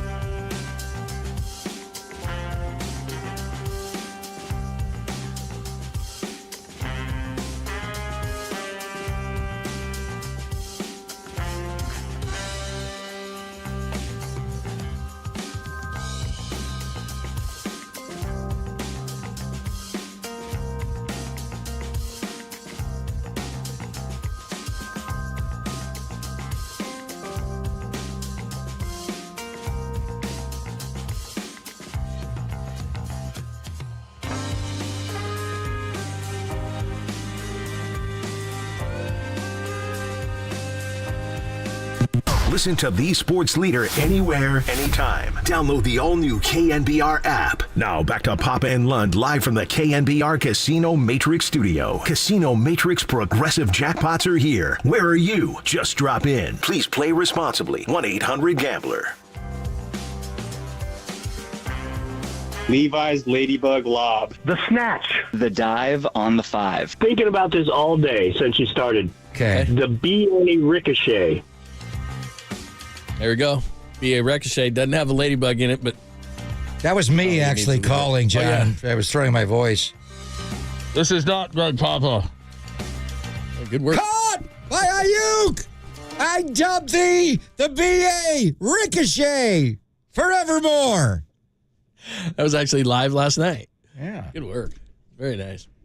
All right, we'll put a bow on this thing, and then Tolbert and Copes at the top of the hour will continue the discussion. We'll take your calls and thoughts from the faithful going to another Super Bowl. Are the 49ers got to win this one for the first time in 29 years? But we'll get into that conversation as Super Bowl progress 58, goes. and it's been 29 years. Crazy. Long time. And right in the middle. And from what we're getting 29. on the Golden State Lumber and Building Materials text lines, Raiders fans are ecstatic. They just can't think of a better Super Bowl. The Chiefs and the 49ers are very excited for this matchup. They can't wait. And they love the fact that we are staying out in Lake Henderson and taking over the Raider facility in Hendo. I get keys to all the offices. Yeah, that's what I heard. Yeah, this time they're going to treat you far differently. They're not going to be there. They're being exiled. Yeah, that's true. They're being exiled. You can just have... They can stay at the Excalibur. Yeah, the Big Dorito. Yeah. That's we're the official media hotel, and it's turned into a Big Dorito because it is shaped like a triangle, and so Dorito bought the thing out, and I'm going to be my homestead will be a Big Dorito for the next next week at least. So you go, yeah, that'll be nice. You'll have the run of the place of the Raiders joint. You run around, hang out. Run through that place naked if you want. That'll be great. Yeah. No one's around. We'll run the Rich Gannon naked. You'll have the keys. That's when they place. won their last championship. That'll be nice. Last playoff game was that game, 2002. And we'll talk all about the rematch. Will be in Las Vegas next week. It'll be a great time, so make sure you continue to listen. A couple of more things on the game before we get out of here. People were texting in injury-wise. Everybody seems fine. You never know. But like Debo, did he get it out of it Debo, okay? they were checking his shoulder. Yeah, he played at the end, but C.J. Gardner-Johnson went at him. But it was an earlier play. They were checking his shoulder. McCaffrey landed on his head, so his neck was bad. He said he was fine after. He had the whole crew in the locker room after the game. So who knows? So Kyle's pretty much going to give him a few days off. They're not going to get back on the practice field. I think they're going to practice Thursday and Friday. And the plan is to fly to Las Vegas on Sunday. So, looking forward to it. It's going to be a good time. And you're coming in when? Monday? Yeah, I'll be there for the big Monday night media event, which I don't think you and I have, because they changed it. Maybe I'm wrong here, but the last one. Where is it, at T-Mobile Arena? I don't know where it is. Yeah, I think it's home of the Golden Knights. I believe that's where. That's where it should be. Yeah, it's right down on the strip. But the last one I think you and I did together was Super Bowl 49 in New York. No. Super Bowl 48 was Denver, Seattle. And we were last year. Yeah, what do you mean? Well, no, I mean just the media event itself. And we didn't go to Monday night? Remember we took big buses across from New York City to New Jersey. Oh, and we stayed at the home of the Devils. And so we saw we hung out Brendan Byrne Arena? Yeah, and we hung out with Deion Sanders and all those guys. But the thing I remember the most was it was drive time, and so they had these lanes cut off by the buses, the media, and we're in these like big buses, and we're going by all these New Yorkers, and they're flipping us off because they're mad because the lanes were closed. Are you surprised at that? No, I wasn't. We won't have to get in the car because it's all right down on the strip. Yeah, the media hotel is walking distance, and it should be fun. I'll be going back and forth, and we're staying way out. Lake Henderson's like 50 minutes away, not 50 miles. And I was reading the reason why they're doing that. So they're not staying on the strip. I thought they were staying on the. So where's? Well, they don't want guys to gamble. When they do all the media events with the players, everybody has to go out to Lake Henderson. Mm-hmm. So they're going to have transportation from the strip out there. Plus, you know what's interesting about it was, so what the NFL did was, at least what I read today, was they don't want players to be tempted or anything like that, although you can gamble anywhere in Nevada, but to not be on the strip. And the other thing is, I don't think Lake Henderson is actually in Nevada, John. I think it's way out there. It is way out there. But they also sent out the policy on gambling again to everybody, so there's no confusion. I mean, well, for the guys playing in the game, it won't be an issue. How about all the NFL players that come in that's what I'm saying. for the game? They're not staying out in Endo. And if, like your whole situation too, like there's a lot of people who can't do it and you can't gamble. And it's, look, there's a risk involved in this. I like to gamble and all that kind of stuff, but there's a risk involved in this that, I mean, we just had another situation, an LSU wide receiver now playing with the Patriots, had all these accounts and gambled all this money and stuff like that. I mean, you're talking about young guys. They might be tempted. And some of these guys, like you said, who are coming in like they do, or they go on Radio Row and you got these guys who played, they're going to have to be reminded, like, man, you can't go into these sports books. It's going to be crazy. Yeah. Well, Jamison Williams, the guy who scored the first touchdown, Right, he got suspended. He missed the first 6 games this year. So because he bet. How many Lions players, thinking about that? Yeah. How many were played in the game last night? There were, I think, just Jamison Williams. They caught all the other guys that got in trouble, right? Real quick, for those who just joined us, just what were your just overall views? Were you 24/7? Well, I think the game turned, John, when the BA ricochet occurred. No, it was the wildest game. The last 2 have worn me out. I'm going this to. morning you came in, I was like, I'm going to wow. see my cardiologist today. Yeah, make sure I can get through it. I mean, it was that the Green Bay game was exhausting, and you wondered how. But last night was just different. It was so improbable, and it tells you about the beauty of sports. Kansas City had a very uneven year, and they came back, and look at them. They're back in the Super Bowl for the 4th time in 5 years, and last night's game, whether it's a season or a moment or a game, teams do come back. In football, it's not like the NBA, with a 3-point shot and then you can come back. But it's kind of, once teams get on a roll, it's just hard to stop momentum. And look at the last Super Bowl with the Chiefs. I mean, it was 20-10 with 7:13 to play in the game. And they wound up getting to 31. And Damian Williams, the back, shouldn't have even scored at the end. But they scored 3 touchdowns in 7 minutes when they had 10 points the first 3.5 quarters of the game. So one moment, one play, like 2-3 chip jet wasp can flip a game, or let's go forward on 4th and 2, and all of a sudden, the BA ricochet. That's going to be prominently mentioned at the parade, John, if they win this game. The BA ricochet. The BA ricochet. That's going to be a long parade. We can't talk about parades yet, though. That may start in San Jose and come all the way right here. It's going to be a long one. In any event. All right, great time had by all today. Thanks for hanging out. Thanks for participating. The 49ers going to the Super Bowl as they win the NFC Championship game 34-31. We'll talk all about it all week. We'll get into a ton about Kansas City, and then next week we will be in Las Vegas. All the shows will be in Las Vegas, and we'll give you the feel of Vegas for Super Bowl 58. So it's going to be a good time. Thanks, as always, to Danny and Walter doing a tremendous job. Kirk Morrison, who covered the game last night for NFL Sirius. Joined us, Dan Orlovsky from ESPN, Mike Silver from the Chronicle, and Dante Whitner, our good friend and former 49er from NBC Sports Bay Area. If you missed any of those, just go to KNBR.com. Tolbert and Copes today, featuring Brent Jones at 3:50, Matt Mayoko at 4:50, and more. And they're next, only here on KNBR AM and FM San Francisco, the sports leader, a Cumulus media station. The Snatch.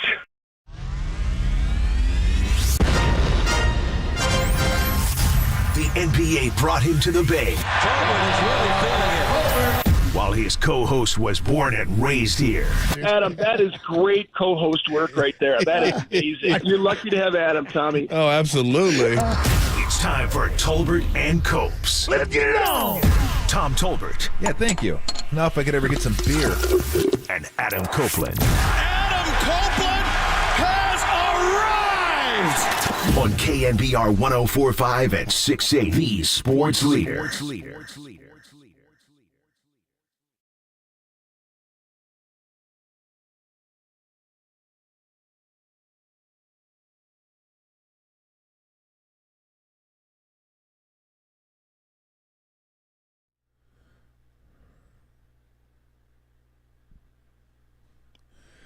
What is shaking? Adam Copeland, Tom Tolbert with you. Brent Jones, Matt Mayoko, and a bunch of you and a bunch of us today on the show. And I got to say, if you are a Niners fan and you're invested in it, and a Warriors fan and you're invested in it, this last week was hell. You had to be going through it. I mean, 4 games where it was just, I can only imagine how gut-wrenching each and every one of those games were for everybody. Now, the Niners obviously more so because it's the playoffs.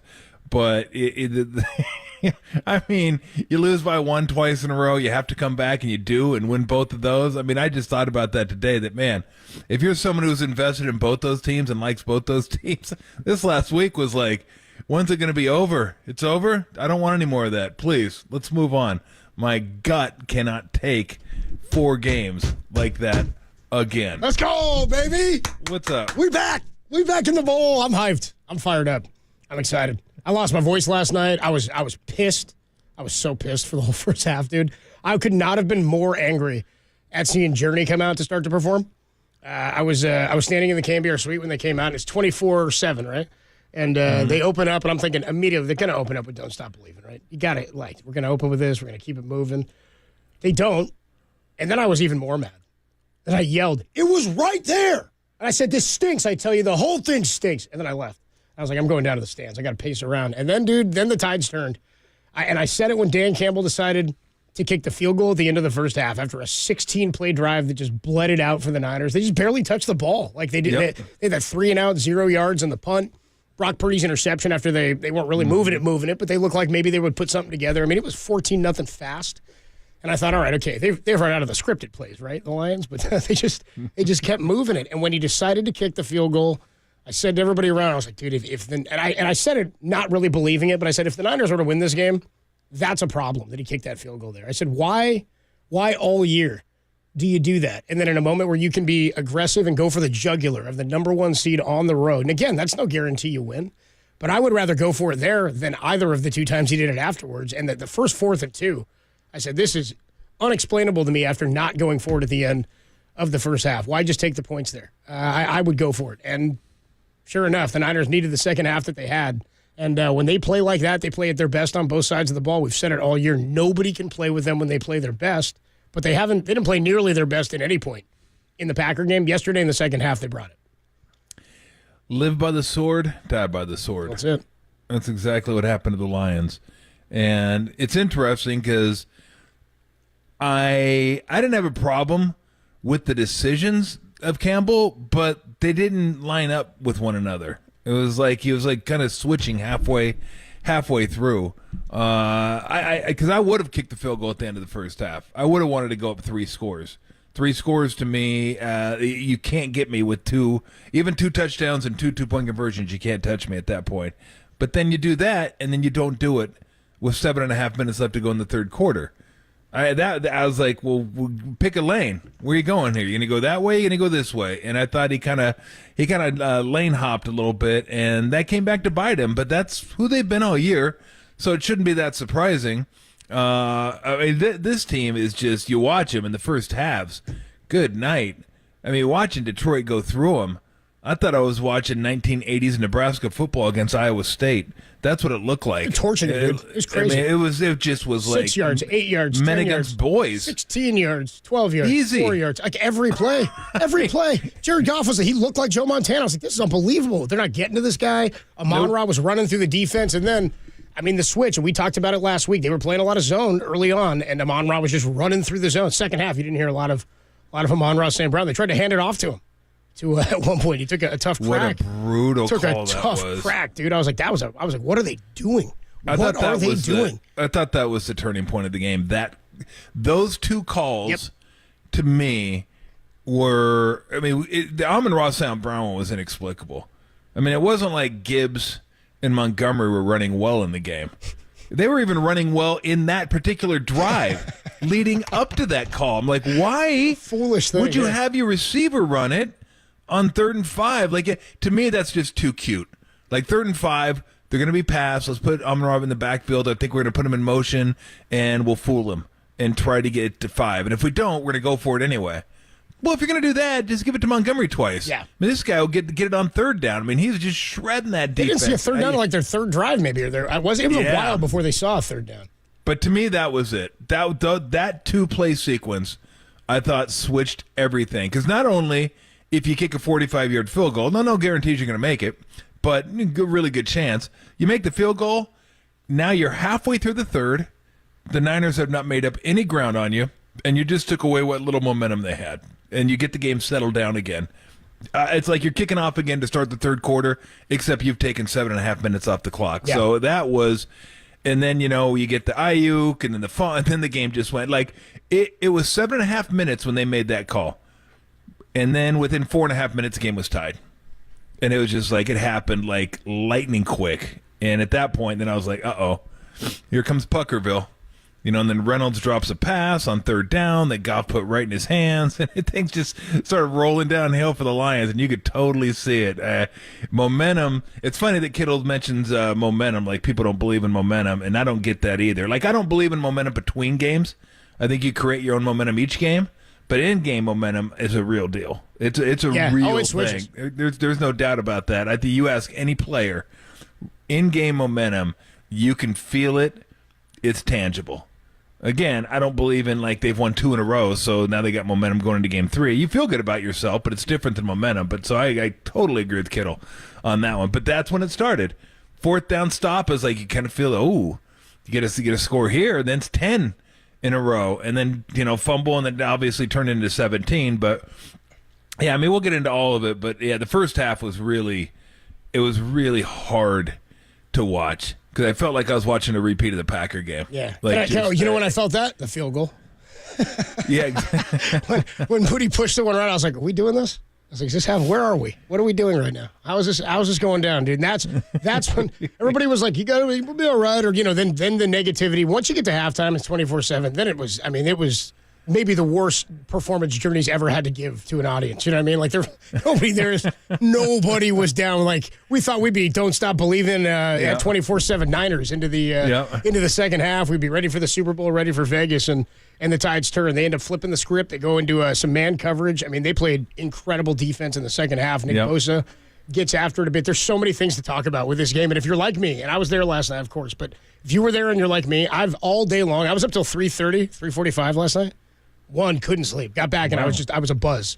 And then I hadn't even dove into all the stuff from Postgame and saw all the comments and the stuff from the players, and because we were doing the show and we had Tim Ryan did a hit with us with Brock, and from the locker room it was all cool, but I was just trying to put it in perspective, and it was awesome, man. I bounced around to both the statues. I love doing that at Giants games when you don't want to leave the yard after like there's a vibe or there's a buzz going on. I was like that in 2021 Game 1, Buster's home run game against the Dodgers. And after those games, my buddies and I always were like, let's go see the statues. Let's go visit the statues. Go see the Hall of Famers. I did that after. I'm like, let's go by Joe. Let's go see Dwight. Because the Aiyuk catch, man, that's going to go down as one of the all-time great moments in 49er history. And there were some cool nicknames thrown around. Dan Brown was calling it the Aiyuk fluke, which I like. Immaculate deflection was out there, which is there. But bottom line is it was an incredible play. You're right about the tides changing. If you were there, I mean, that's one that none of us, I think, will ever forget. Because it wasn't just I said it was an agonizing win, the Packer win. This one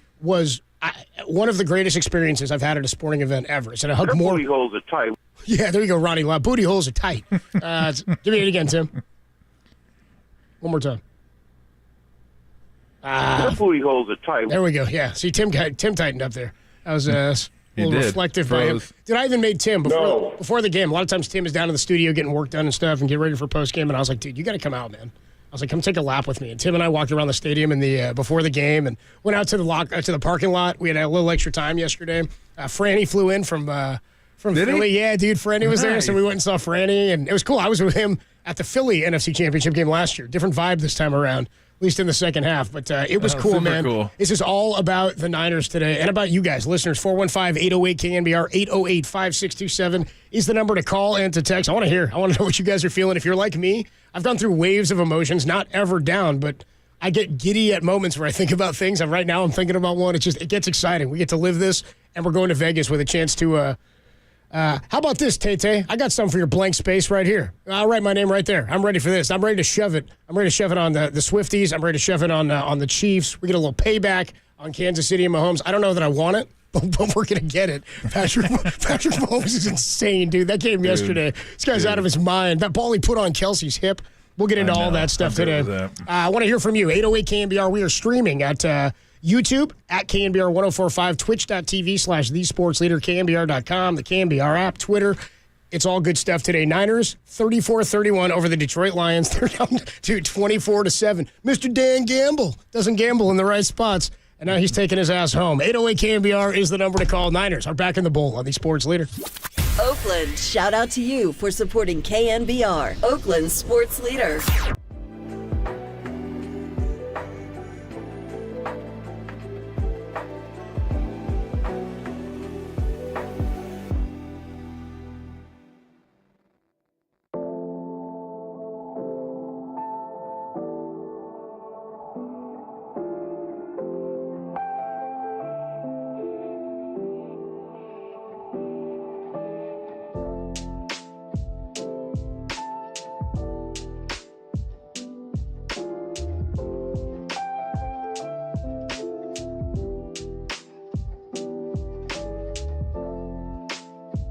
The 49ers are back in the Super Bowl after a come-from-behind 34-31 victory over the Detroit Lions. More on that story is trending, KNBR.com and the KNBR app.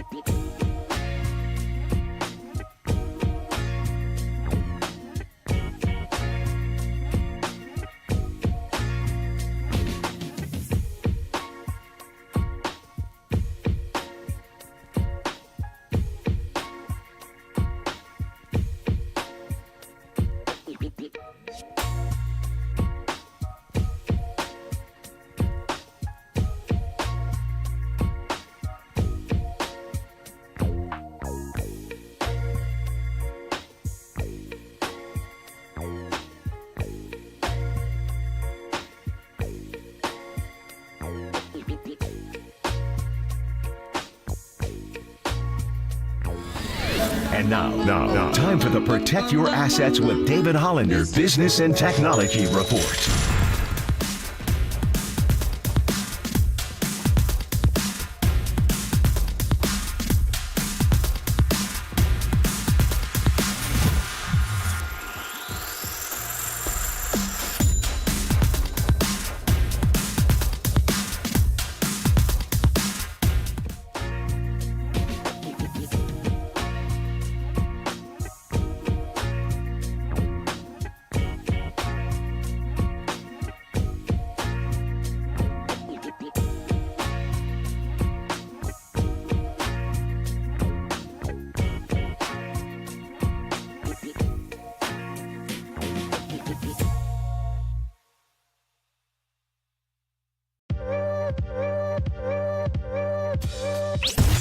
Play KNBR at your pad on your Apple HomePod. Tolbert and Copes now continue on KNBR 104.5 and 680, the sports leader. It's a handoff, a flip coming to Jamison Williams, coming right, 30, 25, 20, breaks a tackle, stays on his feet, touchdown Lions. Wow. Handoff to Montgomery, powers forward, hits the goal line, and powers in for a Lion touchdown. The toss to Jahmyr Gibbs, coming right, breaks a tackle, breaks another, all the way into the end zone for a touchdown. Wow. The Lions have a 24-7 halftime lead. Goff throws, it is dropped! Fourth down, the Niners take over on downs. Josh Reynolds dropped the ball. Purdy out of the shotgun, drops a couple of steps, going to take a deep shot to Brandon Aiyuk. It's deflected. Oh, he caught it! Aiyuk caught it out of the air. The flag is also down. Did Aiyuk score? He got touchdown on the 2-yard line. Purdy throws. Caught by Brandon Aiyuk. Touchdown! San Francisco. Goff, hands off, awkward handoff to Gibbs. Ball! He fumbled the ball! He got hit, he fumbled the ball. The 49ers have the ball! Bang! Eric Armstead recovers the fumble. They give it to Christian off the right side. Touchdown! San Francisco! Fourth down, Goff back.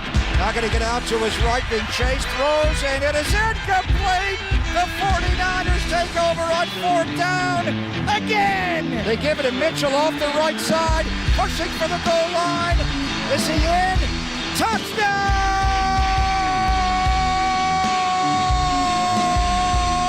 San Francisco! It's over. The Niners are going to Vegas. Nicely done there as the 49ers, a come-from-behind victory. The tides changed 34-31. 24-7 is the score at halftime after gambling Dan Campbell does not go for it near the end of the first half. Opts to kick the field goal, and the Niners end up just routing them in the second half, 27-7. They throw that touchdown to botch the spread there at the end of the game. And then the onside kick where they roll George Kittle out there, dude. How about Kittle on the hands team? I know. Pretty good deal, man. That was impressive, man. And George Kittle. I said, one of the funnier things in the Bay Area is Tim Ryan when a fumble happens. It's my favorite. That was maybe the best. That was maybe the best ball out of all time. That followed up with just him screaming. He just screamed bang twice. Yeah, he did. Bang! I was like, dude, he's like Mike Breen. What the hell's going on here? 415-808-KNBR, 808-5627. We're all still abuzz following the Niner victory over the Lions back into the Super Bowl. We'll talk a lot more about this game. We got to talk a lot about Brock Purdy's second half, man. The last pick of the draft, eliminating a former first pick of the draft. Hit me one more time with that ball out. Hands off, awkward handoff to Gibbs. Ball! He fumbled the ball! He got hit, he fumbled the ball. The 49ers have the ball! Bang!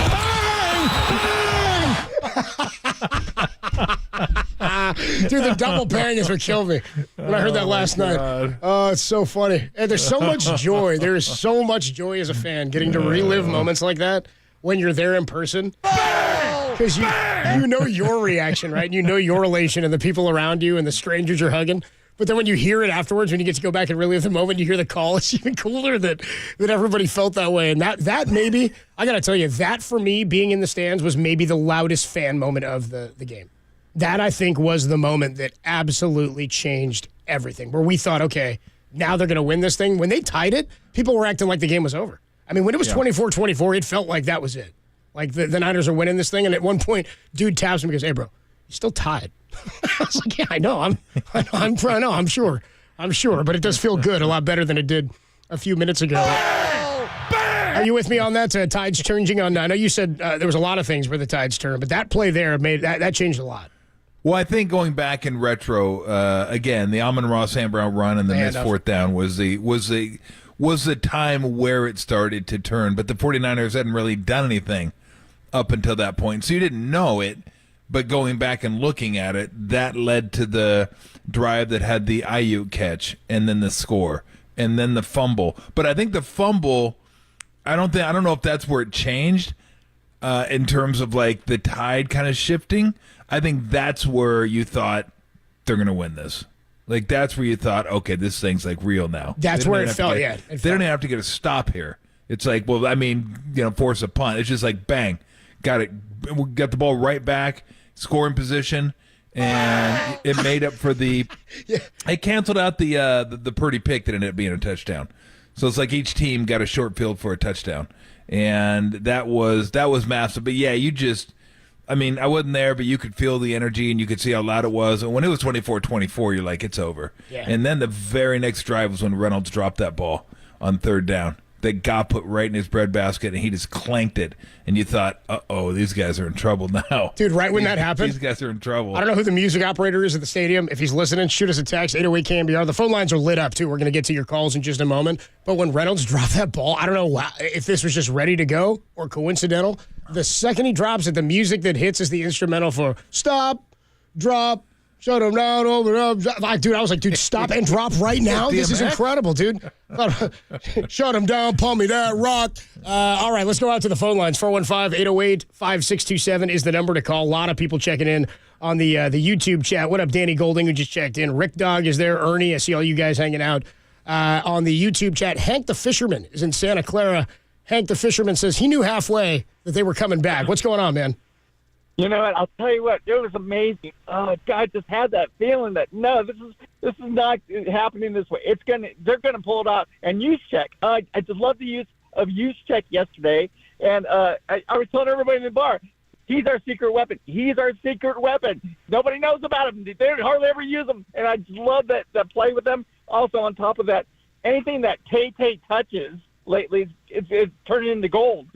She's got a whole football team now, and she's buddies with Juszczyk's wife. And oh my God, if they can get her to sing the national anthem prior, that'd be awesome. All right, Frank, I appreciate the call. I did hear, dude, Tim and I were driving back from the game last night, and ESPN Radio was like, "Will Taylor Swift be able to make it to the game? She does have a concert in Japan the night before." I'm like, haven't you heard of the international dateline?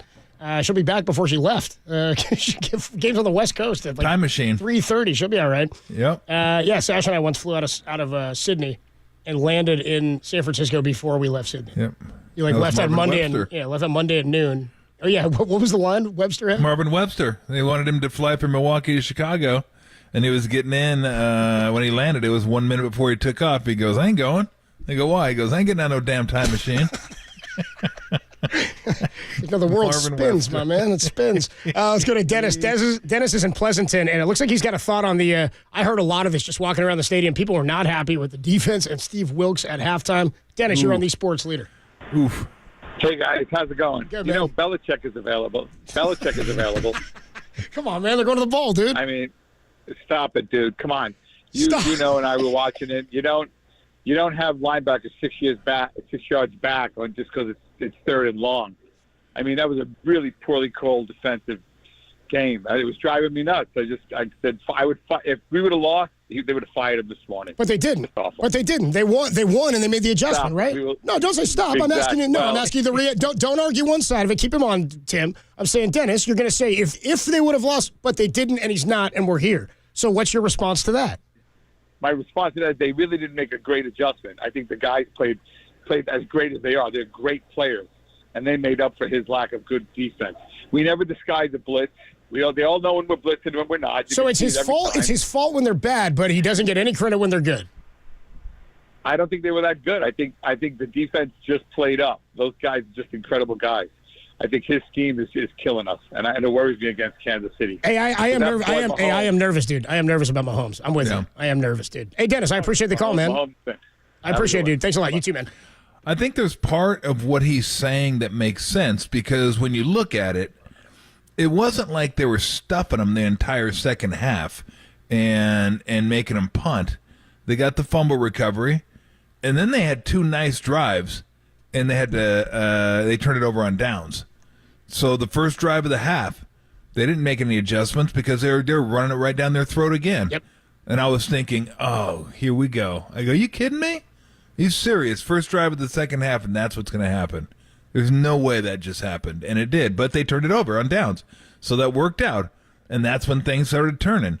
That's when you go touchdown, fumble, touchdown. And then Reynolds drops a ball that was right in his hands. Now, I will give it. They did get some stops against the run after that first drive. They managed to get some stops. But it was like, okay, they get the stop, drop the first down.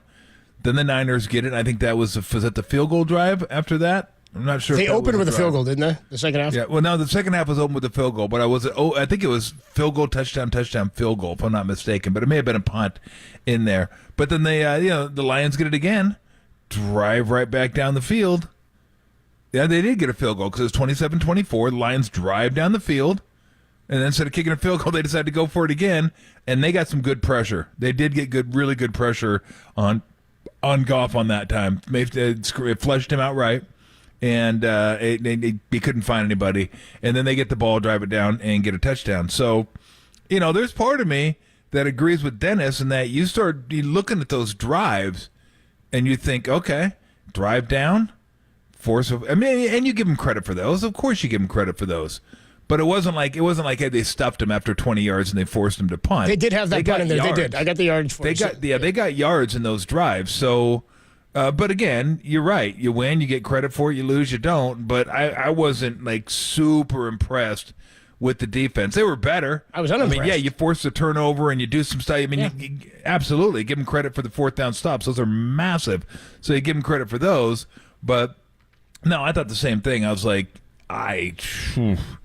we got 2 weeks to deal with Kansas City, but the defense now, it's almost like you feel like, are they just not as good as like we expect them to be, or are they actually a weak link? Like they shouldn't be a weak link with all the Pro Bowlers and all pro guys they have on that team, but boy, the last certainly the last 2 first halves have been awful. I mean, just awful. And then the second halves were better, but I don't know. I guess we're going to find out because Mahomes is playing out of his head right now, and we'll get to that game at some point. But yeah, I do not know. It'll be interesting because the defense was always a given. That was always just a given. Daddy don't need to worry about the defense. Now it's like, oh man, can defense stop anything?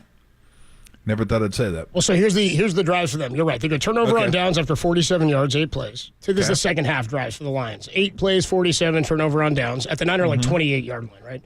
Then they go 1 play and the fumble. Yep. Then they go 3 and out. They punt. Yeah, that was a Reynolds drop. Right, and in that span, the Niners went touchdown, field goal. Yep. And then right after the field goal, they go 6 plays, 45 yards, turnover on downs at the Niner 30. So they go almost the exact same as they did a couple of before. Then they go 11 for 75. So to Dennis's point and to your point, they had 3 drives that were 45 yards or longer, but only 1 that resulted in points, which then begs the question, did the 49ers come back and take this thing, or did Dan Campbell play his team out of it? 808 KNBR is the number to call. An all-time comeback for the 49ers. Did you think they were going to come back at halftime? Did Dan Campbell just give this thing away? We'll get more into that a little bit later as well. We'll get deep into that with all of his decision-making. But Brock Purdy's second half, the Niners comeback. Do you agree with the caller, Dennis, who says, yeah, the defense still wasn't all that great in the second half? Certainly in the Packer game, it was problematic. It held up great enough, and the offense was electric. It's the calling card of this team, and it won them this game. I see all you guys. Pedro is out in Mexico. By the way, shout out the YouTube chatter out in Brazil. Says they're checking in from Brazil on the YouTube chat. Love that, the power of the internet. Some international watching. And we got some guys in the UK who were messaging me last night saying they couldn't wait to talk some Niners today. 415-808-KNBR, Pedro, Josh, nobody, Mark, Ralph, and Jimmy. We'll get to all you guys and to your texts as well. The Niners, 34-31. Is it an all-time comeback? Yeah, Mordecai, we'll get to you too. You're coming up next, only here on the Sports League. Bang! Bang!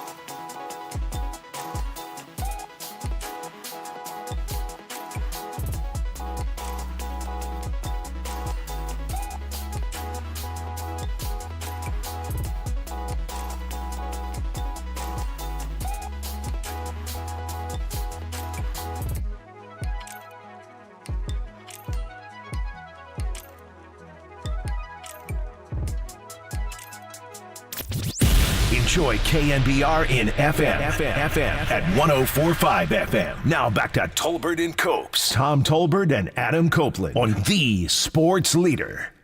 Hey, we just needed the opportunities. We played as bad of a first half as we could, but we were still within 17. There's plenty of points there you can make up. We had to score on the first drive. We got a field goal, not a touchdown, which hurt. But then our guys got those turnovers, man. Kept it rolling, and D shut him out there in the second half, and this dude right next to me made it happen. For us, it's a team sport. You know, we knew we had a half left. Defense did their job. The boys on offense took care of business. Coach called a great game, and we had the faithful behind us the whole way, so we love you guys. Dude, Brock Purdy's going to a Super Bowl, man. Kyle Shanahan back for the second time. Niners, 3 straight NFC Championship appearances, 19 all-time. It was incredible. For those of you who were out there yesterday, you know, and if you go frequently to 49er games, that was the most impressive showing of a visiting fan base I've ever seen at Levi Stadium in the Kyle Shanahan era. I mean, it was, really? I wouldn't call it a takeover, but I would say a lot of 49er fans, myself included, expected to win that game. And expected to be in Vegas. And for those of you who are planning to go to the Super Bowl and thinking, hey, I've never been, it's a chance to go see one of the all-time great 49er teams, chance to try to take one home for the first time in a long time. It's not a far trip. It's a fun trip. Why wouldn't you want to go? If you were like a season ticket holder and thought, I can give this up, there's not going to be tons of Lions fans. I was impressed by the showing of the Lions fans, the noise of the Lions fans. They had a weird chant. Their whole chant all day from the parking lot to the stadium was just, Jared Goff, Jared Goff, Jared Goff. I was like, is this what they do? That was it? There's no flair to that thing whatsoever. Didn't like any imagination to that one. Exactly. I was like, this is blue collar, ain't it, huh? Well, okay. That's kind of where I was. So anyway, and I felt for Lions fans because, again, I was thinking about it from like a San Francisco Giant fan perspective. This is generational, man. Like this was once in a lifetime for them. They were like, what if we don't make it? We get a chance to play in the NFC Championship and win one on the road. So I feel for the Lions fans that were out there, but just wasn't your day. 415-808-KNBR is a number to call. Pedro is down in Mexico. Pedro, what's going on, man? You're on the Sports Leader. We got you, Pedro? Well, you can throw Pedro back on hold. He's the international caller. We'll see if we can reconnect with him. Let's go to Josh. Josh is down in Roseville. Josh, what's going on, man? You're on KNBR. Hey, what's up, guys? How are you? What's going on, dude? How you feeling? I'm feeling great. I was just talking to your guy that answers the calls, and he's asking me how I was feeling at halftime, and I said we're the faithful for a reason. It was looking bleak, but we had to stay faithful, and they just turned it around in the second half. When did it turn for you? What was the moment?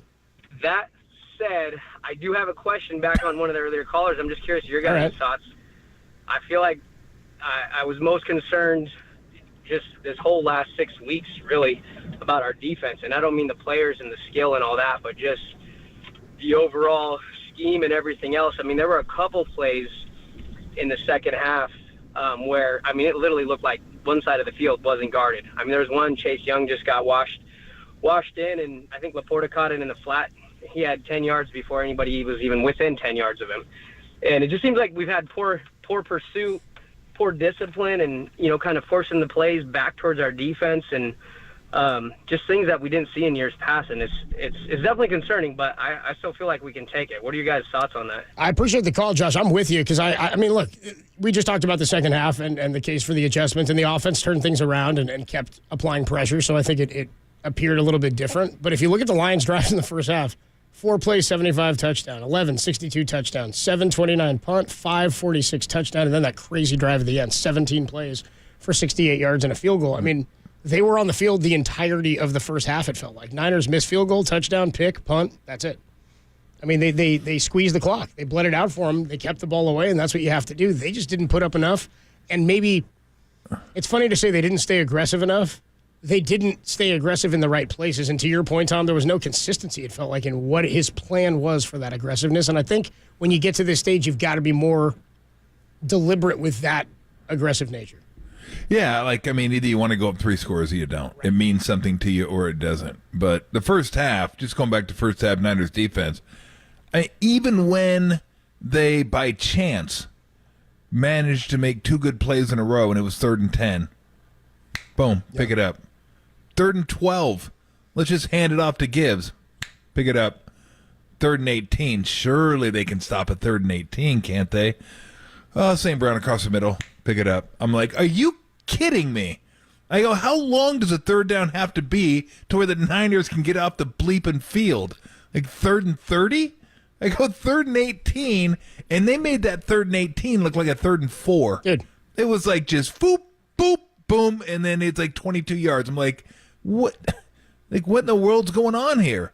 Fred Warner, Dre Greenlaw, and Bosa did have a couple sacks in the first half, but I mean, you look at all these guys they have, and you're like, how is this even happening? What is going on? And I'm not going to sit here and get on the coaching because, I don't do that. I'm mostly about the players, but it does make you wonder.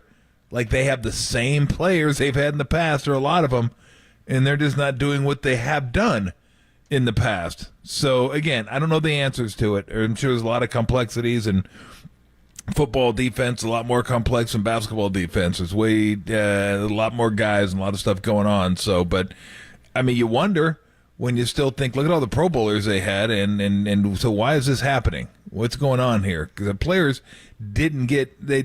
players didn't start slowly degrading after like the last in the last 9 months, so shall we say? Like, what happened to these guys? Oh, they're not very good anymore. No. Why? I don't know. So yeah, that definitely a concern. Absolutely, I'm worried about the Chiefs because the Chiefs can run the ball. Pacheco can run the ball. Anyway, gashed early in that game. I don't want to get into that too soon, but yeah. Can I have a day? That was a concern. Yeah. 3rd and 18 was that was the one that I just. And it was the 3rd and 12 in that same drive. I'm like, really? You just hand it off on 3rd and 12, huh? And get it? I'm like, oh my gosh. And then 3rd and 18, I go, surely on a 3rd and 18, right? I mean, at 3rd and 18, they're going to stop this, aren't they? Yep. No, they're not. Oh, yeah, that's when I was like, you got to be. I think I went got a beer at that point. I was like, I wasn't feeling it. It's a rough drive. All. Yeah, that's a rough drive. That's a rough drive. 808 KNBR, 415-808-5627 is the number to call and the number to text. I like the 7-7 here. I was talking about the Lions fans. I was like, I feel for you, but it wasn't your day. He just says, dude, F Detroit and Dan Campbell and F the Lions and their fans. 7-7 coming for the jugular, doesn't care. 408 says all of Marin County for the Lions. They were all rooting for him. 4080 checks in on the Golden State Lumber and Building Materials text line, says, Copes, if I told you in the preseason, he says, Copes, I told you in the preseason, I said during the regular season, but I'm going to say it again now in the postseason. I trust Brock Purdy and I trust Kyle, but not Steve Wilkes in that defense. Not convinced he knows what's going on. I think he knows what's going on. I don't think it's been a great execution this year. He needs some serious help or has to figure out the run defense before the championship and the Super Bowl. Otherwise, it won't be pretty. It's Mike and Eugene. Appreciate you, Mike, for the text. You're right. That's just what we were talking about with Pacheco and gashing up the middle. They did squeeze the run game a little bit better in the second half, but you'd have to for 148 and 3 touchdowns on the ground in the first. Let's go out to Oakland. Nobody is in Oakland. You're on the Sports Leader. Hey, how are you guys doing? I want to say that, like, on the defense, Bosa said that at halftime he doesn't normally speak, and he did speak, and he said he told guys, do your job, because a lot of guys weren't doing their job. They're trying to do somebody else's job, and you can't do somebody else's job. You got to do yours. So it's just, maybe that's coaching. Maybe the coach needs to be harder on guys, stay in your lane, do your thing, do your job first before you try to go somewhere else. I also want to say on Dan Campbell, if he hadn't gone for it on 4th down, that gives them an out. You want him to do that. They played their game, and they can, you know what? Like he said, he has no regrets, and the Niners beat them with them playing their game with no outs. Oh, well, if Dan Campbell had gone for it on 4th down, maybe they would have gotten it. None of that. We're not doing any of that. They went for it. They didn't get it. They played their game. The Niners played their game, and they bent. They didn't break, and they came down and they won. Good deal. Appreciate the call, nobody. Can't agree more. My buddy texted me after the game, and he said, the Niners win the Super Bowl. They should give Dan Campbell a full share. Yeah, dude. He's the Brooks Conrad of the Niner run. Shout out that brave second baseman who was just booting balls in 2010 for the Giants to make their run. I mean, he's right. They played their game. That was the aggressive nature we expected them to come in with. Mm-hmm. And we talked about it the last week, Tom. Like I said, I asked you, does Kyle have to be more aggressive with his game plan because of what they're going to do? And the answer was no. He was going to play his game. And you said that. Live by the sword, die by the sword. The aggressiveness can be great for you if you pick it in the right spots and if you execute when you need to. But to your point, you said these exact same things last week. If you turn it over deep in their territory and don't execute, that can be a 2-score swing. And it was in terms of a comeback. If they kick field goals there, it's a different game. So he can say, I don't. Hey, look, you do it all season long, so I don't blame him. I was like, that's who they are. But it can come back to bite you, just like I told you about the game. I know you looked it up, the Titans-Ravens game a few years ago, like that. When they went for it all the time on fourth down, and they went for it against the Titans, and like 0 for 4. It's like that killed them. They crushed them. They crushed them in yards. But those are decisions. I mean, they are massive decisions because they're almost landscape shifting every time it happens, and it happened twice in this game. The one time they kicked the field goal, so that didn't really change a lot, although they could have got the touchdown. But, got points. The other two were huge because the other one could have given you a 3-score lead and knocked off 7.5 minutes off the clock in the third quarter. The next one could have tied the game. And then you get a little more pressure on you if you're the Niners and the game's tied. You have to go down and score. You wanted to go down and score when you're up 3, but if they didn't score anymore, you were going to win. But those are massive decisions, and the ramifications of those are so huge. And I appreciate that he goes for them. I like his aggressive nature, but every once in a while they're going to get you. And if they get you in week 5, meh. If they get you in week 9, meh. If they get you in the playoffs, now you're talking about something completely different, especially when it's the NFC Championship game and you had a 17-point lead. Those things become a little tougher to do. But I will give him credit. I mean, he stays true to himself. He's very aggressive. I just didn't get the going up 3 scores is important. And then the next possession they had it in the third quarter, going up 3 scores isn't that important. That's what I thought. It was a little inconsistent, but Niners should be happy because that gave them the chance to keep the momentum, because a field goal right there would have just been like, well, that was a wasted last 7.5 minutes. I did nothing for anybody. Now they're still down 3 scores, and you look at things differently. So, yeah, that was big. 408 in the text line, Golden State Lumber Building Materials text line says, lose Wilkes Booth. I was like, come on. We're going John Wilkes Booth riffs now? Oh, too soon, 408? That's pretty good. That's actually made me laugh, dude, when I saw that 808 KNBR. My buddy texted me, goes, can we put him back up in the booth in a different stadium? Lose Wilkes Booth. That's pretty funny. He put the E on it, too, so I know he was going John Wilkes Booth. He did. Very nice. He went hyphen and he went E, so that's a highbrow riff from the 408. More, way to go, dude. 808 KNBR, we want more. Assassination humor. Well done. More from you. Civil War time's always good. How about this? Let's go to Ralph. Ralph's in Alabama. Famous for your mud. How's your Chinese food? Ralph in Alabama, you're on the Sports Leader. Yeah, man, one of my best friends. I'm talking about a diehard Lion fan. So him and I was talking this morning, man, and I threw a hypothetical, and I want you to talk about it. If Bill Belichick was coaching that game for the Lions last night, I think we have a different outcome. So my hypothetical, do the diehard Lion fans want to gamble with Campbell upcoming season or go get Bill Belichick? Appreciate the call. Appreciate the call, Ralph. We got to jump on. It's an interesting thought. I don't think Campbell's out. I think if anything, he's going to get extended. Yeah. I don't know, but he's asking, what do Lions fans think? I don't know, because again, fan bases like this, like the 49ers, we're hungry for. You know what I mean? We're like, we're like, we need a Super Bowl, and you've got high standards, and so when you don't win and you're at a high level, they immediately want to make a change. But when you're hungry for success that you've never had, your first thought, I don't think, is dump this guy who got us here. I really don't think that that's their standard of thinking. I think they're thinking, we've built something, let's let this guy continue to build it. He almost got us to the top. No, there's not a chance they're even remotely thinking about something like that. I mean, here are the Lions. You just went to the NFC Championship game. I mean, they're thinking about, hey, we're set here. We should be good for at least a couple years. Get another crack at it. It's not like the NFC North is super strong. I think the Packers are coming, and those are going to be some battles, and which was awesome because we always get a Packer-Lion game on Thanksgiving, and it usually sucks because one of the teams is like terrible. Now it looks like both teams will be good, so we got that going for us, which is nice. But he's going to have a shot at it, and I think the way Goff's playing, you just look at the offensive weaponry they have, that offensive line. I don't know what all the contract status is. They need to shore up the secondary for sure, but yeah. I think they're not thinking about anybody, nobody. I like Campbell. I do. I like him.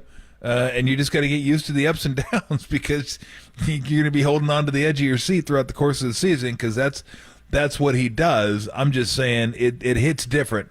Everything hits different in the playoffs. Everything's magnified in the playoffs. So, yeah, again, it's simple. Live by the sword, die by the sword. Last night, they died. By the way, our Wilkes Booth texter checked back and he said, well, I'm a history teacher, so...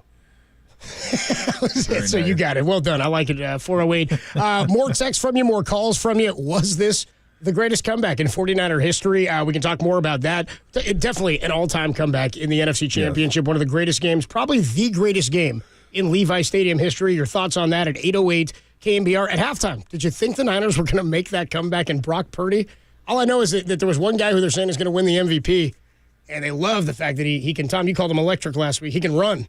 I didn't see him running for offense last week in yesterday's game. I did see Brock Purdy pick up 50 yards in the second half on the ground. Incredible. All for first downs. I mean, this kid, the one when he changed hands, dude, he had one, he almost got sacked and his forehead hit the turf, and he comes back up. He's bleeding from the lip with one of the all-time great. How about the one where he avoided games. a sack and threw it to Juszczyk? That was incredible, dude. It was unbelievable. Unbelievable, man. I mean, he was making all kinds of plays. It was a blast yesterday, man, down at Levi's. If you were there especially, want to hear from you, 808 KNBR 808-5627. I can't wait to talk to Brent Jones at 3:50, see what he's feeling after this one. And Matt Mayoko joins us at 4:50. Jason, Sean, Martine, Mark, Ken, Jimmy, we will get to you only here on the Sports Leader.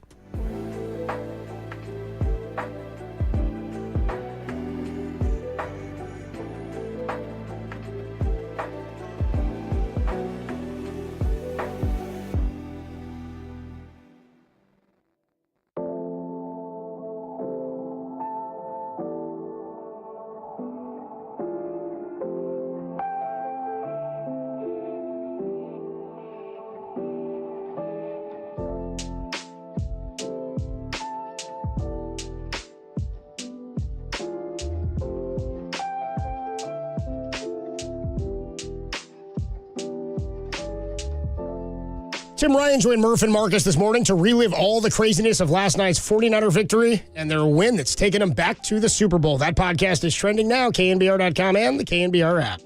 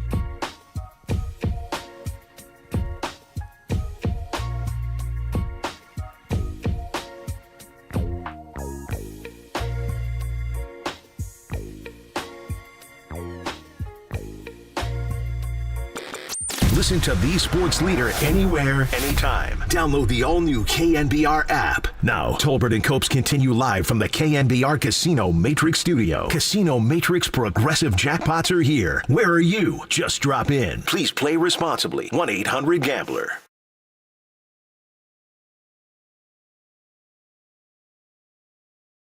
Tolbert, Kurtz, how you guys doing, man? Curbs. I like that. Curbs. I was like, is there an R anywhere in my name? Tolbert, Kurtz, how you guys doing, man? I like the guy today. You asked him a question. He just steamrolled you. Yeah, I was like, is that the moment you thought the game turned? He was like, yeah. So I got something for you guys. Yeah, but what I really want to talk about it. He's like, yeah, whatever, man. Whatever, dude. And I was like, well, all right, well, F me. So bring Copes with you on a Monday. It's a good Monday, man. Sun is out. Everybody's feeling good. Dude, the weather down there yesterday, it was as beautiful as advertised. It was kind of muggy even. Like, I couldn't. Was it? I usually go parking lot into the stadium, and you have a jacket on and stuff. You take it off. Yeah. I'm more wintertime now. Dude, I couldn't even get into the stadium with the jacket on. It was warm. Like, it was a nice, comfortable day. Even when we walked out at about 10 o'clock last night from the studio, it was still comfortable down in Santa Clara. It's really warm right now in Vegas. I mean, it won't matter. It's an indoor venue, but it is supposed to be really cold in Vegas next week, which is interesting. It does get chilly down there, trust me. It gets a bite, too. It's like it sucks. It's like 45 here is different than 45 there. You get wind here, but you get a crisp bite in the air down there. Let's go back out to the phones here. A lot of people, the phone lines are lit up right now. Let's go to Mark. Mark is in Petaluma. He's been waiting a while. Mark, were you worried at the half of this one, man? Do you think they were going to make the comeback? You're on the Sports Leader. Yeah, hello, guys. Thanks for taking the call. Yeah, I'm just calling about your guy asked me what I thought at halftime. I got to be honest with you. I wasn't feeling good. It was the first time that they've come back. I'm trying to understand if Goff is that good or the Niners defense has really weakened. To your point, Tom, when it was 3rd and 18, 3rd and 12, and they're just running right through the 49ers. One thing is when Hufanga went down, whatever it was a couple months ago, I was like, oh, God, here we go. Because he was like 3 players in one. And I don't know who's replaced him, but if this come from behind thing that happened last week and this week, I think all due respect to Green Bay, they are Green Bay and Detroit. They're good teams. They're fast and they're young, and they were just running over the 49ers. And if that happens this coming in the Super Bowl, harder for them to come back with Mahomes. And the Kansas City's defense is lights out. So I don't know. What do you guys think about that? Appreciate the call, Mark. Yeah, first off, it wasn't just that they were picking up the 3rd and longs. It was, but they were doing it with ease. It wasn't even like it took anything special from the Lions to pick up those plays. Hand it off, run it to the left side, 12 yards, easy. 3rd and 18, St. Brown over the middle, easy. That was the disappointing. It was like, good night. These guys ain't even sweating picking up 3rd and long right now. So that's where it was like, it was all concerning. There wasn't anything that wasn't concerning on the defensive side of the football in the first half. It was all bad, is what it was. And nothing positive offensively to let you think, okay, they can still do it on this side. Like if the offense had been moving it, and you're like, they're not punching it in, or they're getting in range, and yeah, they missed that one, or they're getting field goals. It feels a little different, but because the defense had nothing and the offense was barely on the field, the confidence level was at an all-time low. Yeah, I mean, you look at the offense, like they're just.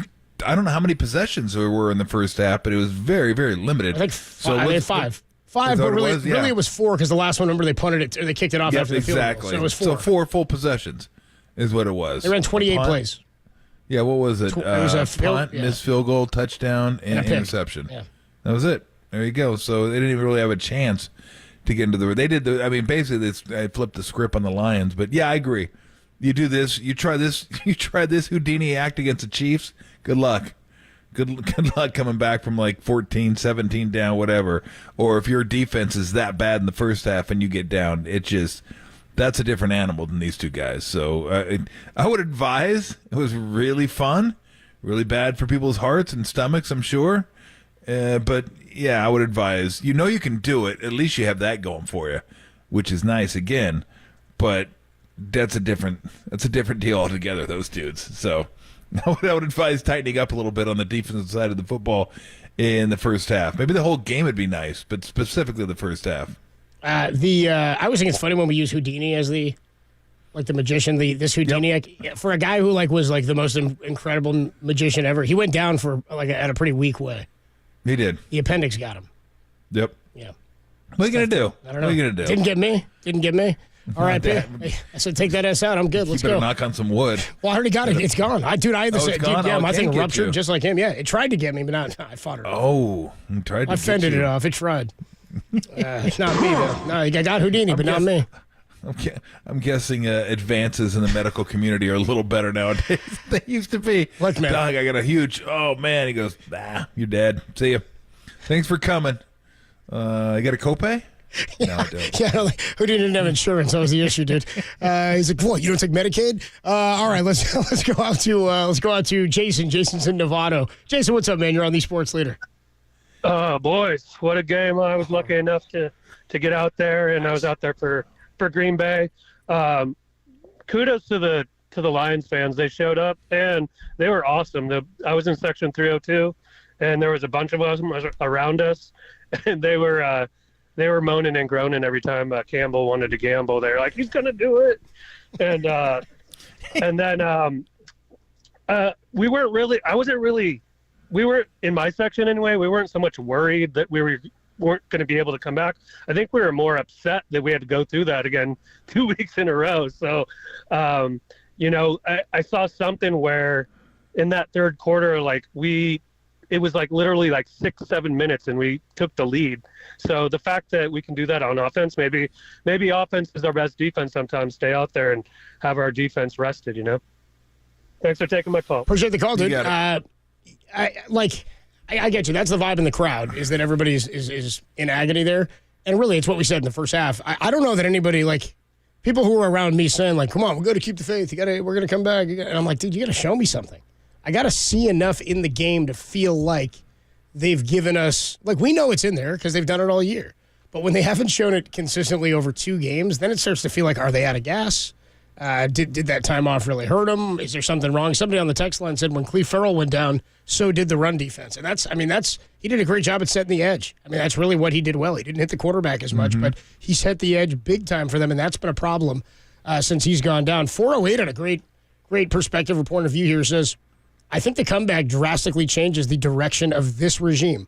Where would this team have gone if they'd lost 3 consecutive NFC championships? I think last year's makes you think a little bit differently about the 3 in a row in context, but you make a great point. Yeah. No doubt about it. You ask a great question because you're right. Teams don't do that. I don't know. I don't know. That's wild. Let's go back out to the phone line. Sean's a Raider fan. Sean, this has got to be an all-time bad Super Bowl for you, man. You're on KNBR. What's up? Hey, thank you for taking my call. Long-time listener, first-time caller. Go back to Tom and Ralph days. Oh, yeah, me too. When my dad would have it in on the truck and drive me crazy. Turn this damn radio off. These boneheads screaming on the radio drives me nuts. Oh, dude, my dad would get so mad when I listen to Ralph. He gets so mad. Yeah. But I do wish you guys would mix in some more Ralph drops. I think that makes for a great show. It's epic. Anything he did was cool. Stand by here. What you got for us, though, bro? So, hey, I couldn't agree more, Tom, with you. Kind of just very frustrated yesterday. Just when if you go for or if you kick the field goal when you're on the 3, then it's the right play to kick the field goal when you're, in the third quarter, to get the 3 scores. And to me, it was like a turnover, right? They get the ball. It basically was, right? Because if you get the ball, they got to get the ball in the end zone. You know what I mean? Like they kick the field goal, they got to kick it off. It's just like a normal play. But when you get that 4th down stop, it just changed the momentum of the game totally. And I'll just go back to what I said. If it was the right play call when you're on the 3-yard line to go up 3 scores, it definitely was after half of the quarter had gone off to kick the field goal to go up 3 scores. So that's just where I was frustrated. I thought that the game, they had it then and it just completely flipped the game, and that's where they won. So thanks for the time, you guys. I appreciate it. You got it. What the? tomorrow. Dude, I saw Tim just like screw. I was like, what's he going to come with? What's Tim going to flip? You ruined the tease, damn it. Nice, man. Well done there, dude. I know KNBR is the number to call if you want to get involved in the conversation. A lot of different feelings. And we did have one texter. I can't remember the area code. I think it was a 707 said, hey, man, I hear everybody griping about the defense, but can we enjoy this one? It was the legendary victory. I'm with you. And I know we're doing a show. And we're going to have 2 weeks to talk about it. We got plenty of time to talk about feel good about the next game, then feel bad about it, then get angry, then get upset, then we'll enjoy this one for a minute. But you're right. I mean, it's tough for me to start looking ahead because it's so far out, 2 weeks away, and this was such an incredible victory yesterday for the 49ers. Lots of people checking in on the text line and on the YouTube chat. 415 says on the Golden State Lumber and Building Materials text line, Lions are a year ahead of schedule. They're going to be tough next year after trading for Stafford. What do you think about? I always like that phrase. They're a year ahead anyway. This is house money. Like, what does that mean? I mean, I know what it means. People don't expect it, right? No one expected. No one saw this one coming. Yeah, I don't know that you could tell a team they're a year ahead of schedule because they're just going to go out there and play, and I'm sure they felt good early on, and they don't feel a year ahead of schedule. But that's how I look at it. Like a year ahead of schedule means like the national perspective, narrative, whatever on that team is they're really good. Watch out for them next year. Watch out for them in a couple years. This team's going to be really good. That's really all it means. I don't know that it means anything other than that. Yeah, how about this, though? 707, this one just made me laugh because everybody's checking in on the game, and I said, can we just enjoy this one? Let's enjoy it. 707 says, hey, real quick, where the F is Drake Jackson? So 3 sacks week 1 that we don't hear from him? I was like, bro, they have a lot of different guys they picked up. They traded for Chase Young. They had Randy Gregory. It added Cleve Ferrell. Yeah, he was big week 1, but I think a lot of that had to do with Bosa and Hargrave being out there, and it was the Steelers. I don't think that's the guy we should be focused on following this victory. You're an ass. Goodbye. But where is he? That's a good question. That's a good question. I don't know. I have no idea where he is. Who knows? He's on an NFC Championship team. How about that? Let's go back out to the phones. Do we know that? I know he was. He's under contract with an NFC Championship team. Good. Let's go. Martin. Martin is in Mexico. What's up, man? You're on the Sports Leader. Hey, what's up? Thanks for getting this call. It's New Mexico. I'm on the other side of Arizona, between Arizona and Texas. But yeah, the first thing is I figured, well, we got the team, we got the players, we got the power. So about before the half, I was saying we just got to score. Didn't happen. And I said, well, we deferred, so okay, we'll go ahead and score. And it needs to be a 7, but 3 was good enough. That was the start. But when he started gambling, that first gamble, I said, remember, guys, everybody that was here, friends and stuff, I says, just remember this play at the end of the game. They said, why? I said, you'll see. I'll tell you why. Yeah. And that changed everything. And I figured because if they can score 24 points in 1 quarter, I think we could do it too. We have the power. And you could see it in the team. Like they were struggling, but I go, they still got gas. They still got gas. And we're a high-scoring team. I says, why can't we score 24 points? And we did it. Yeah, Martin, I'm all with you. Hang on, Martin. I can't have you leave without you. We have to tell you. That we know where New Mexico is, right? New Mexico? Yeah, we know where it is. Okay. Thanks for the call, bro. He's like not buying it. He's like, yeah, sure. Because from now on, if anybody ever calls from out of state, you better tell us what states you're between. If you say, I'm calling from Eugene, right, Oregon, right between Washington and California. I'm on the other side of dude. He said the other side. That was in Arizona. If you're in a different country, I want to know what countries are around you. That's going to be the new thing here. If you're out of state, you got to tell us, yeah. And in fact, if you want to get really stupid, you could just say what city you're in and what cities you're in between. I mean, I literally just want to look at the camera like this. Like Eddie Murphy moment in Trading Places, bacon, lettuce, and like bacon that you'd find in a bacon, lettuce, and tomato sandwich. Yeah. And Eddie Murphy just turns and looks at the camera. He breaks the fourth wall. Right. That's what I felt like doing because you guys know New Mexico, right? Between Arizona and he said I'm on the other side of Arizona. City. That's called a state. That was incredible, dude. And Derek goes, that's not what he said. So Derek goes, he said Mexico. And in my mind, I'm like, I bet he didn't, Derek. I bet he said the state he was in. 415-808-KNBR, 808-5627 is the number to call. Already a great day. We're having a lot of fun. 707 says Dan Campbell was gambling, and then he was struggling. Yes, he was. More of your calls, 415-808-KNBR. The Niners. Yeah! All right. Where does the Brandon Aiyuk catch rank for you in all-time 49er playoff moments? It's one of the all-time greats. Want to get your thoughts on it next, only here on The Sports Leader. What else you got, Wonder Boy? Campbell, shout out to you for supporting KNBR, Campbell's Sports Leader.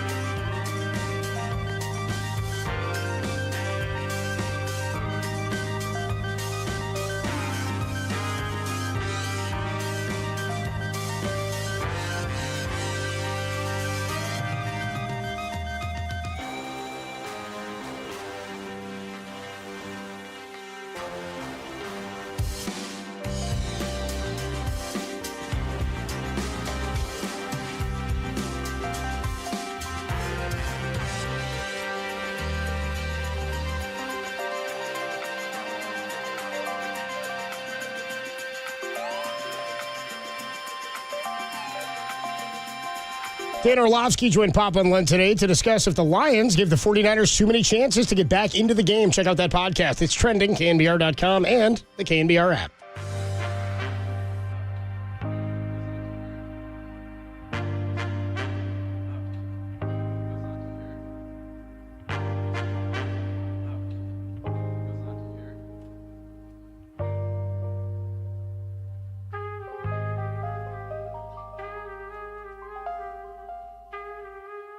Hey, what's going on, everybody? Adam Copeland here for Underdog Fantasy. That's right. We're still talking Underdog because we are deep into the NFL playoffs. That's right. Big game right around the corner. How about that? Underdog Fantasy is where you pick between 2 and 5 players. You play their pick'em game. They give you higher or lower than the player's stats if your picks hit. You can win 100 times your money in a single night. It's legal in California. Tons of fun to play along as you watch the games. Playoffs are heating up, and you can still play along for the remainder of the football season on Underdog Fantasy. Get in the game now. Go to their easy-to-use mobile app. Go to UnderdogFantasy.com. Sign up with promo code KNBR. Underdog will match your first deposit up to $100. Then if you're ready for the big game, KNBR will give you a special pick higher than a half a total yards to use with your pick'em entry. Got that? That's Underdog Fantasy. Sign up with promo code KNBR before the big game, and they'll set you up with a special pick of a higher or lower than half of a total yard in the game. Plus, you'll get your first deposit matched up to $100. Must be 18 or older, present in a state where Underdog Fantasy operates. Terms apply. Concerned with your play, call 1-800-GAMBLER or visit www.ncpgambling.org.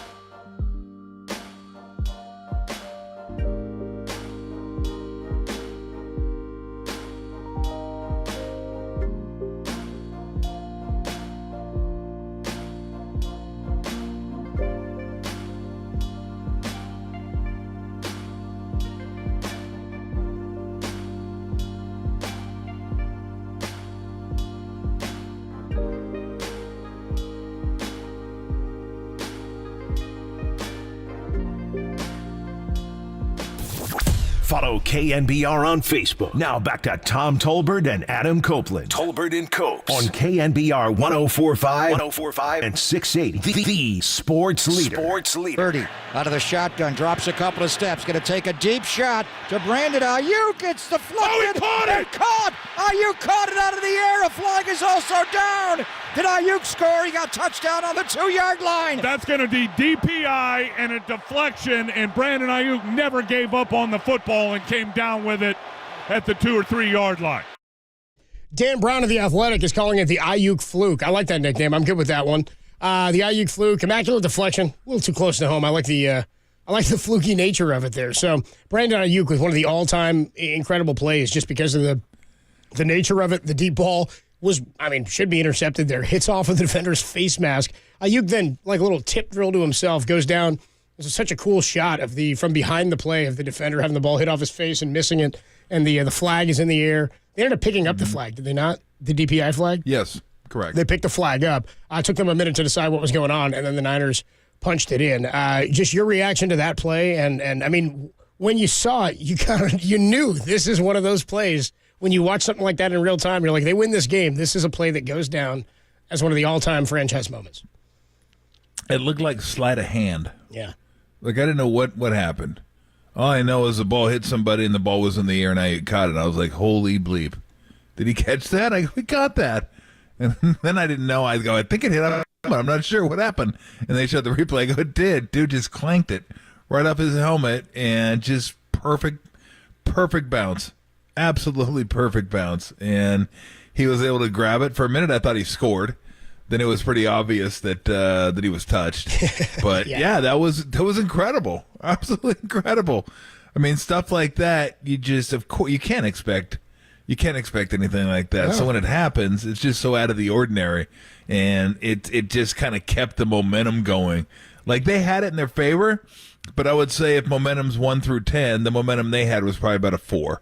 That ramped it up to about an 8 or 9. Like, it just, boom, all of a sudden, you're like, oh, damn, they're going to score here and get the ball back.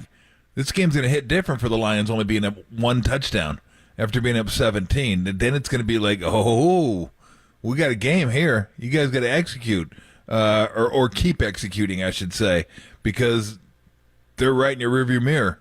And then, of course, we know what happened after that. But that's what I felt like. When that play happened, I'm like, they're going to score here. They're going to. And then I got to third down. I go, I hope they score here. Because if they'd have got stopped, they would have had to have gone for it. I don't think they could have kicked another field goal there. But who knows? Maybe they would have. Could have cut it to, 11. So who knows? Maybe. But, yeah, that third down throw to Aiyuk was great. Great move by Aiyuk. Gave him the stutter step outside, then cut across his body back inside. And looked like the safety was a little late getting over there to help. But great throw, great catch. And, yeah, that was incredible. Absolutely incredible. And you're right. Here's the question I have, though. Does it get remembered because they won this game? Or do they need to go on to win the Super Bowl to have it have the true impact? Like, would the catch have had the same impact of the catch if they lost? No, because it was a dynasty starting. It was a catch that started a dynasty, and you're right. Exactly. So if they win this Super Bowl, that'll be a catch that helped propel them into what we thought this team was capable of. Ends up becoming. What we knew them to be capable of. So, yeah, I'm with you on that. Absolutely. Because you're right. Because I always bring up the JT Snow homer against the Mets. Yep. Incredible homer that everybody forgets about. Hits the garage door, clunk, hits the lid, and clank. We all know it, but we're all like, yeah, but how big was it? They lost in 4 or whatever, right? Yeah. So it's like 3-1 division series. Yeah, it's a footnote. It's like super cool in the moment. You can't take away from the moment because if you're there, you might have been there. It's people that are there. I'm sure they were going bonkers when JT hit that home run. But the relevancy of it and the shelf life just like dissipates because you didn't win anything. So part of the reason the catch is so huge is because you're right. They win the championship and then the dynasty starts. And that was the beginning of it. And it was against the Cowboys. So certainly that helped.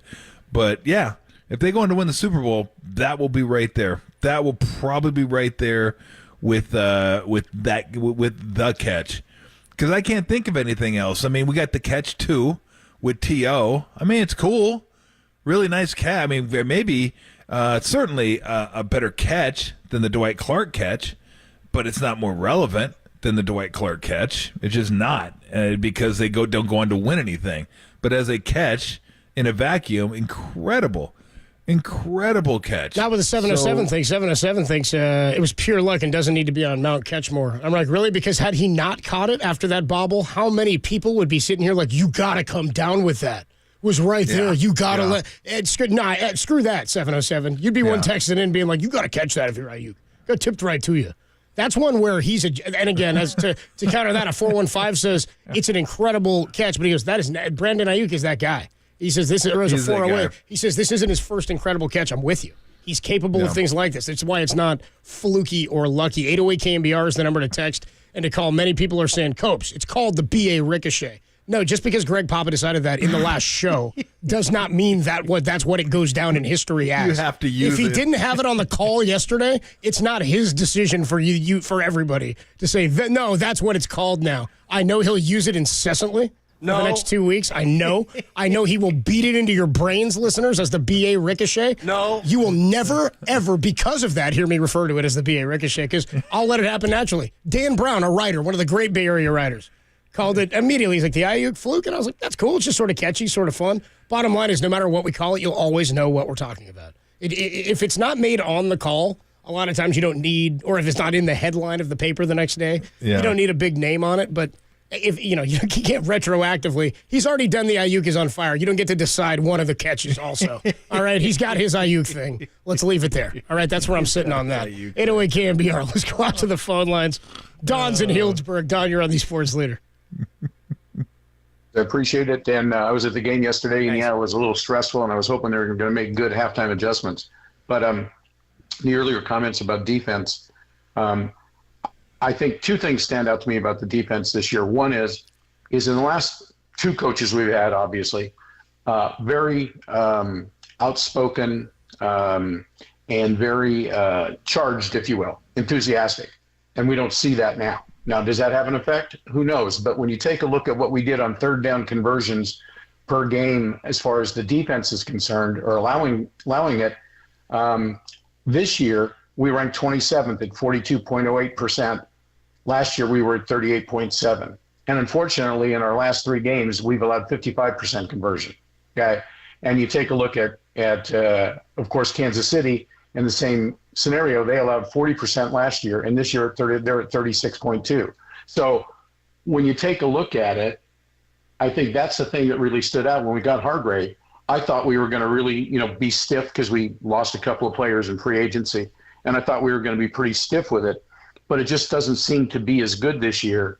And that's my concern is, how can we deliver on what we need to like we did in the last couple of years with the very enthusiastic coaches that we had? And that's my concern. I appreciate the call, Don. It's an interesting point in that when the Niners play the Chiefs this time around, the Chiefs' offense is not their calling card, yet it is for the Niners. I'd say that the strengths of both teams, and I know Patrick Mahomes makes it different, the balance of that is still a little different, but I think that when the Niners played the Chiefs the last time around, we knew the strength was the defense, right? We knew it was about getting stops. And then when they didn't, they knew it was running the ball and getting stops. Now, the offense is electric. I mean, they were down 17 at the half.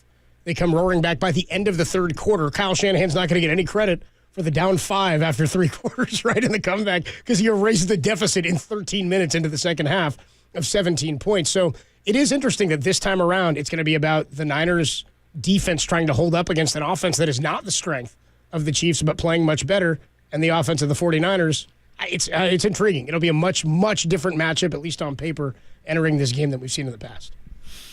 Yeah, if you watch the last 2 games from the Chiefs, you would just think they're the Chiefs. If you didn't watch the regular season and just showed up for the playoffs, you go, yep, that's what Mahomes does. That's what Kelsey does. I don't know who this Rice dude is, but he's filling it in nicely. I had a stat, saw a stat where they didn't drop a ball yesterday. They led the league in drops from their receivers. They're just different now, and it's just wild. I know we'll get into that game at some point, but again, I don't know enough about it to say it's Wilks, right? I always think it's a combination, and again, I'm a player, former player, so I usually put more of the onus on the players. But I could see, whereas in football, schemes probably matter more because there's more going on. Like basketball, there just shouldn't be that much going on. Like there's 5 guys. And there's only a certain amount of ways you can play a pick and roll. You can push it one way, you can push it the other way, you can blitz it. It's not huge. Like, so I'm more willing to blame the players, and I know the sport better, obviously, but football is just harder because there's so much stuff going on. I don't know how they coach it. I don't know. The only thing I can say is I wonder, because a lot of the same guys are back and they just haven't looked great. So there's always a reason. I just don't know that reason. But I do know the front four has still got to play better. Yeah. And they have to set a better edge. I mean, it's like they just it's like the Lions just said, "Oh, look what the Packers did. Let's just run that play." Yeah. And they ran it, and they did the same thing the Packers did on it. Get a bunch of yards on it. Now, Kansas City, I've never seen them run a play like that before. They are not an outside run team. They're an inside run team. I'll be curious if they throw a few things in there for the Super Bowl based on what the Niners' issues have been on the perimeter. But that was frustrating too early in the game. I was like, really? We're doing this again? Like, you didn't get this fixed? That's what happened last game. You had to assume if they had this in their offense, they were going to use it, and they used it, and it worked. I was like, what happened? Why wasn't this worked on? And if maybe it was. Look, I'm always willing to leave a little wiggle room for just a player being dumb, or a player being selfish, and a player trying to do too much, or a player just spacing out. I've seen it happen all the time. Trust me. I've seen it happen in basketball. Call a timeout, call play for a player, and by the time you get on the court, the player forgets about the play. I'm like, bro, that's your play. How could you forget about that play? Yeah, right. I mean, how do you forget about your play? There's not that many of them. So trust me, it happens more than you think. If you always think it's the coaches, you're going to be wrong a lot of the time, because the coaches will go over stuff and they will tell the players stuff, and then they'll go over it again, and then they will tell them again, and they'll go out there 20 seconds later and F it up.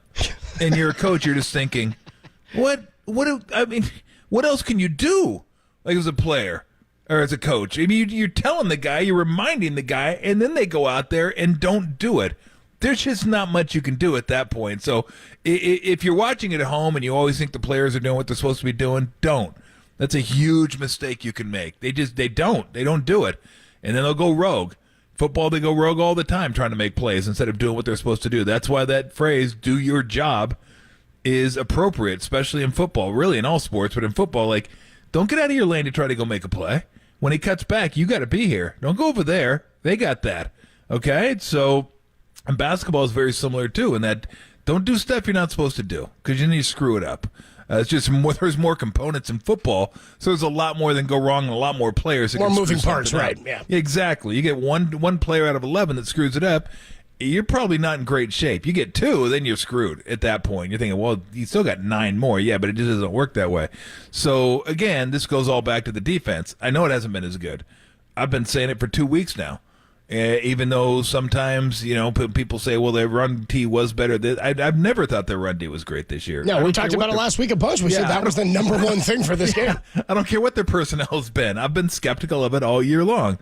And look, it came to fruition 2 weeks in a row, especially in the first half. So we will see, but I just don't know. Like, I can't say, oh, man, Wilkes this, Wilkes that, because I just don't know enough about football. And it'd be irresponsible of me to say, oh, that coach is doing a poor job with this or a poor job with that, when I really don't know what's happening. I mean, of course, does he get some of the blame? Of course he does. He runs a defense. So you don't get to duck that. You're going to take some of it, but like when people say, oh, they got to get rid of him, they should get rid of him, he's awful, he's been this. I mean, you don't know. You don't know that. You're just saying that because that's an easy thing to say. 415-808-KNBR, 808-5627, the number to call. Brent Jones, former 49ers tight end. He joins us usually at 3:50. He's flying back into town, so we're going to catch up with him at 4:50. Matt Mayoko at 5:30. So all 49er football. We will talk a little bit more later about in the week about this matchup against the Kansas City Chiefs. We're all heading to Vegas. We're going out next week. We'll be out at Radio Row. Myself and John Lund will be out there for the pre- and post-game for the Niners and the Chiefs, but we got a lot to get to before all of that happens. First, I want to tell you how you can get to Vegas. How about this? Fontainebleau Las Vegas is the newest luxury resort and casino on the Las Vegas Strip. And we want to send you there for the big game weekend. One winner is going to score a trip for two to Las Vegas, including airfare, a 2-night stay at Fontainebleau, Las Vegas, $150 credit to spend at one of its 36 restaurants and bars, and 2 tickets to the Fontainebleau, Las Vegas big game viewing party at Blue Live Theater. All you have to do is listen for the national text keyword for your chance to win. Find the official rules at knbr.com. The keyword today is roll. ROLL, roll. Text that to 95819. There will be a new keyword or code word each day for you to win the grand prize of a 2-night stay at Fontainebleau, Las Vegas, $150 food and beverage credit, airfare for 2 tickets to the big game viewing party at Blue Live Theater. Again, that code word is roll, ROLL, to 95819. When we come on back, was this Kyle Shanahan's shining moment as a coach? 17 points alone in the third quarter to help that comeback. Plus, many of you are checking in from out of the state, Tom. They want to tell us which states they're between. One of my favorites here, he goes, I'm texting you from the United States. It's between Mexico and Canada. One guy, 707, says, I'm from California. It's between Hawaii and Nevada. Thank you. More of your calls. Was this Kyle Shanahan's all-time shining moment as a coach? We'll get into that next. And your calls on the Sports Leader.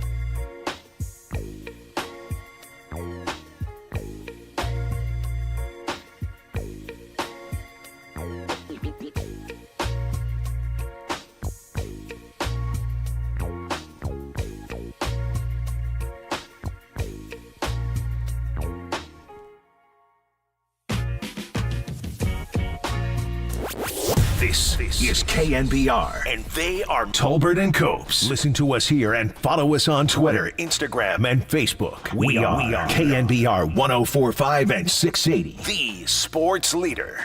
So, guys, it's only 17 points. Been a lot of football games where you're down 17 points or starting with the ball.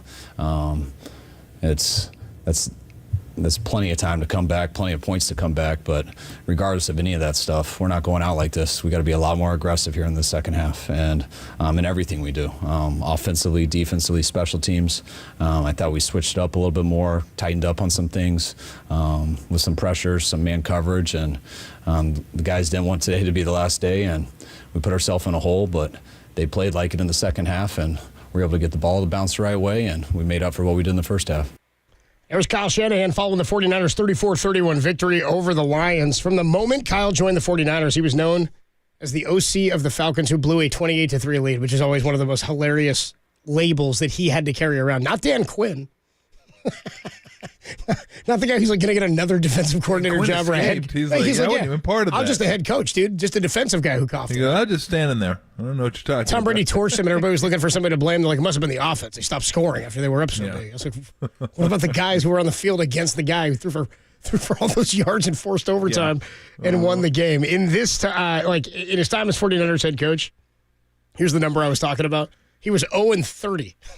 Such a stupid note. When trailing by 5 or more entering the fourth quarter, till last week's win over Green Bay, 1-31. So he's 1-0 in his last 1 games when he trails by 5 entering the fourth. Down 17 at the half. This note doesn't apply because he tied the game by the end of the third quarter. His criticism as a play caller has always been that he knows how to build a lead but not to come back from deficits. I don't think that's a misaligned criticism. However, when you're up as big as they are frequently, I mean, how many games they win by 12 points or more this year? I mean, that's 2-score games. That's impressive. From where the 49ers were offensively in the first half to the second half, we talk all the time about, he's a good coach. There's generic sayings, or he's a good play caller. What does that mean to be a good play caller? How impressive was the play calling for you in the second half? They put the ball in Debo's hands immediately, and it felt almost instantaneously like the offense was more physical. I mean, Debo does that, but it was like Debo, Kittle, McCaffrey, Debo. Aiyuk had some big plays. It was the second you start putting the ball in the playmakers' hands, things were happening. Well, they had 130 yards at halftime. They ended up with 413, so they put up 280 yards in the second half. Detroit put up 280 in the first half and then put up 160. Although, a lot of those were the last drive where, I won't say that was garbage time, but the Niners were playing much differently than would have played if it was a one-score game. Sure. So the offense was on fire. Yeah, absolutely. The play calling, I think McCaffrey, I don't know what happened. I know they started to run the ball a little bit better, but I'm not sure if schematically something happened. But, really the big story for me, if you ask me second half, what are you thinking about second half? Purdy's legs, man. Yep. That was the deal. He was throwing it too.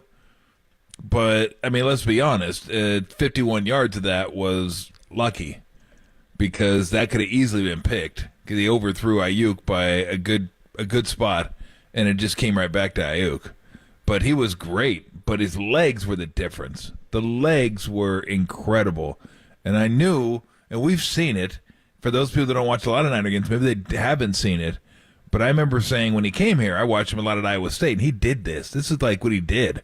And he hasn't done a lot here. Guys are a little faster, a little bigger here. But he can. Now, you look at him, he's pulling away from guys last night. Now, he's not going to pull away and go for 40, but he could pull away in short spaces and go for 10, 15. He did that last night. And I thought some of those scrambles, even the Aiyuk scramble, that he didn't run, but it was a sack that ultimately ended up in a 10-yard gain by Juszczyk. I think I said Aiyuk, but Juszczyk was a nice catch by him. That was unreal. But it was his legs.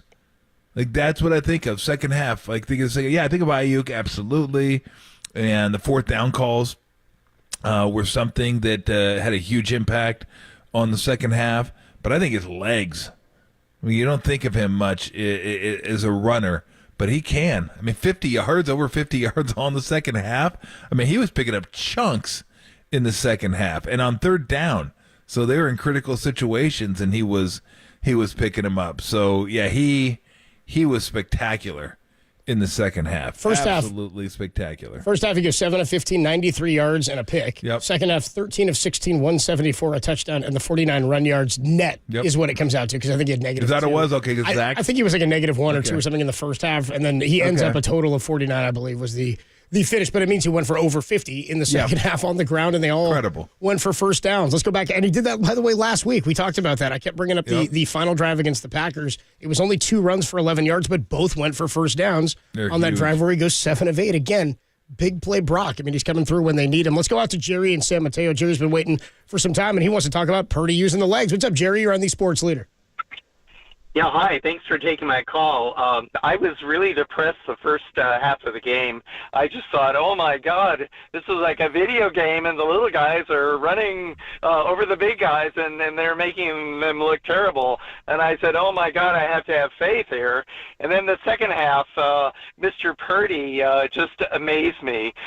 It's the heart of this game that that is really important for the 49ers, and Purdy has heart running in that second half when there was third down, and he didn't want to get to a fourth down, and he runs the ball with his feet. It was just amazing. That's when my energy started going, oh, my God, this is great. It's leaders like that. Jerry, I got to interrupt you just real quick because I said this earlier in the show. You're having the emotion I'm having. As I talk more and more about certain things, I can hear in your voice getting higher and ramped. And it's like it's more exciting the more we talk about it. I'm getting hyped. The more we pour through this and moments I forget or what I was thinking or where I was standing and the unknown of sports, man, there's nothing like this. It is the coolest feeling, dude. I'm just enjoying hearing your excitement in the same way I'm feeling. Oh, yeah, because it's real and my heart felt it, I mean, that's something you can't predict, It's the heart of the game, and these guys coming through, especially Purdy, we're so lucky we have him. I mean, he tries as hard as he can, and he follows through, and he gets it's amazing. Without that run, I don't think we would have gotten too much further. If it was fourth down and they had to do something else, I mean, come on, let's be real. Jerry, great call, man. I appreciate the call, dude. Enjoy the bowl in a couple of weeks, man. Dude, you can hear the excitement. It's pretty cool. 707 with a good text here on the Golden State Lumber and Building Materials text line. Says the defense in the first half seemed to be missing tackles, a ton of them, it seemed like, and overcommitting in pursuit of the ball carrier. And as Tim Ryan said, the D-line wasn't getting/shedding off their blockers.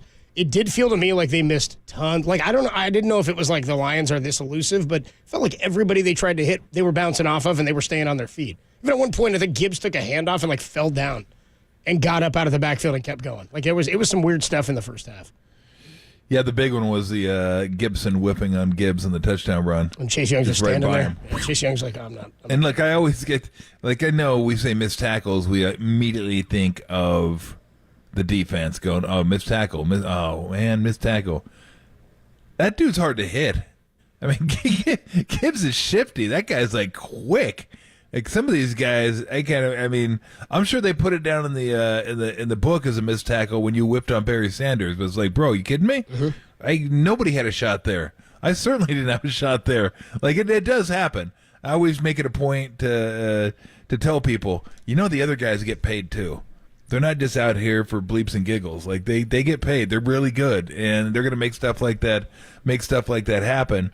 I didn't think they did miss some tackles. I didn't think that was as big an issue yesterday as maybe it was against the Packers and maybe some of the other games. I just thought they were getting gashed. Like when Tim Ryan said, and I totally agree with that, they just couldn't get off blocks. Yeah. They got stuck on these blocks, and they couldn't get themselves off and start filling a gap. So that's what was disheartening when Montgomery was running. It was 5 yards before he's touched, and it's like, God dang. Yeah, you got to start bowing up a little bit and getting in those lanes, and they just couldn't do it. I mean, they did a little better in the second half, yes, but that was 2 games in a row. I didn't see that coming, and maybe it's just, you know what, that's who they are. It's hard for me to believe that though when I see the talent they have. I'm like, come on, that can't be them. It's just that's not who they are. I've seen it. I've watched it. I know who those guys are. But it's not who they've been. It's certainly recently, but yeah. So it just. But hey, let's have a good time. They won. Let's enjoy it. Seriously. One of our texters said, "Stop complaining." We're not complaining at all. We don't have to pour through all of this. Breaking down the game. We could have walked in here and said, we're going to enjoy the game today, and then left. And just said, this is awesome. Enjoy the game more. You could have dead air for 4 hours. Enjoy the game more. This is all the good stuff and the bad stuff. You gotta celebrate. That's what breaking down a game means. You go over the entirety of the game. You talk about the good stuff, like McCaffrey in the second half, like Purdy's legs and Purdy's moxie in the second half. He got moxie, kid. He got moxie. Catch, yes. And Gibson totally redeeming himself on the whip tackle with the fumble. That was great. Dude, Gib, bro. Yeah, so it was, again, a lot of bad, a lot of good, a little more good. Enjoy the game more. By 3. Thank you, Jeff. We had a caller earlier. We thought Martin. We thought he was down in Mexico. It said New Mexico. Yeah. I guess it was New Mexico, and he told Tom, "No, I'm in New Mexico. It's it's over by Arizona. It's between." Starts labeling out for us. Tom, that's a new. It's a new thing now. If you call from out of state or out of country, and you tell us, you better tell us exactly the states. So, Martin is in Mexico. What's up, man? You're on the Sports Leader. Hey, what's up? Thanks for getting this call. It's New Mexico. I'm on the other side of Arizona, between Arizona and Texas. But yeah. We got a texter here, 707, says, hey, I'm texting from Humboldt's between rolling papers and the ashtray. Nicely done. Dude, Cliff, our caller was hanging on the line for about a half hour out in Salt Lake City. I was going to see if he knew exactly where he was. 808 KNBR is the number to call, and if you're out of state, you better tell us exactly which states you're between, or which countries, by the way. 808 KNBR, 808-5627 is the number to call. Let's get more into this one. Brent Jones going to join us at 4:50. Matt Mayoko at 5:30.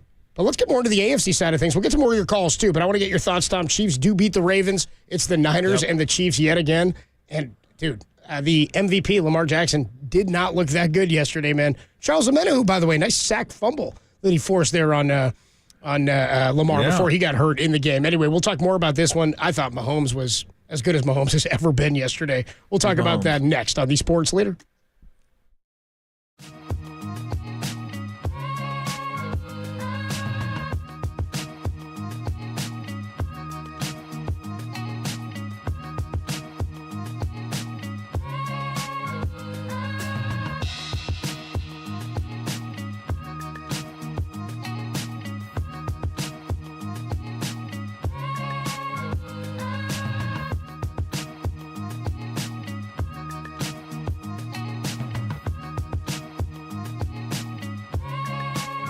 I think you made your point.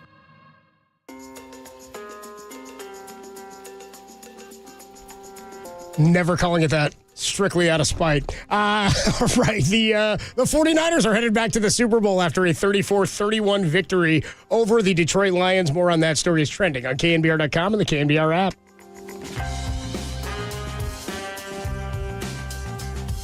Hey, everybody. Mr. T here for Daisy Dips. Big game's going to be coming up. What do when the big game comes? You think about snacks. I have snacks ready. I have a party, and if you don't have a party, it's just you. You don't have a few snacks. Whether you're a wing person, you like the chips and dips. It's all good. But snacking is as American as the game itself. You want ease with your snacks, though, don't you? That's why you want to get Daisy. Now Daisy Sour Cream makes French onion and ranch dips. You don't even have to mix anything. You just crack them open, and you're good to go. There, I just solved your snacking problem. You're good. Don't worry about it. Game, Daisy, dips, and some chips. You're a Daisy if you do.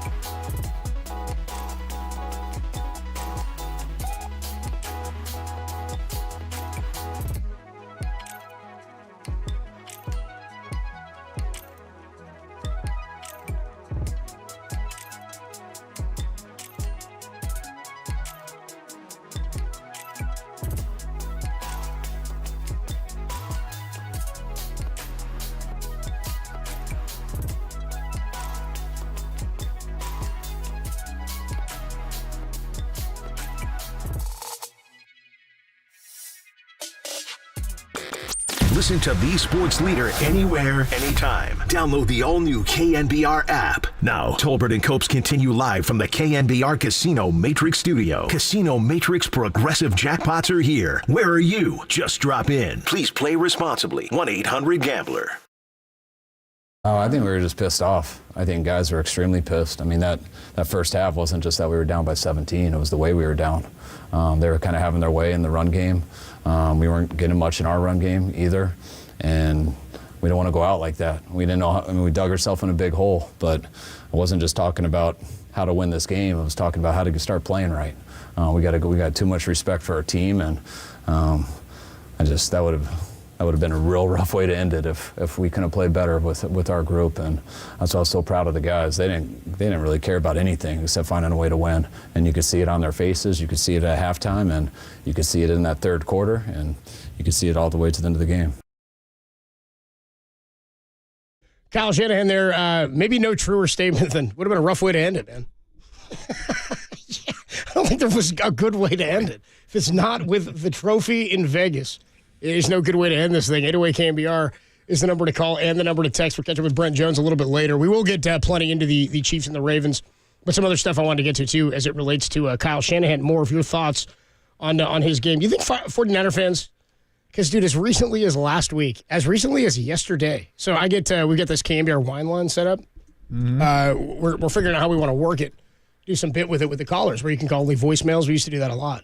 It's still set up there, and all voicemails come to me. They just get forwarded to Tim and Mike and I into our inboxes. So we get some funny ones, like the one we got from the NBA grab bag listener, right, who hated the grab bag sounder. Yep. And I responded to his voicemail simply with NBA grab bag, just the soundbite. Sent him a little MP3. We got a call yesterday from a guy on Kyle Shanahan where he was, for weeks this guy's called me and just said, they don't know what they're doing. Get rid of Kyle Shanahan. They don't know what they're doing. I'm like, you're calling in the NFC Championship. Do you think 49er fans are appreciating Kyle as the play caller? Because there are people that say he doesn't know what he's doing, and you've got the weapons, and you're not getting it done. This team should win every. It's like you're never going to win every game. There's two teams that have done it, and one of them didn't win the bowl. So where do you come down on 49er fans and their appreciation of Kyle? I mean, come on, fans are lunatics. They've turned on Steve Kerr, right? They're just lunatics. Yeah, they want to get rid of Steve They turned on Kerr must go. Get rid of Kirk. Doesn't know how to coach young players. He can't win without stars. His rotations stink. It wasn't that long ago. I mean, it's funny because people must have forgotten apparently that it was like 40 years between championships. 40. 75 to 2015. And not only did you get one, you got four. And you got a run of dominance that's been seen rarely in the NBA and in sports. Dominance. And a couple years later, but that way, you know what? That was then. This is now. Hey, we can do better. Yeah, I love the we can do better. Yeah, because the Warriors were doing so much better before Steve got there. So much better. Now, is it the players? Of course it is. Of course it is. I mean, you have KD and Steph, and you're going to win a lot of championships too. But, you know, managing the egos and being able to handle all that certainly factors in. But anyway, yeah. So I never put it past fans to want to get rid of coaching. Because I tell you, it specifically pops up during playoff time where fans get irritable with coaches, usually their own because they don't care about the other one, and with referees. I mean, the team couldn't lose, so it's got to be the coaching staff and it's got to be the referees that screwed them. And I don't know why around playoff time it gets worse, but it does. It just maybe more people are watching, so just the volume of voices out there is greater. But no, that didn't surprise me. I guarantee if he loses this game, see, Kyle can't win the big one. He's lost a couple Super Bowls now. You got to get rid of him, get somebody else in here who could take him over the top. I mean, yeah, does he need to win one eventually? Sure he does. But there's a lot of fan bases that would love to go to 3 straight NFC Championship games, a couple Super Bowls in there.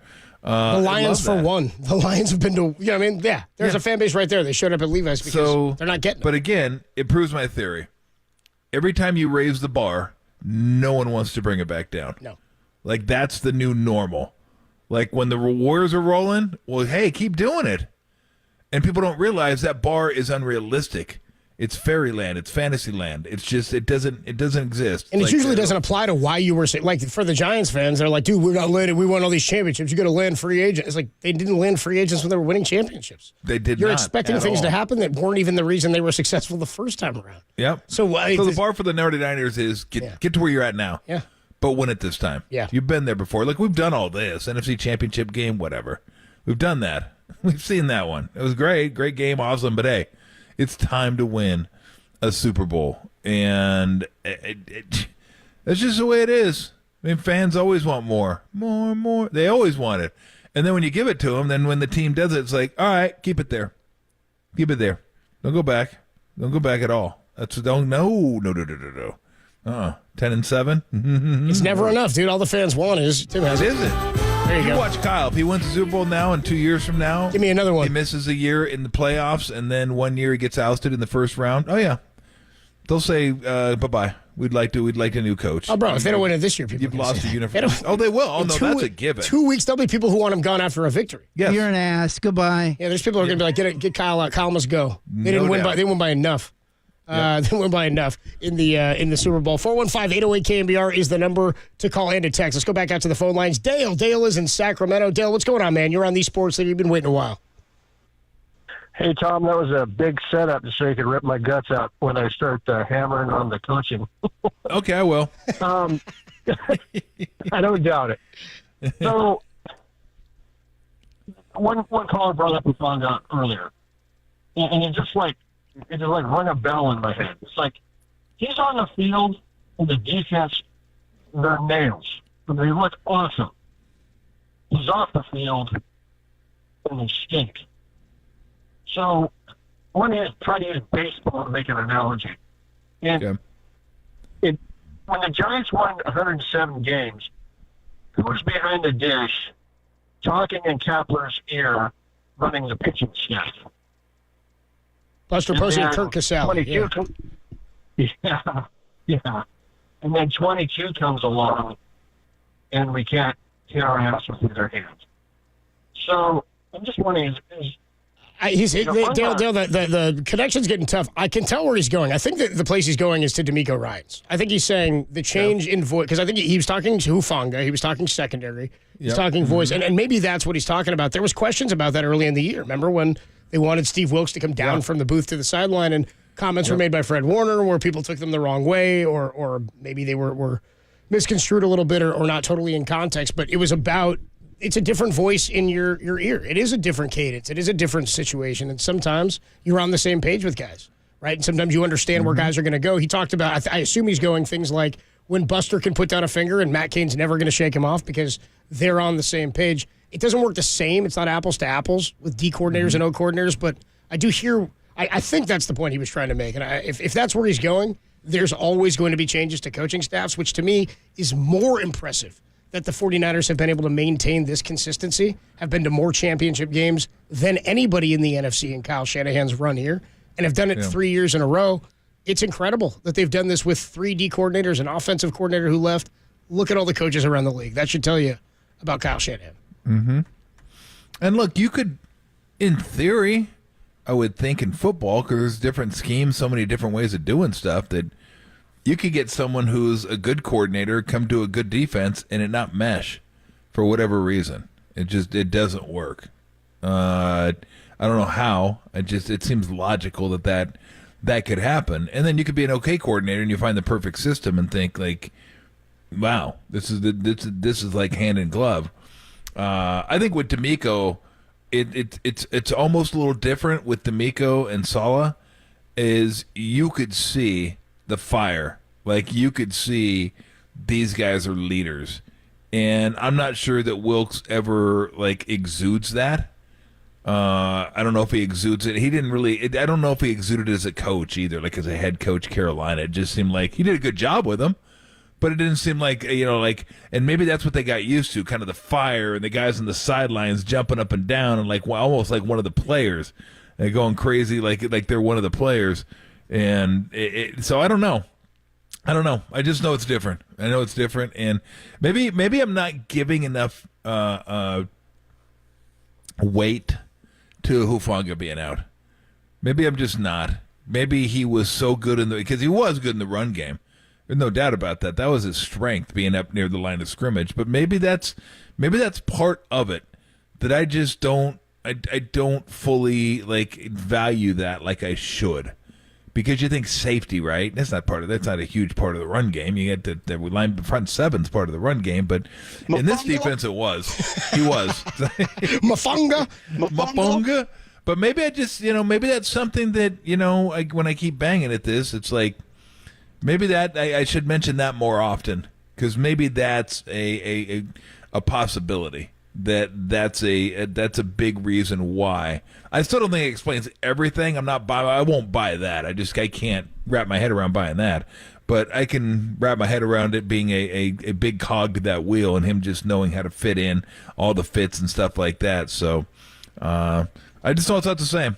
And they're gonna have to figure that out, especially if it goes sideways in the Super Bowl. That's something they're gonna have to look at and go, what the hell happened? We're paying a lot of money to this defense, and specifically a lot of money to that defensive line.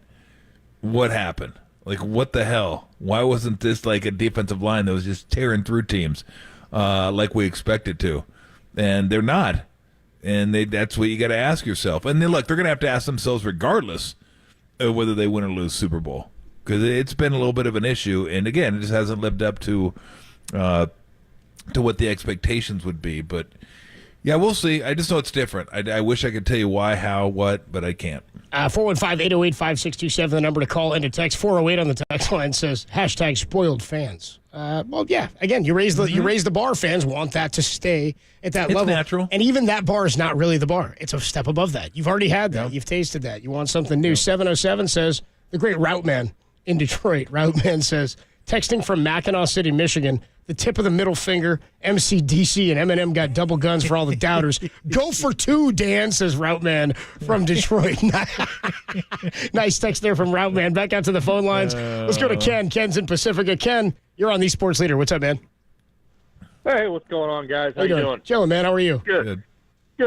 Yeah, I think that missing Hufanga is huge on the run defense for sure. I mean, we can't seem to contain the edge, and it's killing us. They're running right around the outside at will, it seemed like. So if we don't button that up, and I don't know if that's Steve Wilkes or not, but it could be. Hey, Ken, here's my thing now. Now that we're doing this, I'm not going to let you leave without saying, how hyped are you about that game yesterday, though? Oh, my God. See? I mean, how down was I at halftime? See, look how quick you turned out. You're laughing, dude. Now we're like, I don't know if we can set the edge, man. I had to take my jersey off. I had to turn my hat around backwards, put the rally cap on, and we got down to business. Ken, all I know is you're not a Niner fan because you enjoy talking setting the edge, is my point. Thanks for the call, bro. Enjoy the bowl. Thanks for the call. That's what I'm saying, man. We can break the game down and be like, hey, but remember yesterday? Remember when Brock ran and dove forward? That's the other thing, too. Somebody texted this in, and I'm sorry, I'm reading them, and they're coming in so fast and furious, it's hard to remember all the text lines, but I do want to acknowledge somebody said, dude, it wasn't just the running for Brock, it was the aggressiveness at which he was finishing his runs. Dude, he was like running into play. He would just run into the back of a guy. Yep. He was like, I'd rather just run into my guy and fall forward, or he was diving forward. He was not dropping into a slide at any point. He was fighting for extra yards, which was pretty incredible. Let's go up to Travis. Travis is in Healdsburg. He was at the game last night. Hell yeah, Travis. You're on the Sports Leader. Hey guys, how's it going? First time caller. Appreciate taking time. Yeah, no, the whole stadium was down except for Lions fans at halftime. And I heard some callers earlier talking about how Eminem was flipping them off and stuff like that. And I don't know if he was being playful or not, but I had my 7-year-old kid there.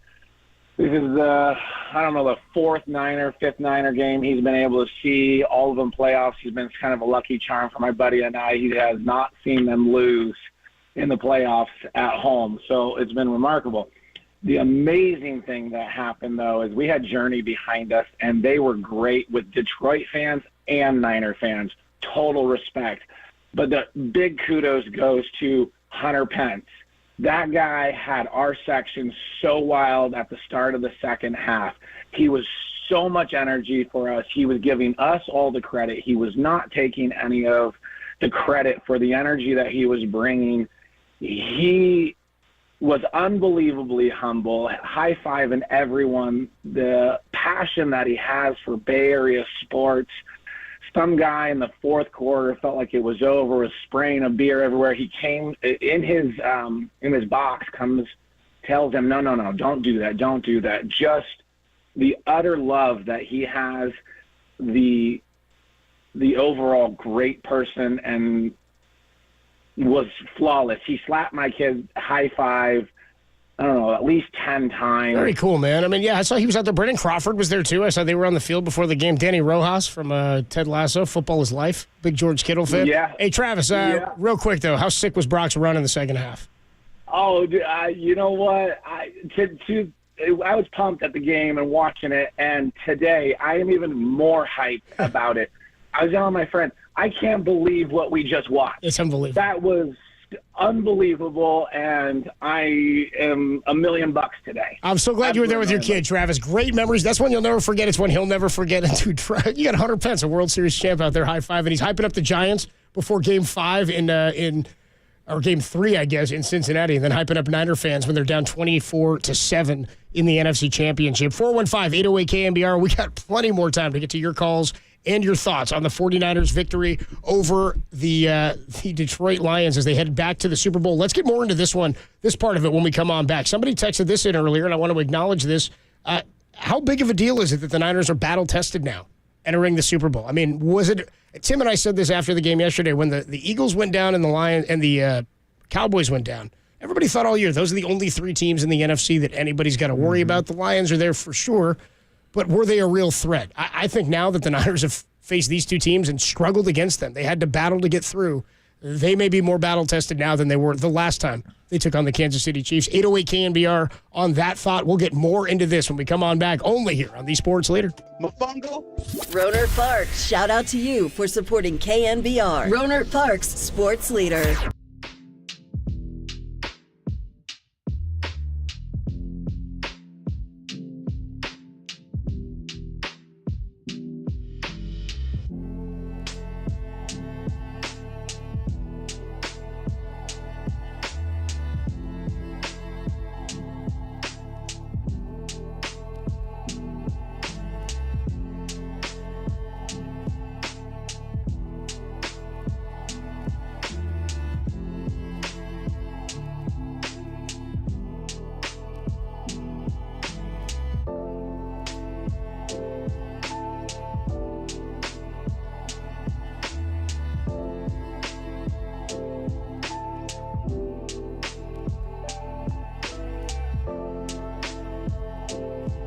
Tim Ryan joined Murph and Marcus this morning to relive all the craziness of last night's 49er victory and their win that's taken them back to the Super Bowl. That podcast is trending now, KNBR.com and the KNBR app.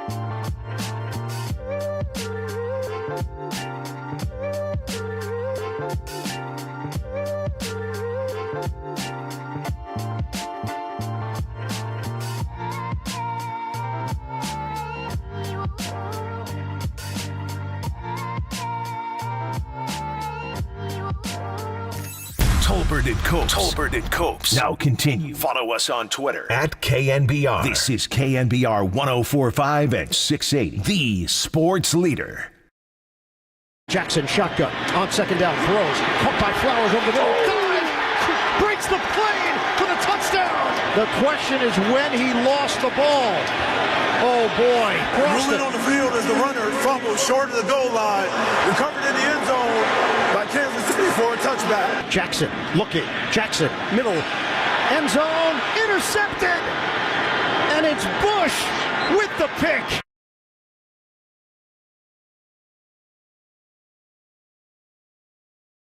There it was, the AFC Championship game. Tom, I'm going to go back and rewatch this one. I was watching it while we were doing the pregame for the Niners, and Tim and I caught like the end of it. I saw a good amount of the first half, which was where most of the action was, at least for the Chiefs, right? Didn't score in the second half. Bummer for me. I thought Chiefs over 20.5 points was lock of the century at even money when I woke up on Sunday morning. So good. Felt real good, too, even into halftime. It did. Felt good even into the fourth. Oh, come on. They go for it on that fourth and short. What was it, the 7? Fourth and 1 at the 7. They didn't get it. Yep. And then the flag that pulls them back from scoring a touchdown at the end of the first half, which would have just put me over in the first half. They end up winning it 17-10. We'll get to more of your calls here at 808 KNBR. We'll see you, Mike, Mark, bartender. Nice bartender calling in. I can't wait to get to bartender. And then Bill in Vacaville and Bob, I see you guys hanging on the line. We'll get to you here. Just want to get a thought from Tom, though. Chiefs beat the Ravens in the AFC title game. Did the Ravens blow it with their turnovers in the fourth, or were the Chiefs? I mean, the Chiefs' defense is legit, but did the Ravens cough it, or did the Chiefs make plays in your mind? By the way, do you know what the Chiefs' second half under is this year? Oh, dude, they've been shut out in the second half. I think they got shut out in the second half for 2 or 3 straight weeks at one point this season.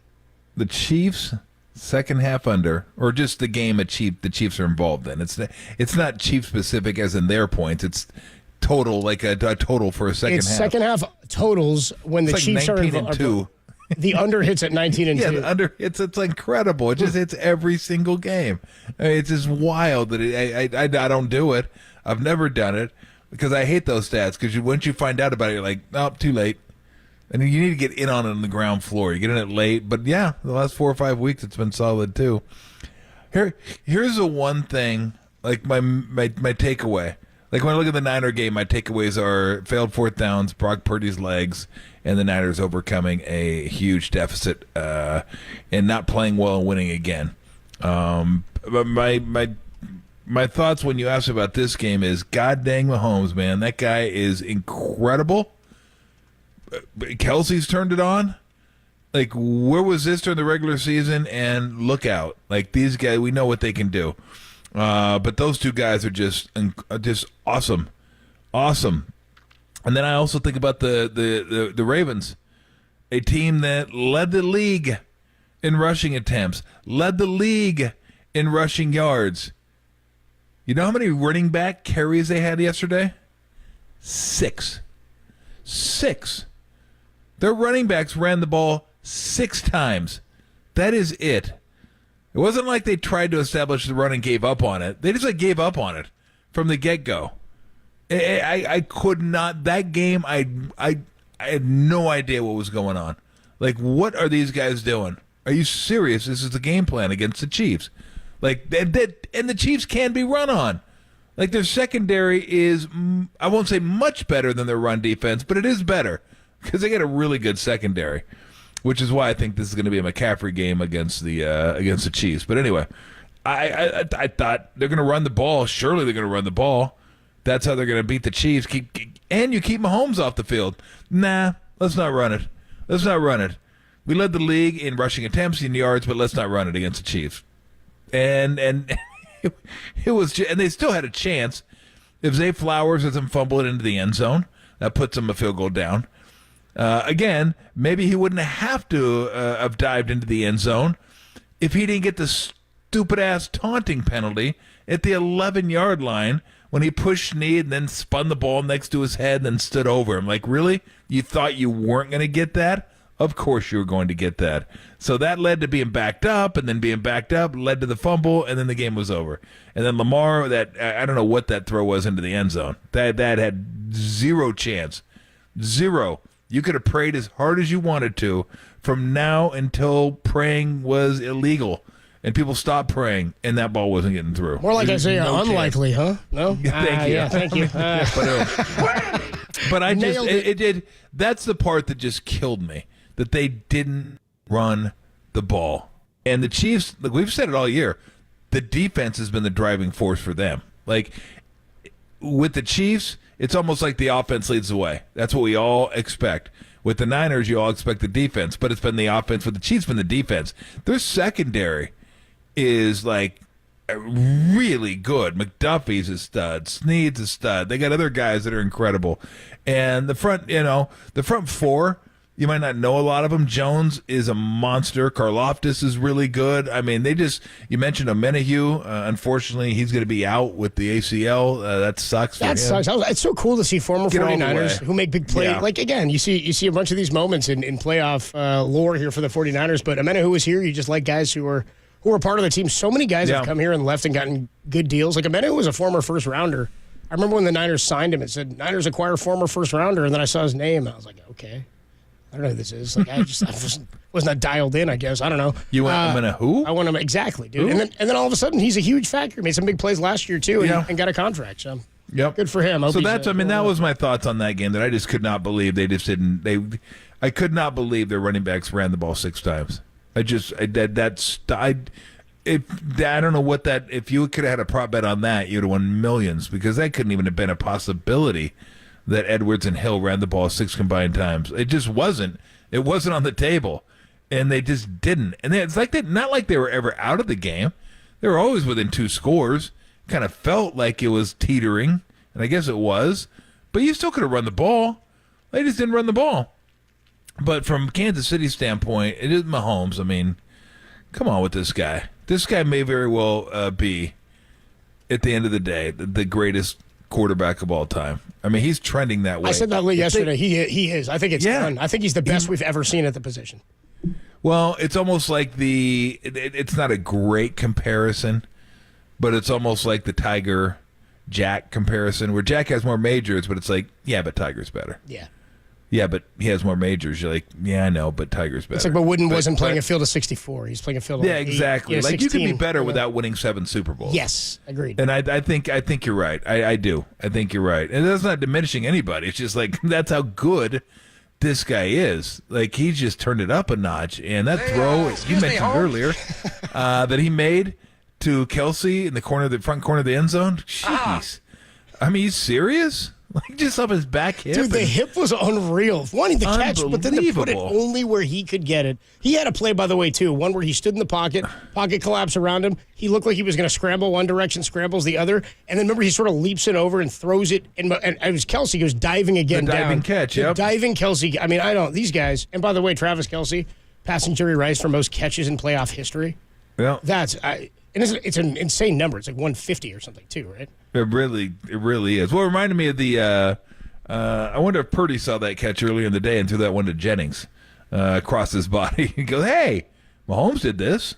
I'm going to give it a shot. And Jennings stabbed that thing out of the air. Right. Both were incredible catches. Yeah, the one-handed catch. Kelsey's catch was incredible, too. Diving, had to reach out for it. That was an incredible catch. So, like, he's just scary.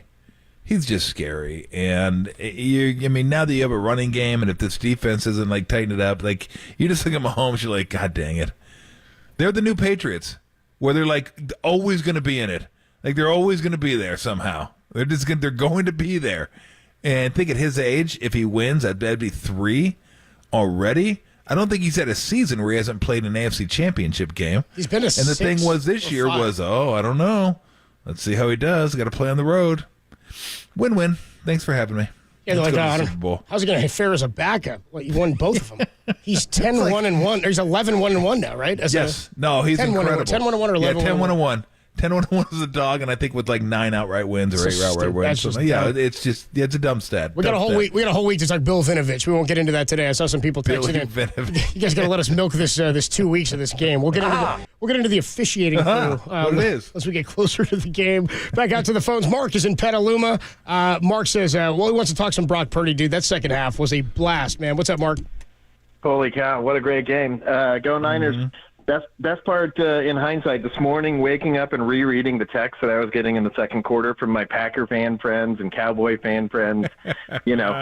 Early celebration on the Niners end of season, and boy, that was enjoyable. So yeah, two things I want to mention. Number one is Brock Purdy. What a joy that guy is to watch. He's so humble. Just goes out there and does his stuff. You never have to worry about the play clock with him. Remember when Jimmy was here? You were screaming at the TV, 3, 2, 1. Come on, Jimmy, snap it. He's got that so dialed in, and just his temperament. He doesn't taunt the other players. He doesn't show up his receivers if they drop a ball. Copes, you mentioned it a couple minutes ago. Those runs where he's just flinging his body around out there, and then finally that helmet to helmet hit where he was bleeding. If that was Mahomes, he would have been, the theatrics and begging the refs for penalties, and Brock just gets right back up there and keeps doing what he does. Having a bloody lip is so sick in football because it's like you don't see that. You know what I mean? You don't see that. In baseball, right. You might see a guy makes a collision. Basketball all the time, it happens because you're not wearing protective gear. For football, there was something badass about that to me. Totally. And the shot of him on the get just cool as a cucumber. Yeah, there we go. Bleeding a little bit. Let's get back in the huddle, guys. We got work to do. Second thing I want to mention is Jair Brown, the tackle he made to keep whatever the backup tight end on Detroit is called. If that touchdown gets scored with 1:20 to go, they've got all their timeouts. They've got all the momentum. They're going to do a full kickoff. They know we're going to run the ball 3 times so they can stack the box, and who knows if McCaffrey's ready to go. That was a huge play, and I haven't heard anybody mention it. So I'll take your thoughts off the air. Thanks for a great show. Go Niners. Appreciate it, Mark. Thanks, and the backup, the other tight end is Fursker. Fursker nearly killed her. Hey! Your thoughts on that play he was talking about, Tom? Give me the play again. He's talking about the Jair Brown tackle to save. Well, I guess we have to go back and he the Williams. Yes, yeah, the That's Williams. that was Jamison Williams, right? Yeah, in the left-hand corner of the end zone, right? Right. Yeah. I thought that was a little overthrown anyway. Like, I'm not sure. I don't know how much that mattered, to be perfectly honest. Like, I think he got there. His timing was great, but I think it was probably a little over. But he may have knocked him off stride just a little bit. But yeah, I mean, that was a big play. Absolutely. He was talking about Jair. Yeah. Sorry, Tim. Somebody was talking Jair Brown keeping Fursker out of the end zone. Keeping who out of the end zone? Fursker. Don't worry about it. I think the fact of the matter is that Jair Brown didn't start and play in last week's game. We talked a lot about whether or not he would play in this one. Made a couple of big plays, and as Tim said to me afterwards, I didn't hear Ward or Brown's name a whole lot, which is a great thing. I mean, in terms of the broadcast itself, I thought the Niners were pretty damn good in the pass game in the second half. It was the man coverage that came through big once they made the adjustment at halftime. However, some aggressive play and turnovers benefited the Niners as well. Mike and Lodi, Bartender, Bob, Bill, and Big Poppy. We will get to all of you next before we talk to our guy, Brent Jones, former tight end of the 49ers. He'll join us at 3:50, but your call's next on the Sports Leader.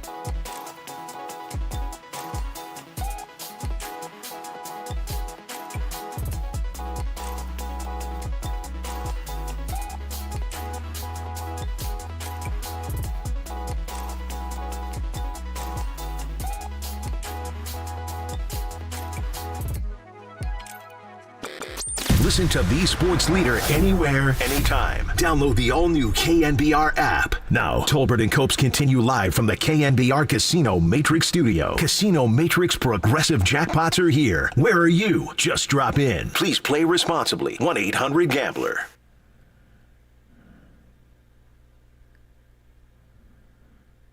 Tolbert and Copes with you on a Monday afternoon. Brent Jones, number 84, former 49ers tight end. He'll join us in about 15 minutes at 4:50. We talk to Brent every week of the football season, and these are the most fun games to talk to Brent after because he's, dude, something I love about you, Tom. I love it about Steve Kerr.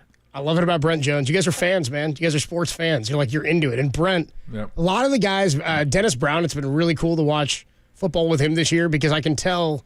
And as a player and a former player, sometimes they don't get wrapped up in it the same way, or you're more numb to it. I get that. You've seen the man behind the curtain, and you know what it takes. It's maybe not, doesn't have the same magic, but to a lot of guys who are tied to the 49ers organization, the Giants organization, I think we're going to see more and more of it with this Warriors dynasty.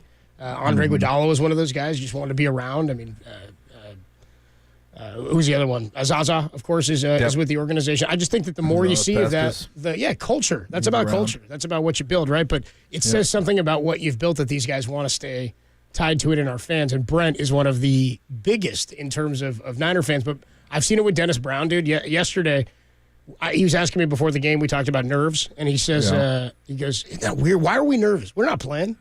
Why are we? We're not the ones playing right now." And I said, I think that's why, because it's.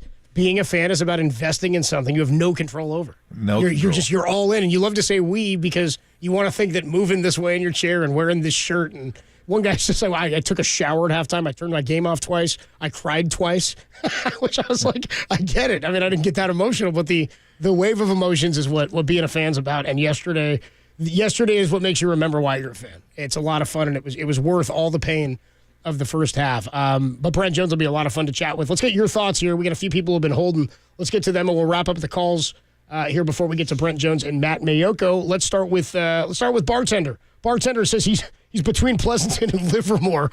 Bartender, what's up, man? You're on the Sports Leader. Hey, just in case you need like a geographical reference, I'll tell you where exactly I'm at now. Dude, Lions fan, the year is 1989, okay? I get an upper deck package of football cards. I open one up, Barry Sanders in the Oklahoma State orange with the white. I said, wherever he goes, that's my team. Guess where he went? The damn Detroit Lions. Bummer, dude, bummer. 34 years. No, I know it's been great. Trust me, no, it's been great. For 34 years, I'm a little older, I've been following this team, and I was at a NFC Conference Championship party yesterday because I got the day off for some stupid reason. And it's all Niners fans and me. Yeah. And guess what? By the first quarter, I'm hiding my head in my. I'm trying to avoid people. I don't want to talk to them. But when halftime hit, I was like, "Look, here's what's going to happen. The Lions are going to blow this lead. I've been watching this team for decades, and this year especially with Dan, not Gamble, but Dan Scamble. This guy's a scam. He's a fraud. Get this guy out of here. We don't want him anymore." And as things started progressing, I felt the inundation of 30 years of regret of choosing this stupid team.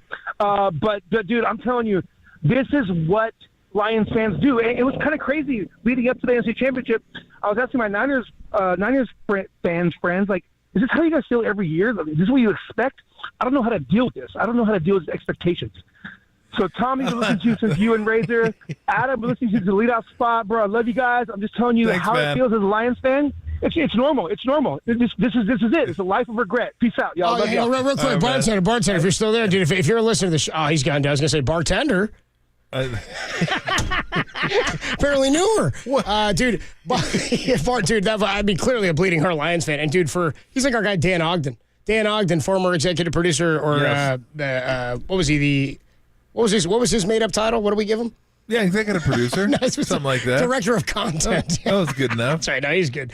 Dan is the man, dude. But he was a Jags fan, for those who don't know. He's a producer of this show for years. Still is. And it's because he got like a pack of pencils, the NFL pencils, and he loved the Jags one. Love the Jags pencil. I always think, remember the Browns pencil was just like orange? You're like, there's no team on that. You do realize you don't have to like hold on to that. You could like go, let me go to the next card. I don't want to go to the Lions, but hey, it is what it is. But I love it's so funny because these fans whose teams haven't won in a while, so negative. Like they just know the other shoe's going to drop at some point. They know it. And usually they're right. But I don't. It'd be hard to watch a game that way. Just like, no, like, I know it's good now, but it's gonna suck. It's gonna suck. Trust me, it's gonna suck. Like, you're just waiting for crappy stuff to happen. It's just hard to watch a game like that instead of like, the Niners were terrible, but you're waiting for good stuff to happen. Like, you're optimistic, good stuff's gonna happen. Yeah. Not pessimistic. Like, this is fun now, but it's not going to last. We're going to suck. Yeah. And it's going to be awful. But see, like, you've What? seen, you remember when the Red Sox were chasing it in 2004?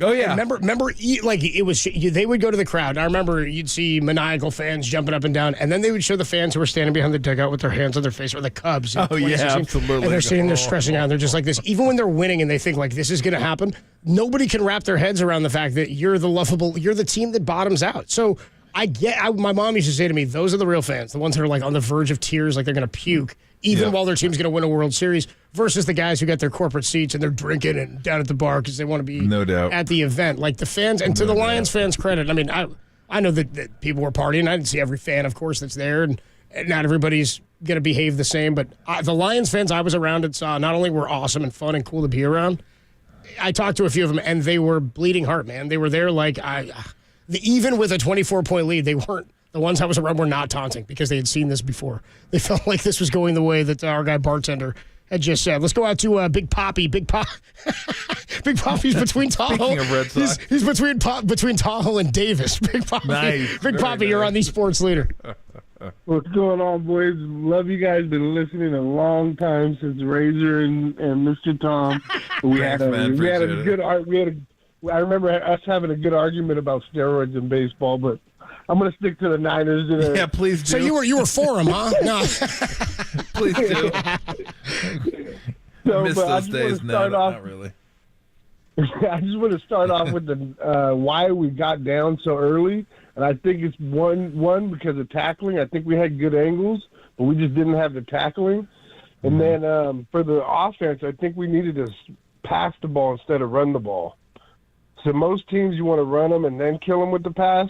But the Detroit Lions and the Packers are both, you got to pass it to be able to run the ball. That was it. I mean, their corners and their secondary were their weak spot, and they talked a lot about that. And look what happened. Once Purdy started heaving in the second half, 13-16, and when plays were not open downfield, they weren't rushing enough for him to feel any pressure. I mean, he broke some big ones. Thanks for the call, Big Poppy. We do appreciate it, man. Let's get to Mike. Mike is in Lodi. Says it was a fun game, but he was stressed. Yeah, I would think so, Mike. What's up, dude?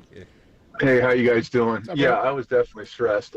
In fact, that was my word of the day today. I'm a high school teacher, so I use that.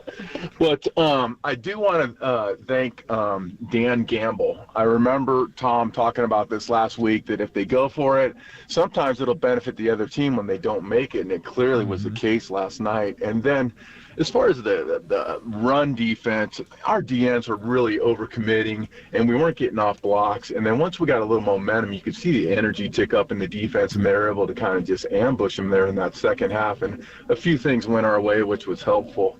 But I'll tell you what, if we have impotence issues against KC, we're going to lose that game to Mahomes and company. So we got to start out fast and get going early, because it'll be a blowout if that occurs. Mike, appreciate the call, dude. Yeah. Hey, look, if we have impotence issues, we could just go to Hims. I think we have a number for him, don't we? Yeah, or hers. I for think all we sorts have of that stuff. one. Hairs, hers. Yeah, exactly. The natural, like whatever it is. I don't know. You gotta acoustic lotion up your therapy or wang. something. Yeah. You have to. Full head of It's a lettuce. must. It's a must. 415-808-KNBR is the number to text as well. Golden State Lumber and Building Materials text line 559 checks in, says, hey, it's pretty therapeutic to listen to 97.1 The Ticket in Detroit. Man. He says it's their city sports channel. It's amusing to listen to their callers today calling in. And we had a texter or a caller earlier from Alabama who checked in and said all of his buddies are Lions fans. And he says, I'm wondering about if you think the Lions will want to axe Dan Campbell after this. And I said, I think they'd more likely want to bring him back. They haven't found this level of success. Not Obviously, bartender who was between Pleasanton and where was he? Danville and Pleasanton or something? Yes, exactly. Livermore Dublin. and Pleasanton. He's in Dublin. Yeah. Yes. He goes. He's a scam. What do you call him? Dan Scamble. He says he's a scam. He's a fraud. They need to get rid of this guy. I like that line. He says they're saying on 97.1, a lot of them are saying fire Campbell. He says good stuff. Thank you. Even Tex bombed their radio line with "Thanks, Dan, for going for it." So this texter in the 559 way to do the Lord's work here. 559 and the 415 texter checks in and says, "Dude, that Lions fan is all upset. As a Dolphins fan who's wearing a jersey right now, I know how you feel." Dude, they've been out for weeks. Let's last call here. This is Bob. Good. Bob is in Cupertino. I normally wasn't going to go to Bob because I got the feeling this is the second time today he's called KNBR. He claims to have come up with the BA Ricochet. I don't know if you think I'm going to be hyped on you for this, Bob. No, I said the Ricochet to BA. Yeah, I mean that's more of like an explanation than a. Okay, the BA Ricochet. No, but I think they ought to memorialize that because they got the super play Taylor, Montana to Taylor. They got the catch, Montana to Clark, and I think that catch that Aiyuk made was just as important. So that's why I came up with the Ricochet to BA, baby. Sweet. Thanks, Bob. We're going to catch up with our guy, Brent Jones. He joins us each and every week throughout the football season. Yeah, I know, dude. Thank you. Thank you. I know, Tom. We're good. Brent Jones. He joins us next. Number 84, former 49ers tight end. How hyped is Brent Jones? 808 KNBR 808-5627. He's next on the Sports Leader.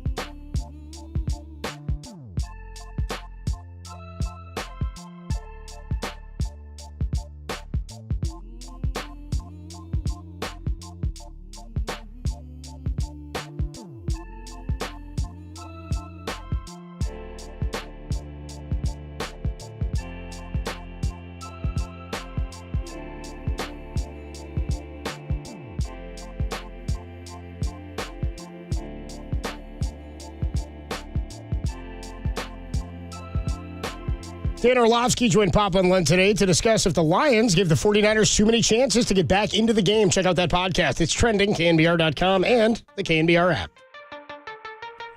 Hey, everybody. Mr. T here for Xfinity. Everyone's house is a little different, but we probably all have one thing in common. Dead spots. Dead spots. Wi-Fi dead spots. Nobody wants that. Everyone wants to get taken care of with high-speed, reliable internet. And there's probably a spot in your house, could be attic, could be basement, could just be the far reaches of your house where the connectivity is not quite there. Not as strong, not as fast. And look, you know as well as I do, if you have a few people in your house, seemingly everyone's doing something. It could be streaming, could be gaming, it could be working, going to school, just watching TV, whatever the case may be, everyone wants to be taken care of. TV, tablet, phone. How do you do that? Well, I'll tell you how you do that with wall-to-wall Wi-Fi from Xfinity. Yeah, if you had wall-to-wall Wi-Fi from Xfinity, everybody gets taken care of. You don't have to worry about it. You don't have to listen to people whining. That's what I'm talking about right now. The power, the speed, the reliability, and the coverage. So there you go. All you got to do is get wall-to-wall Wi-Fi on the Xfinity 10G network for the reliable connection that you so richly deserve. Throughout your whole home, go to Xfinity.com, call 1-800-XFINITY, or visit an Xfinity store today. You love sports, you love high def, you love having blazing fast Wi-Fi that's reliable, and with great coverage, you will love Xfinity.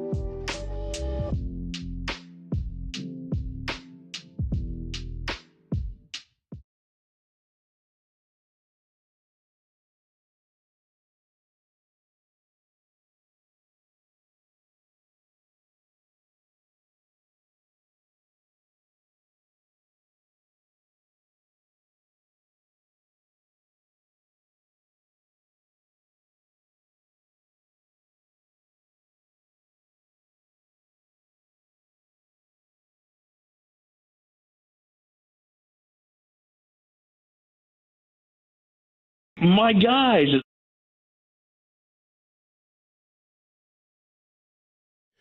All right, let's get right to it with our favorite tight end. Let's go. Come on. Number 84, Get him in number here. one in your hearts, Brent Jones, to discuss the Tums Game of the Week. What's going on, Brent? Roll age relief. Yeah. I'm going to start off like George Seifert used to start off our Monday meetings. Congratulations, men, on your win. So, congratulations, guys. That was a barn burner, wasn't it? I mean, an awesome game. And I've said this a few times this week that, like, if you're not a fan of either team, just to watch the game is like incredible, like super, super high drama in those games. If you're a fan of one team or another, then it gets a little more, your guts twisting and your pacing and all that kind of stuff, or whatever you do. That was definitely one of those type of games. But how about Purdy? I mean, Purdy wasn't great in the first half, but how about his arm and his legs? He just made it happen in the second half. Like, it wasn't a thing of beauty, but my goodness gracious, like his completion, that 13 for 16 for $170, the rushes, and when he made the rushes, escaping blitzes to get the ball to use check. I mean, he was magnificent yesterday in the second half. I completely agree, and you guys know it was a tale of two halves. Yep. And I literally was thinking at halftime, like, I can't believe this is happening. It went against everything I knew, everything I thought.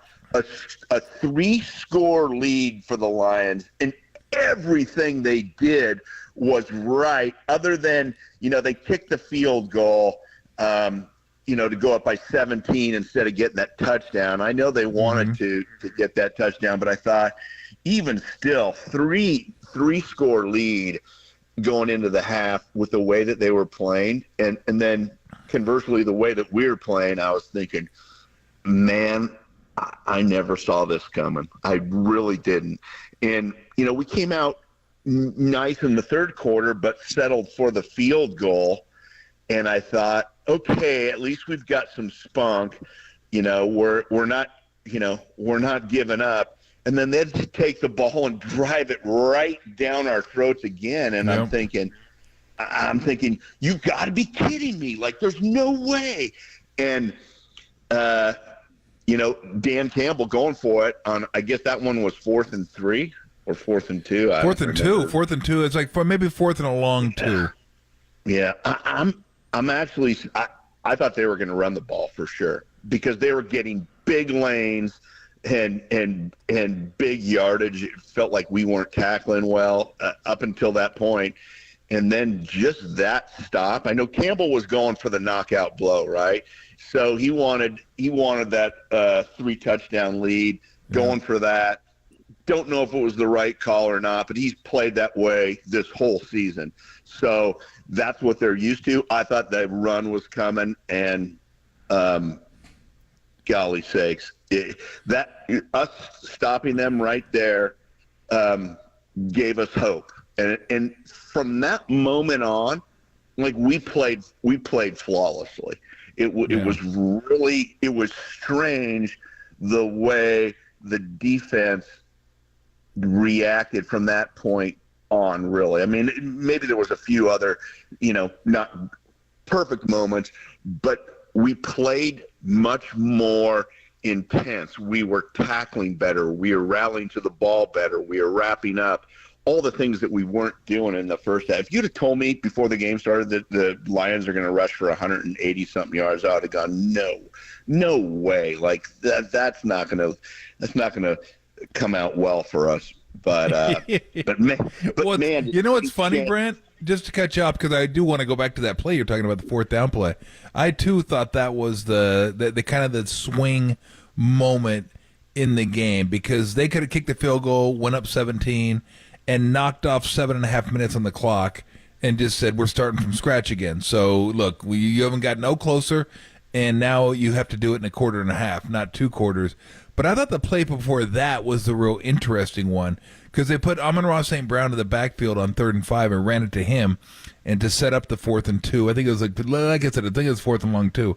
But it almost was like they were too cute with that play. Like, let's get 3rd and they're going to be maybe we'll make him think pass, put him in the backfield, get him out and run a route or whatever. Instead of giving the ball to Gibbs or Montgomery, it's like, good night. Like, if I have those two guys, why would I ever pass against the Niner defense and what they've been doing? Because that first drive, you're right, they just went right down the field again, and I thought, you got to be kidding me. Second half, they're going to do this again, and then, you go for it. You run it with Amon-Ra St. Brown instead of Montgomery. Montgomery might have picked up the 5 yards himself the way he was running, and then you throw it. Yeah, instead of giving it to Montgomery on 4th and 2, which I'd have said, you know what, let's just open a hole for him. But I thought that two-play sequence just kind of flipped the game a little bit because now the momentum stayed with the 49ers, and then we all know what happened in the next. I think it was 4.5 minutes from that point that the game was tied, and it was like that. That's kind of when it started. Which is crazy. Like, being there and watching it, and all of a sudden the game was tied. I'm like, God, that's just so remarkable because here's what people don't understand about analytics. Analytics doesn't account for psychological swings in the game. Yep. And I'm not talking about one player or two. I'm talking about the whole team.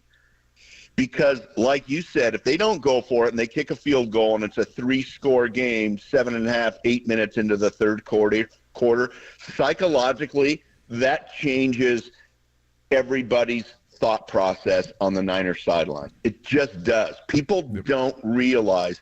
So, you talk about momentum, you talk about, mental, the mentality, mental toughness, psychological thought during the course of a game. Analytics never accounts for any of that. I get it. You're going to try to go for it. But what happens in that situation, 3-score game, 17 versus 21.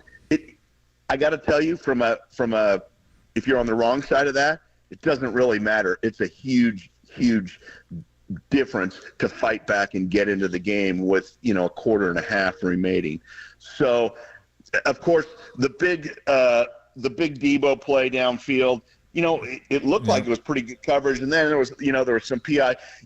I've read all day. I've probably read 20 articles, and everybody is talking about it. And, the 49ers are so lucky, rather be lucky than good. I think, first of all, I thought Debo would have caught it if he wasn't interfered with. Second of all, he was interfered with. There was so much excitement that he caught the ball.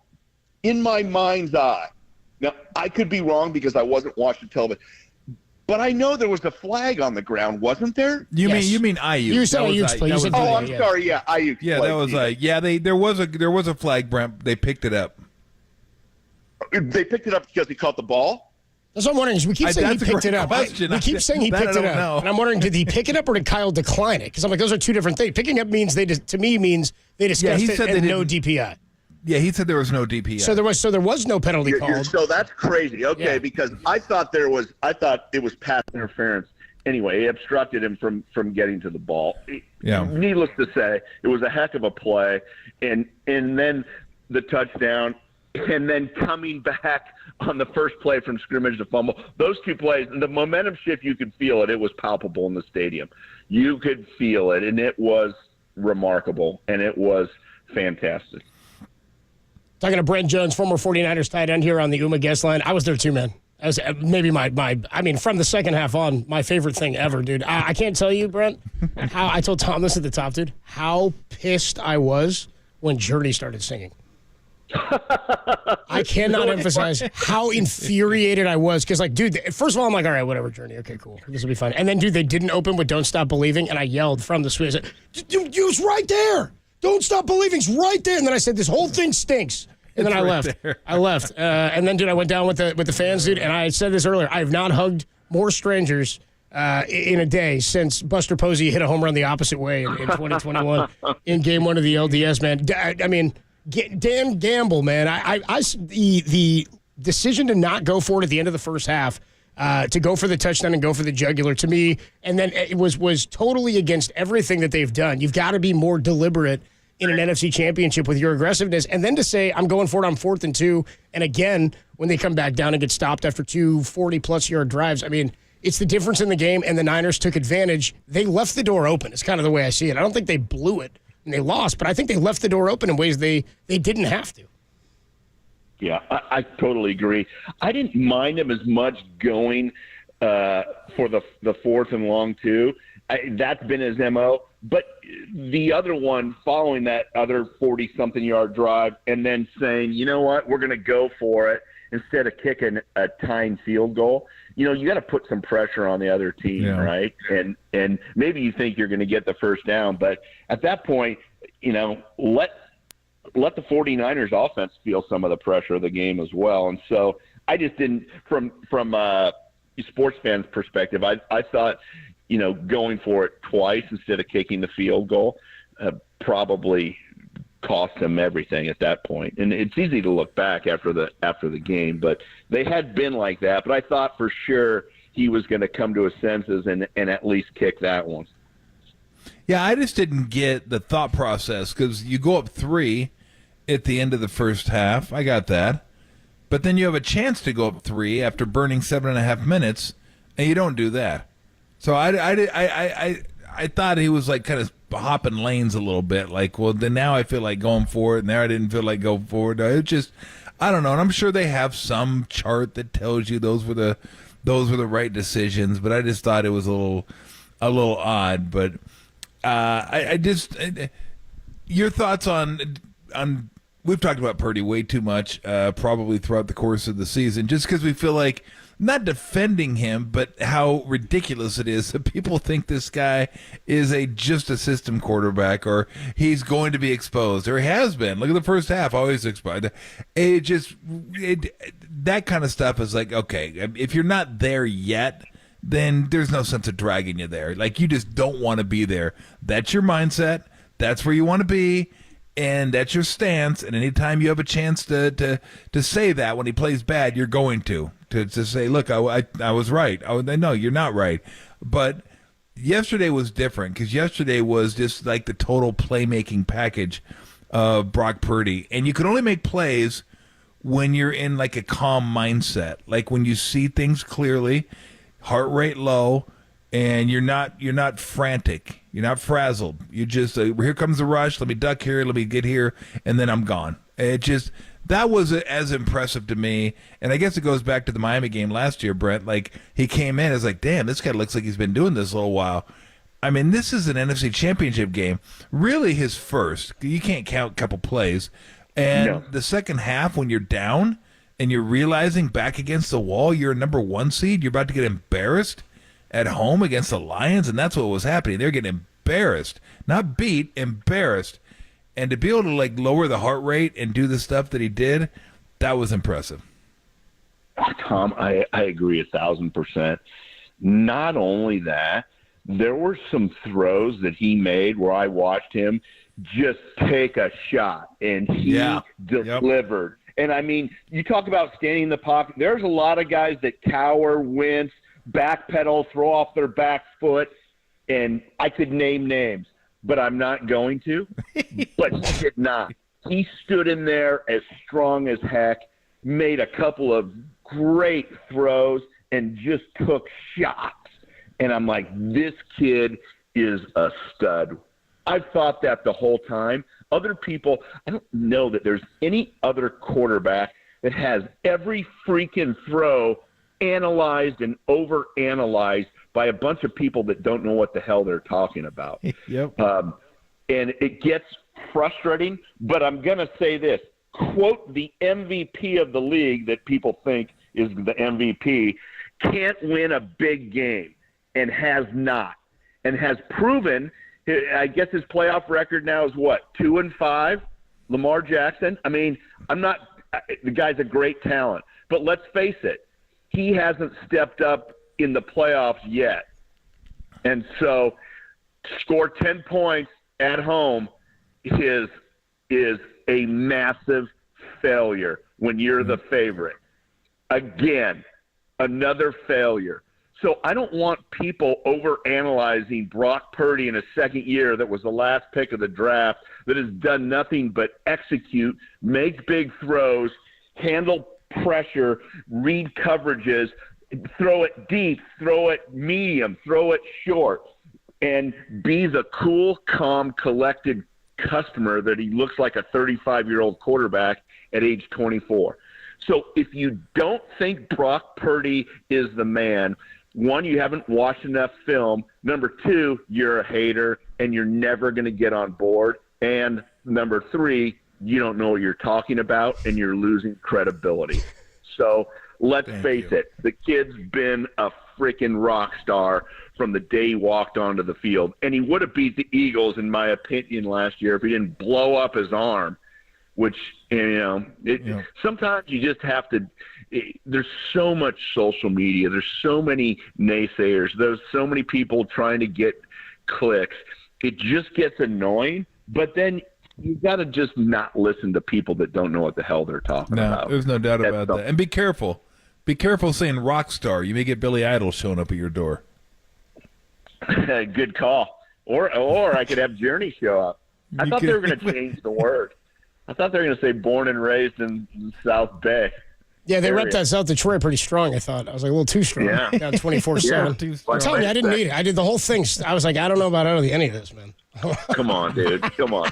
Hey, what's a flip? That was good. Arnell, the lead singer, looks older than me. Dude, it's happened fast. What the heck? Yeah, no kidding. It sounded good. What do you mean? They replaced Stephen Perry? Oh, come on, bro. Thank you, Tom. Come on, bro. Hey. Well, guys, how about this? Happen? Guys, you'll like this on the postgame show. We were talking about the Journey performance, and Dennis Brown goes, "Oh, that's who sings that song, Journey." And me and John Lum were like, "Are you kidding, Dennis?" He's like, "No, I didn't know Journey sang that." Wow. Dennis Brown's it's a riot, dude. Dennis a riot. I heard that Gronk had never even heard of Journey. Yeah, he said, "Who's Journey, dude?" I mean, come on, man. Certainly not typecast for a specific reason. Oh, Gronk. He's making tight ends. You guys are wrong. I know. You know what? We need some tight ends are bright, sophisticated, thinking outside the box, and we can't. No lunkheads allowed. Yeah, Gronk ain't doing you any favors then. No, the Gronk. I love Gronk. I do too. Or Chamora, yeah. Yeah. Oh, there we go. There we go. He's not splitting Adam. I haven't heard from him this week, oddly enough, yeah. Yeah, no, I think he missed the game yesterday. So give us I want to get your thoughts, as you know the tight end position as well as anybody. Give us your thoughts on what Kelsey's doing. Cope said that he passed Jerry Rice for most receptions in the postseason now. And he's been doing it at a high level for a long time. He's an incredible route runner, incredible hands. Just, he kind of knows the game. Like I tell people, this guy knows how to play basketball. They're like, what do you mean? I'm like, I don't know. It's hard to explain. He just knows where to be. Like, knows where to go, knows how to read stuff. He knows how to play ball. And in football players, you can tell when guys know how to play ball. Like, it's quarterback scrambling, or this is happening, or it's zone, I'm going to sit down here, or it's man, I'm going to keep going, or it's a scramble move, I'm going to go this way. Wait a minute, this place is open right here. He can get it. Like, you just know how to play ball. And when I think of Kelsey, I just think of someone that knows how to play ball. Like, he can make stuff happen, and he's incredible. And I'm curious, from a pretty damn good tight end in your own right, like, what do you think of him and what he's been able to do? It's pretty remarkable. When you look at his statistics, you're like, holy cow. I mean, to play at that level for that amount of time is just amazing. He's got an unbelievable connection with Mahomes, obviously. But I think you probably nailed it. It seems to me that they get a lot more zone coverage than man. And he is, as he's gotten older, he's a little bit more lumbering than he used to be. He used to have another step or two. But now he has a sense where bodies are. And you just have a feel for the holes, the zone, stop, cut a pattern short. And he's such a big target. I mean, the guy's a monster. And Mahomes he's always aware of where he is. Especially this year and last year, just because they don't have any dynamic playmaker at wide receiver. And so it's just he continually finds holes and gets open, and he he also can adjust on the run. He can see breakdowns in coverage, and all of a sudden he's taking his 10-yard route, out to the corner, and he's wide open. It blows me away. I've watched a lot of his games, and I just think to myself, he must be playing against some of the dumbest defensive coordinators, because there is at least 2 times a game it seems like he is wide open with nobody around him, like nobody within 20 yards. Yeah. How does that happen? Like, how does that even happen? Like, if you're playing the Chiefs, and I know that we're going to know this, but take away Kelsey number one. Number one. I don't care what the wide receivers are doing. Half of them can't catch, and the other half are running the wrong route. And so it's take him away. Like, you got to stop him and Pacheco, and make sure you know what? That's the way that you beat the Chiefs.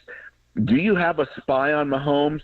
No, but I think sometimes 3rd and long, maybe you put a spy on him because he's a sneaky scrambler. Like, he's always aware of where the markers are, and he'll sneak out of there and get to the first down on 3rd and 12, and you're like, how the heck did that happen? And so he's always there. But there's not a wide receiver on that team that I have seen yet. And Rice is pretty good, but is going to beat you. Is going to go for 2 touchdowns and $170 on you and gash you all day. It's just not going to happen. And so take away their strengths. Take away Mahomes' security blanket. And I don't know what that looks like. Chase Young can't get a sack. Maybe put him in front of Travis Kelce and just grab him and hold him off the line of scrimmage to disrupt his timing. And then have somebody over the top. But nobody plays coverage like that anymore. Everybody's so obsessed with their 4-man lines, they just let the tight ends go. But you got to do something to that guy, or we're going to be on the wrong end of this thing. Just like the last – it's just like you can't let him make somebody else beat you that you've never heard of. Make them beat you. Because – Kelsey better not catch 10 passes for $160 and 2 touchdowns against us in the Super Bowl, or I'm going to lose my mind. I would lose my mind too. I might. Come on. I'm more concerned with the rush defense, but we'll get to that next week. So let me ask you this. Kelsey caught that incredible ball from Mahomes yesterday in the corner of the end zone, which was just a dart, and it was a really nice catch too. And it got me to thinking, like, that's an incredible duo. You played with both Joe and Steve. Do you remember your favorite catch or a memorable catch from each one of those guys? That whether it was just a great throw or a great moment or just something that kind of stands out in your mind? It'd be so hard, Tom, to nail it down. Homework assignment for you then. Yeah, okay, yeah, we'll come back with it next week. But circle back around. Those are 2 of the greatest, and there were so many plays, so many catches, nuanced ones, made up on the fly. You name it. Both those guys could improvise, but you better not run the wrong route, or they'd be furious. So that was for sure. So I will come back. Yeah, homework with that assignment. Find out think about your favorite reception from each of those guys, and you can't use the one from Steve where he got you a $10,000 bonus. That's that's not that one because it was a negative 2 yards.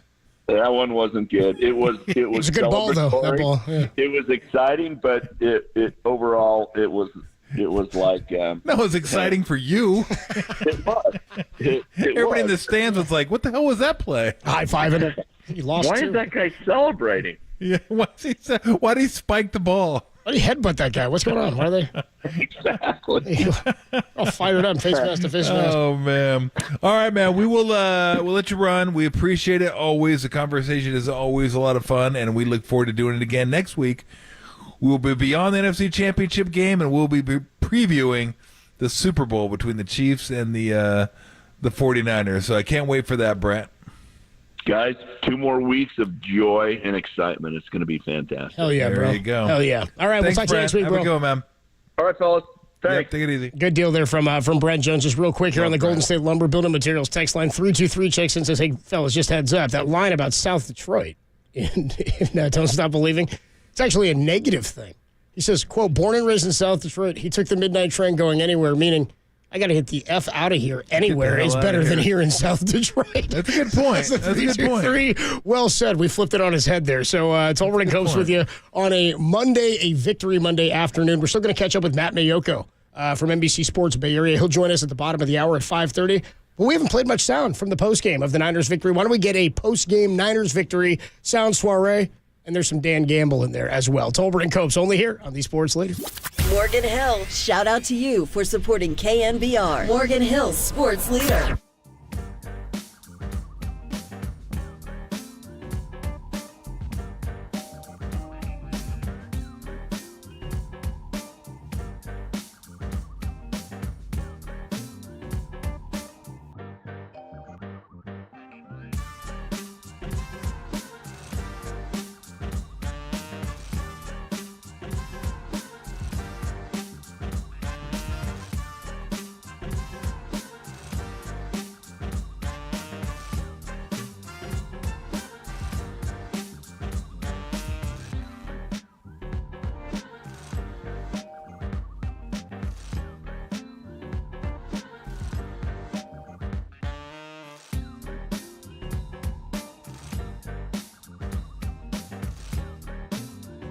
The 49ers are back in the Super Bowl after a come-from-behind 34-31 victory over the Detroit Lions. More on that story is trending, KNBR.com and the KNBR app.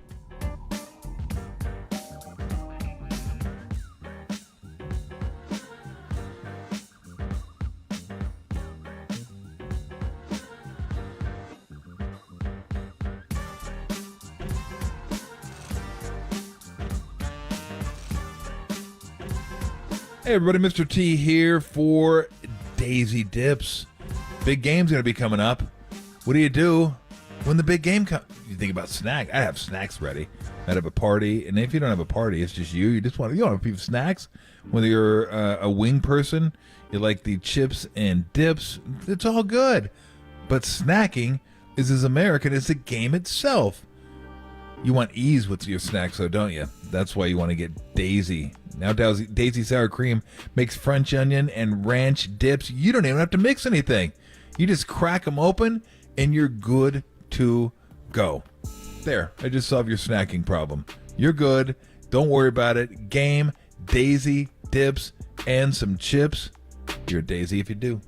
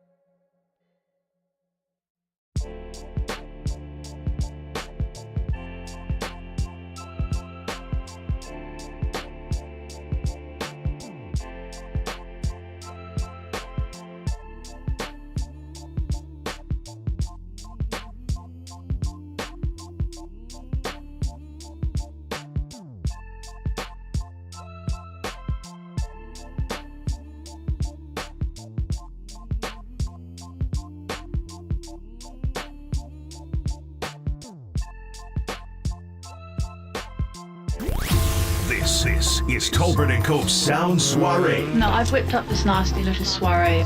The best sounds you might have missed. Soiree what? Soiree, honey. I think that means party. On the Sports Leader.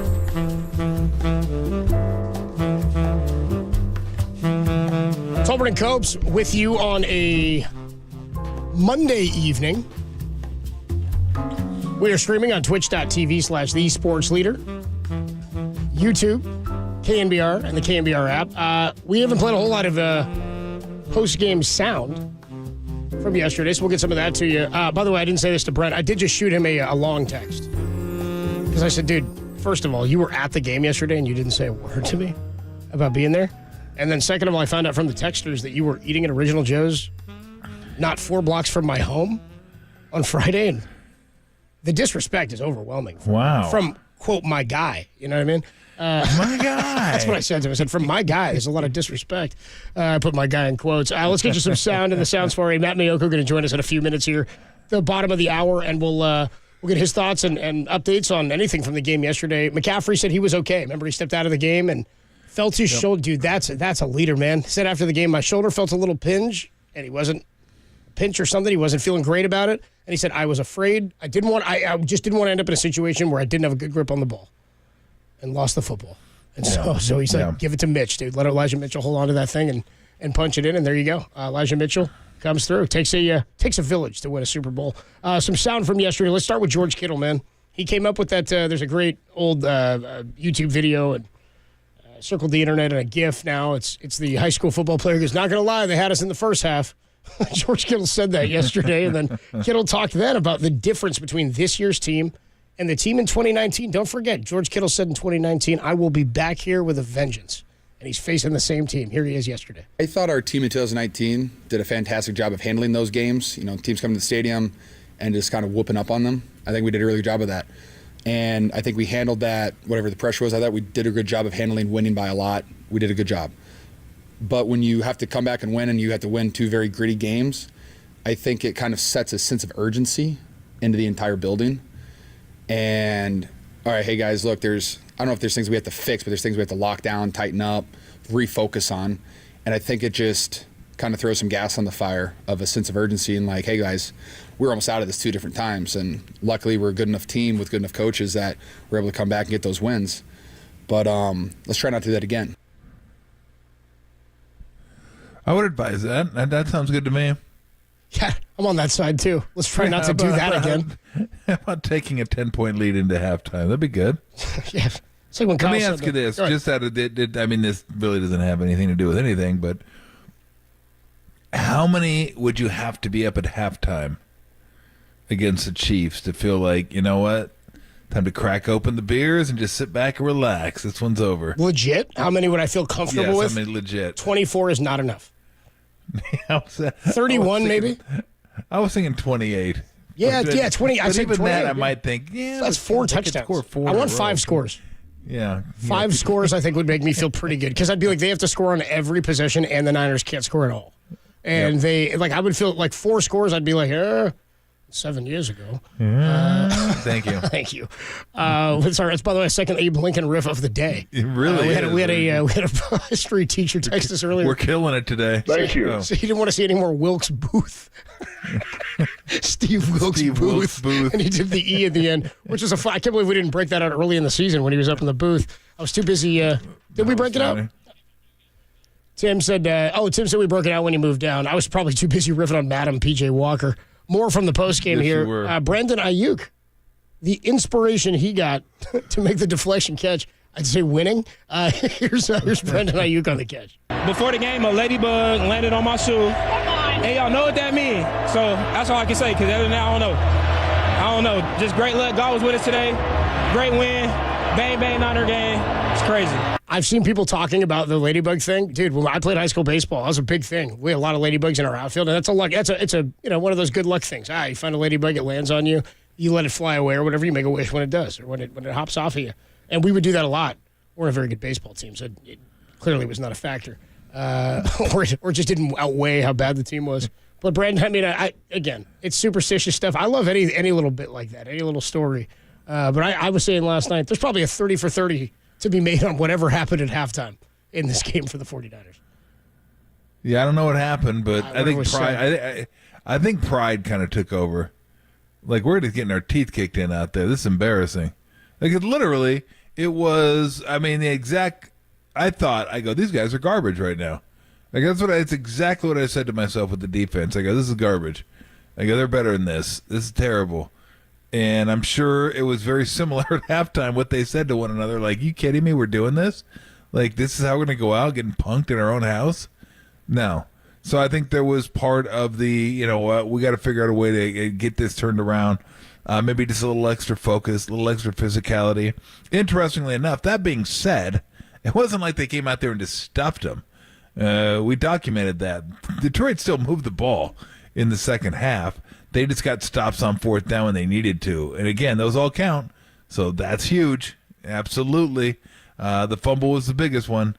But, whatever it was, I mean, you can't count on that kind of stuff, especially against a team like Kansas City. So at least my key will be easy once again. Stopping the run. I'll just keep going with that one. Garbage. Thank you. There you go. Nicely done, Tim. I kept borrowing Samuel L. Jackson's line every time the defense came onto the field. I was like, hold on to your butts. Hold on to your butts. One more here. Let's get to Dan Campbell. Ramblin' Dan Campbell, or Scamble, as our guy bartender called him earlier. Scamble. Said he's a fraud. Dan Campbell. Oh, man. So he didn't regret anything. I was like, really? Not one? not even one, huh? Not even one field goal regret. Here he is. Says, dude, this may have been our only shot. Tell those guys, this may have been our only shot. Do I think that? No. Do I believe that? No. However, I know how hard it is to get here. I'm well aware. And it's going to be twice as hard to get back to this point next year than it was this year. That's the reality. And if we don't have the same hunger and the same work, which is a whole nother thing, once we get the offseason, then we got no shot of getting back here. I don't care how much better we get or what we add or what we drive. It's irrelevant. It's going to be tough. Everybody in our division is going to be loaded back up, and you're not hiding from anybody anymore. Everybody's going to want a piece of you, and which is fine, which is fine. But so it's hard. You want to make the most of every opportunity, and we had an opportunity, and we just couldn't close it out. It Stinks. I like him being like, yeah, I told the guys about our only shot. I don't think that. I don't think it, but it might be. So why would you say that? How would that be your message to the team? I told the guys, it's hard to get you. This might be it. You may never come back.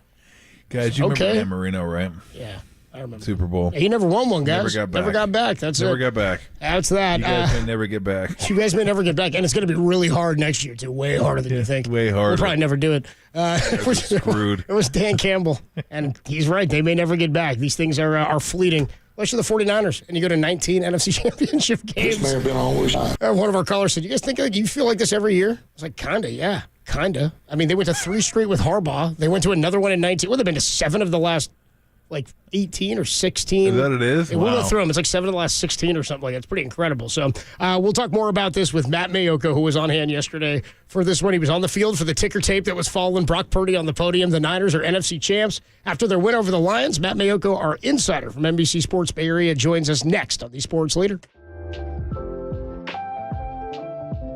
Hey, everybody. Mr. T here for Xfinity. Everyone's house is a little different, but we probably all have one thing in common. Dead spots. Dead spots. Wi-Fi dead spots. Nobody wants that. Everyone wants to get taken care of with high-speed, reliable internet, and there's probably a spot in your house, could be attic, could be basement, could just be the far reaches of your house where activity is not quite there. Not as strong, not as fast. And look, you know as well as I do, if you have a few people in your house, seemingly everyone's doing something. It could be streaming, could be gaming, it could be working, going to school, just watching TV, whatever the case may be. Everyone wants to be taken care of. TV, tablet, phone. How do you do that? Well, I'll tell you how you do that with wall-to-wall Wi-Fi from Xfinity. If you had wall-to-wall Wi-Fi from Xfinity, everybody gets taken care of. You don't have to worry about it. You don't have to listen to people whining. That's what I'm talking about right now. The power, the speed, the reliability, and the coverage. So there you go. All you got to do is get wall-to-wall Wi-Fi on the Xfinity 10G network for the reliable connection that you so richly deserve throughout your whole home. Go to Xfinity.com, call 1-800-XFINITY, or visit an Xfinity store today. You love sports, you love high def. You love having blazing fast Wi-Fi that's reliable. And with great coverage, you will love Xfinity.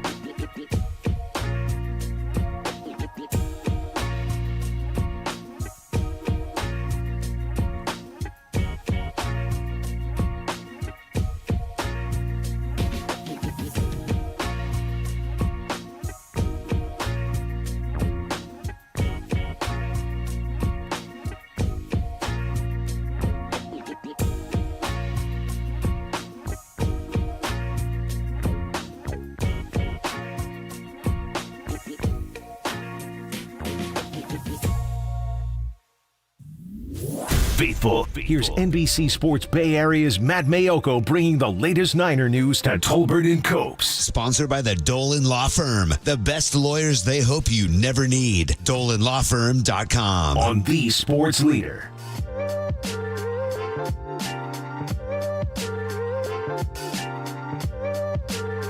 We do it every week of the football season. Catch up with Matt Mayoko, our 49ers insider from NBC Sports Bay Area. We were working to make the connection with Matt, who was on hand yesterday. I saw him on the field after the game, talking to Brock Purdy, among others. 49ers and the Kansas City Chiefs meeting yet again in the Super Bowl. So Niners won in 2011, or they went to the NFC Championship in 2011.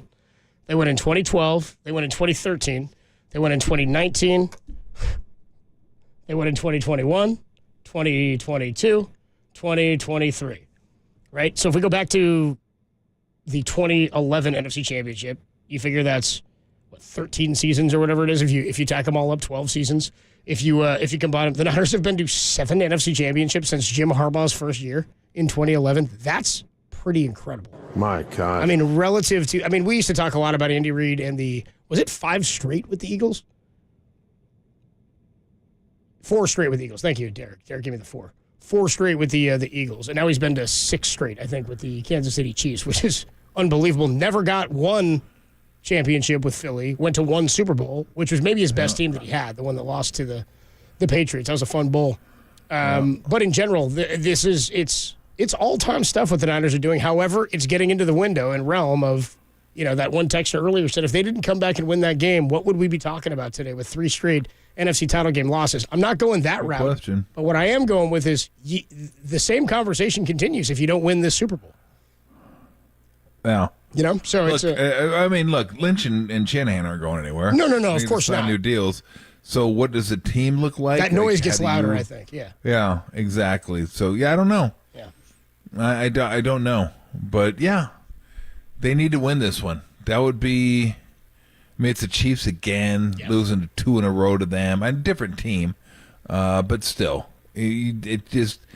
And I agree with the sentiment that if Shanahan wins 1, he may win 3.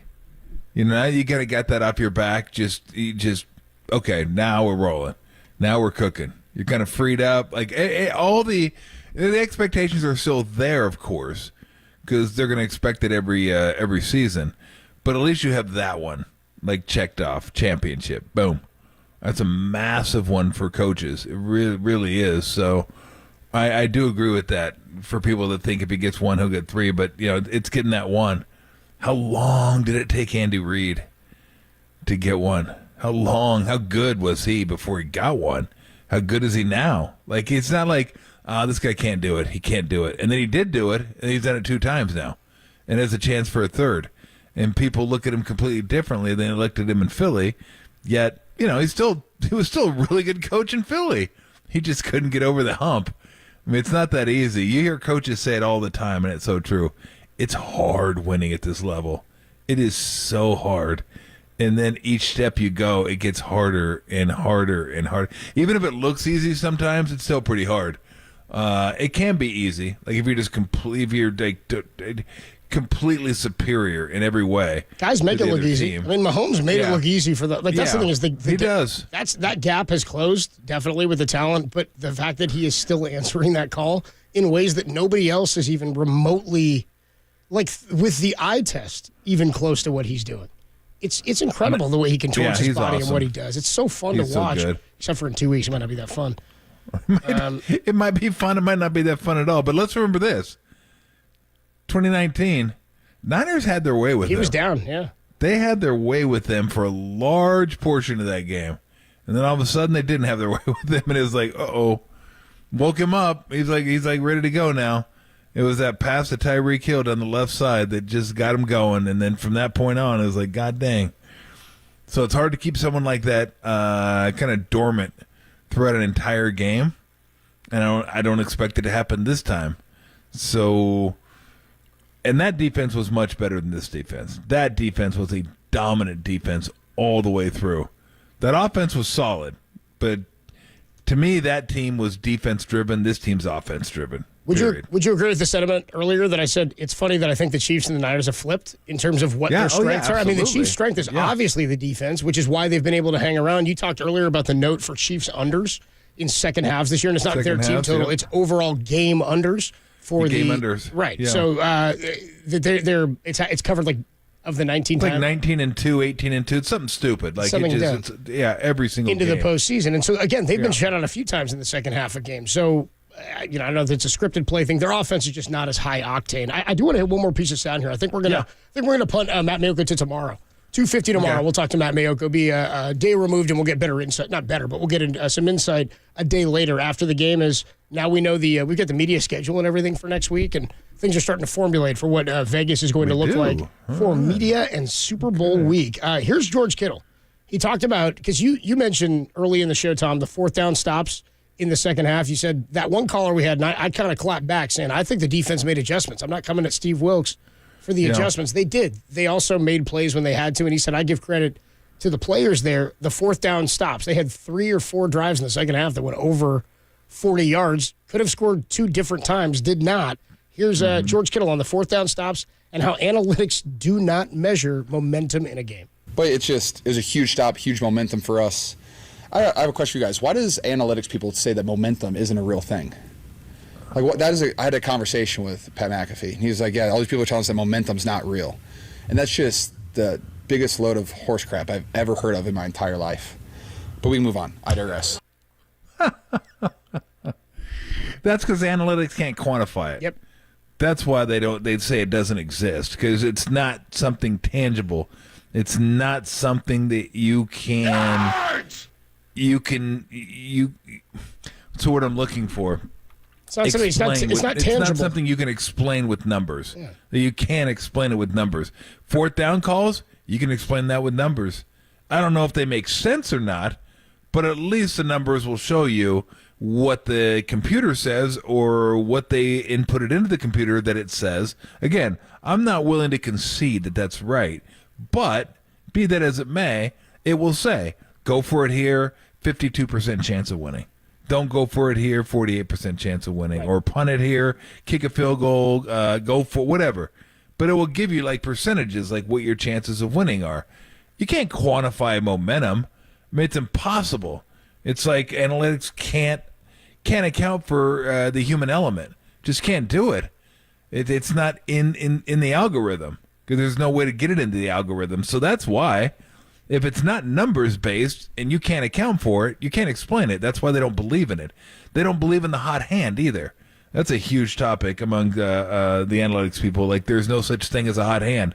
It doesn't matter if you're 4 for 4 or 0 for 4. Your next shot is going to be what it's going to be. You have a better chance of making it or missing it depending on how you shoot from that area, and it doesn't matter how hot you are, how cold you are. And I'm like, well, that's complete bullcrap, because if I know I'm feeling good, I'm in a better mental state, and I'm not going to be thinking about this shot. I'm just going to let it go. And what they don't account for is, well, if that's a 44% shot, you're going to hit it 44% of the time. Yeah, but some of the time I was hot going into that shot, I made it a higher percentage. Sometimes I was cold, felt like crap, a lower percentage, so it comes out to 44%. It's not like every time I shoot that shot, it's 44%. A lot of times it depends on how I'm feeling. And you can't account for that, though. You just can't do it. So I understand where they're coming from. I don't agree with it. I agree with Kittle. Absolutely agree with Kittle. But you can't. It's hard to ask them why you don't account for momentum or hot hand or all that, because it's pretty simple. If numbers can't account for it and they can't explain it, it doesn't exist. Period. It's kind of like obscenity. I know it when I feel it. You know what I mean? You can't really define it until it happens. And baseball has weird momentum, right? Baseball, like a defensive play, will carry into an offensive. I can define obscenity if you want me to. I can too. You just go to a channel. No, let me see. Yep, that's obscene. Well, I don't know. It's all relative. Oh, yeah, that's obscene. Holy cow. How about a few texters have come in today, Tom? How does she do that? How about the obscenity of your shirt, dude? I mean, you're rocking that thing. My shirt is how I felt this week, okay? That's what we all felt at halftime of the Niner game. I've been to the car wash this week. Both Niner games, both Warrior games. I just feel like, you know what? I need like a nice, easy game, one way or the other. Just give me a coaster. I mean, it can't take these 1-point Warrior losses, these second half comebacks from the Niners that are just like, yeah, those 4 games is like, I just my stomach needs a break, to be quite honest with you. It really does. You bringing that shirt to Vegas? I might bring it to Vegas, yeah. I might rock this thing on Media Row. I have to sit next to you in public with people. When we're in the studio, it's good. Please don't. Oh, okay. So you care about We got you a opinions. new one. Okay. Yeah, I care about people's opinions. Okay, I can wear that one. I'll wear that one. I like that one, too. That's a cool shirt. The new one's good, yeah. I like it a lot. By the way, we had a great riff earlier because we had that caller from New Mexico who we thought was in Mexico, but then he explained to us where New Mexico was. Here it is. Here's the caller. Let's go, Martin. Martin is in Mexico. What's up, man? You're on the Sports Leader. Hey, what's up? It's New Mexico. I'm on the other side of Arizona, between Arizona and Texas. But, yeah. The other side of Arizona, like making sure. Yeah. Like it wasn't clear where Texas was either. You had to make sure I'm on the other side. Oh, okay. Just in case you were wondering. Texas Rebel in Nevada. Yeah, where it was. Texas and he went on, Arizona. Went on with his Niner take, and then I said, okay, but we can't let you go until we hear from you that we know where New Mexico is. And then he said, oh, you didn't say that. He just was like, yeah, okay. And then he hung up. He really didn't give a damn.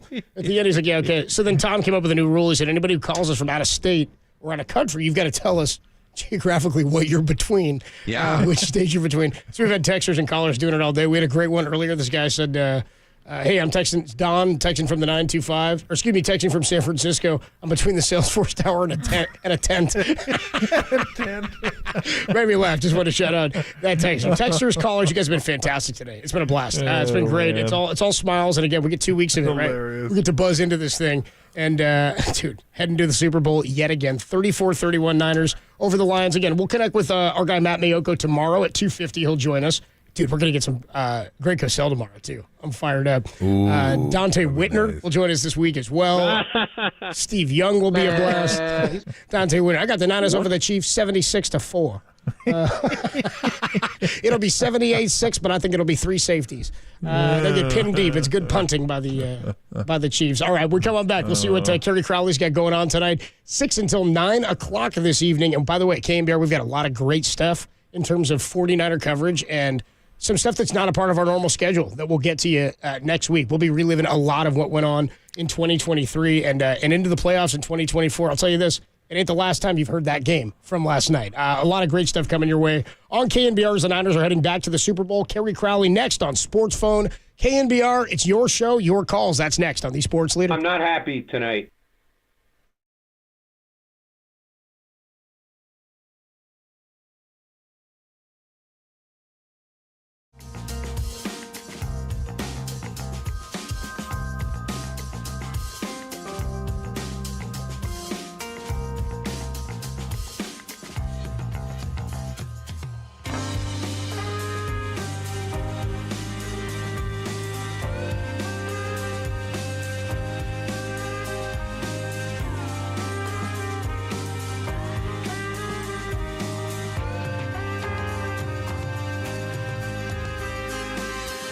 The 49ers are back in the Super Bowl after a come-from-behind 34-31 victory over the Detroit Lions. More on that story is trending, KNBR.com and the KNBR app.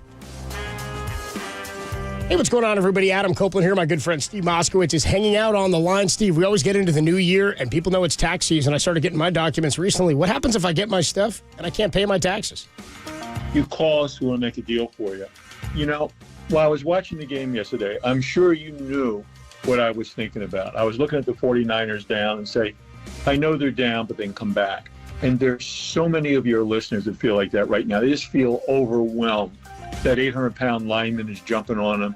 How are they ever going to get through this? And that's what a tax debt feels like, that 800-pound lineman. And the bottom line is, the first thing we'll do is we'll listen to you. We'll hear about your financial needs, your business needs, your family needs. Then we'll go to the government and we're going to work out something for you, work out something good, a sweet deal, and then you can live a normal life. But whatever you do, don't stick your head in the sand. With all these new IRS agents, you don't want them coming in and ruin your life, your business, your marriage. We want to go to the IRS for you, make a deal, and then you can have a normal life and prosper in your business. And let's put this behind you. Right. Just like the 49ers won the game yesterday. That's right, Steve. I want to get that line in there at the end. Let Steve Moskowitz take care of it for you. 1-888-TAX-DEAL. He can bring you back just like them yesterday. 1-888-TAX-DEAL, or find him at MoskowitzLLP.com.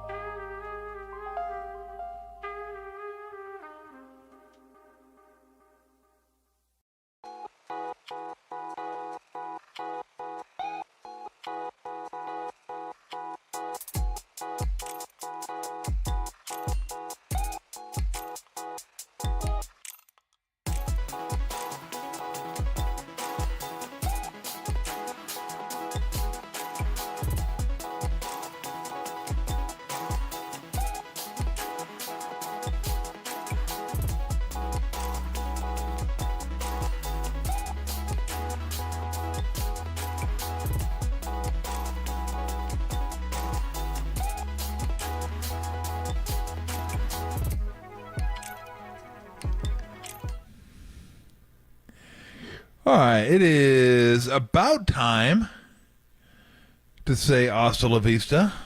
Not quite yet, though. And before we do, we're going to find out what Kerry Crowley has going on until 9 o'clock right here on the Sports Leader. Hello, Kerry. What's going on, Tom? How are you? Tremendous. Yourself? I couldn't be better tonight, if I'm being quite honest with you. Overall thoughts? I know you're going to get into it a lot deeper for a few hours with the callers and all that, but just kind of like an overarching theme of this game. The overarching theme would be the Niners just eliminated so many narratives. I mean, the Brock Purdy is a game manager. Kyle Shanahan can't come back. To do it 2 weeks in a row, and the way that the defense stepped up on fourth down, there's just so much to talk about from this game. And I'm personally so stoked for the next 3 hours. But Tom, I'm also very concerned. I can see you in this shirt on the stream. Yep. And I don't know if you picked up something from like the rag bin or what's going on. No, I've had this shirt for a long time. I like this shirt. It's very comfortable, and I don't want to give up on it. So I'm not going to give up on it. I know it looks like a bobcat clawed my left sleeve. I completely understand that. I know I've lost a collar.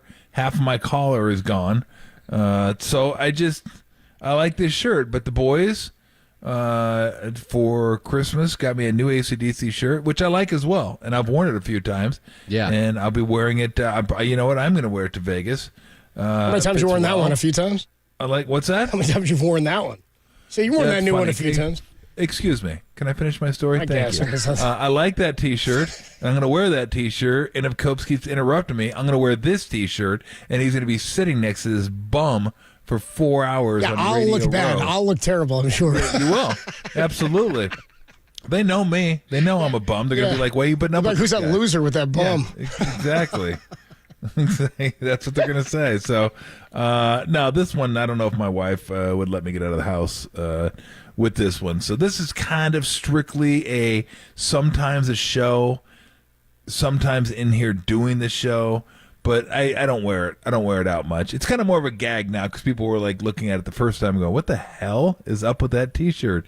And I like it. Like I've worn it before I wore it on the air. I had to wear it around the house and stuff. Just I like it. But yeah, now that it's kind of a bit, I'll probably wear it more and more. It's a pretty good bit, yeah. Doing the show. Yeah, you know. I'm in for the bit. I'm totally cool with that. Yeah, but yeah, out probably not. Probably not gonna wear it to Media Row. Although you should know, and everybody does know by now, there will be shorts. Yeah, that's all I wear. Come on, period. Yeah, of course.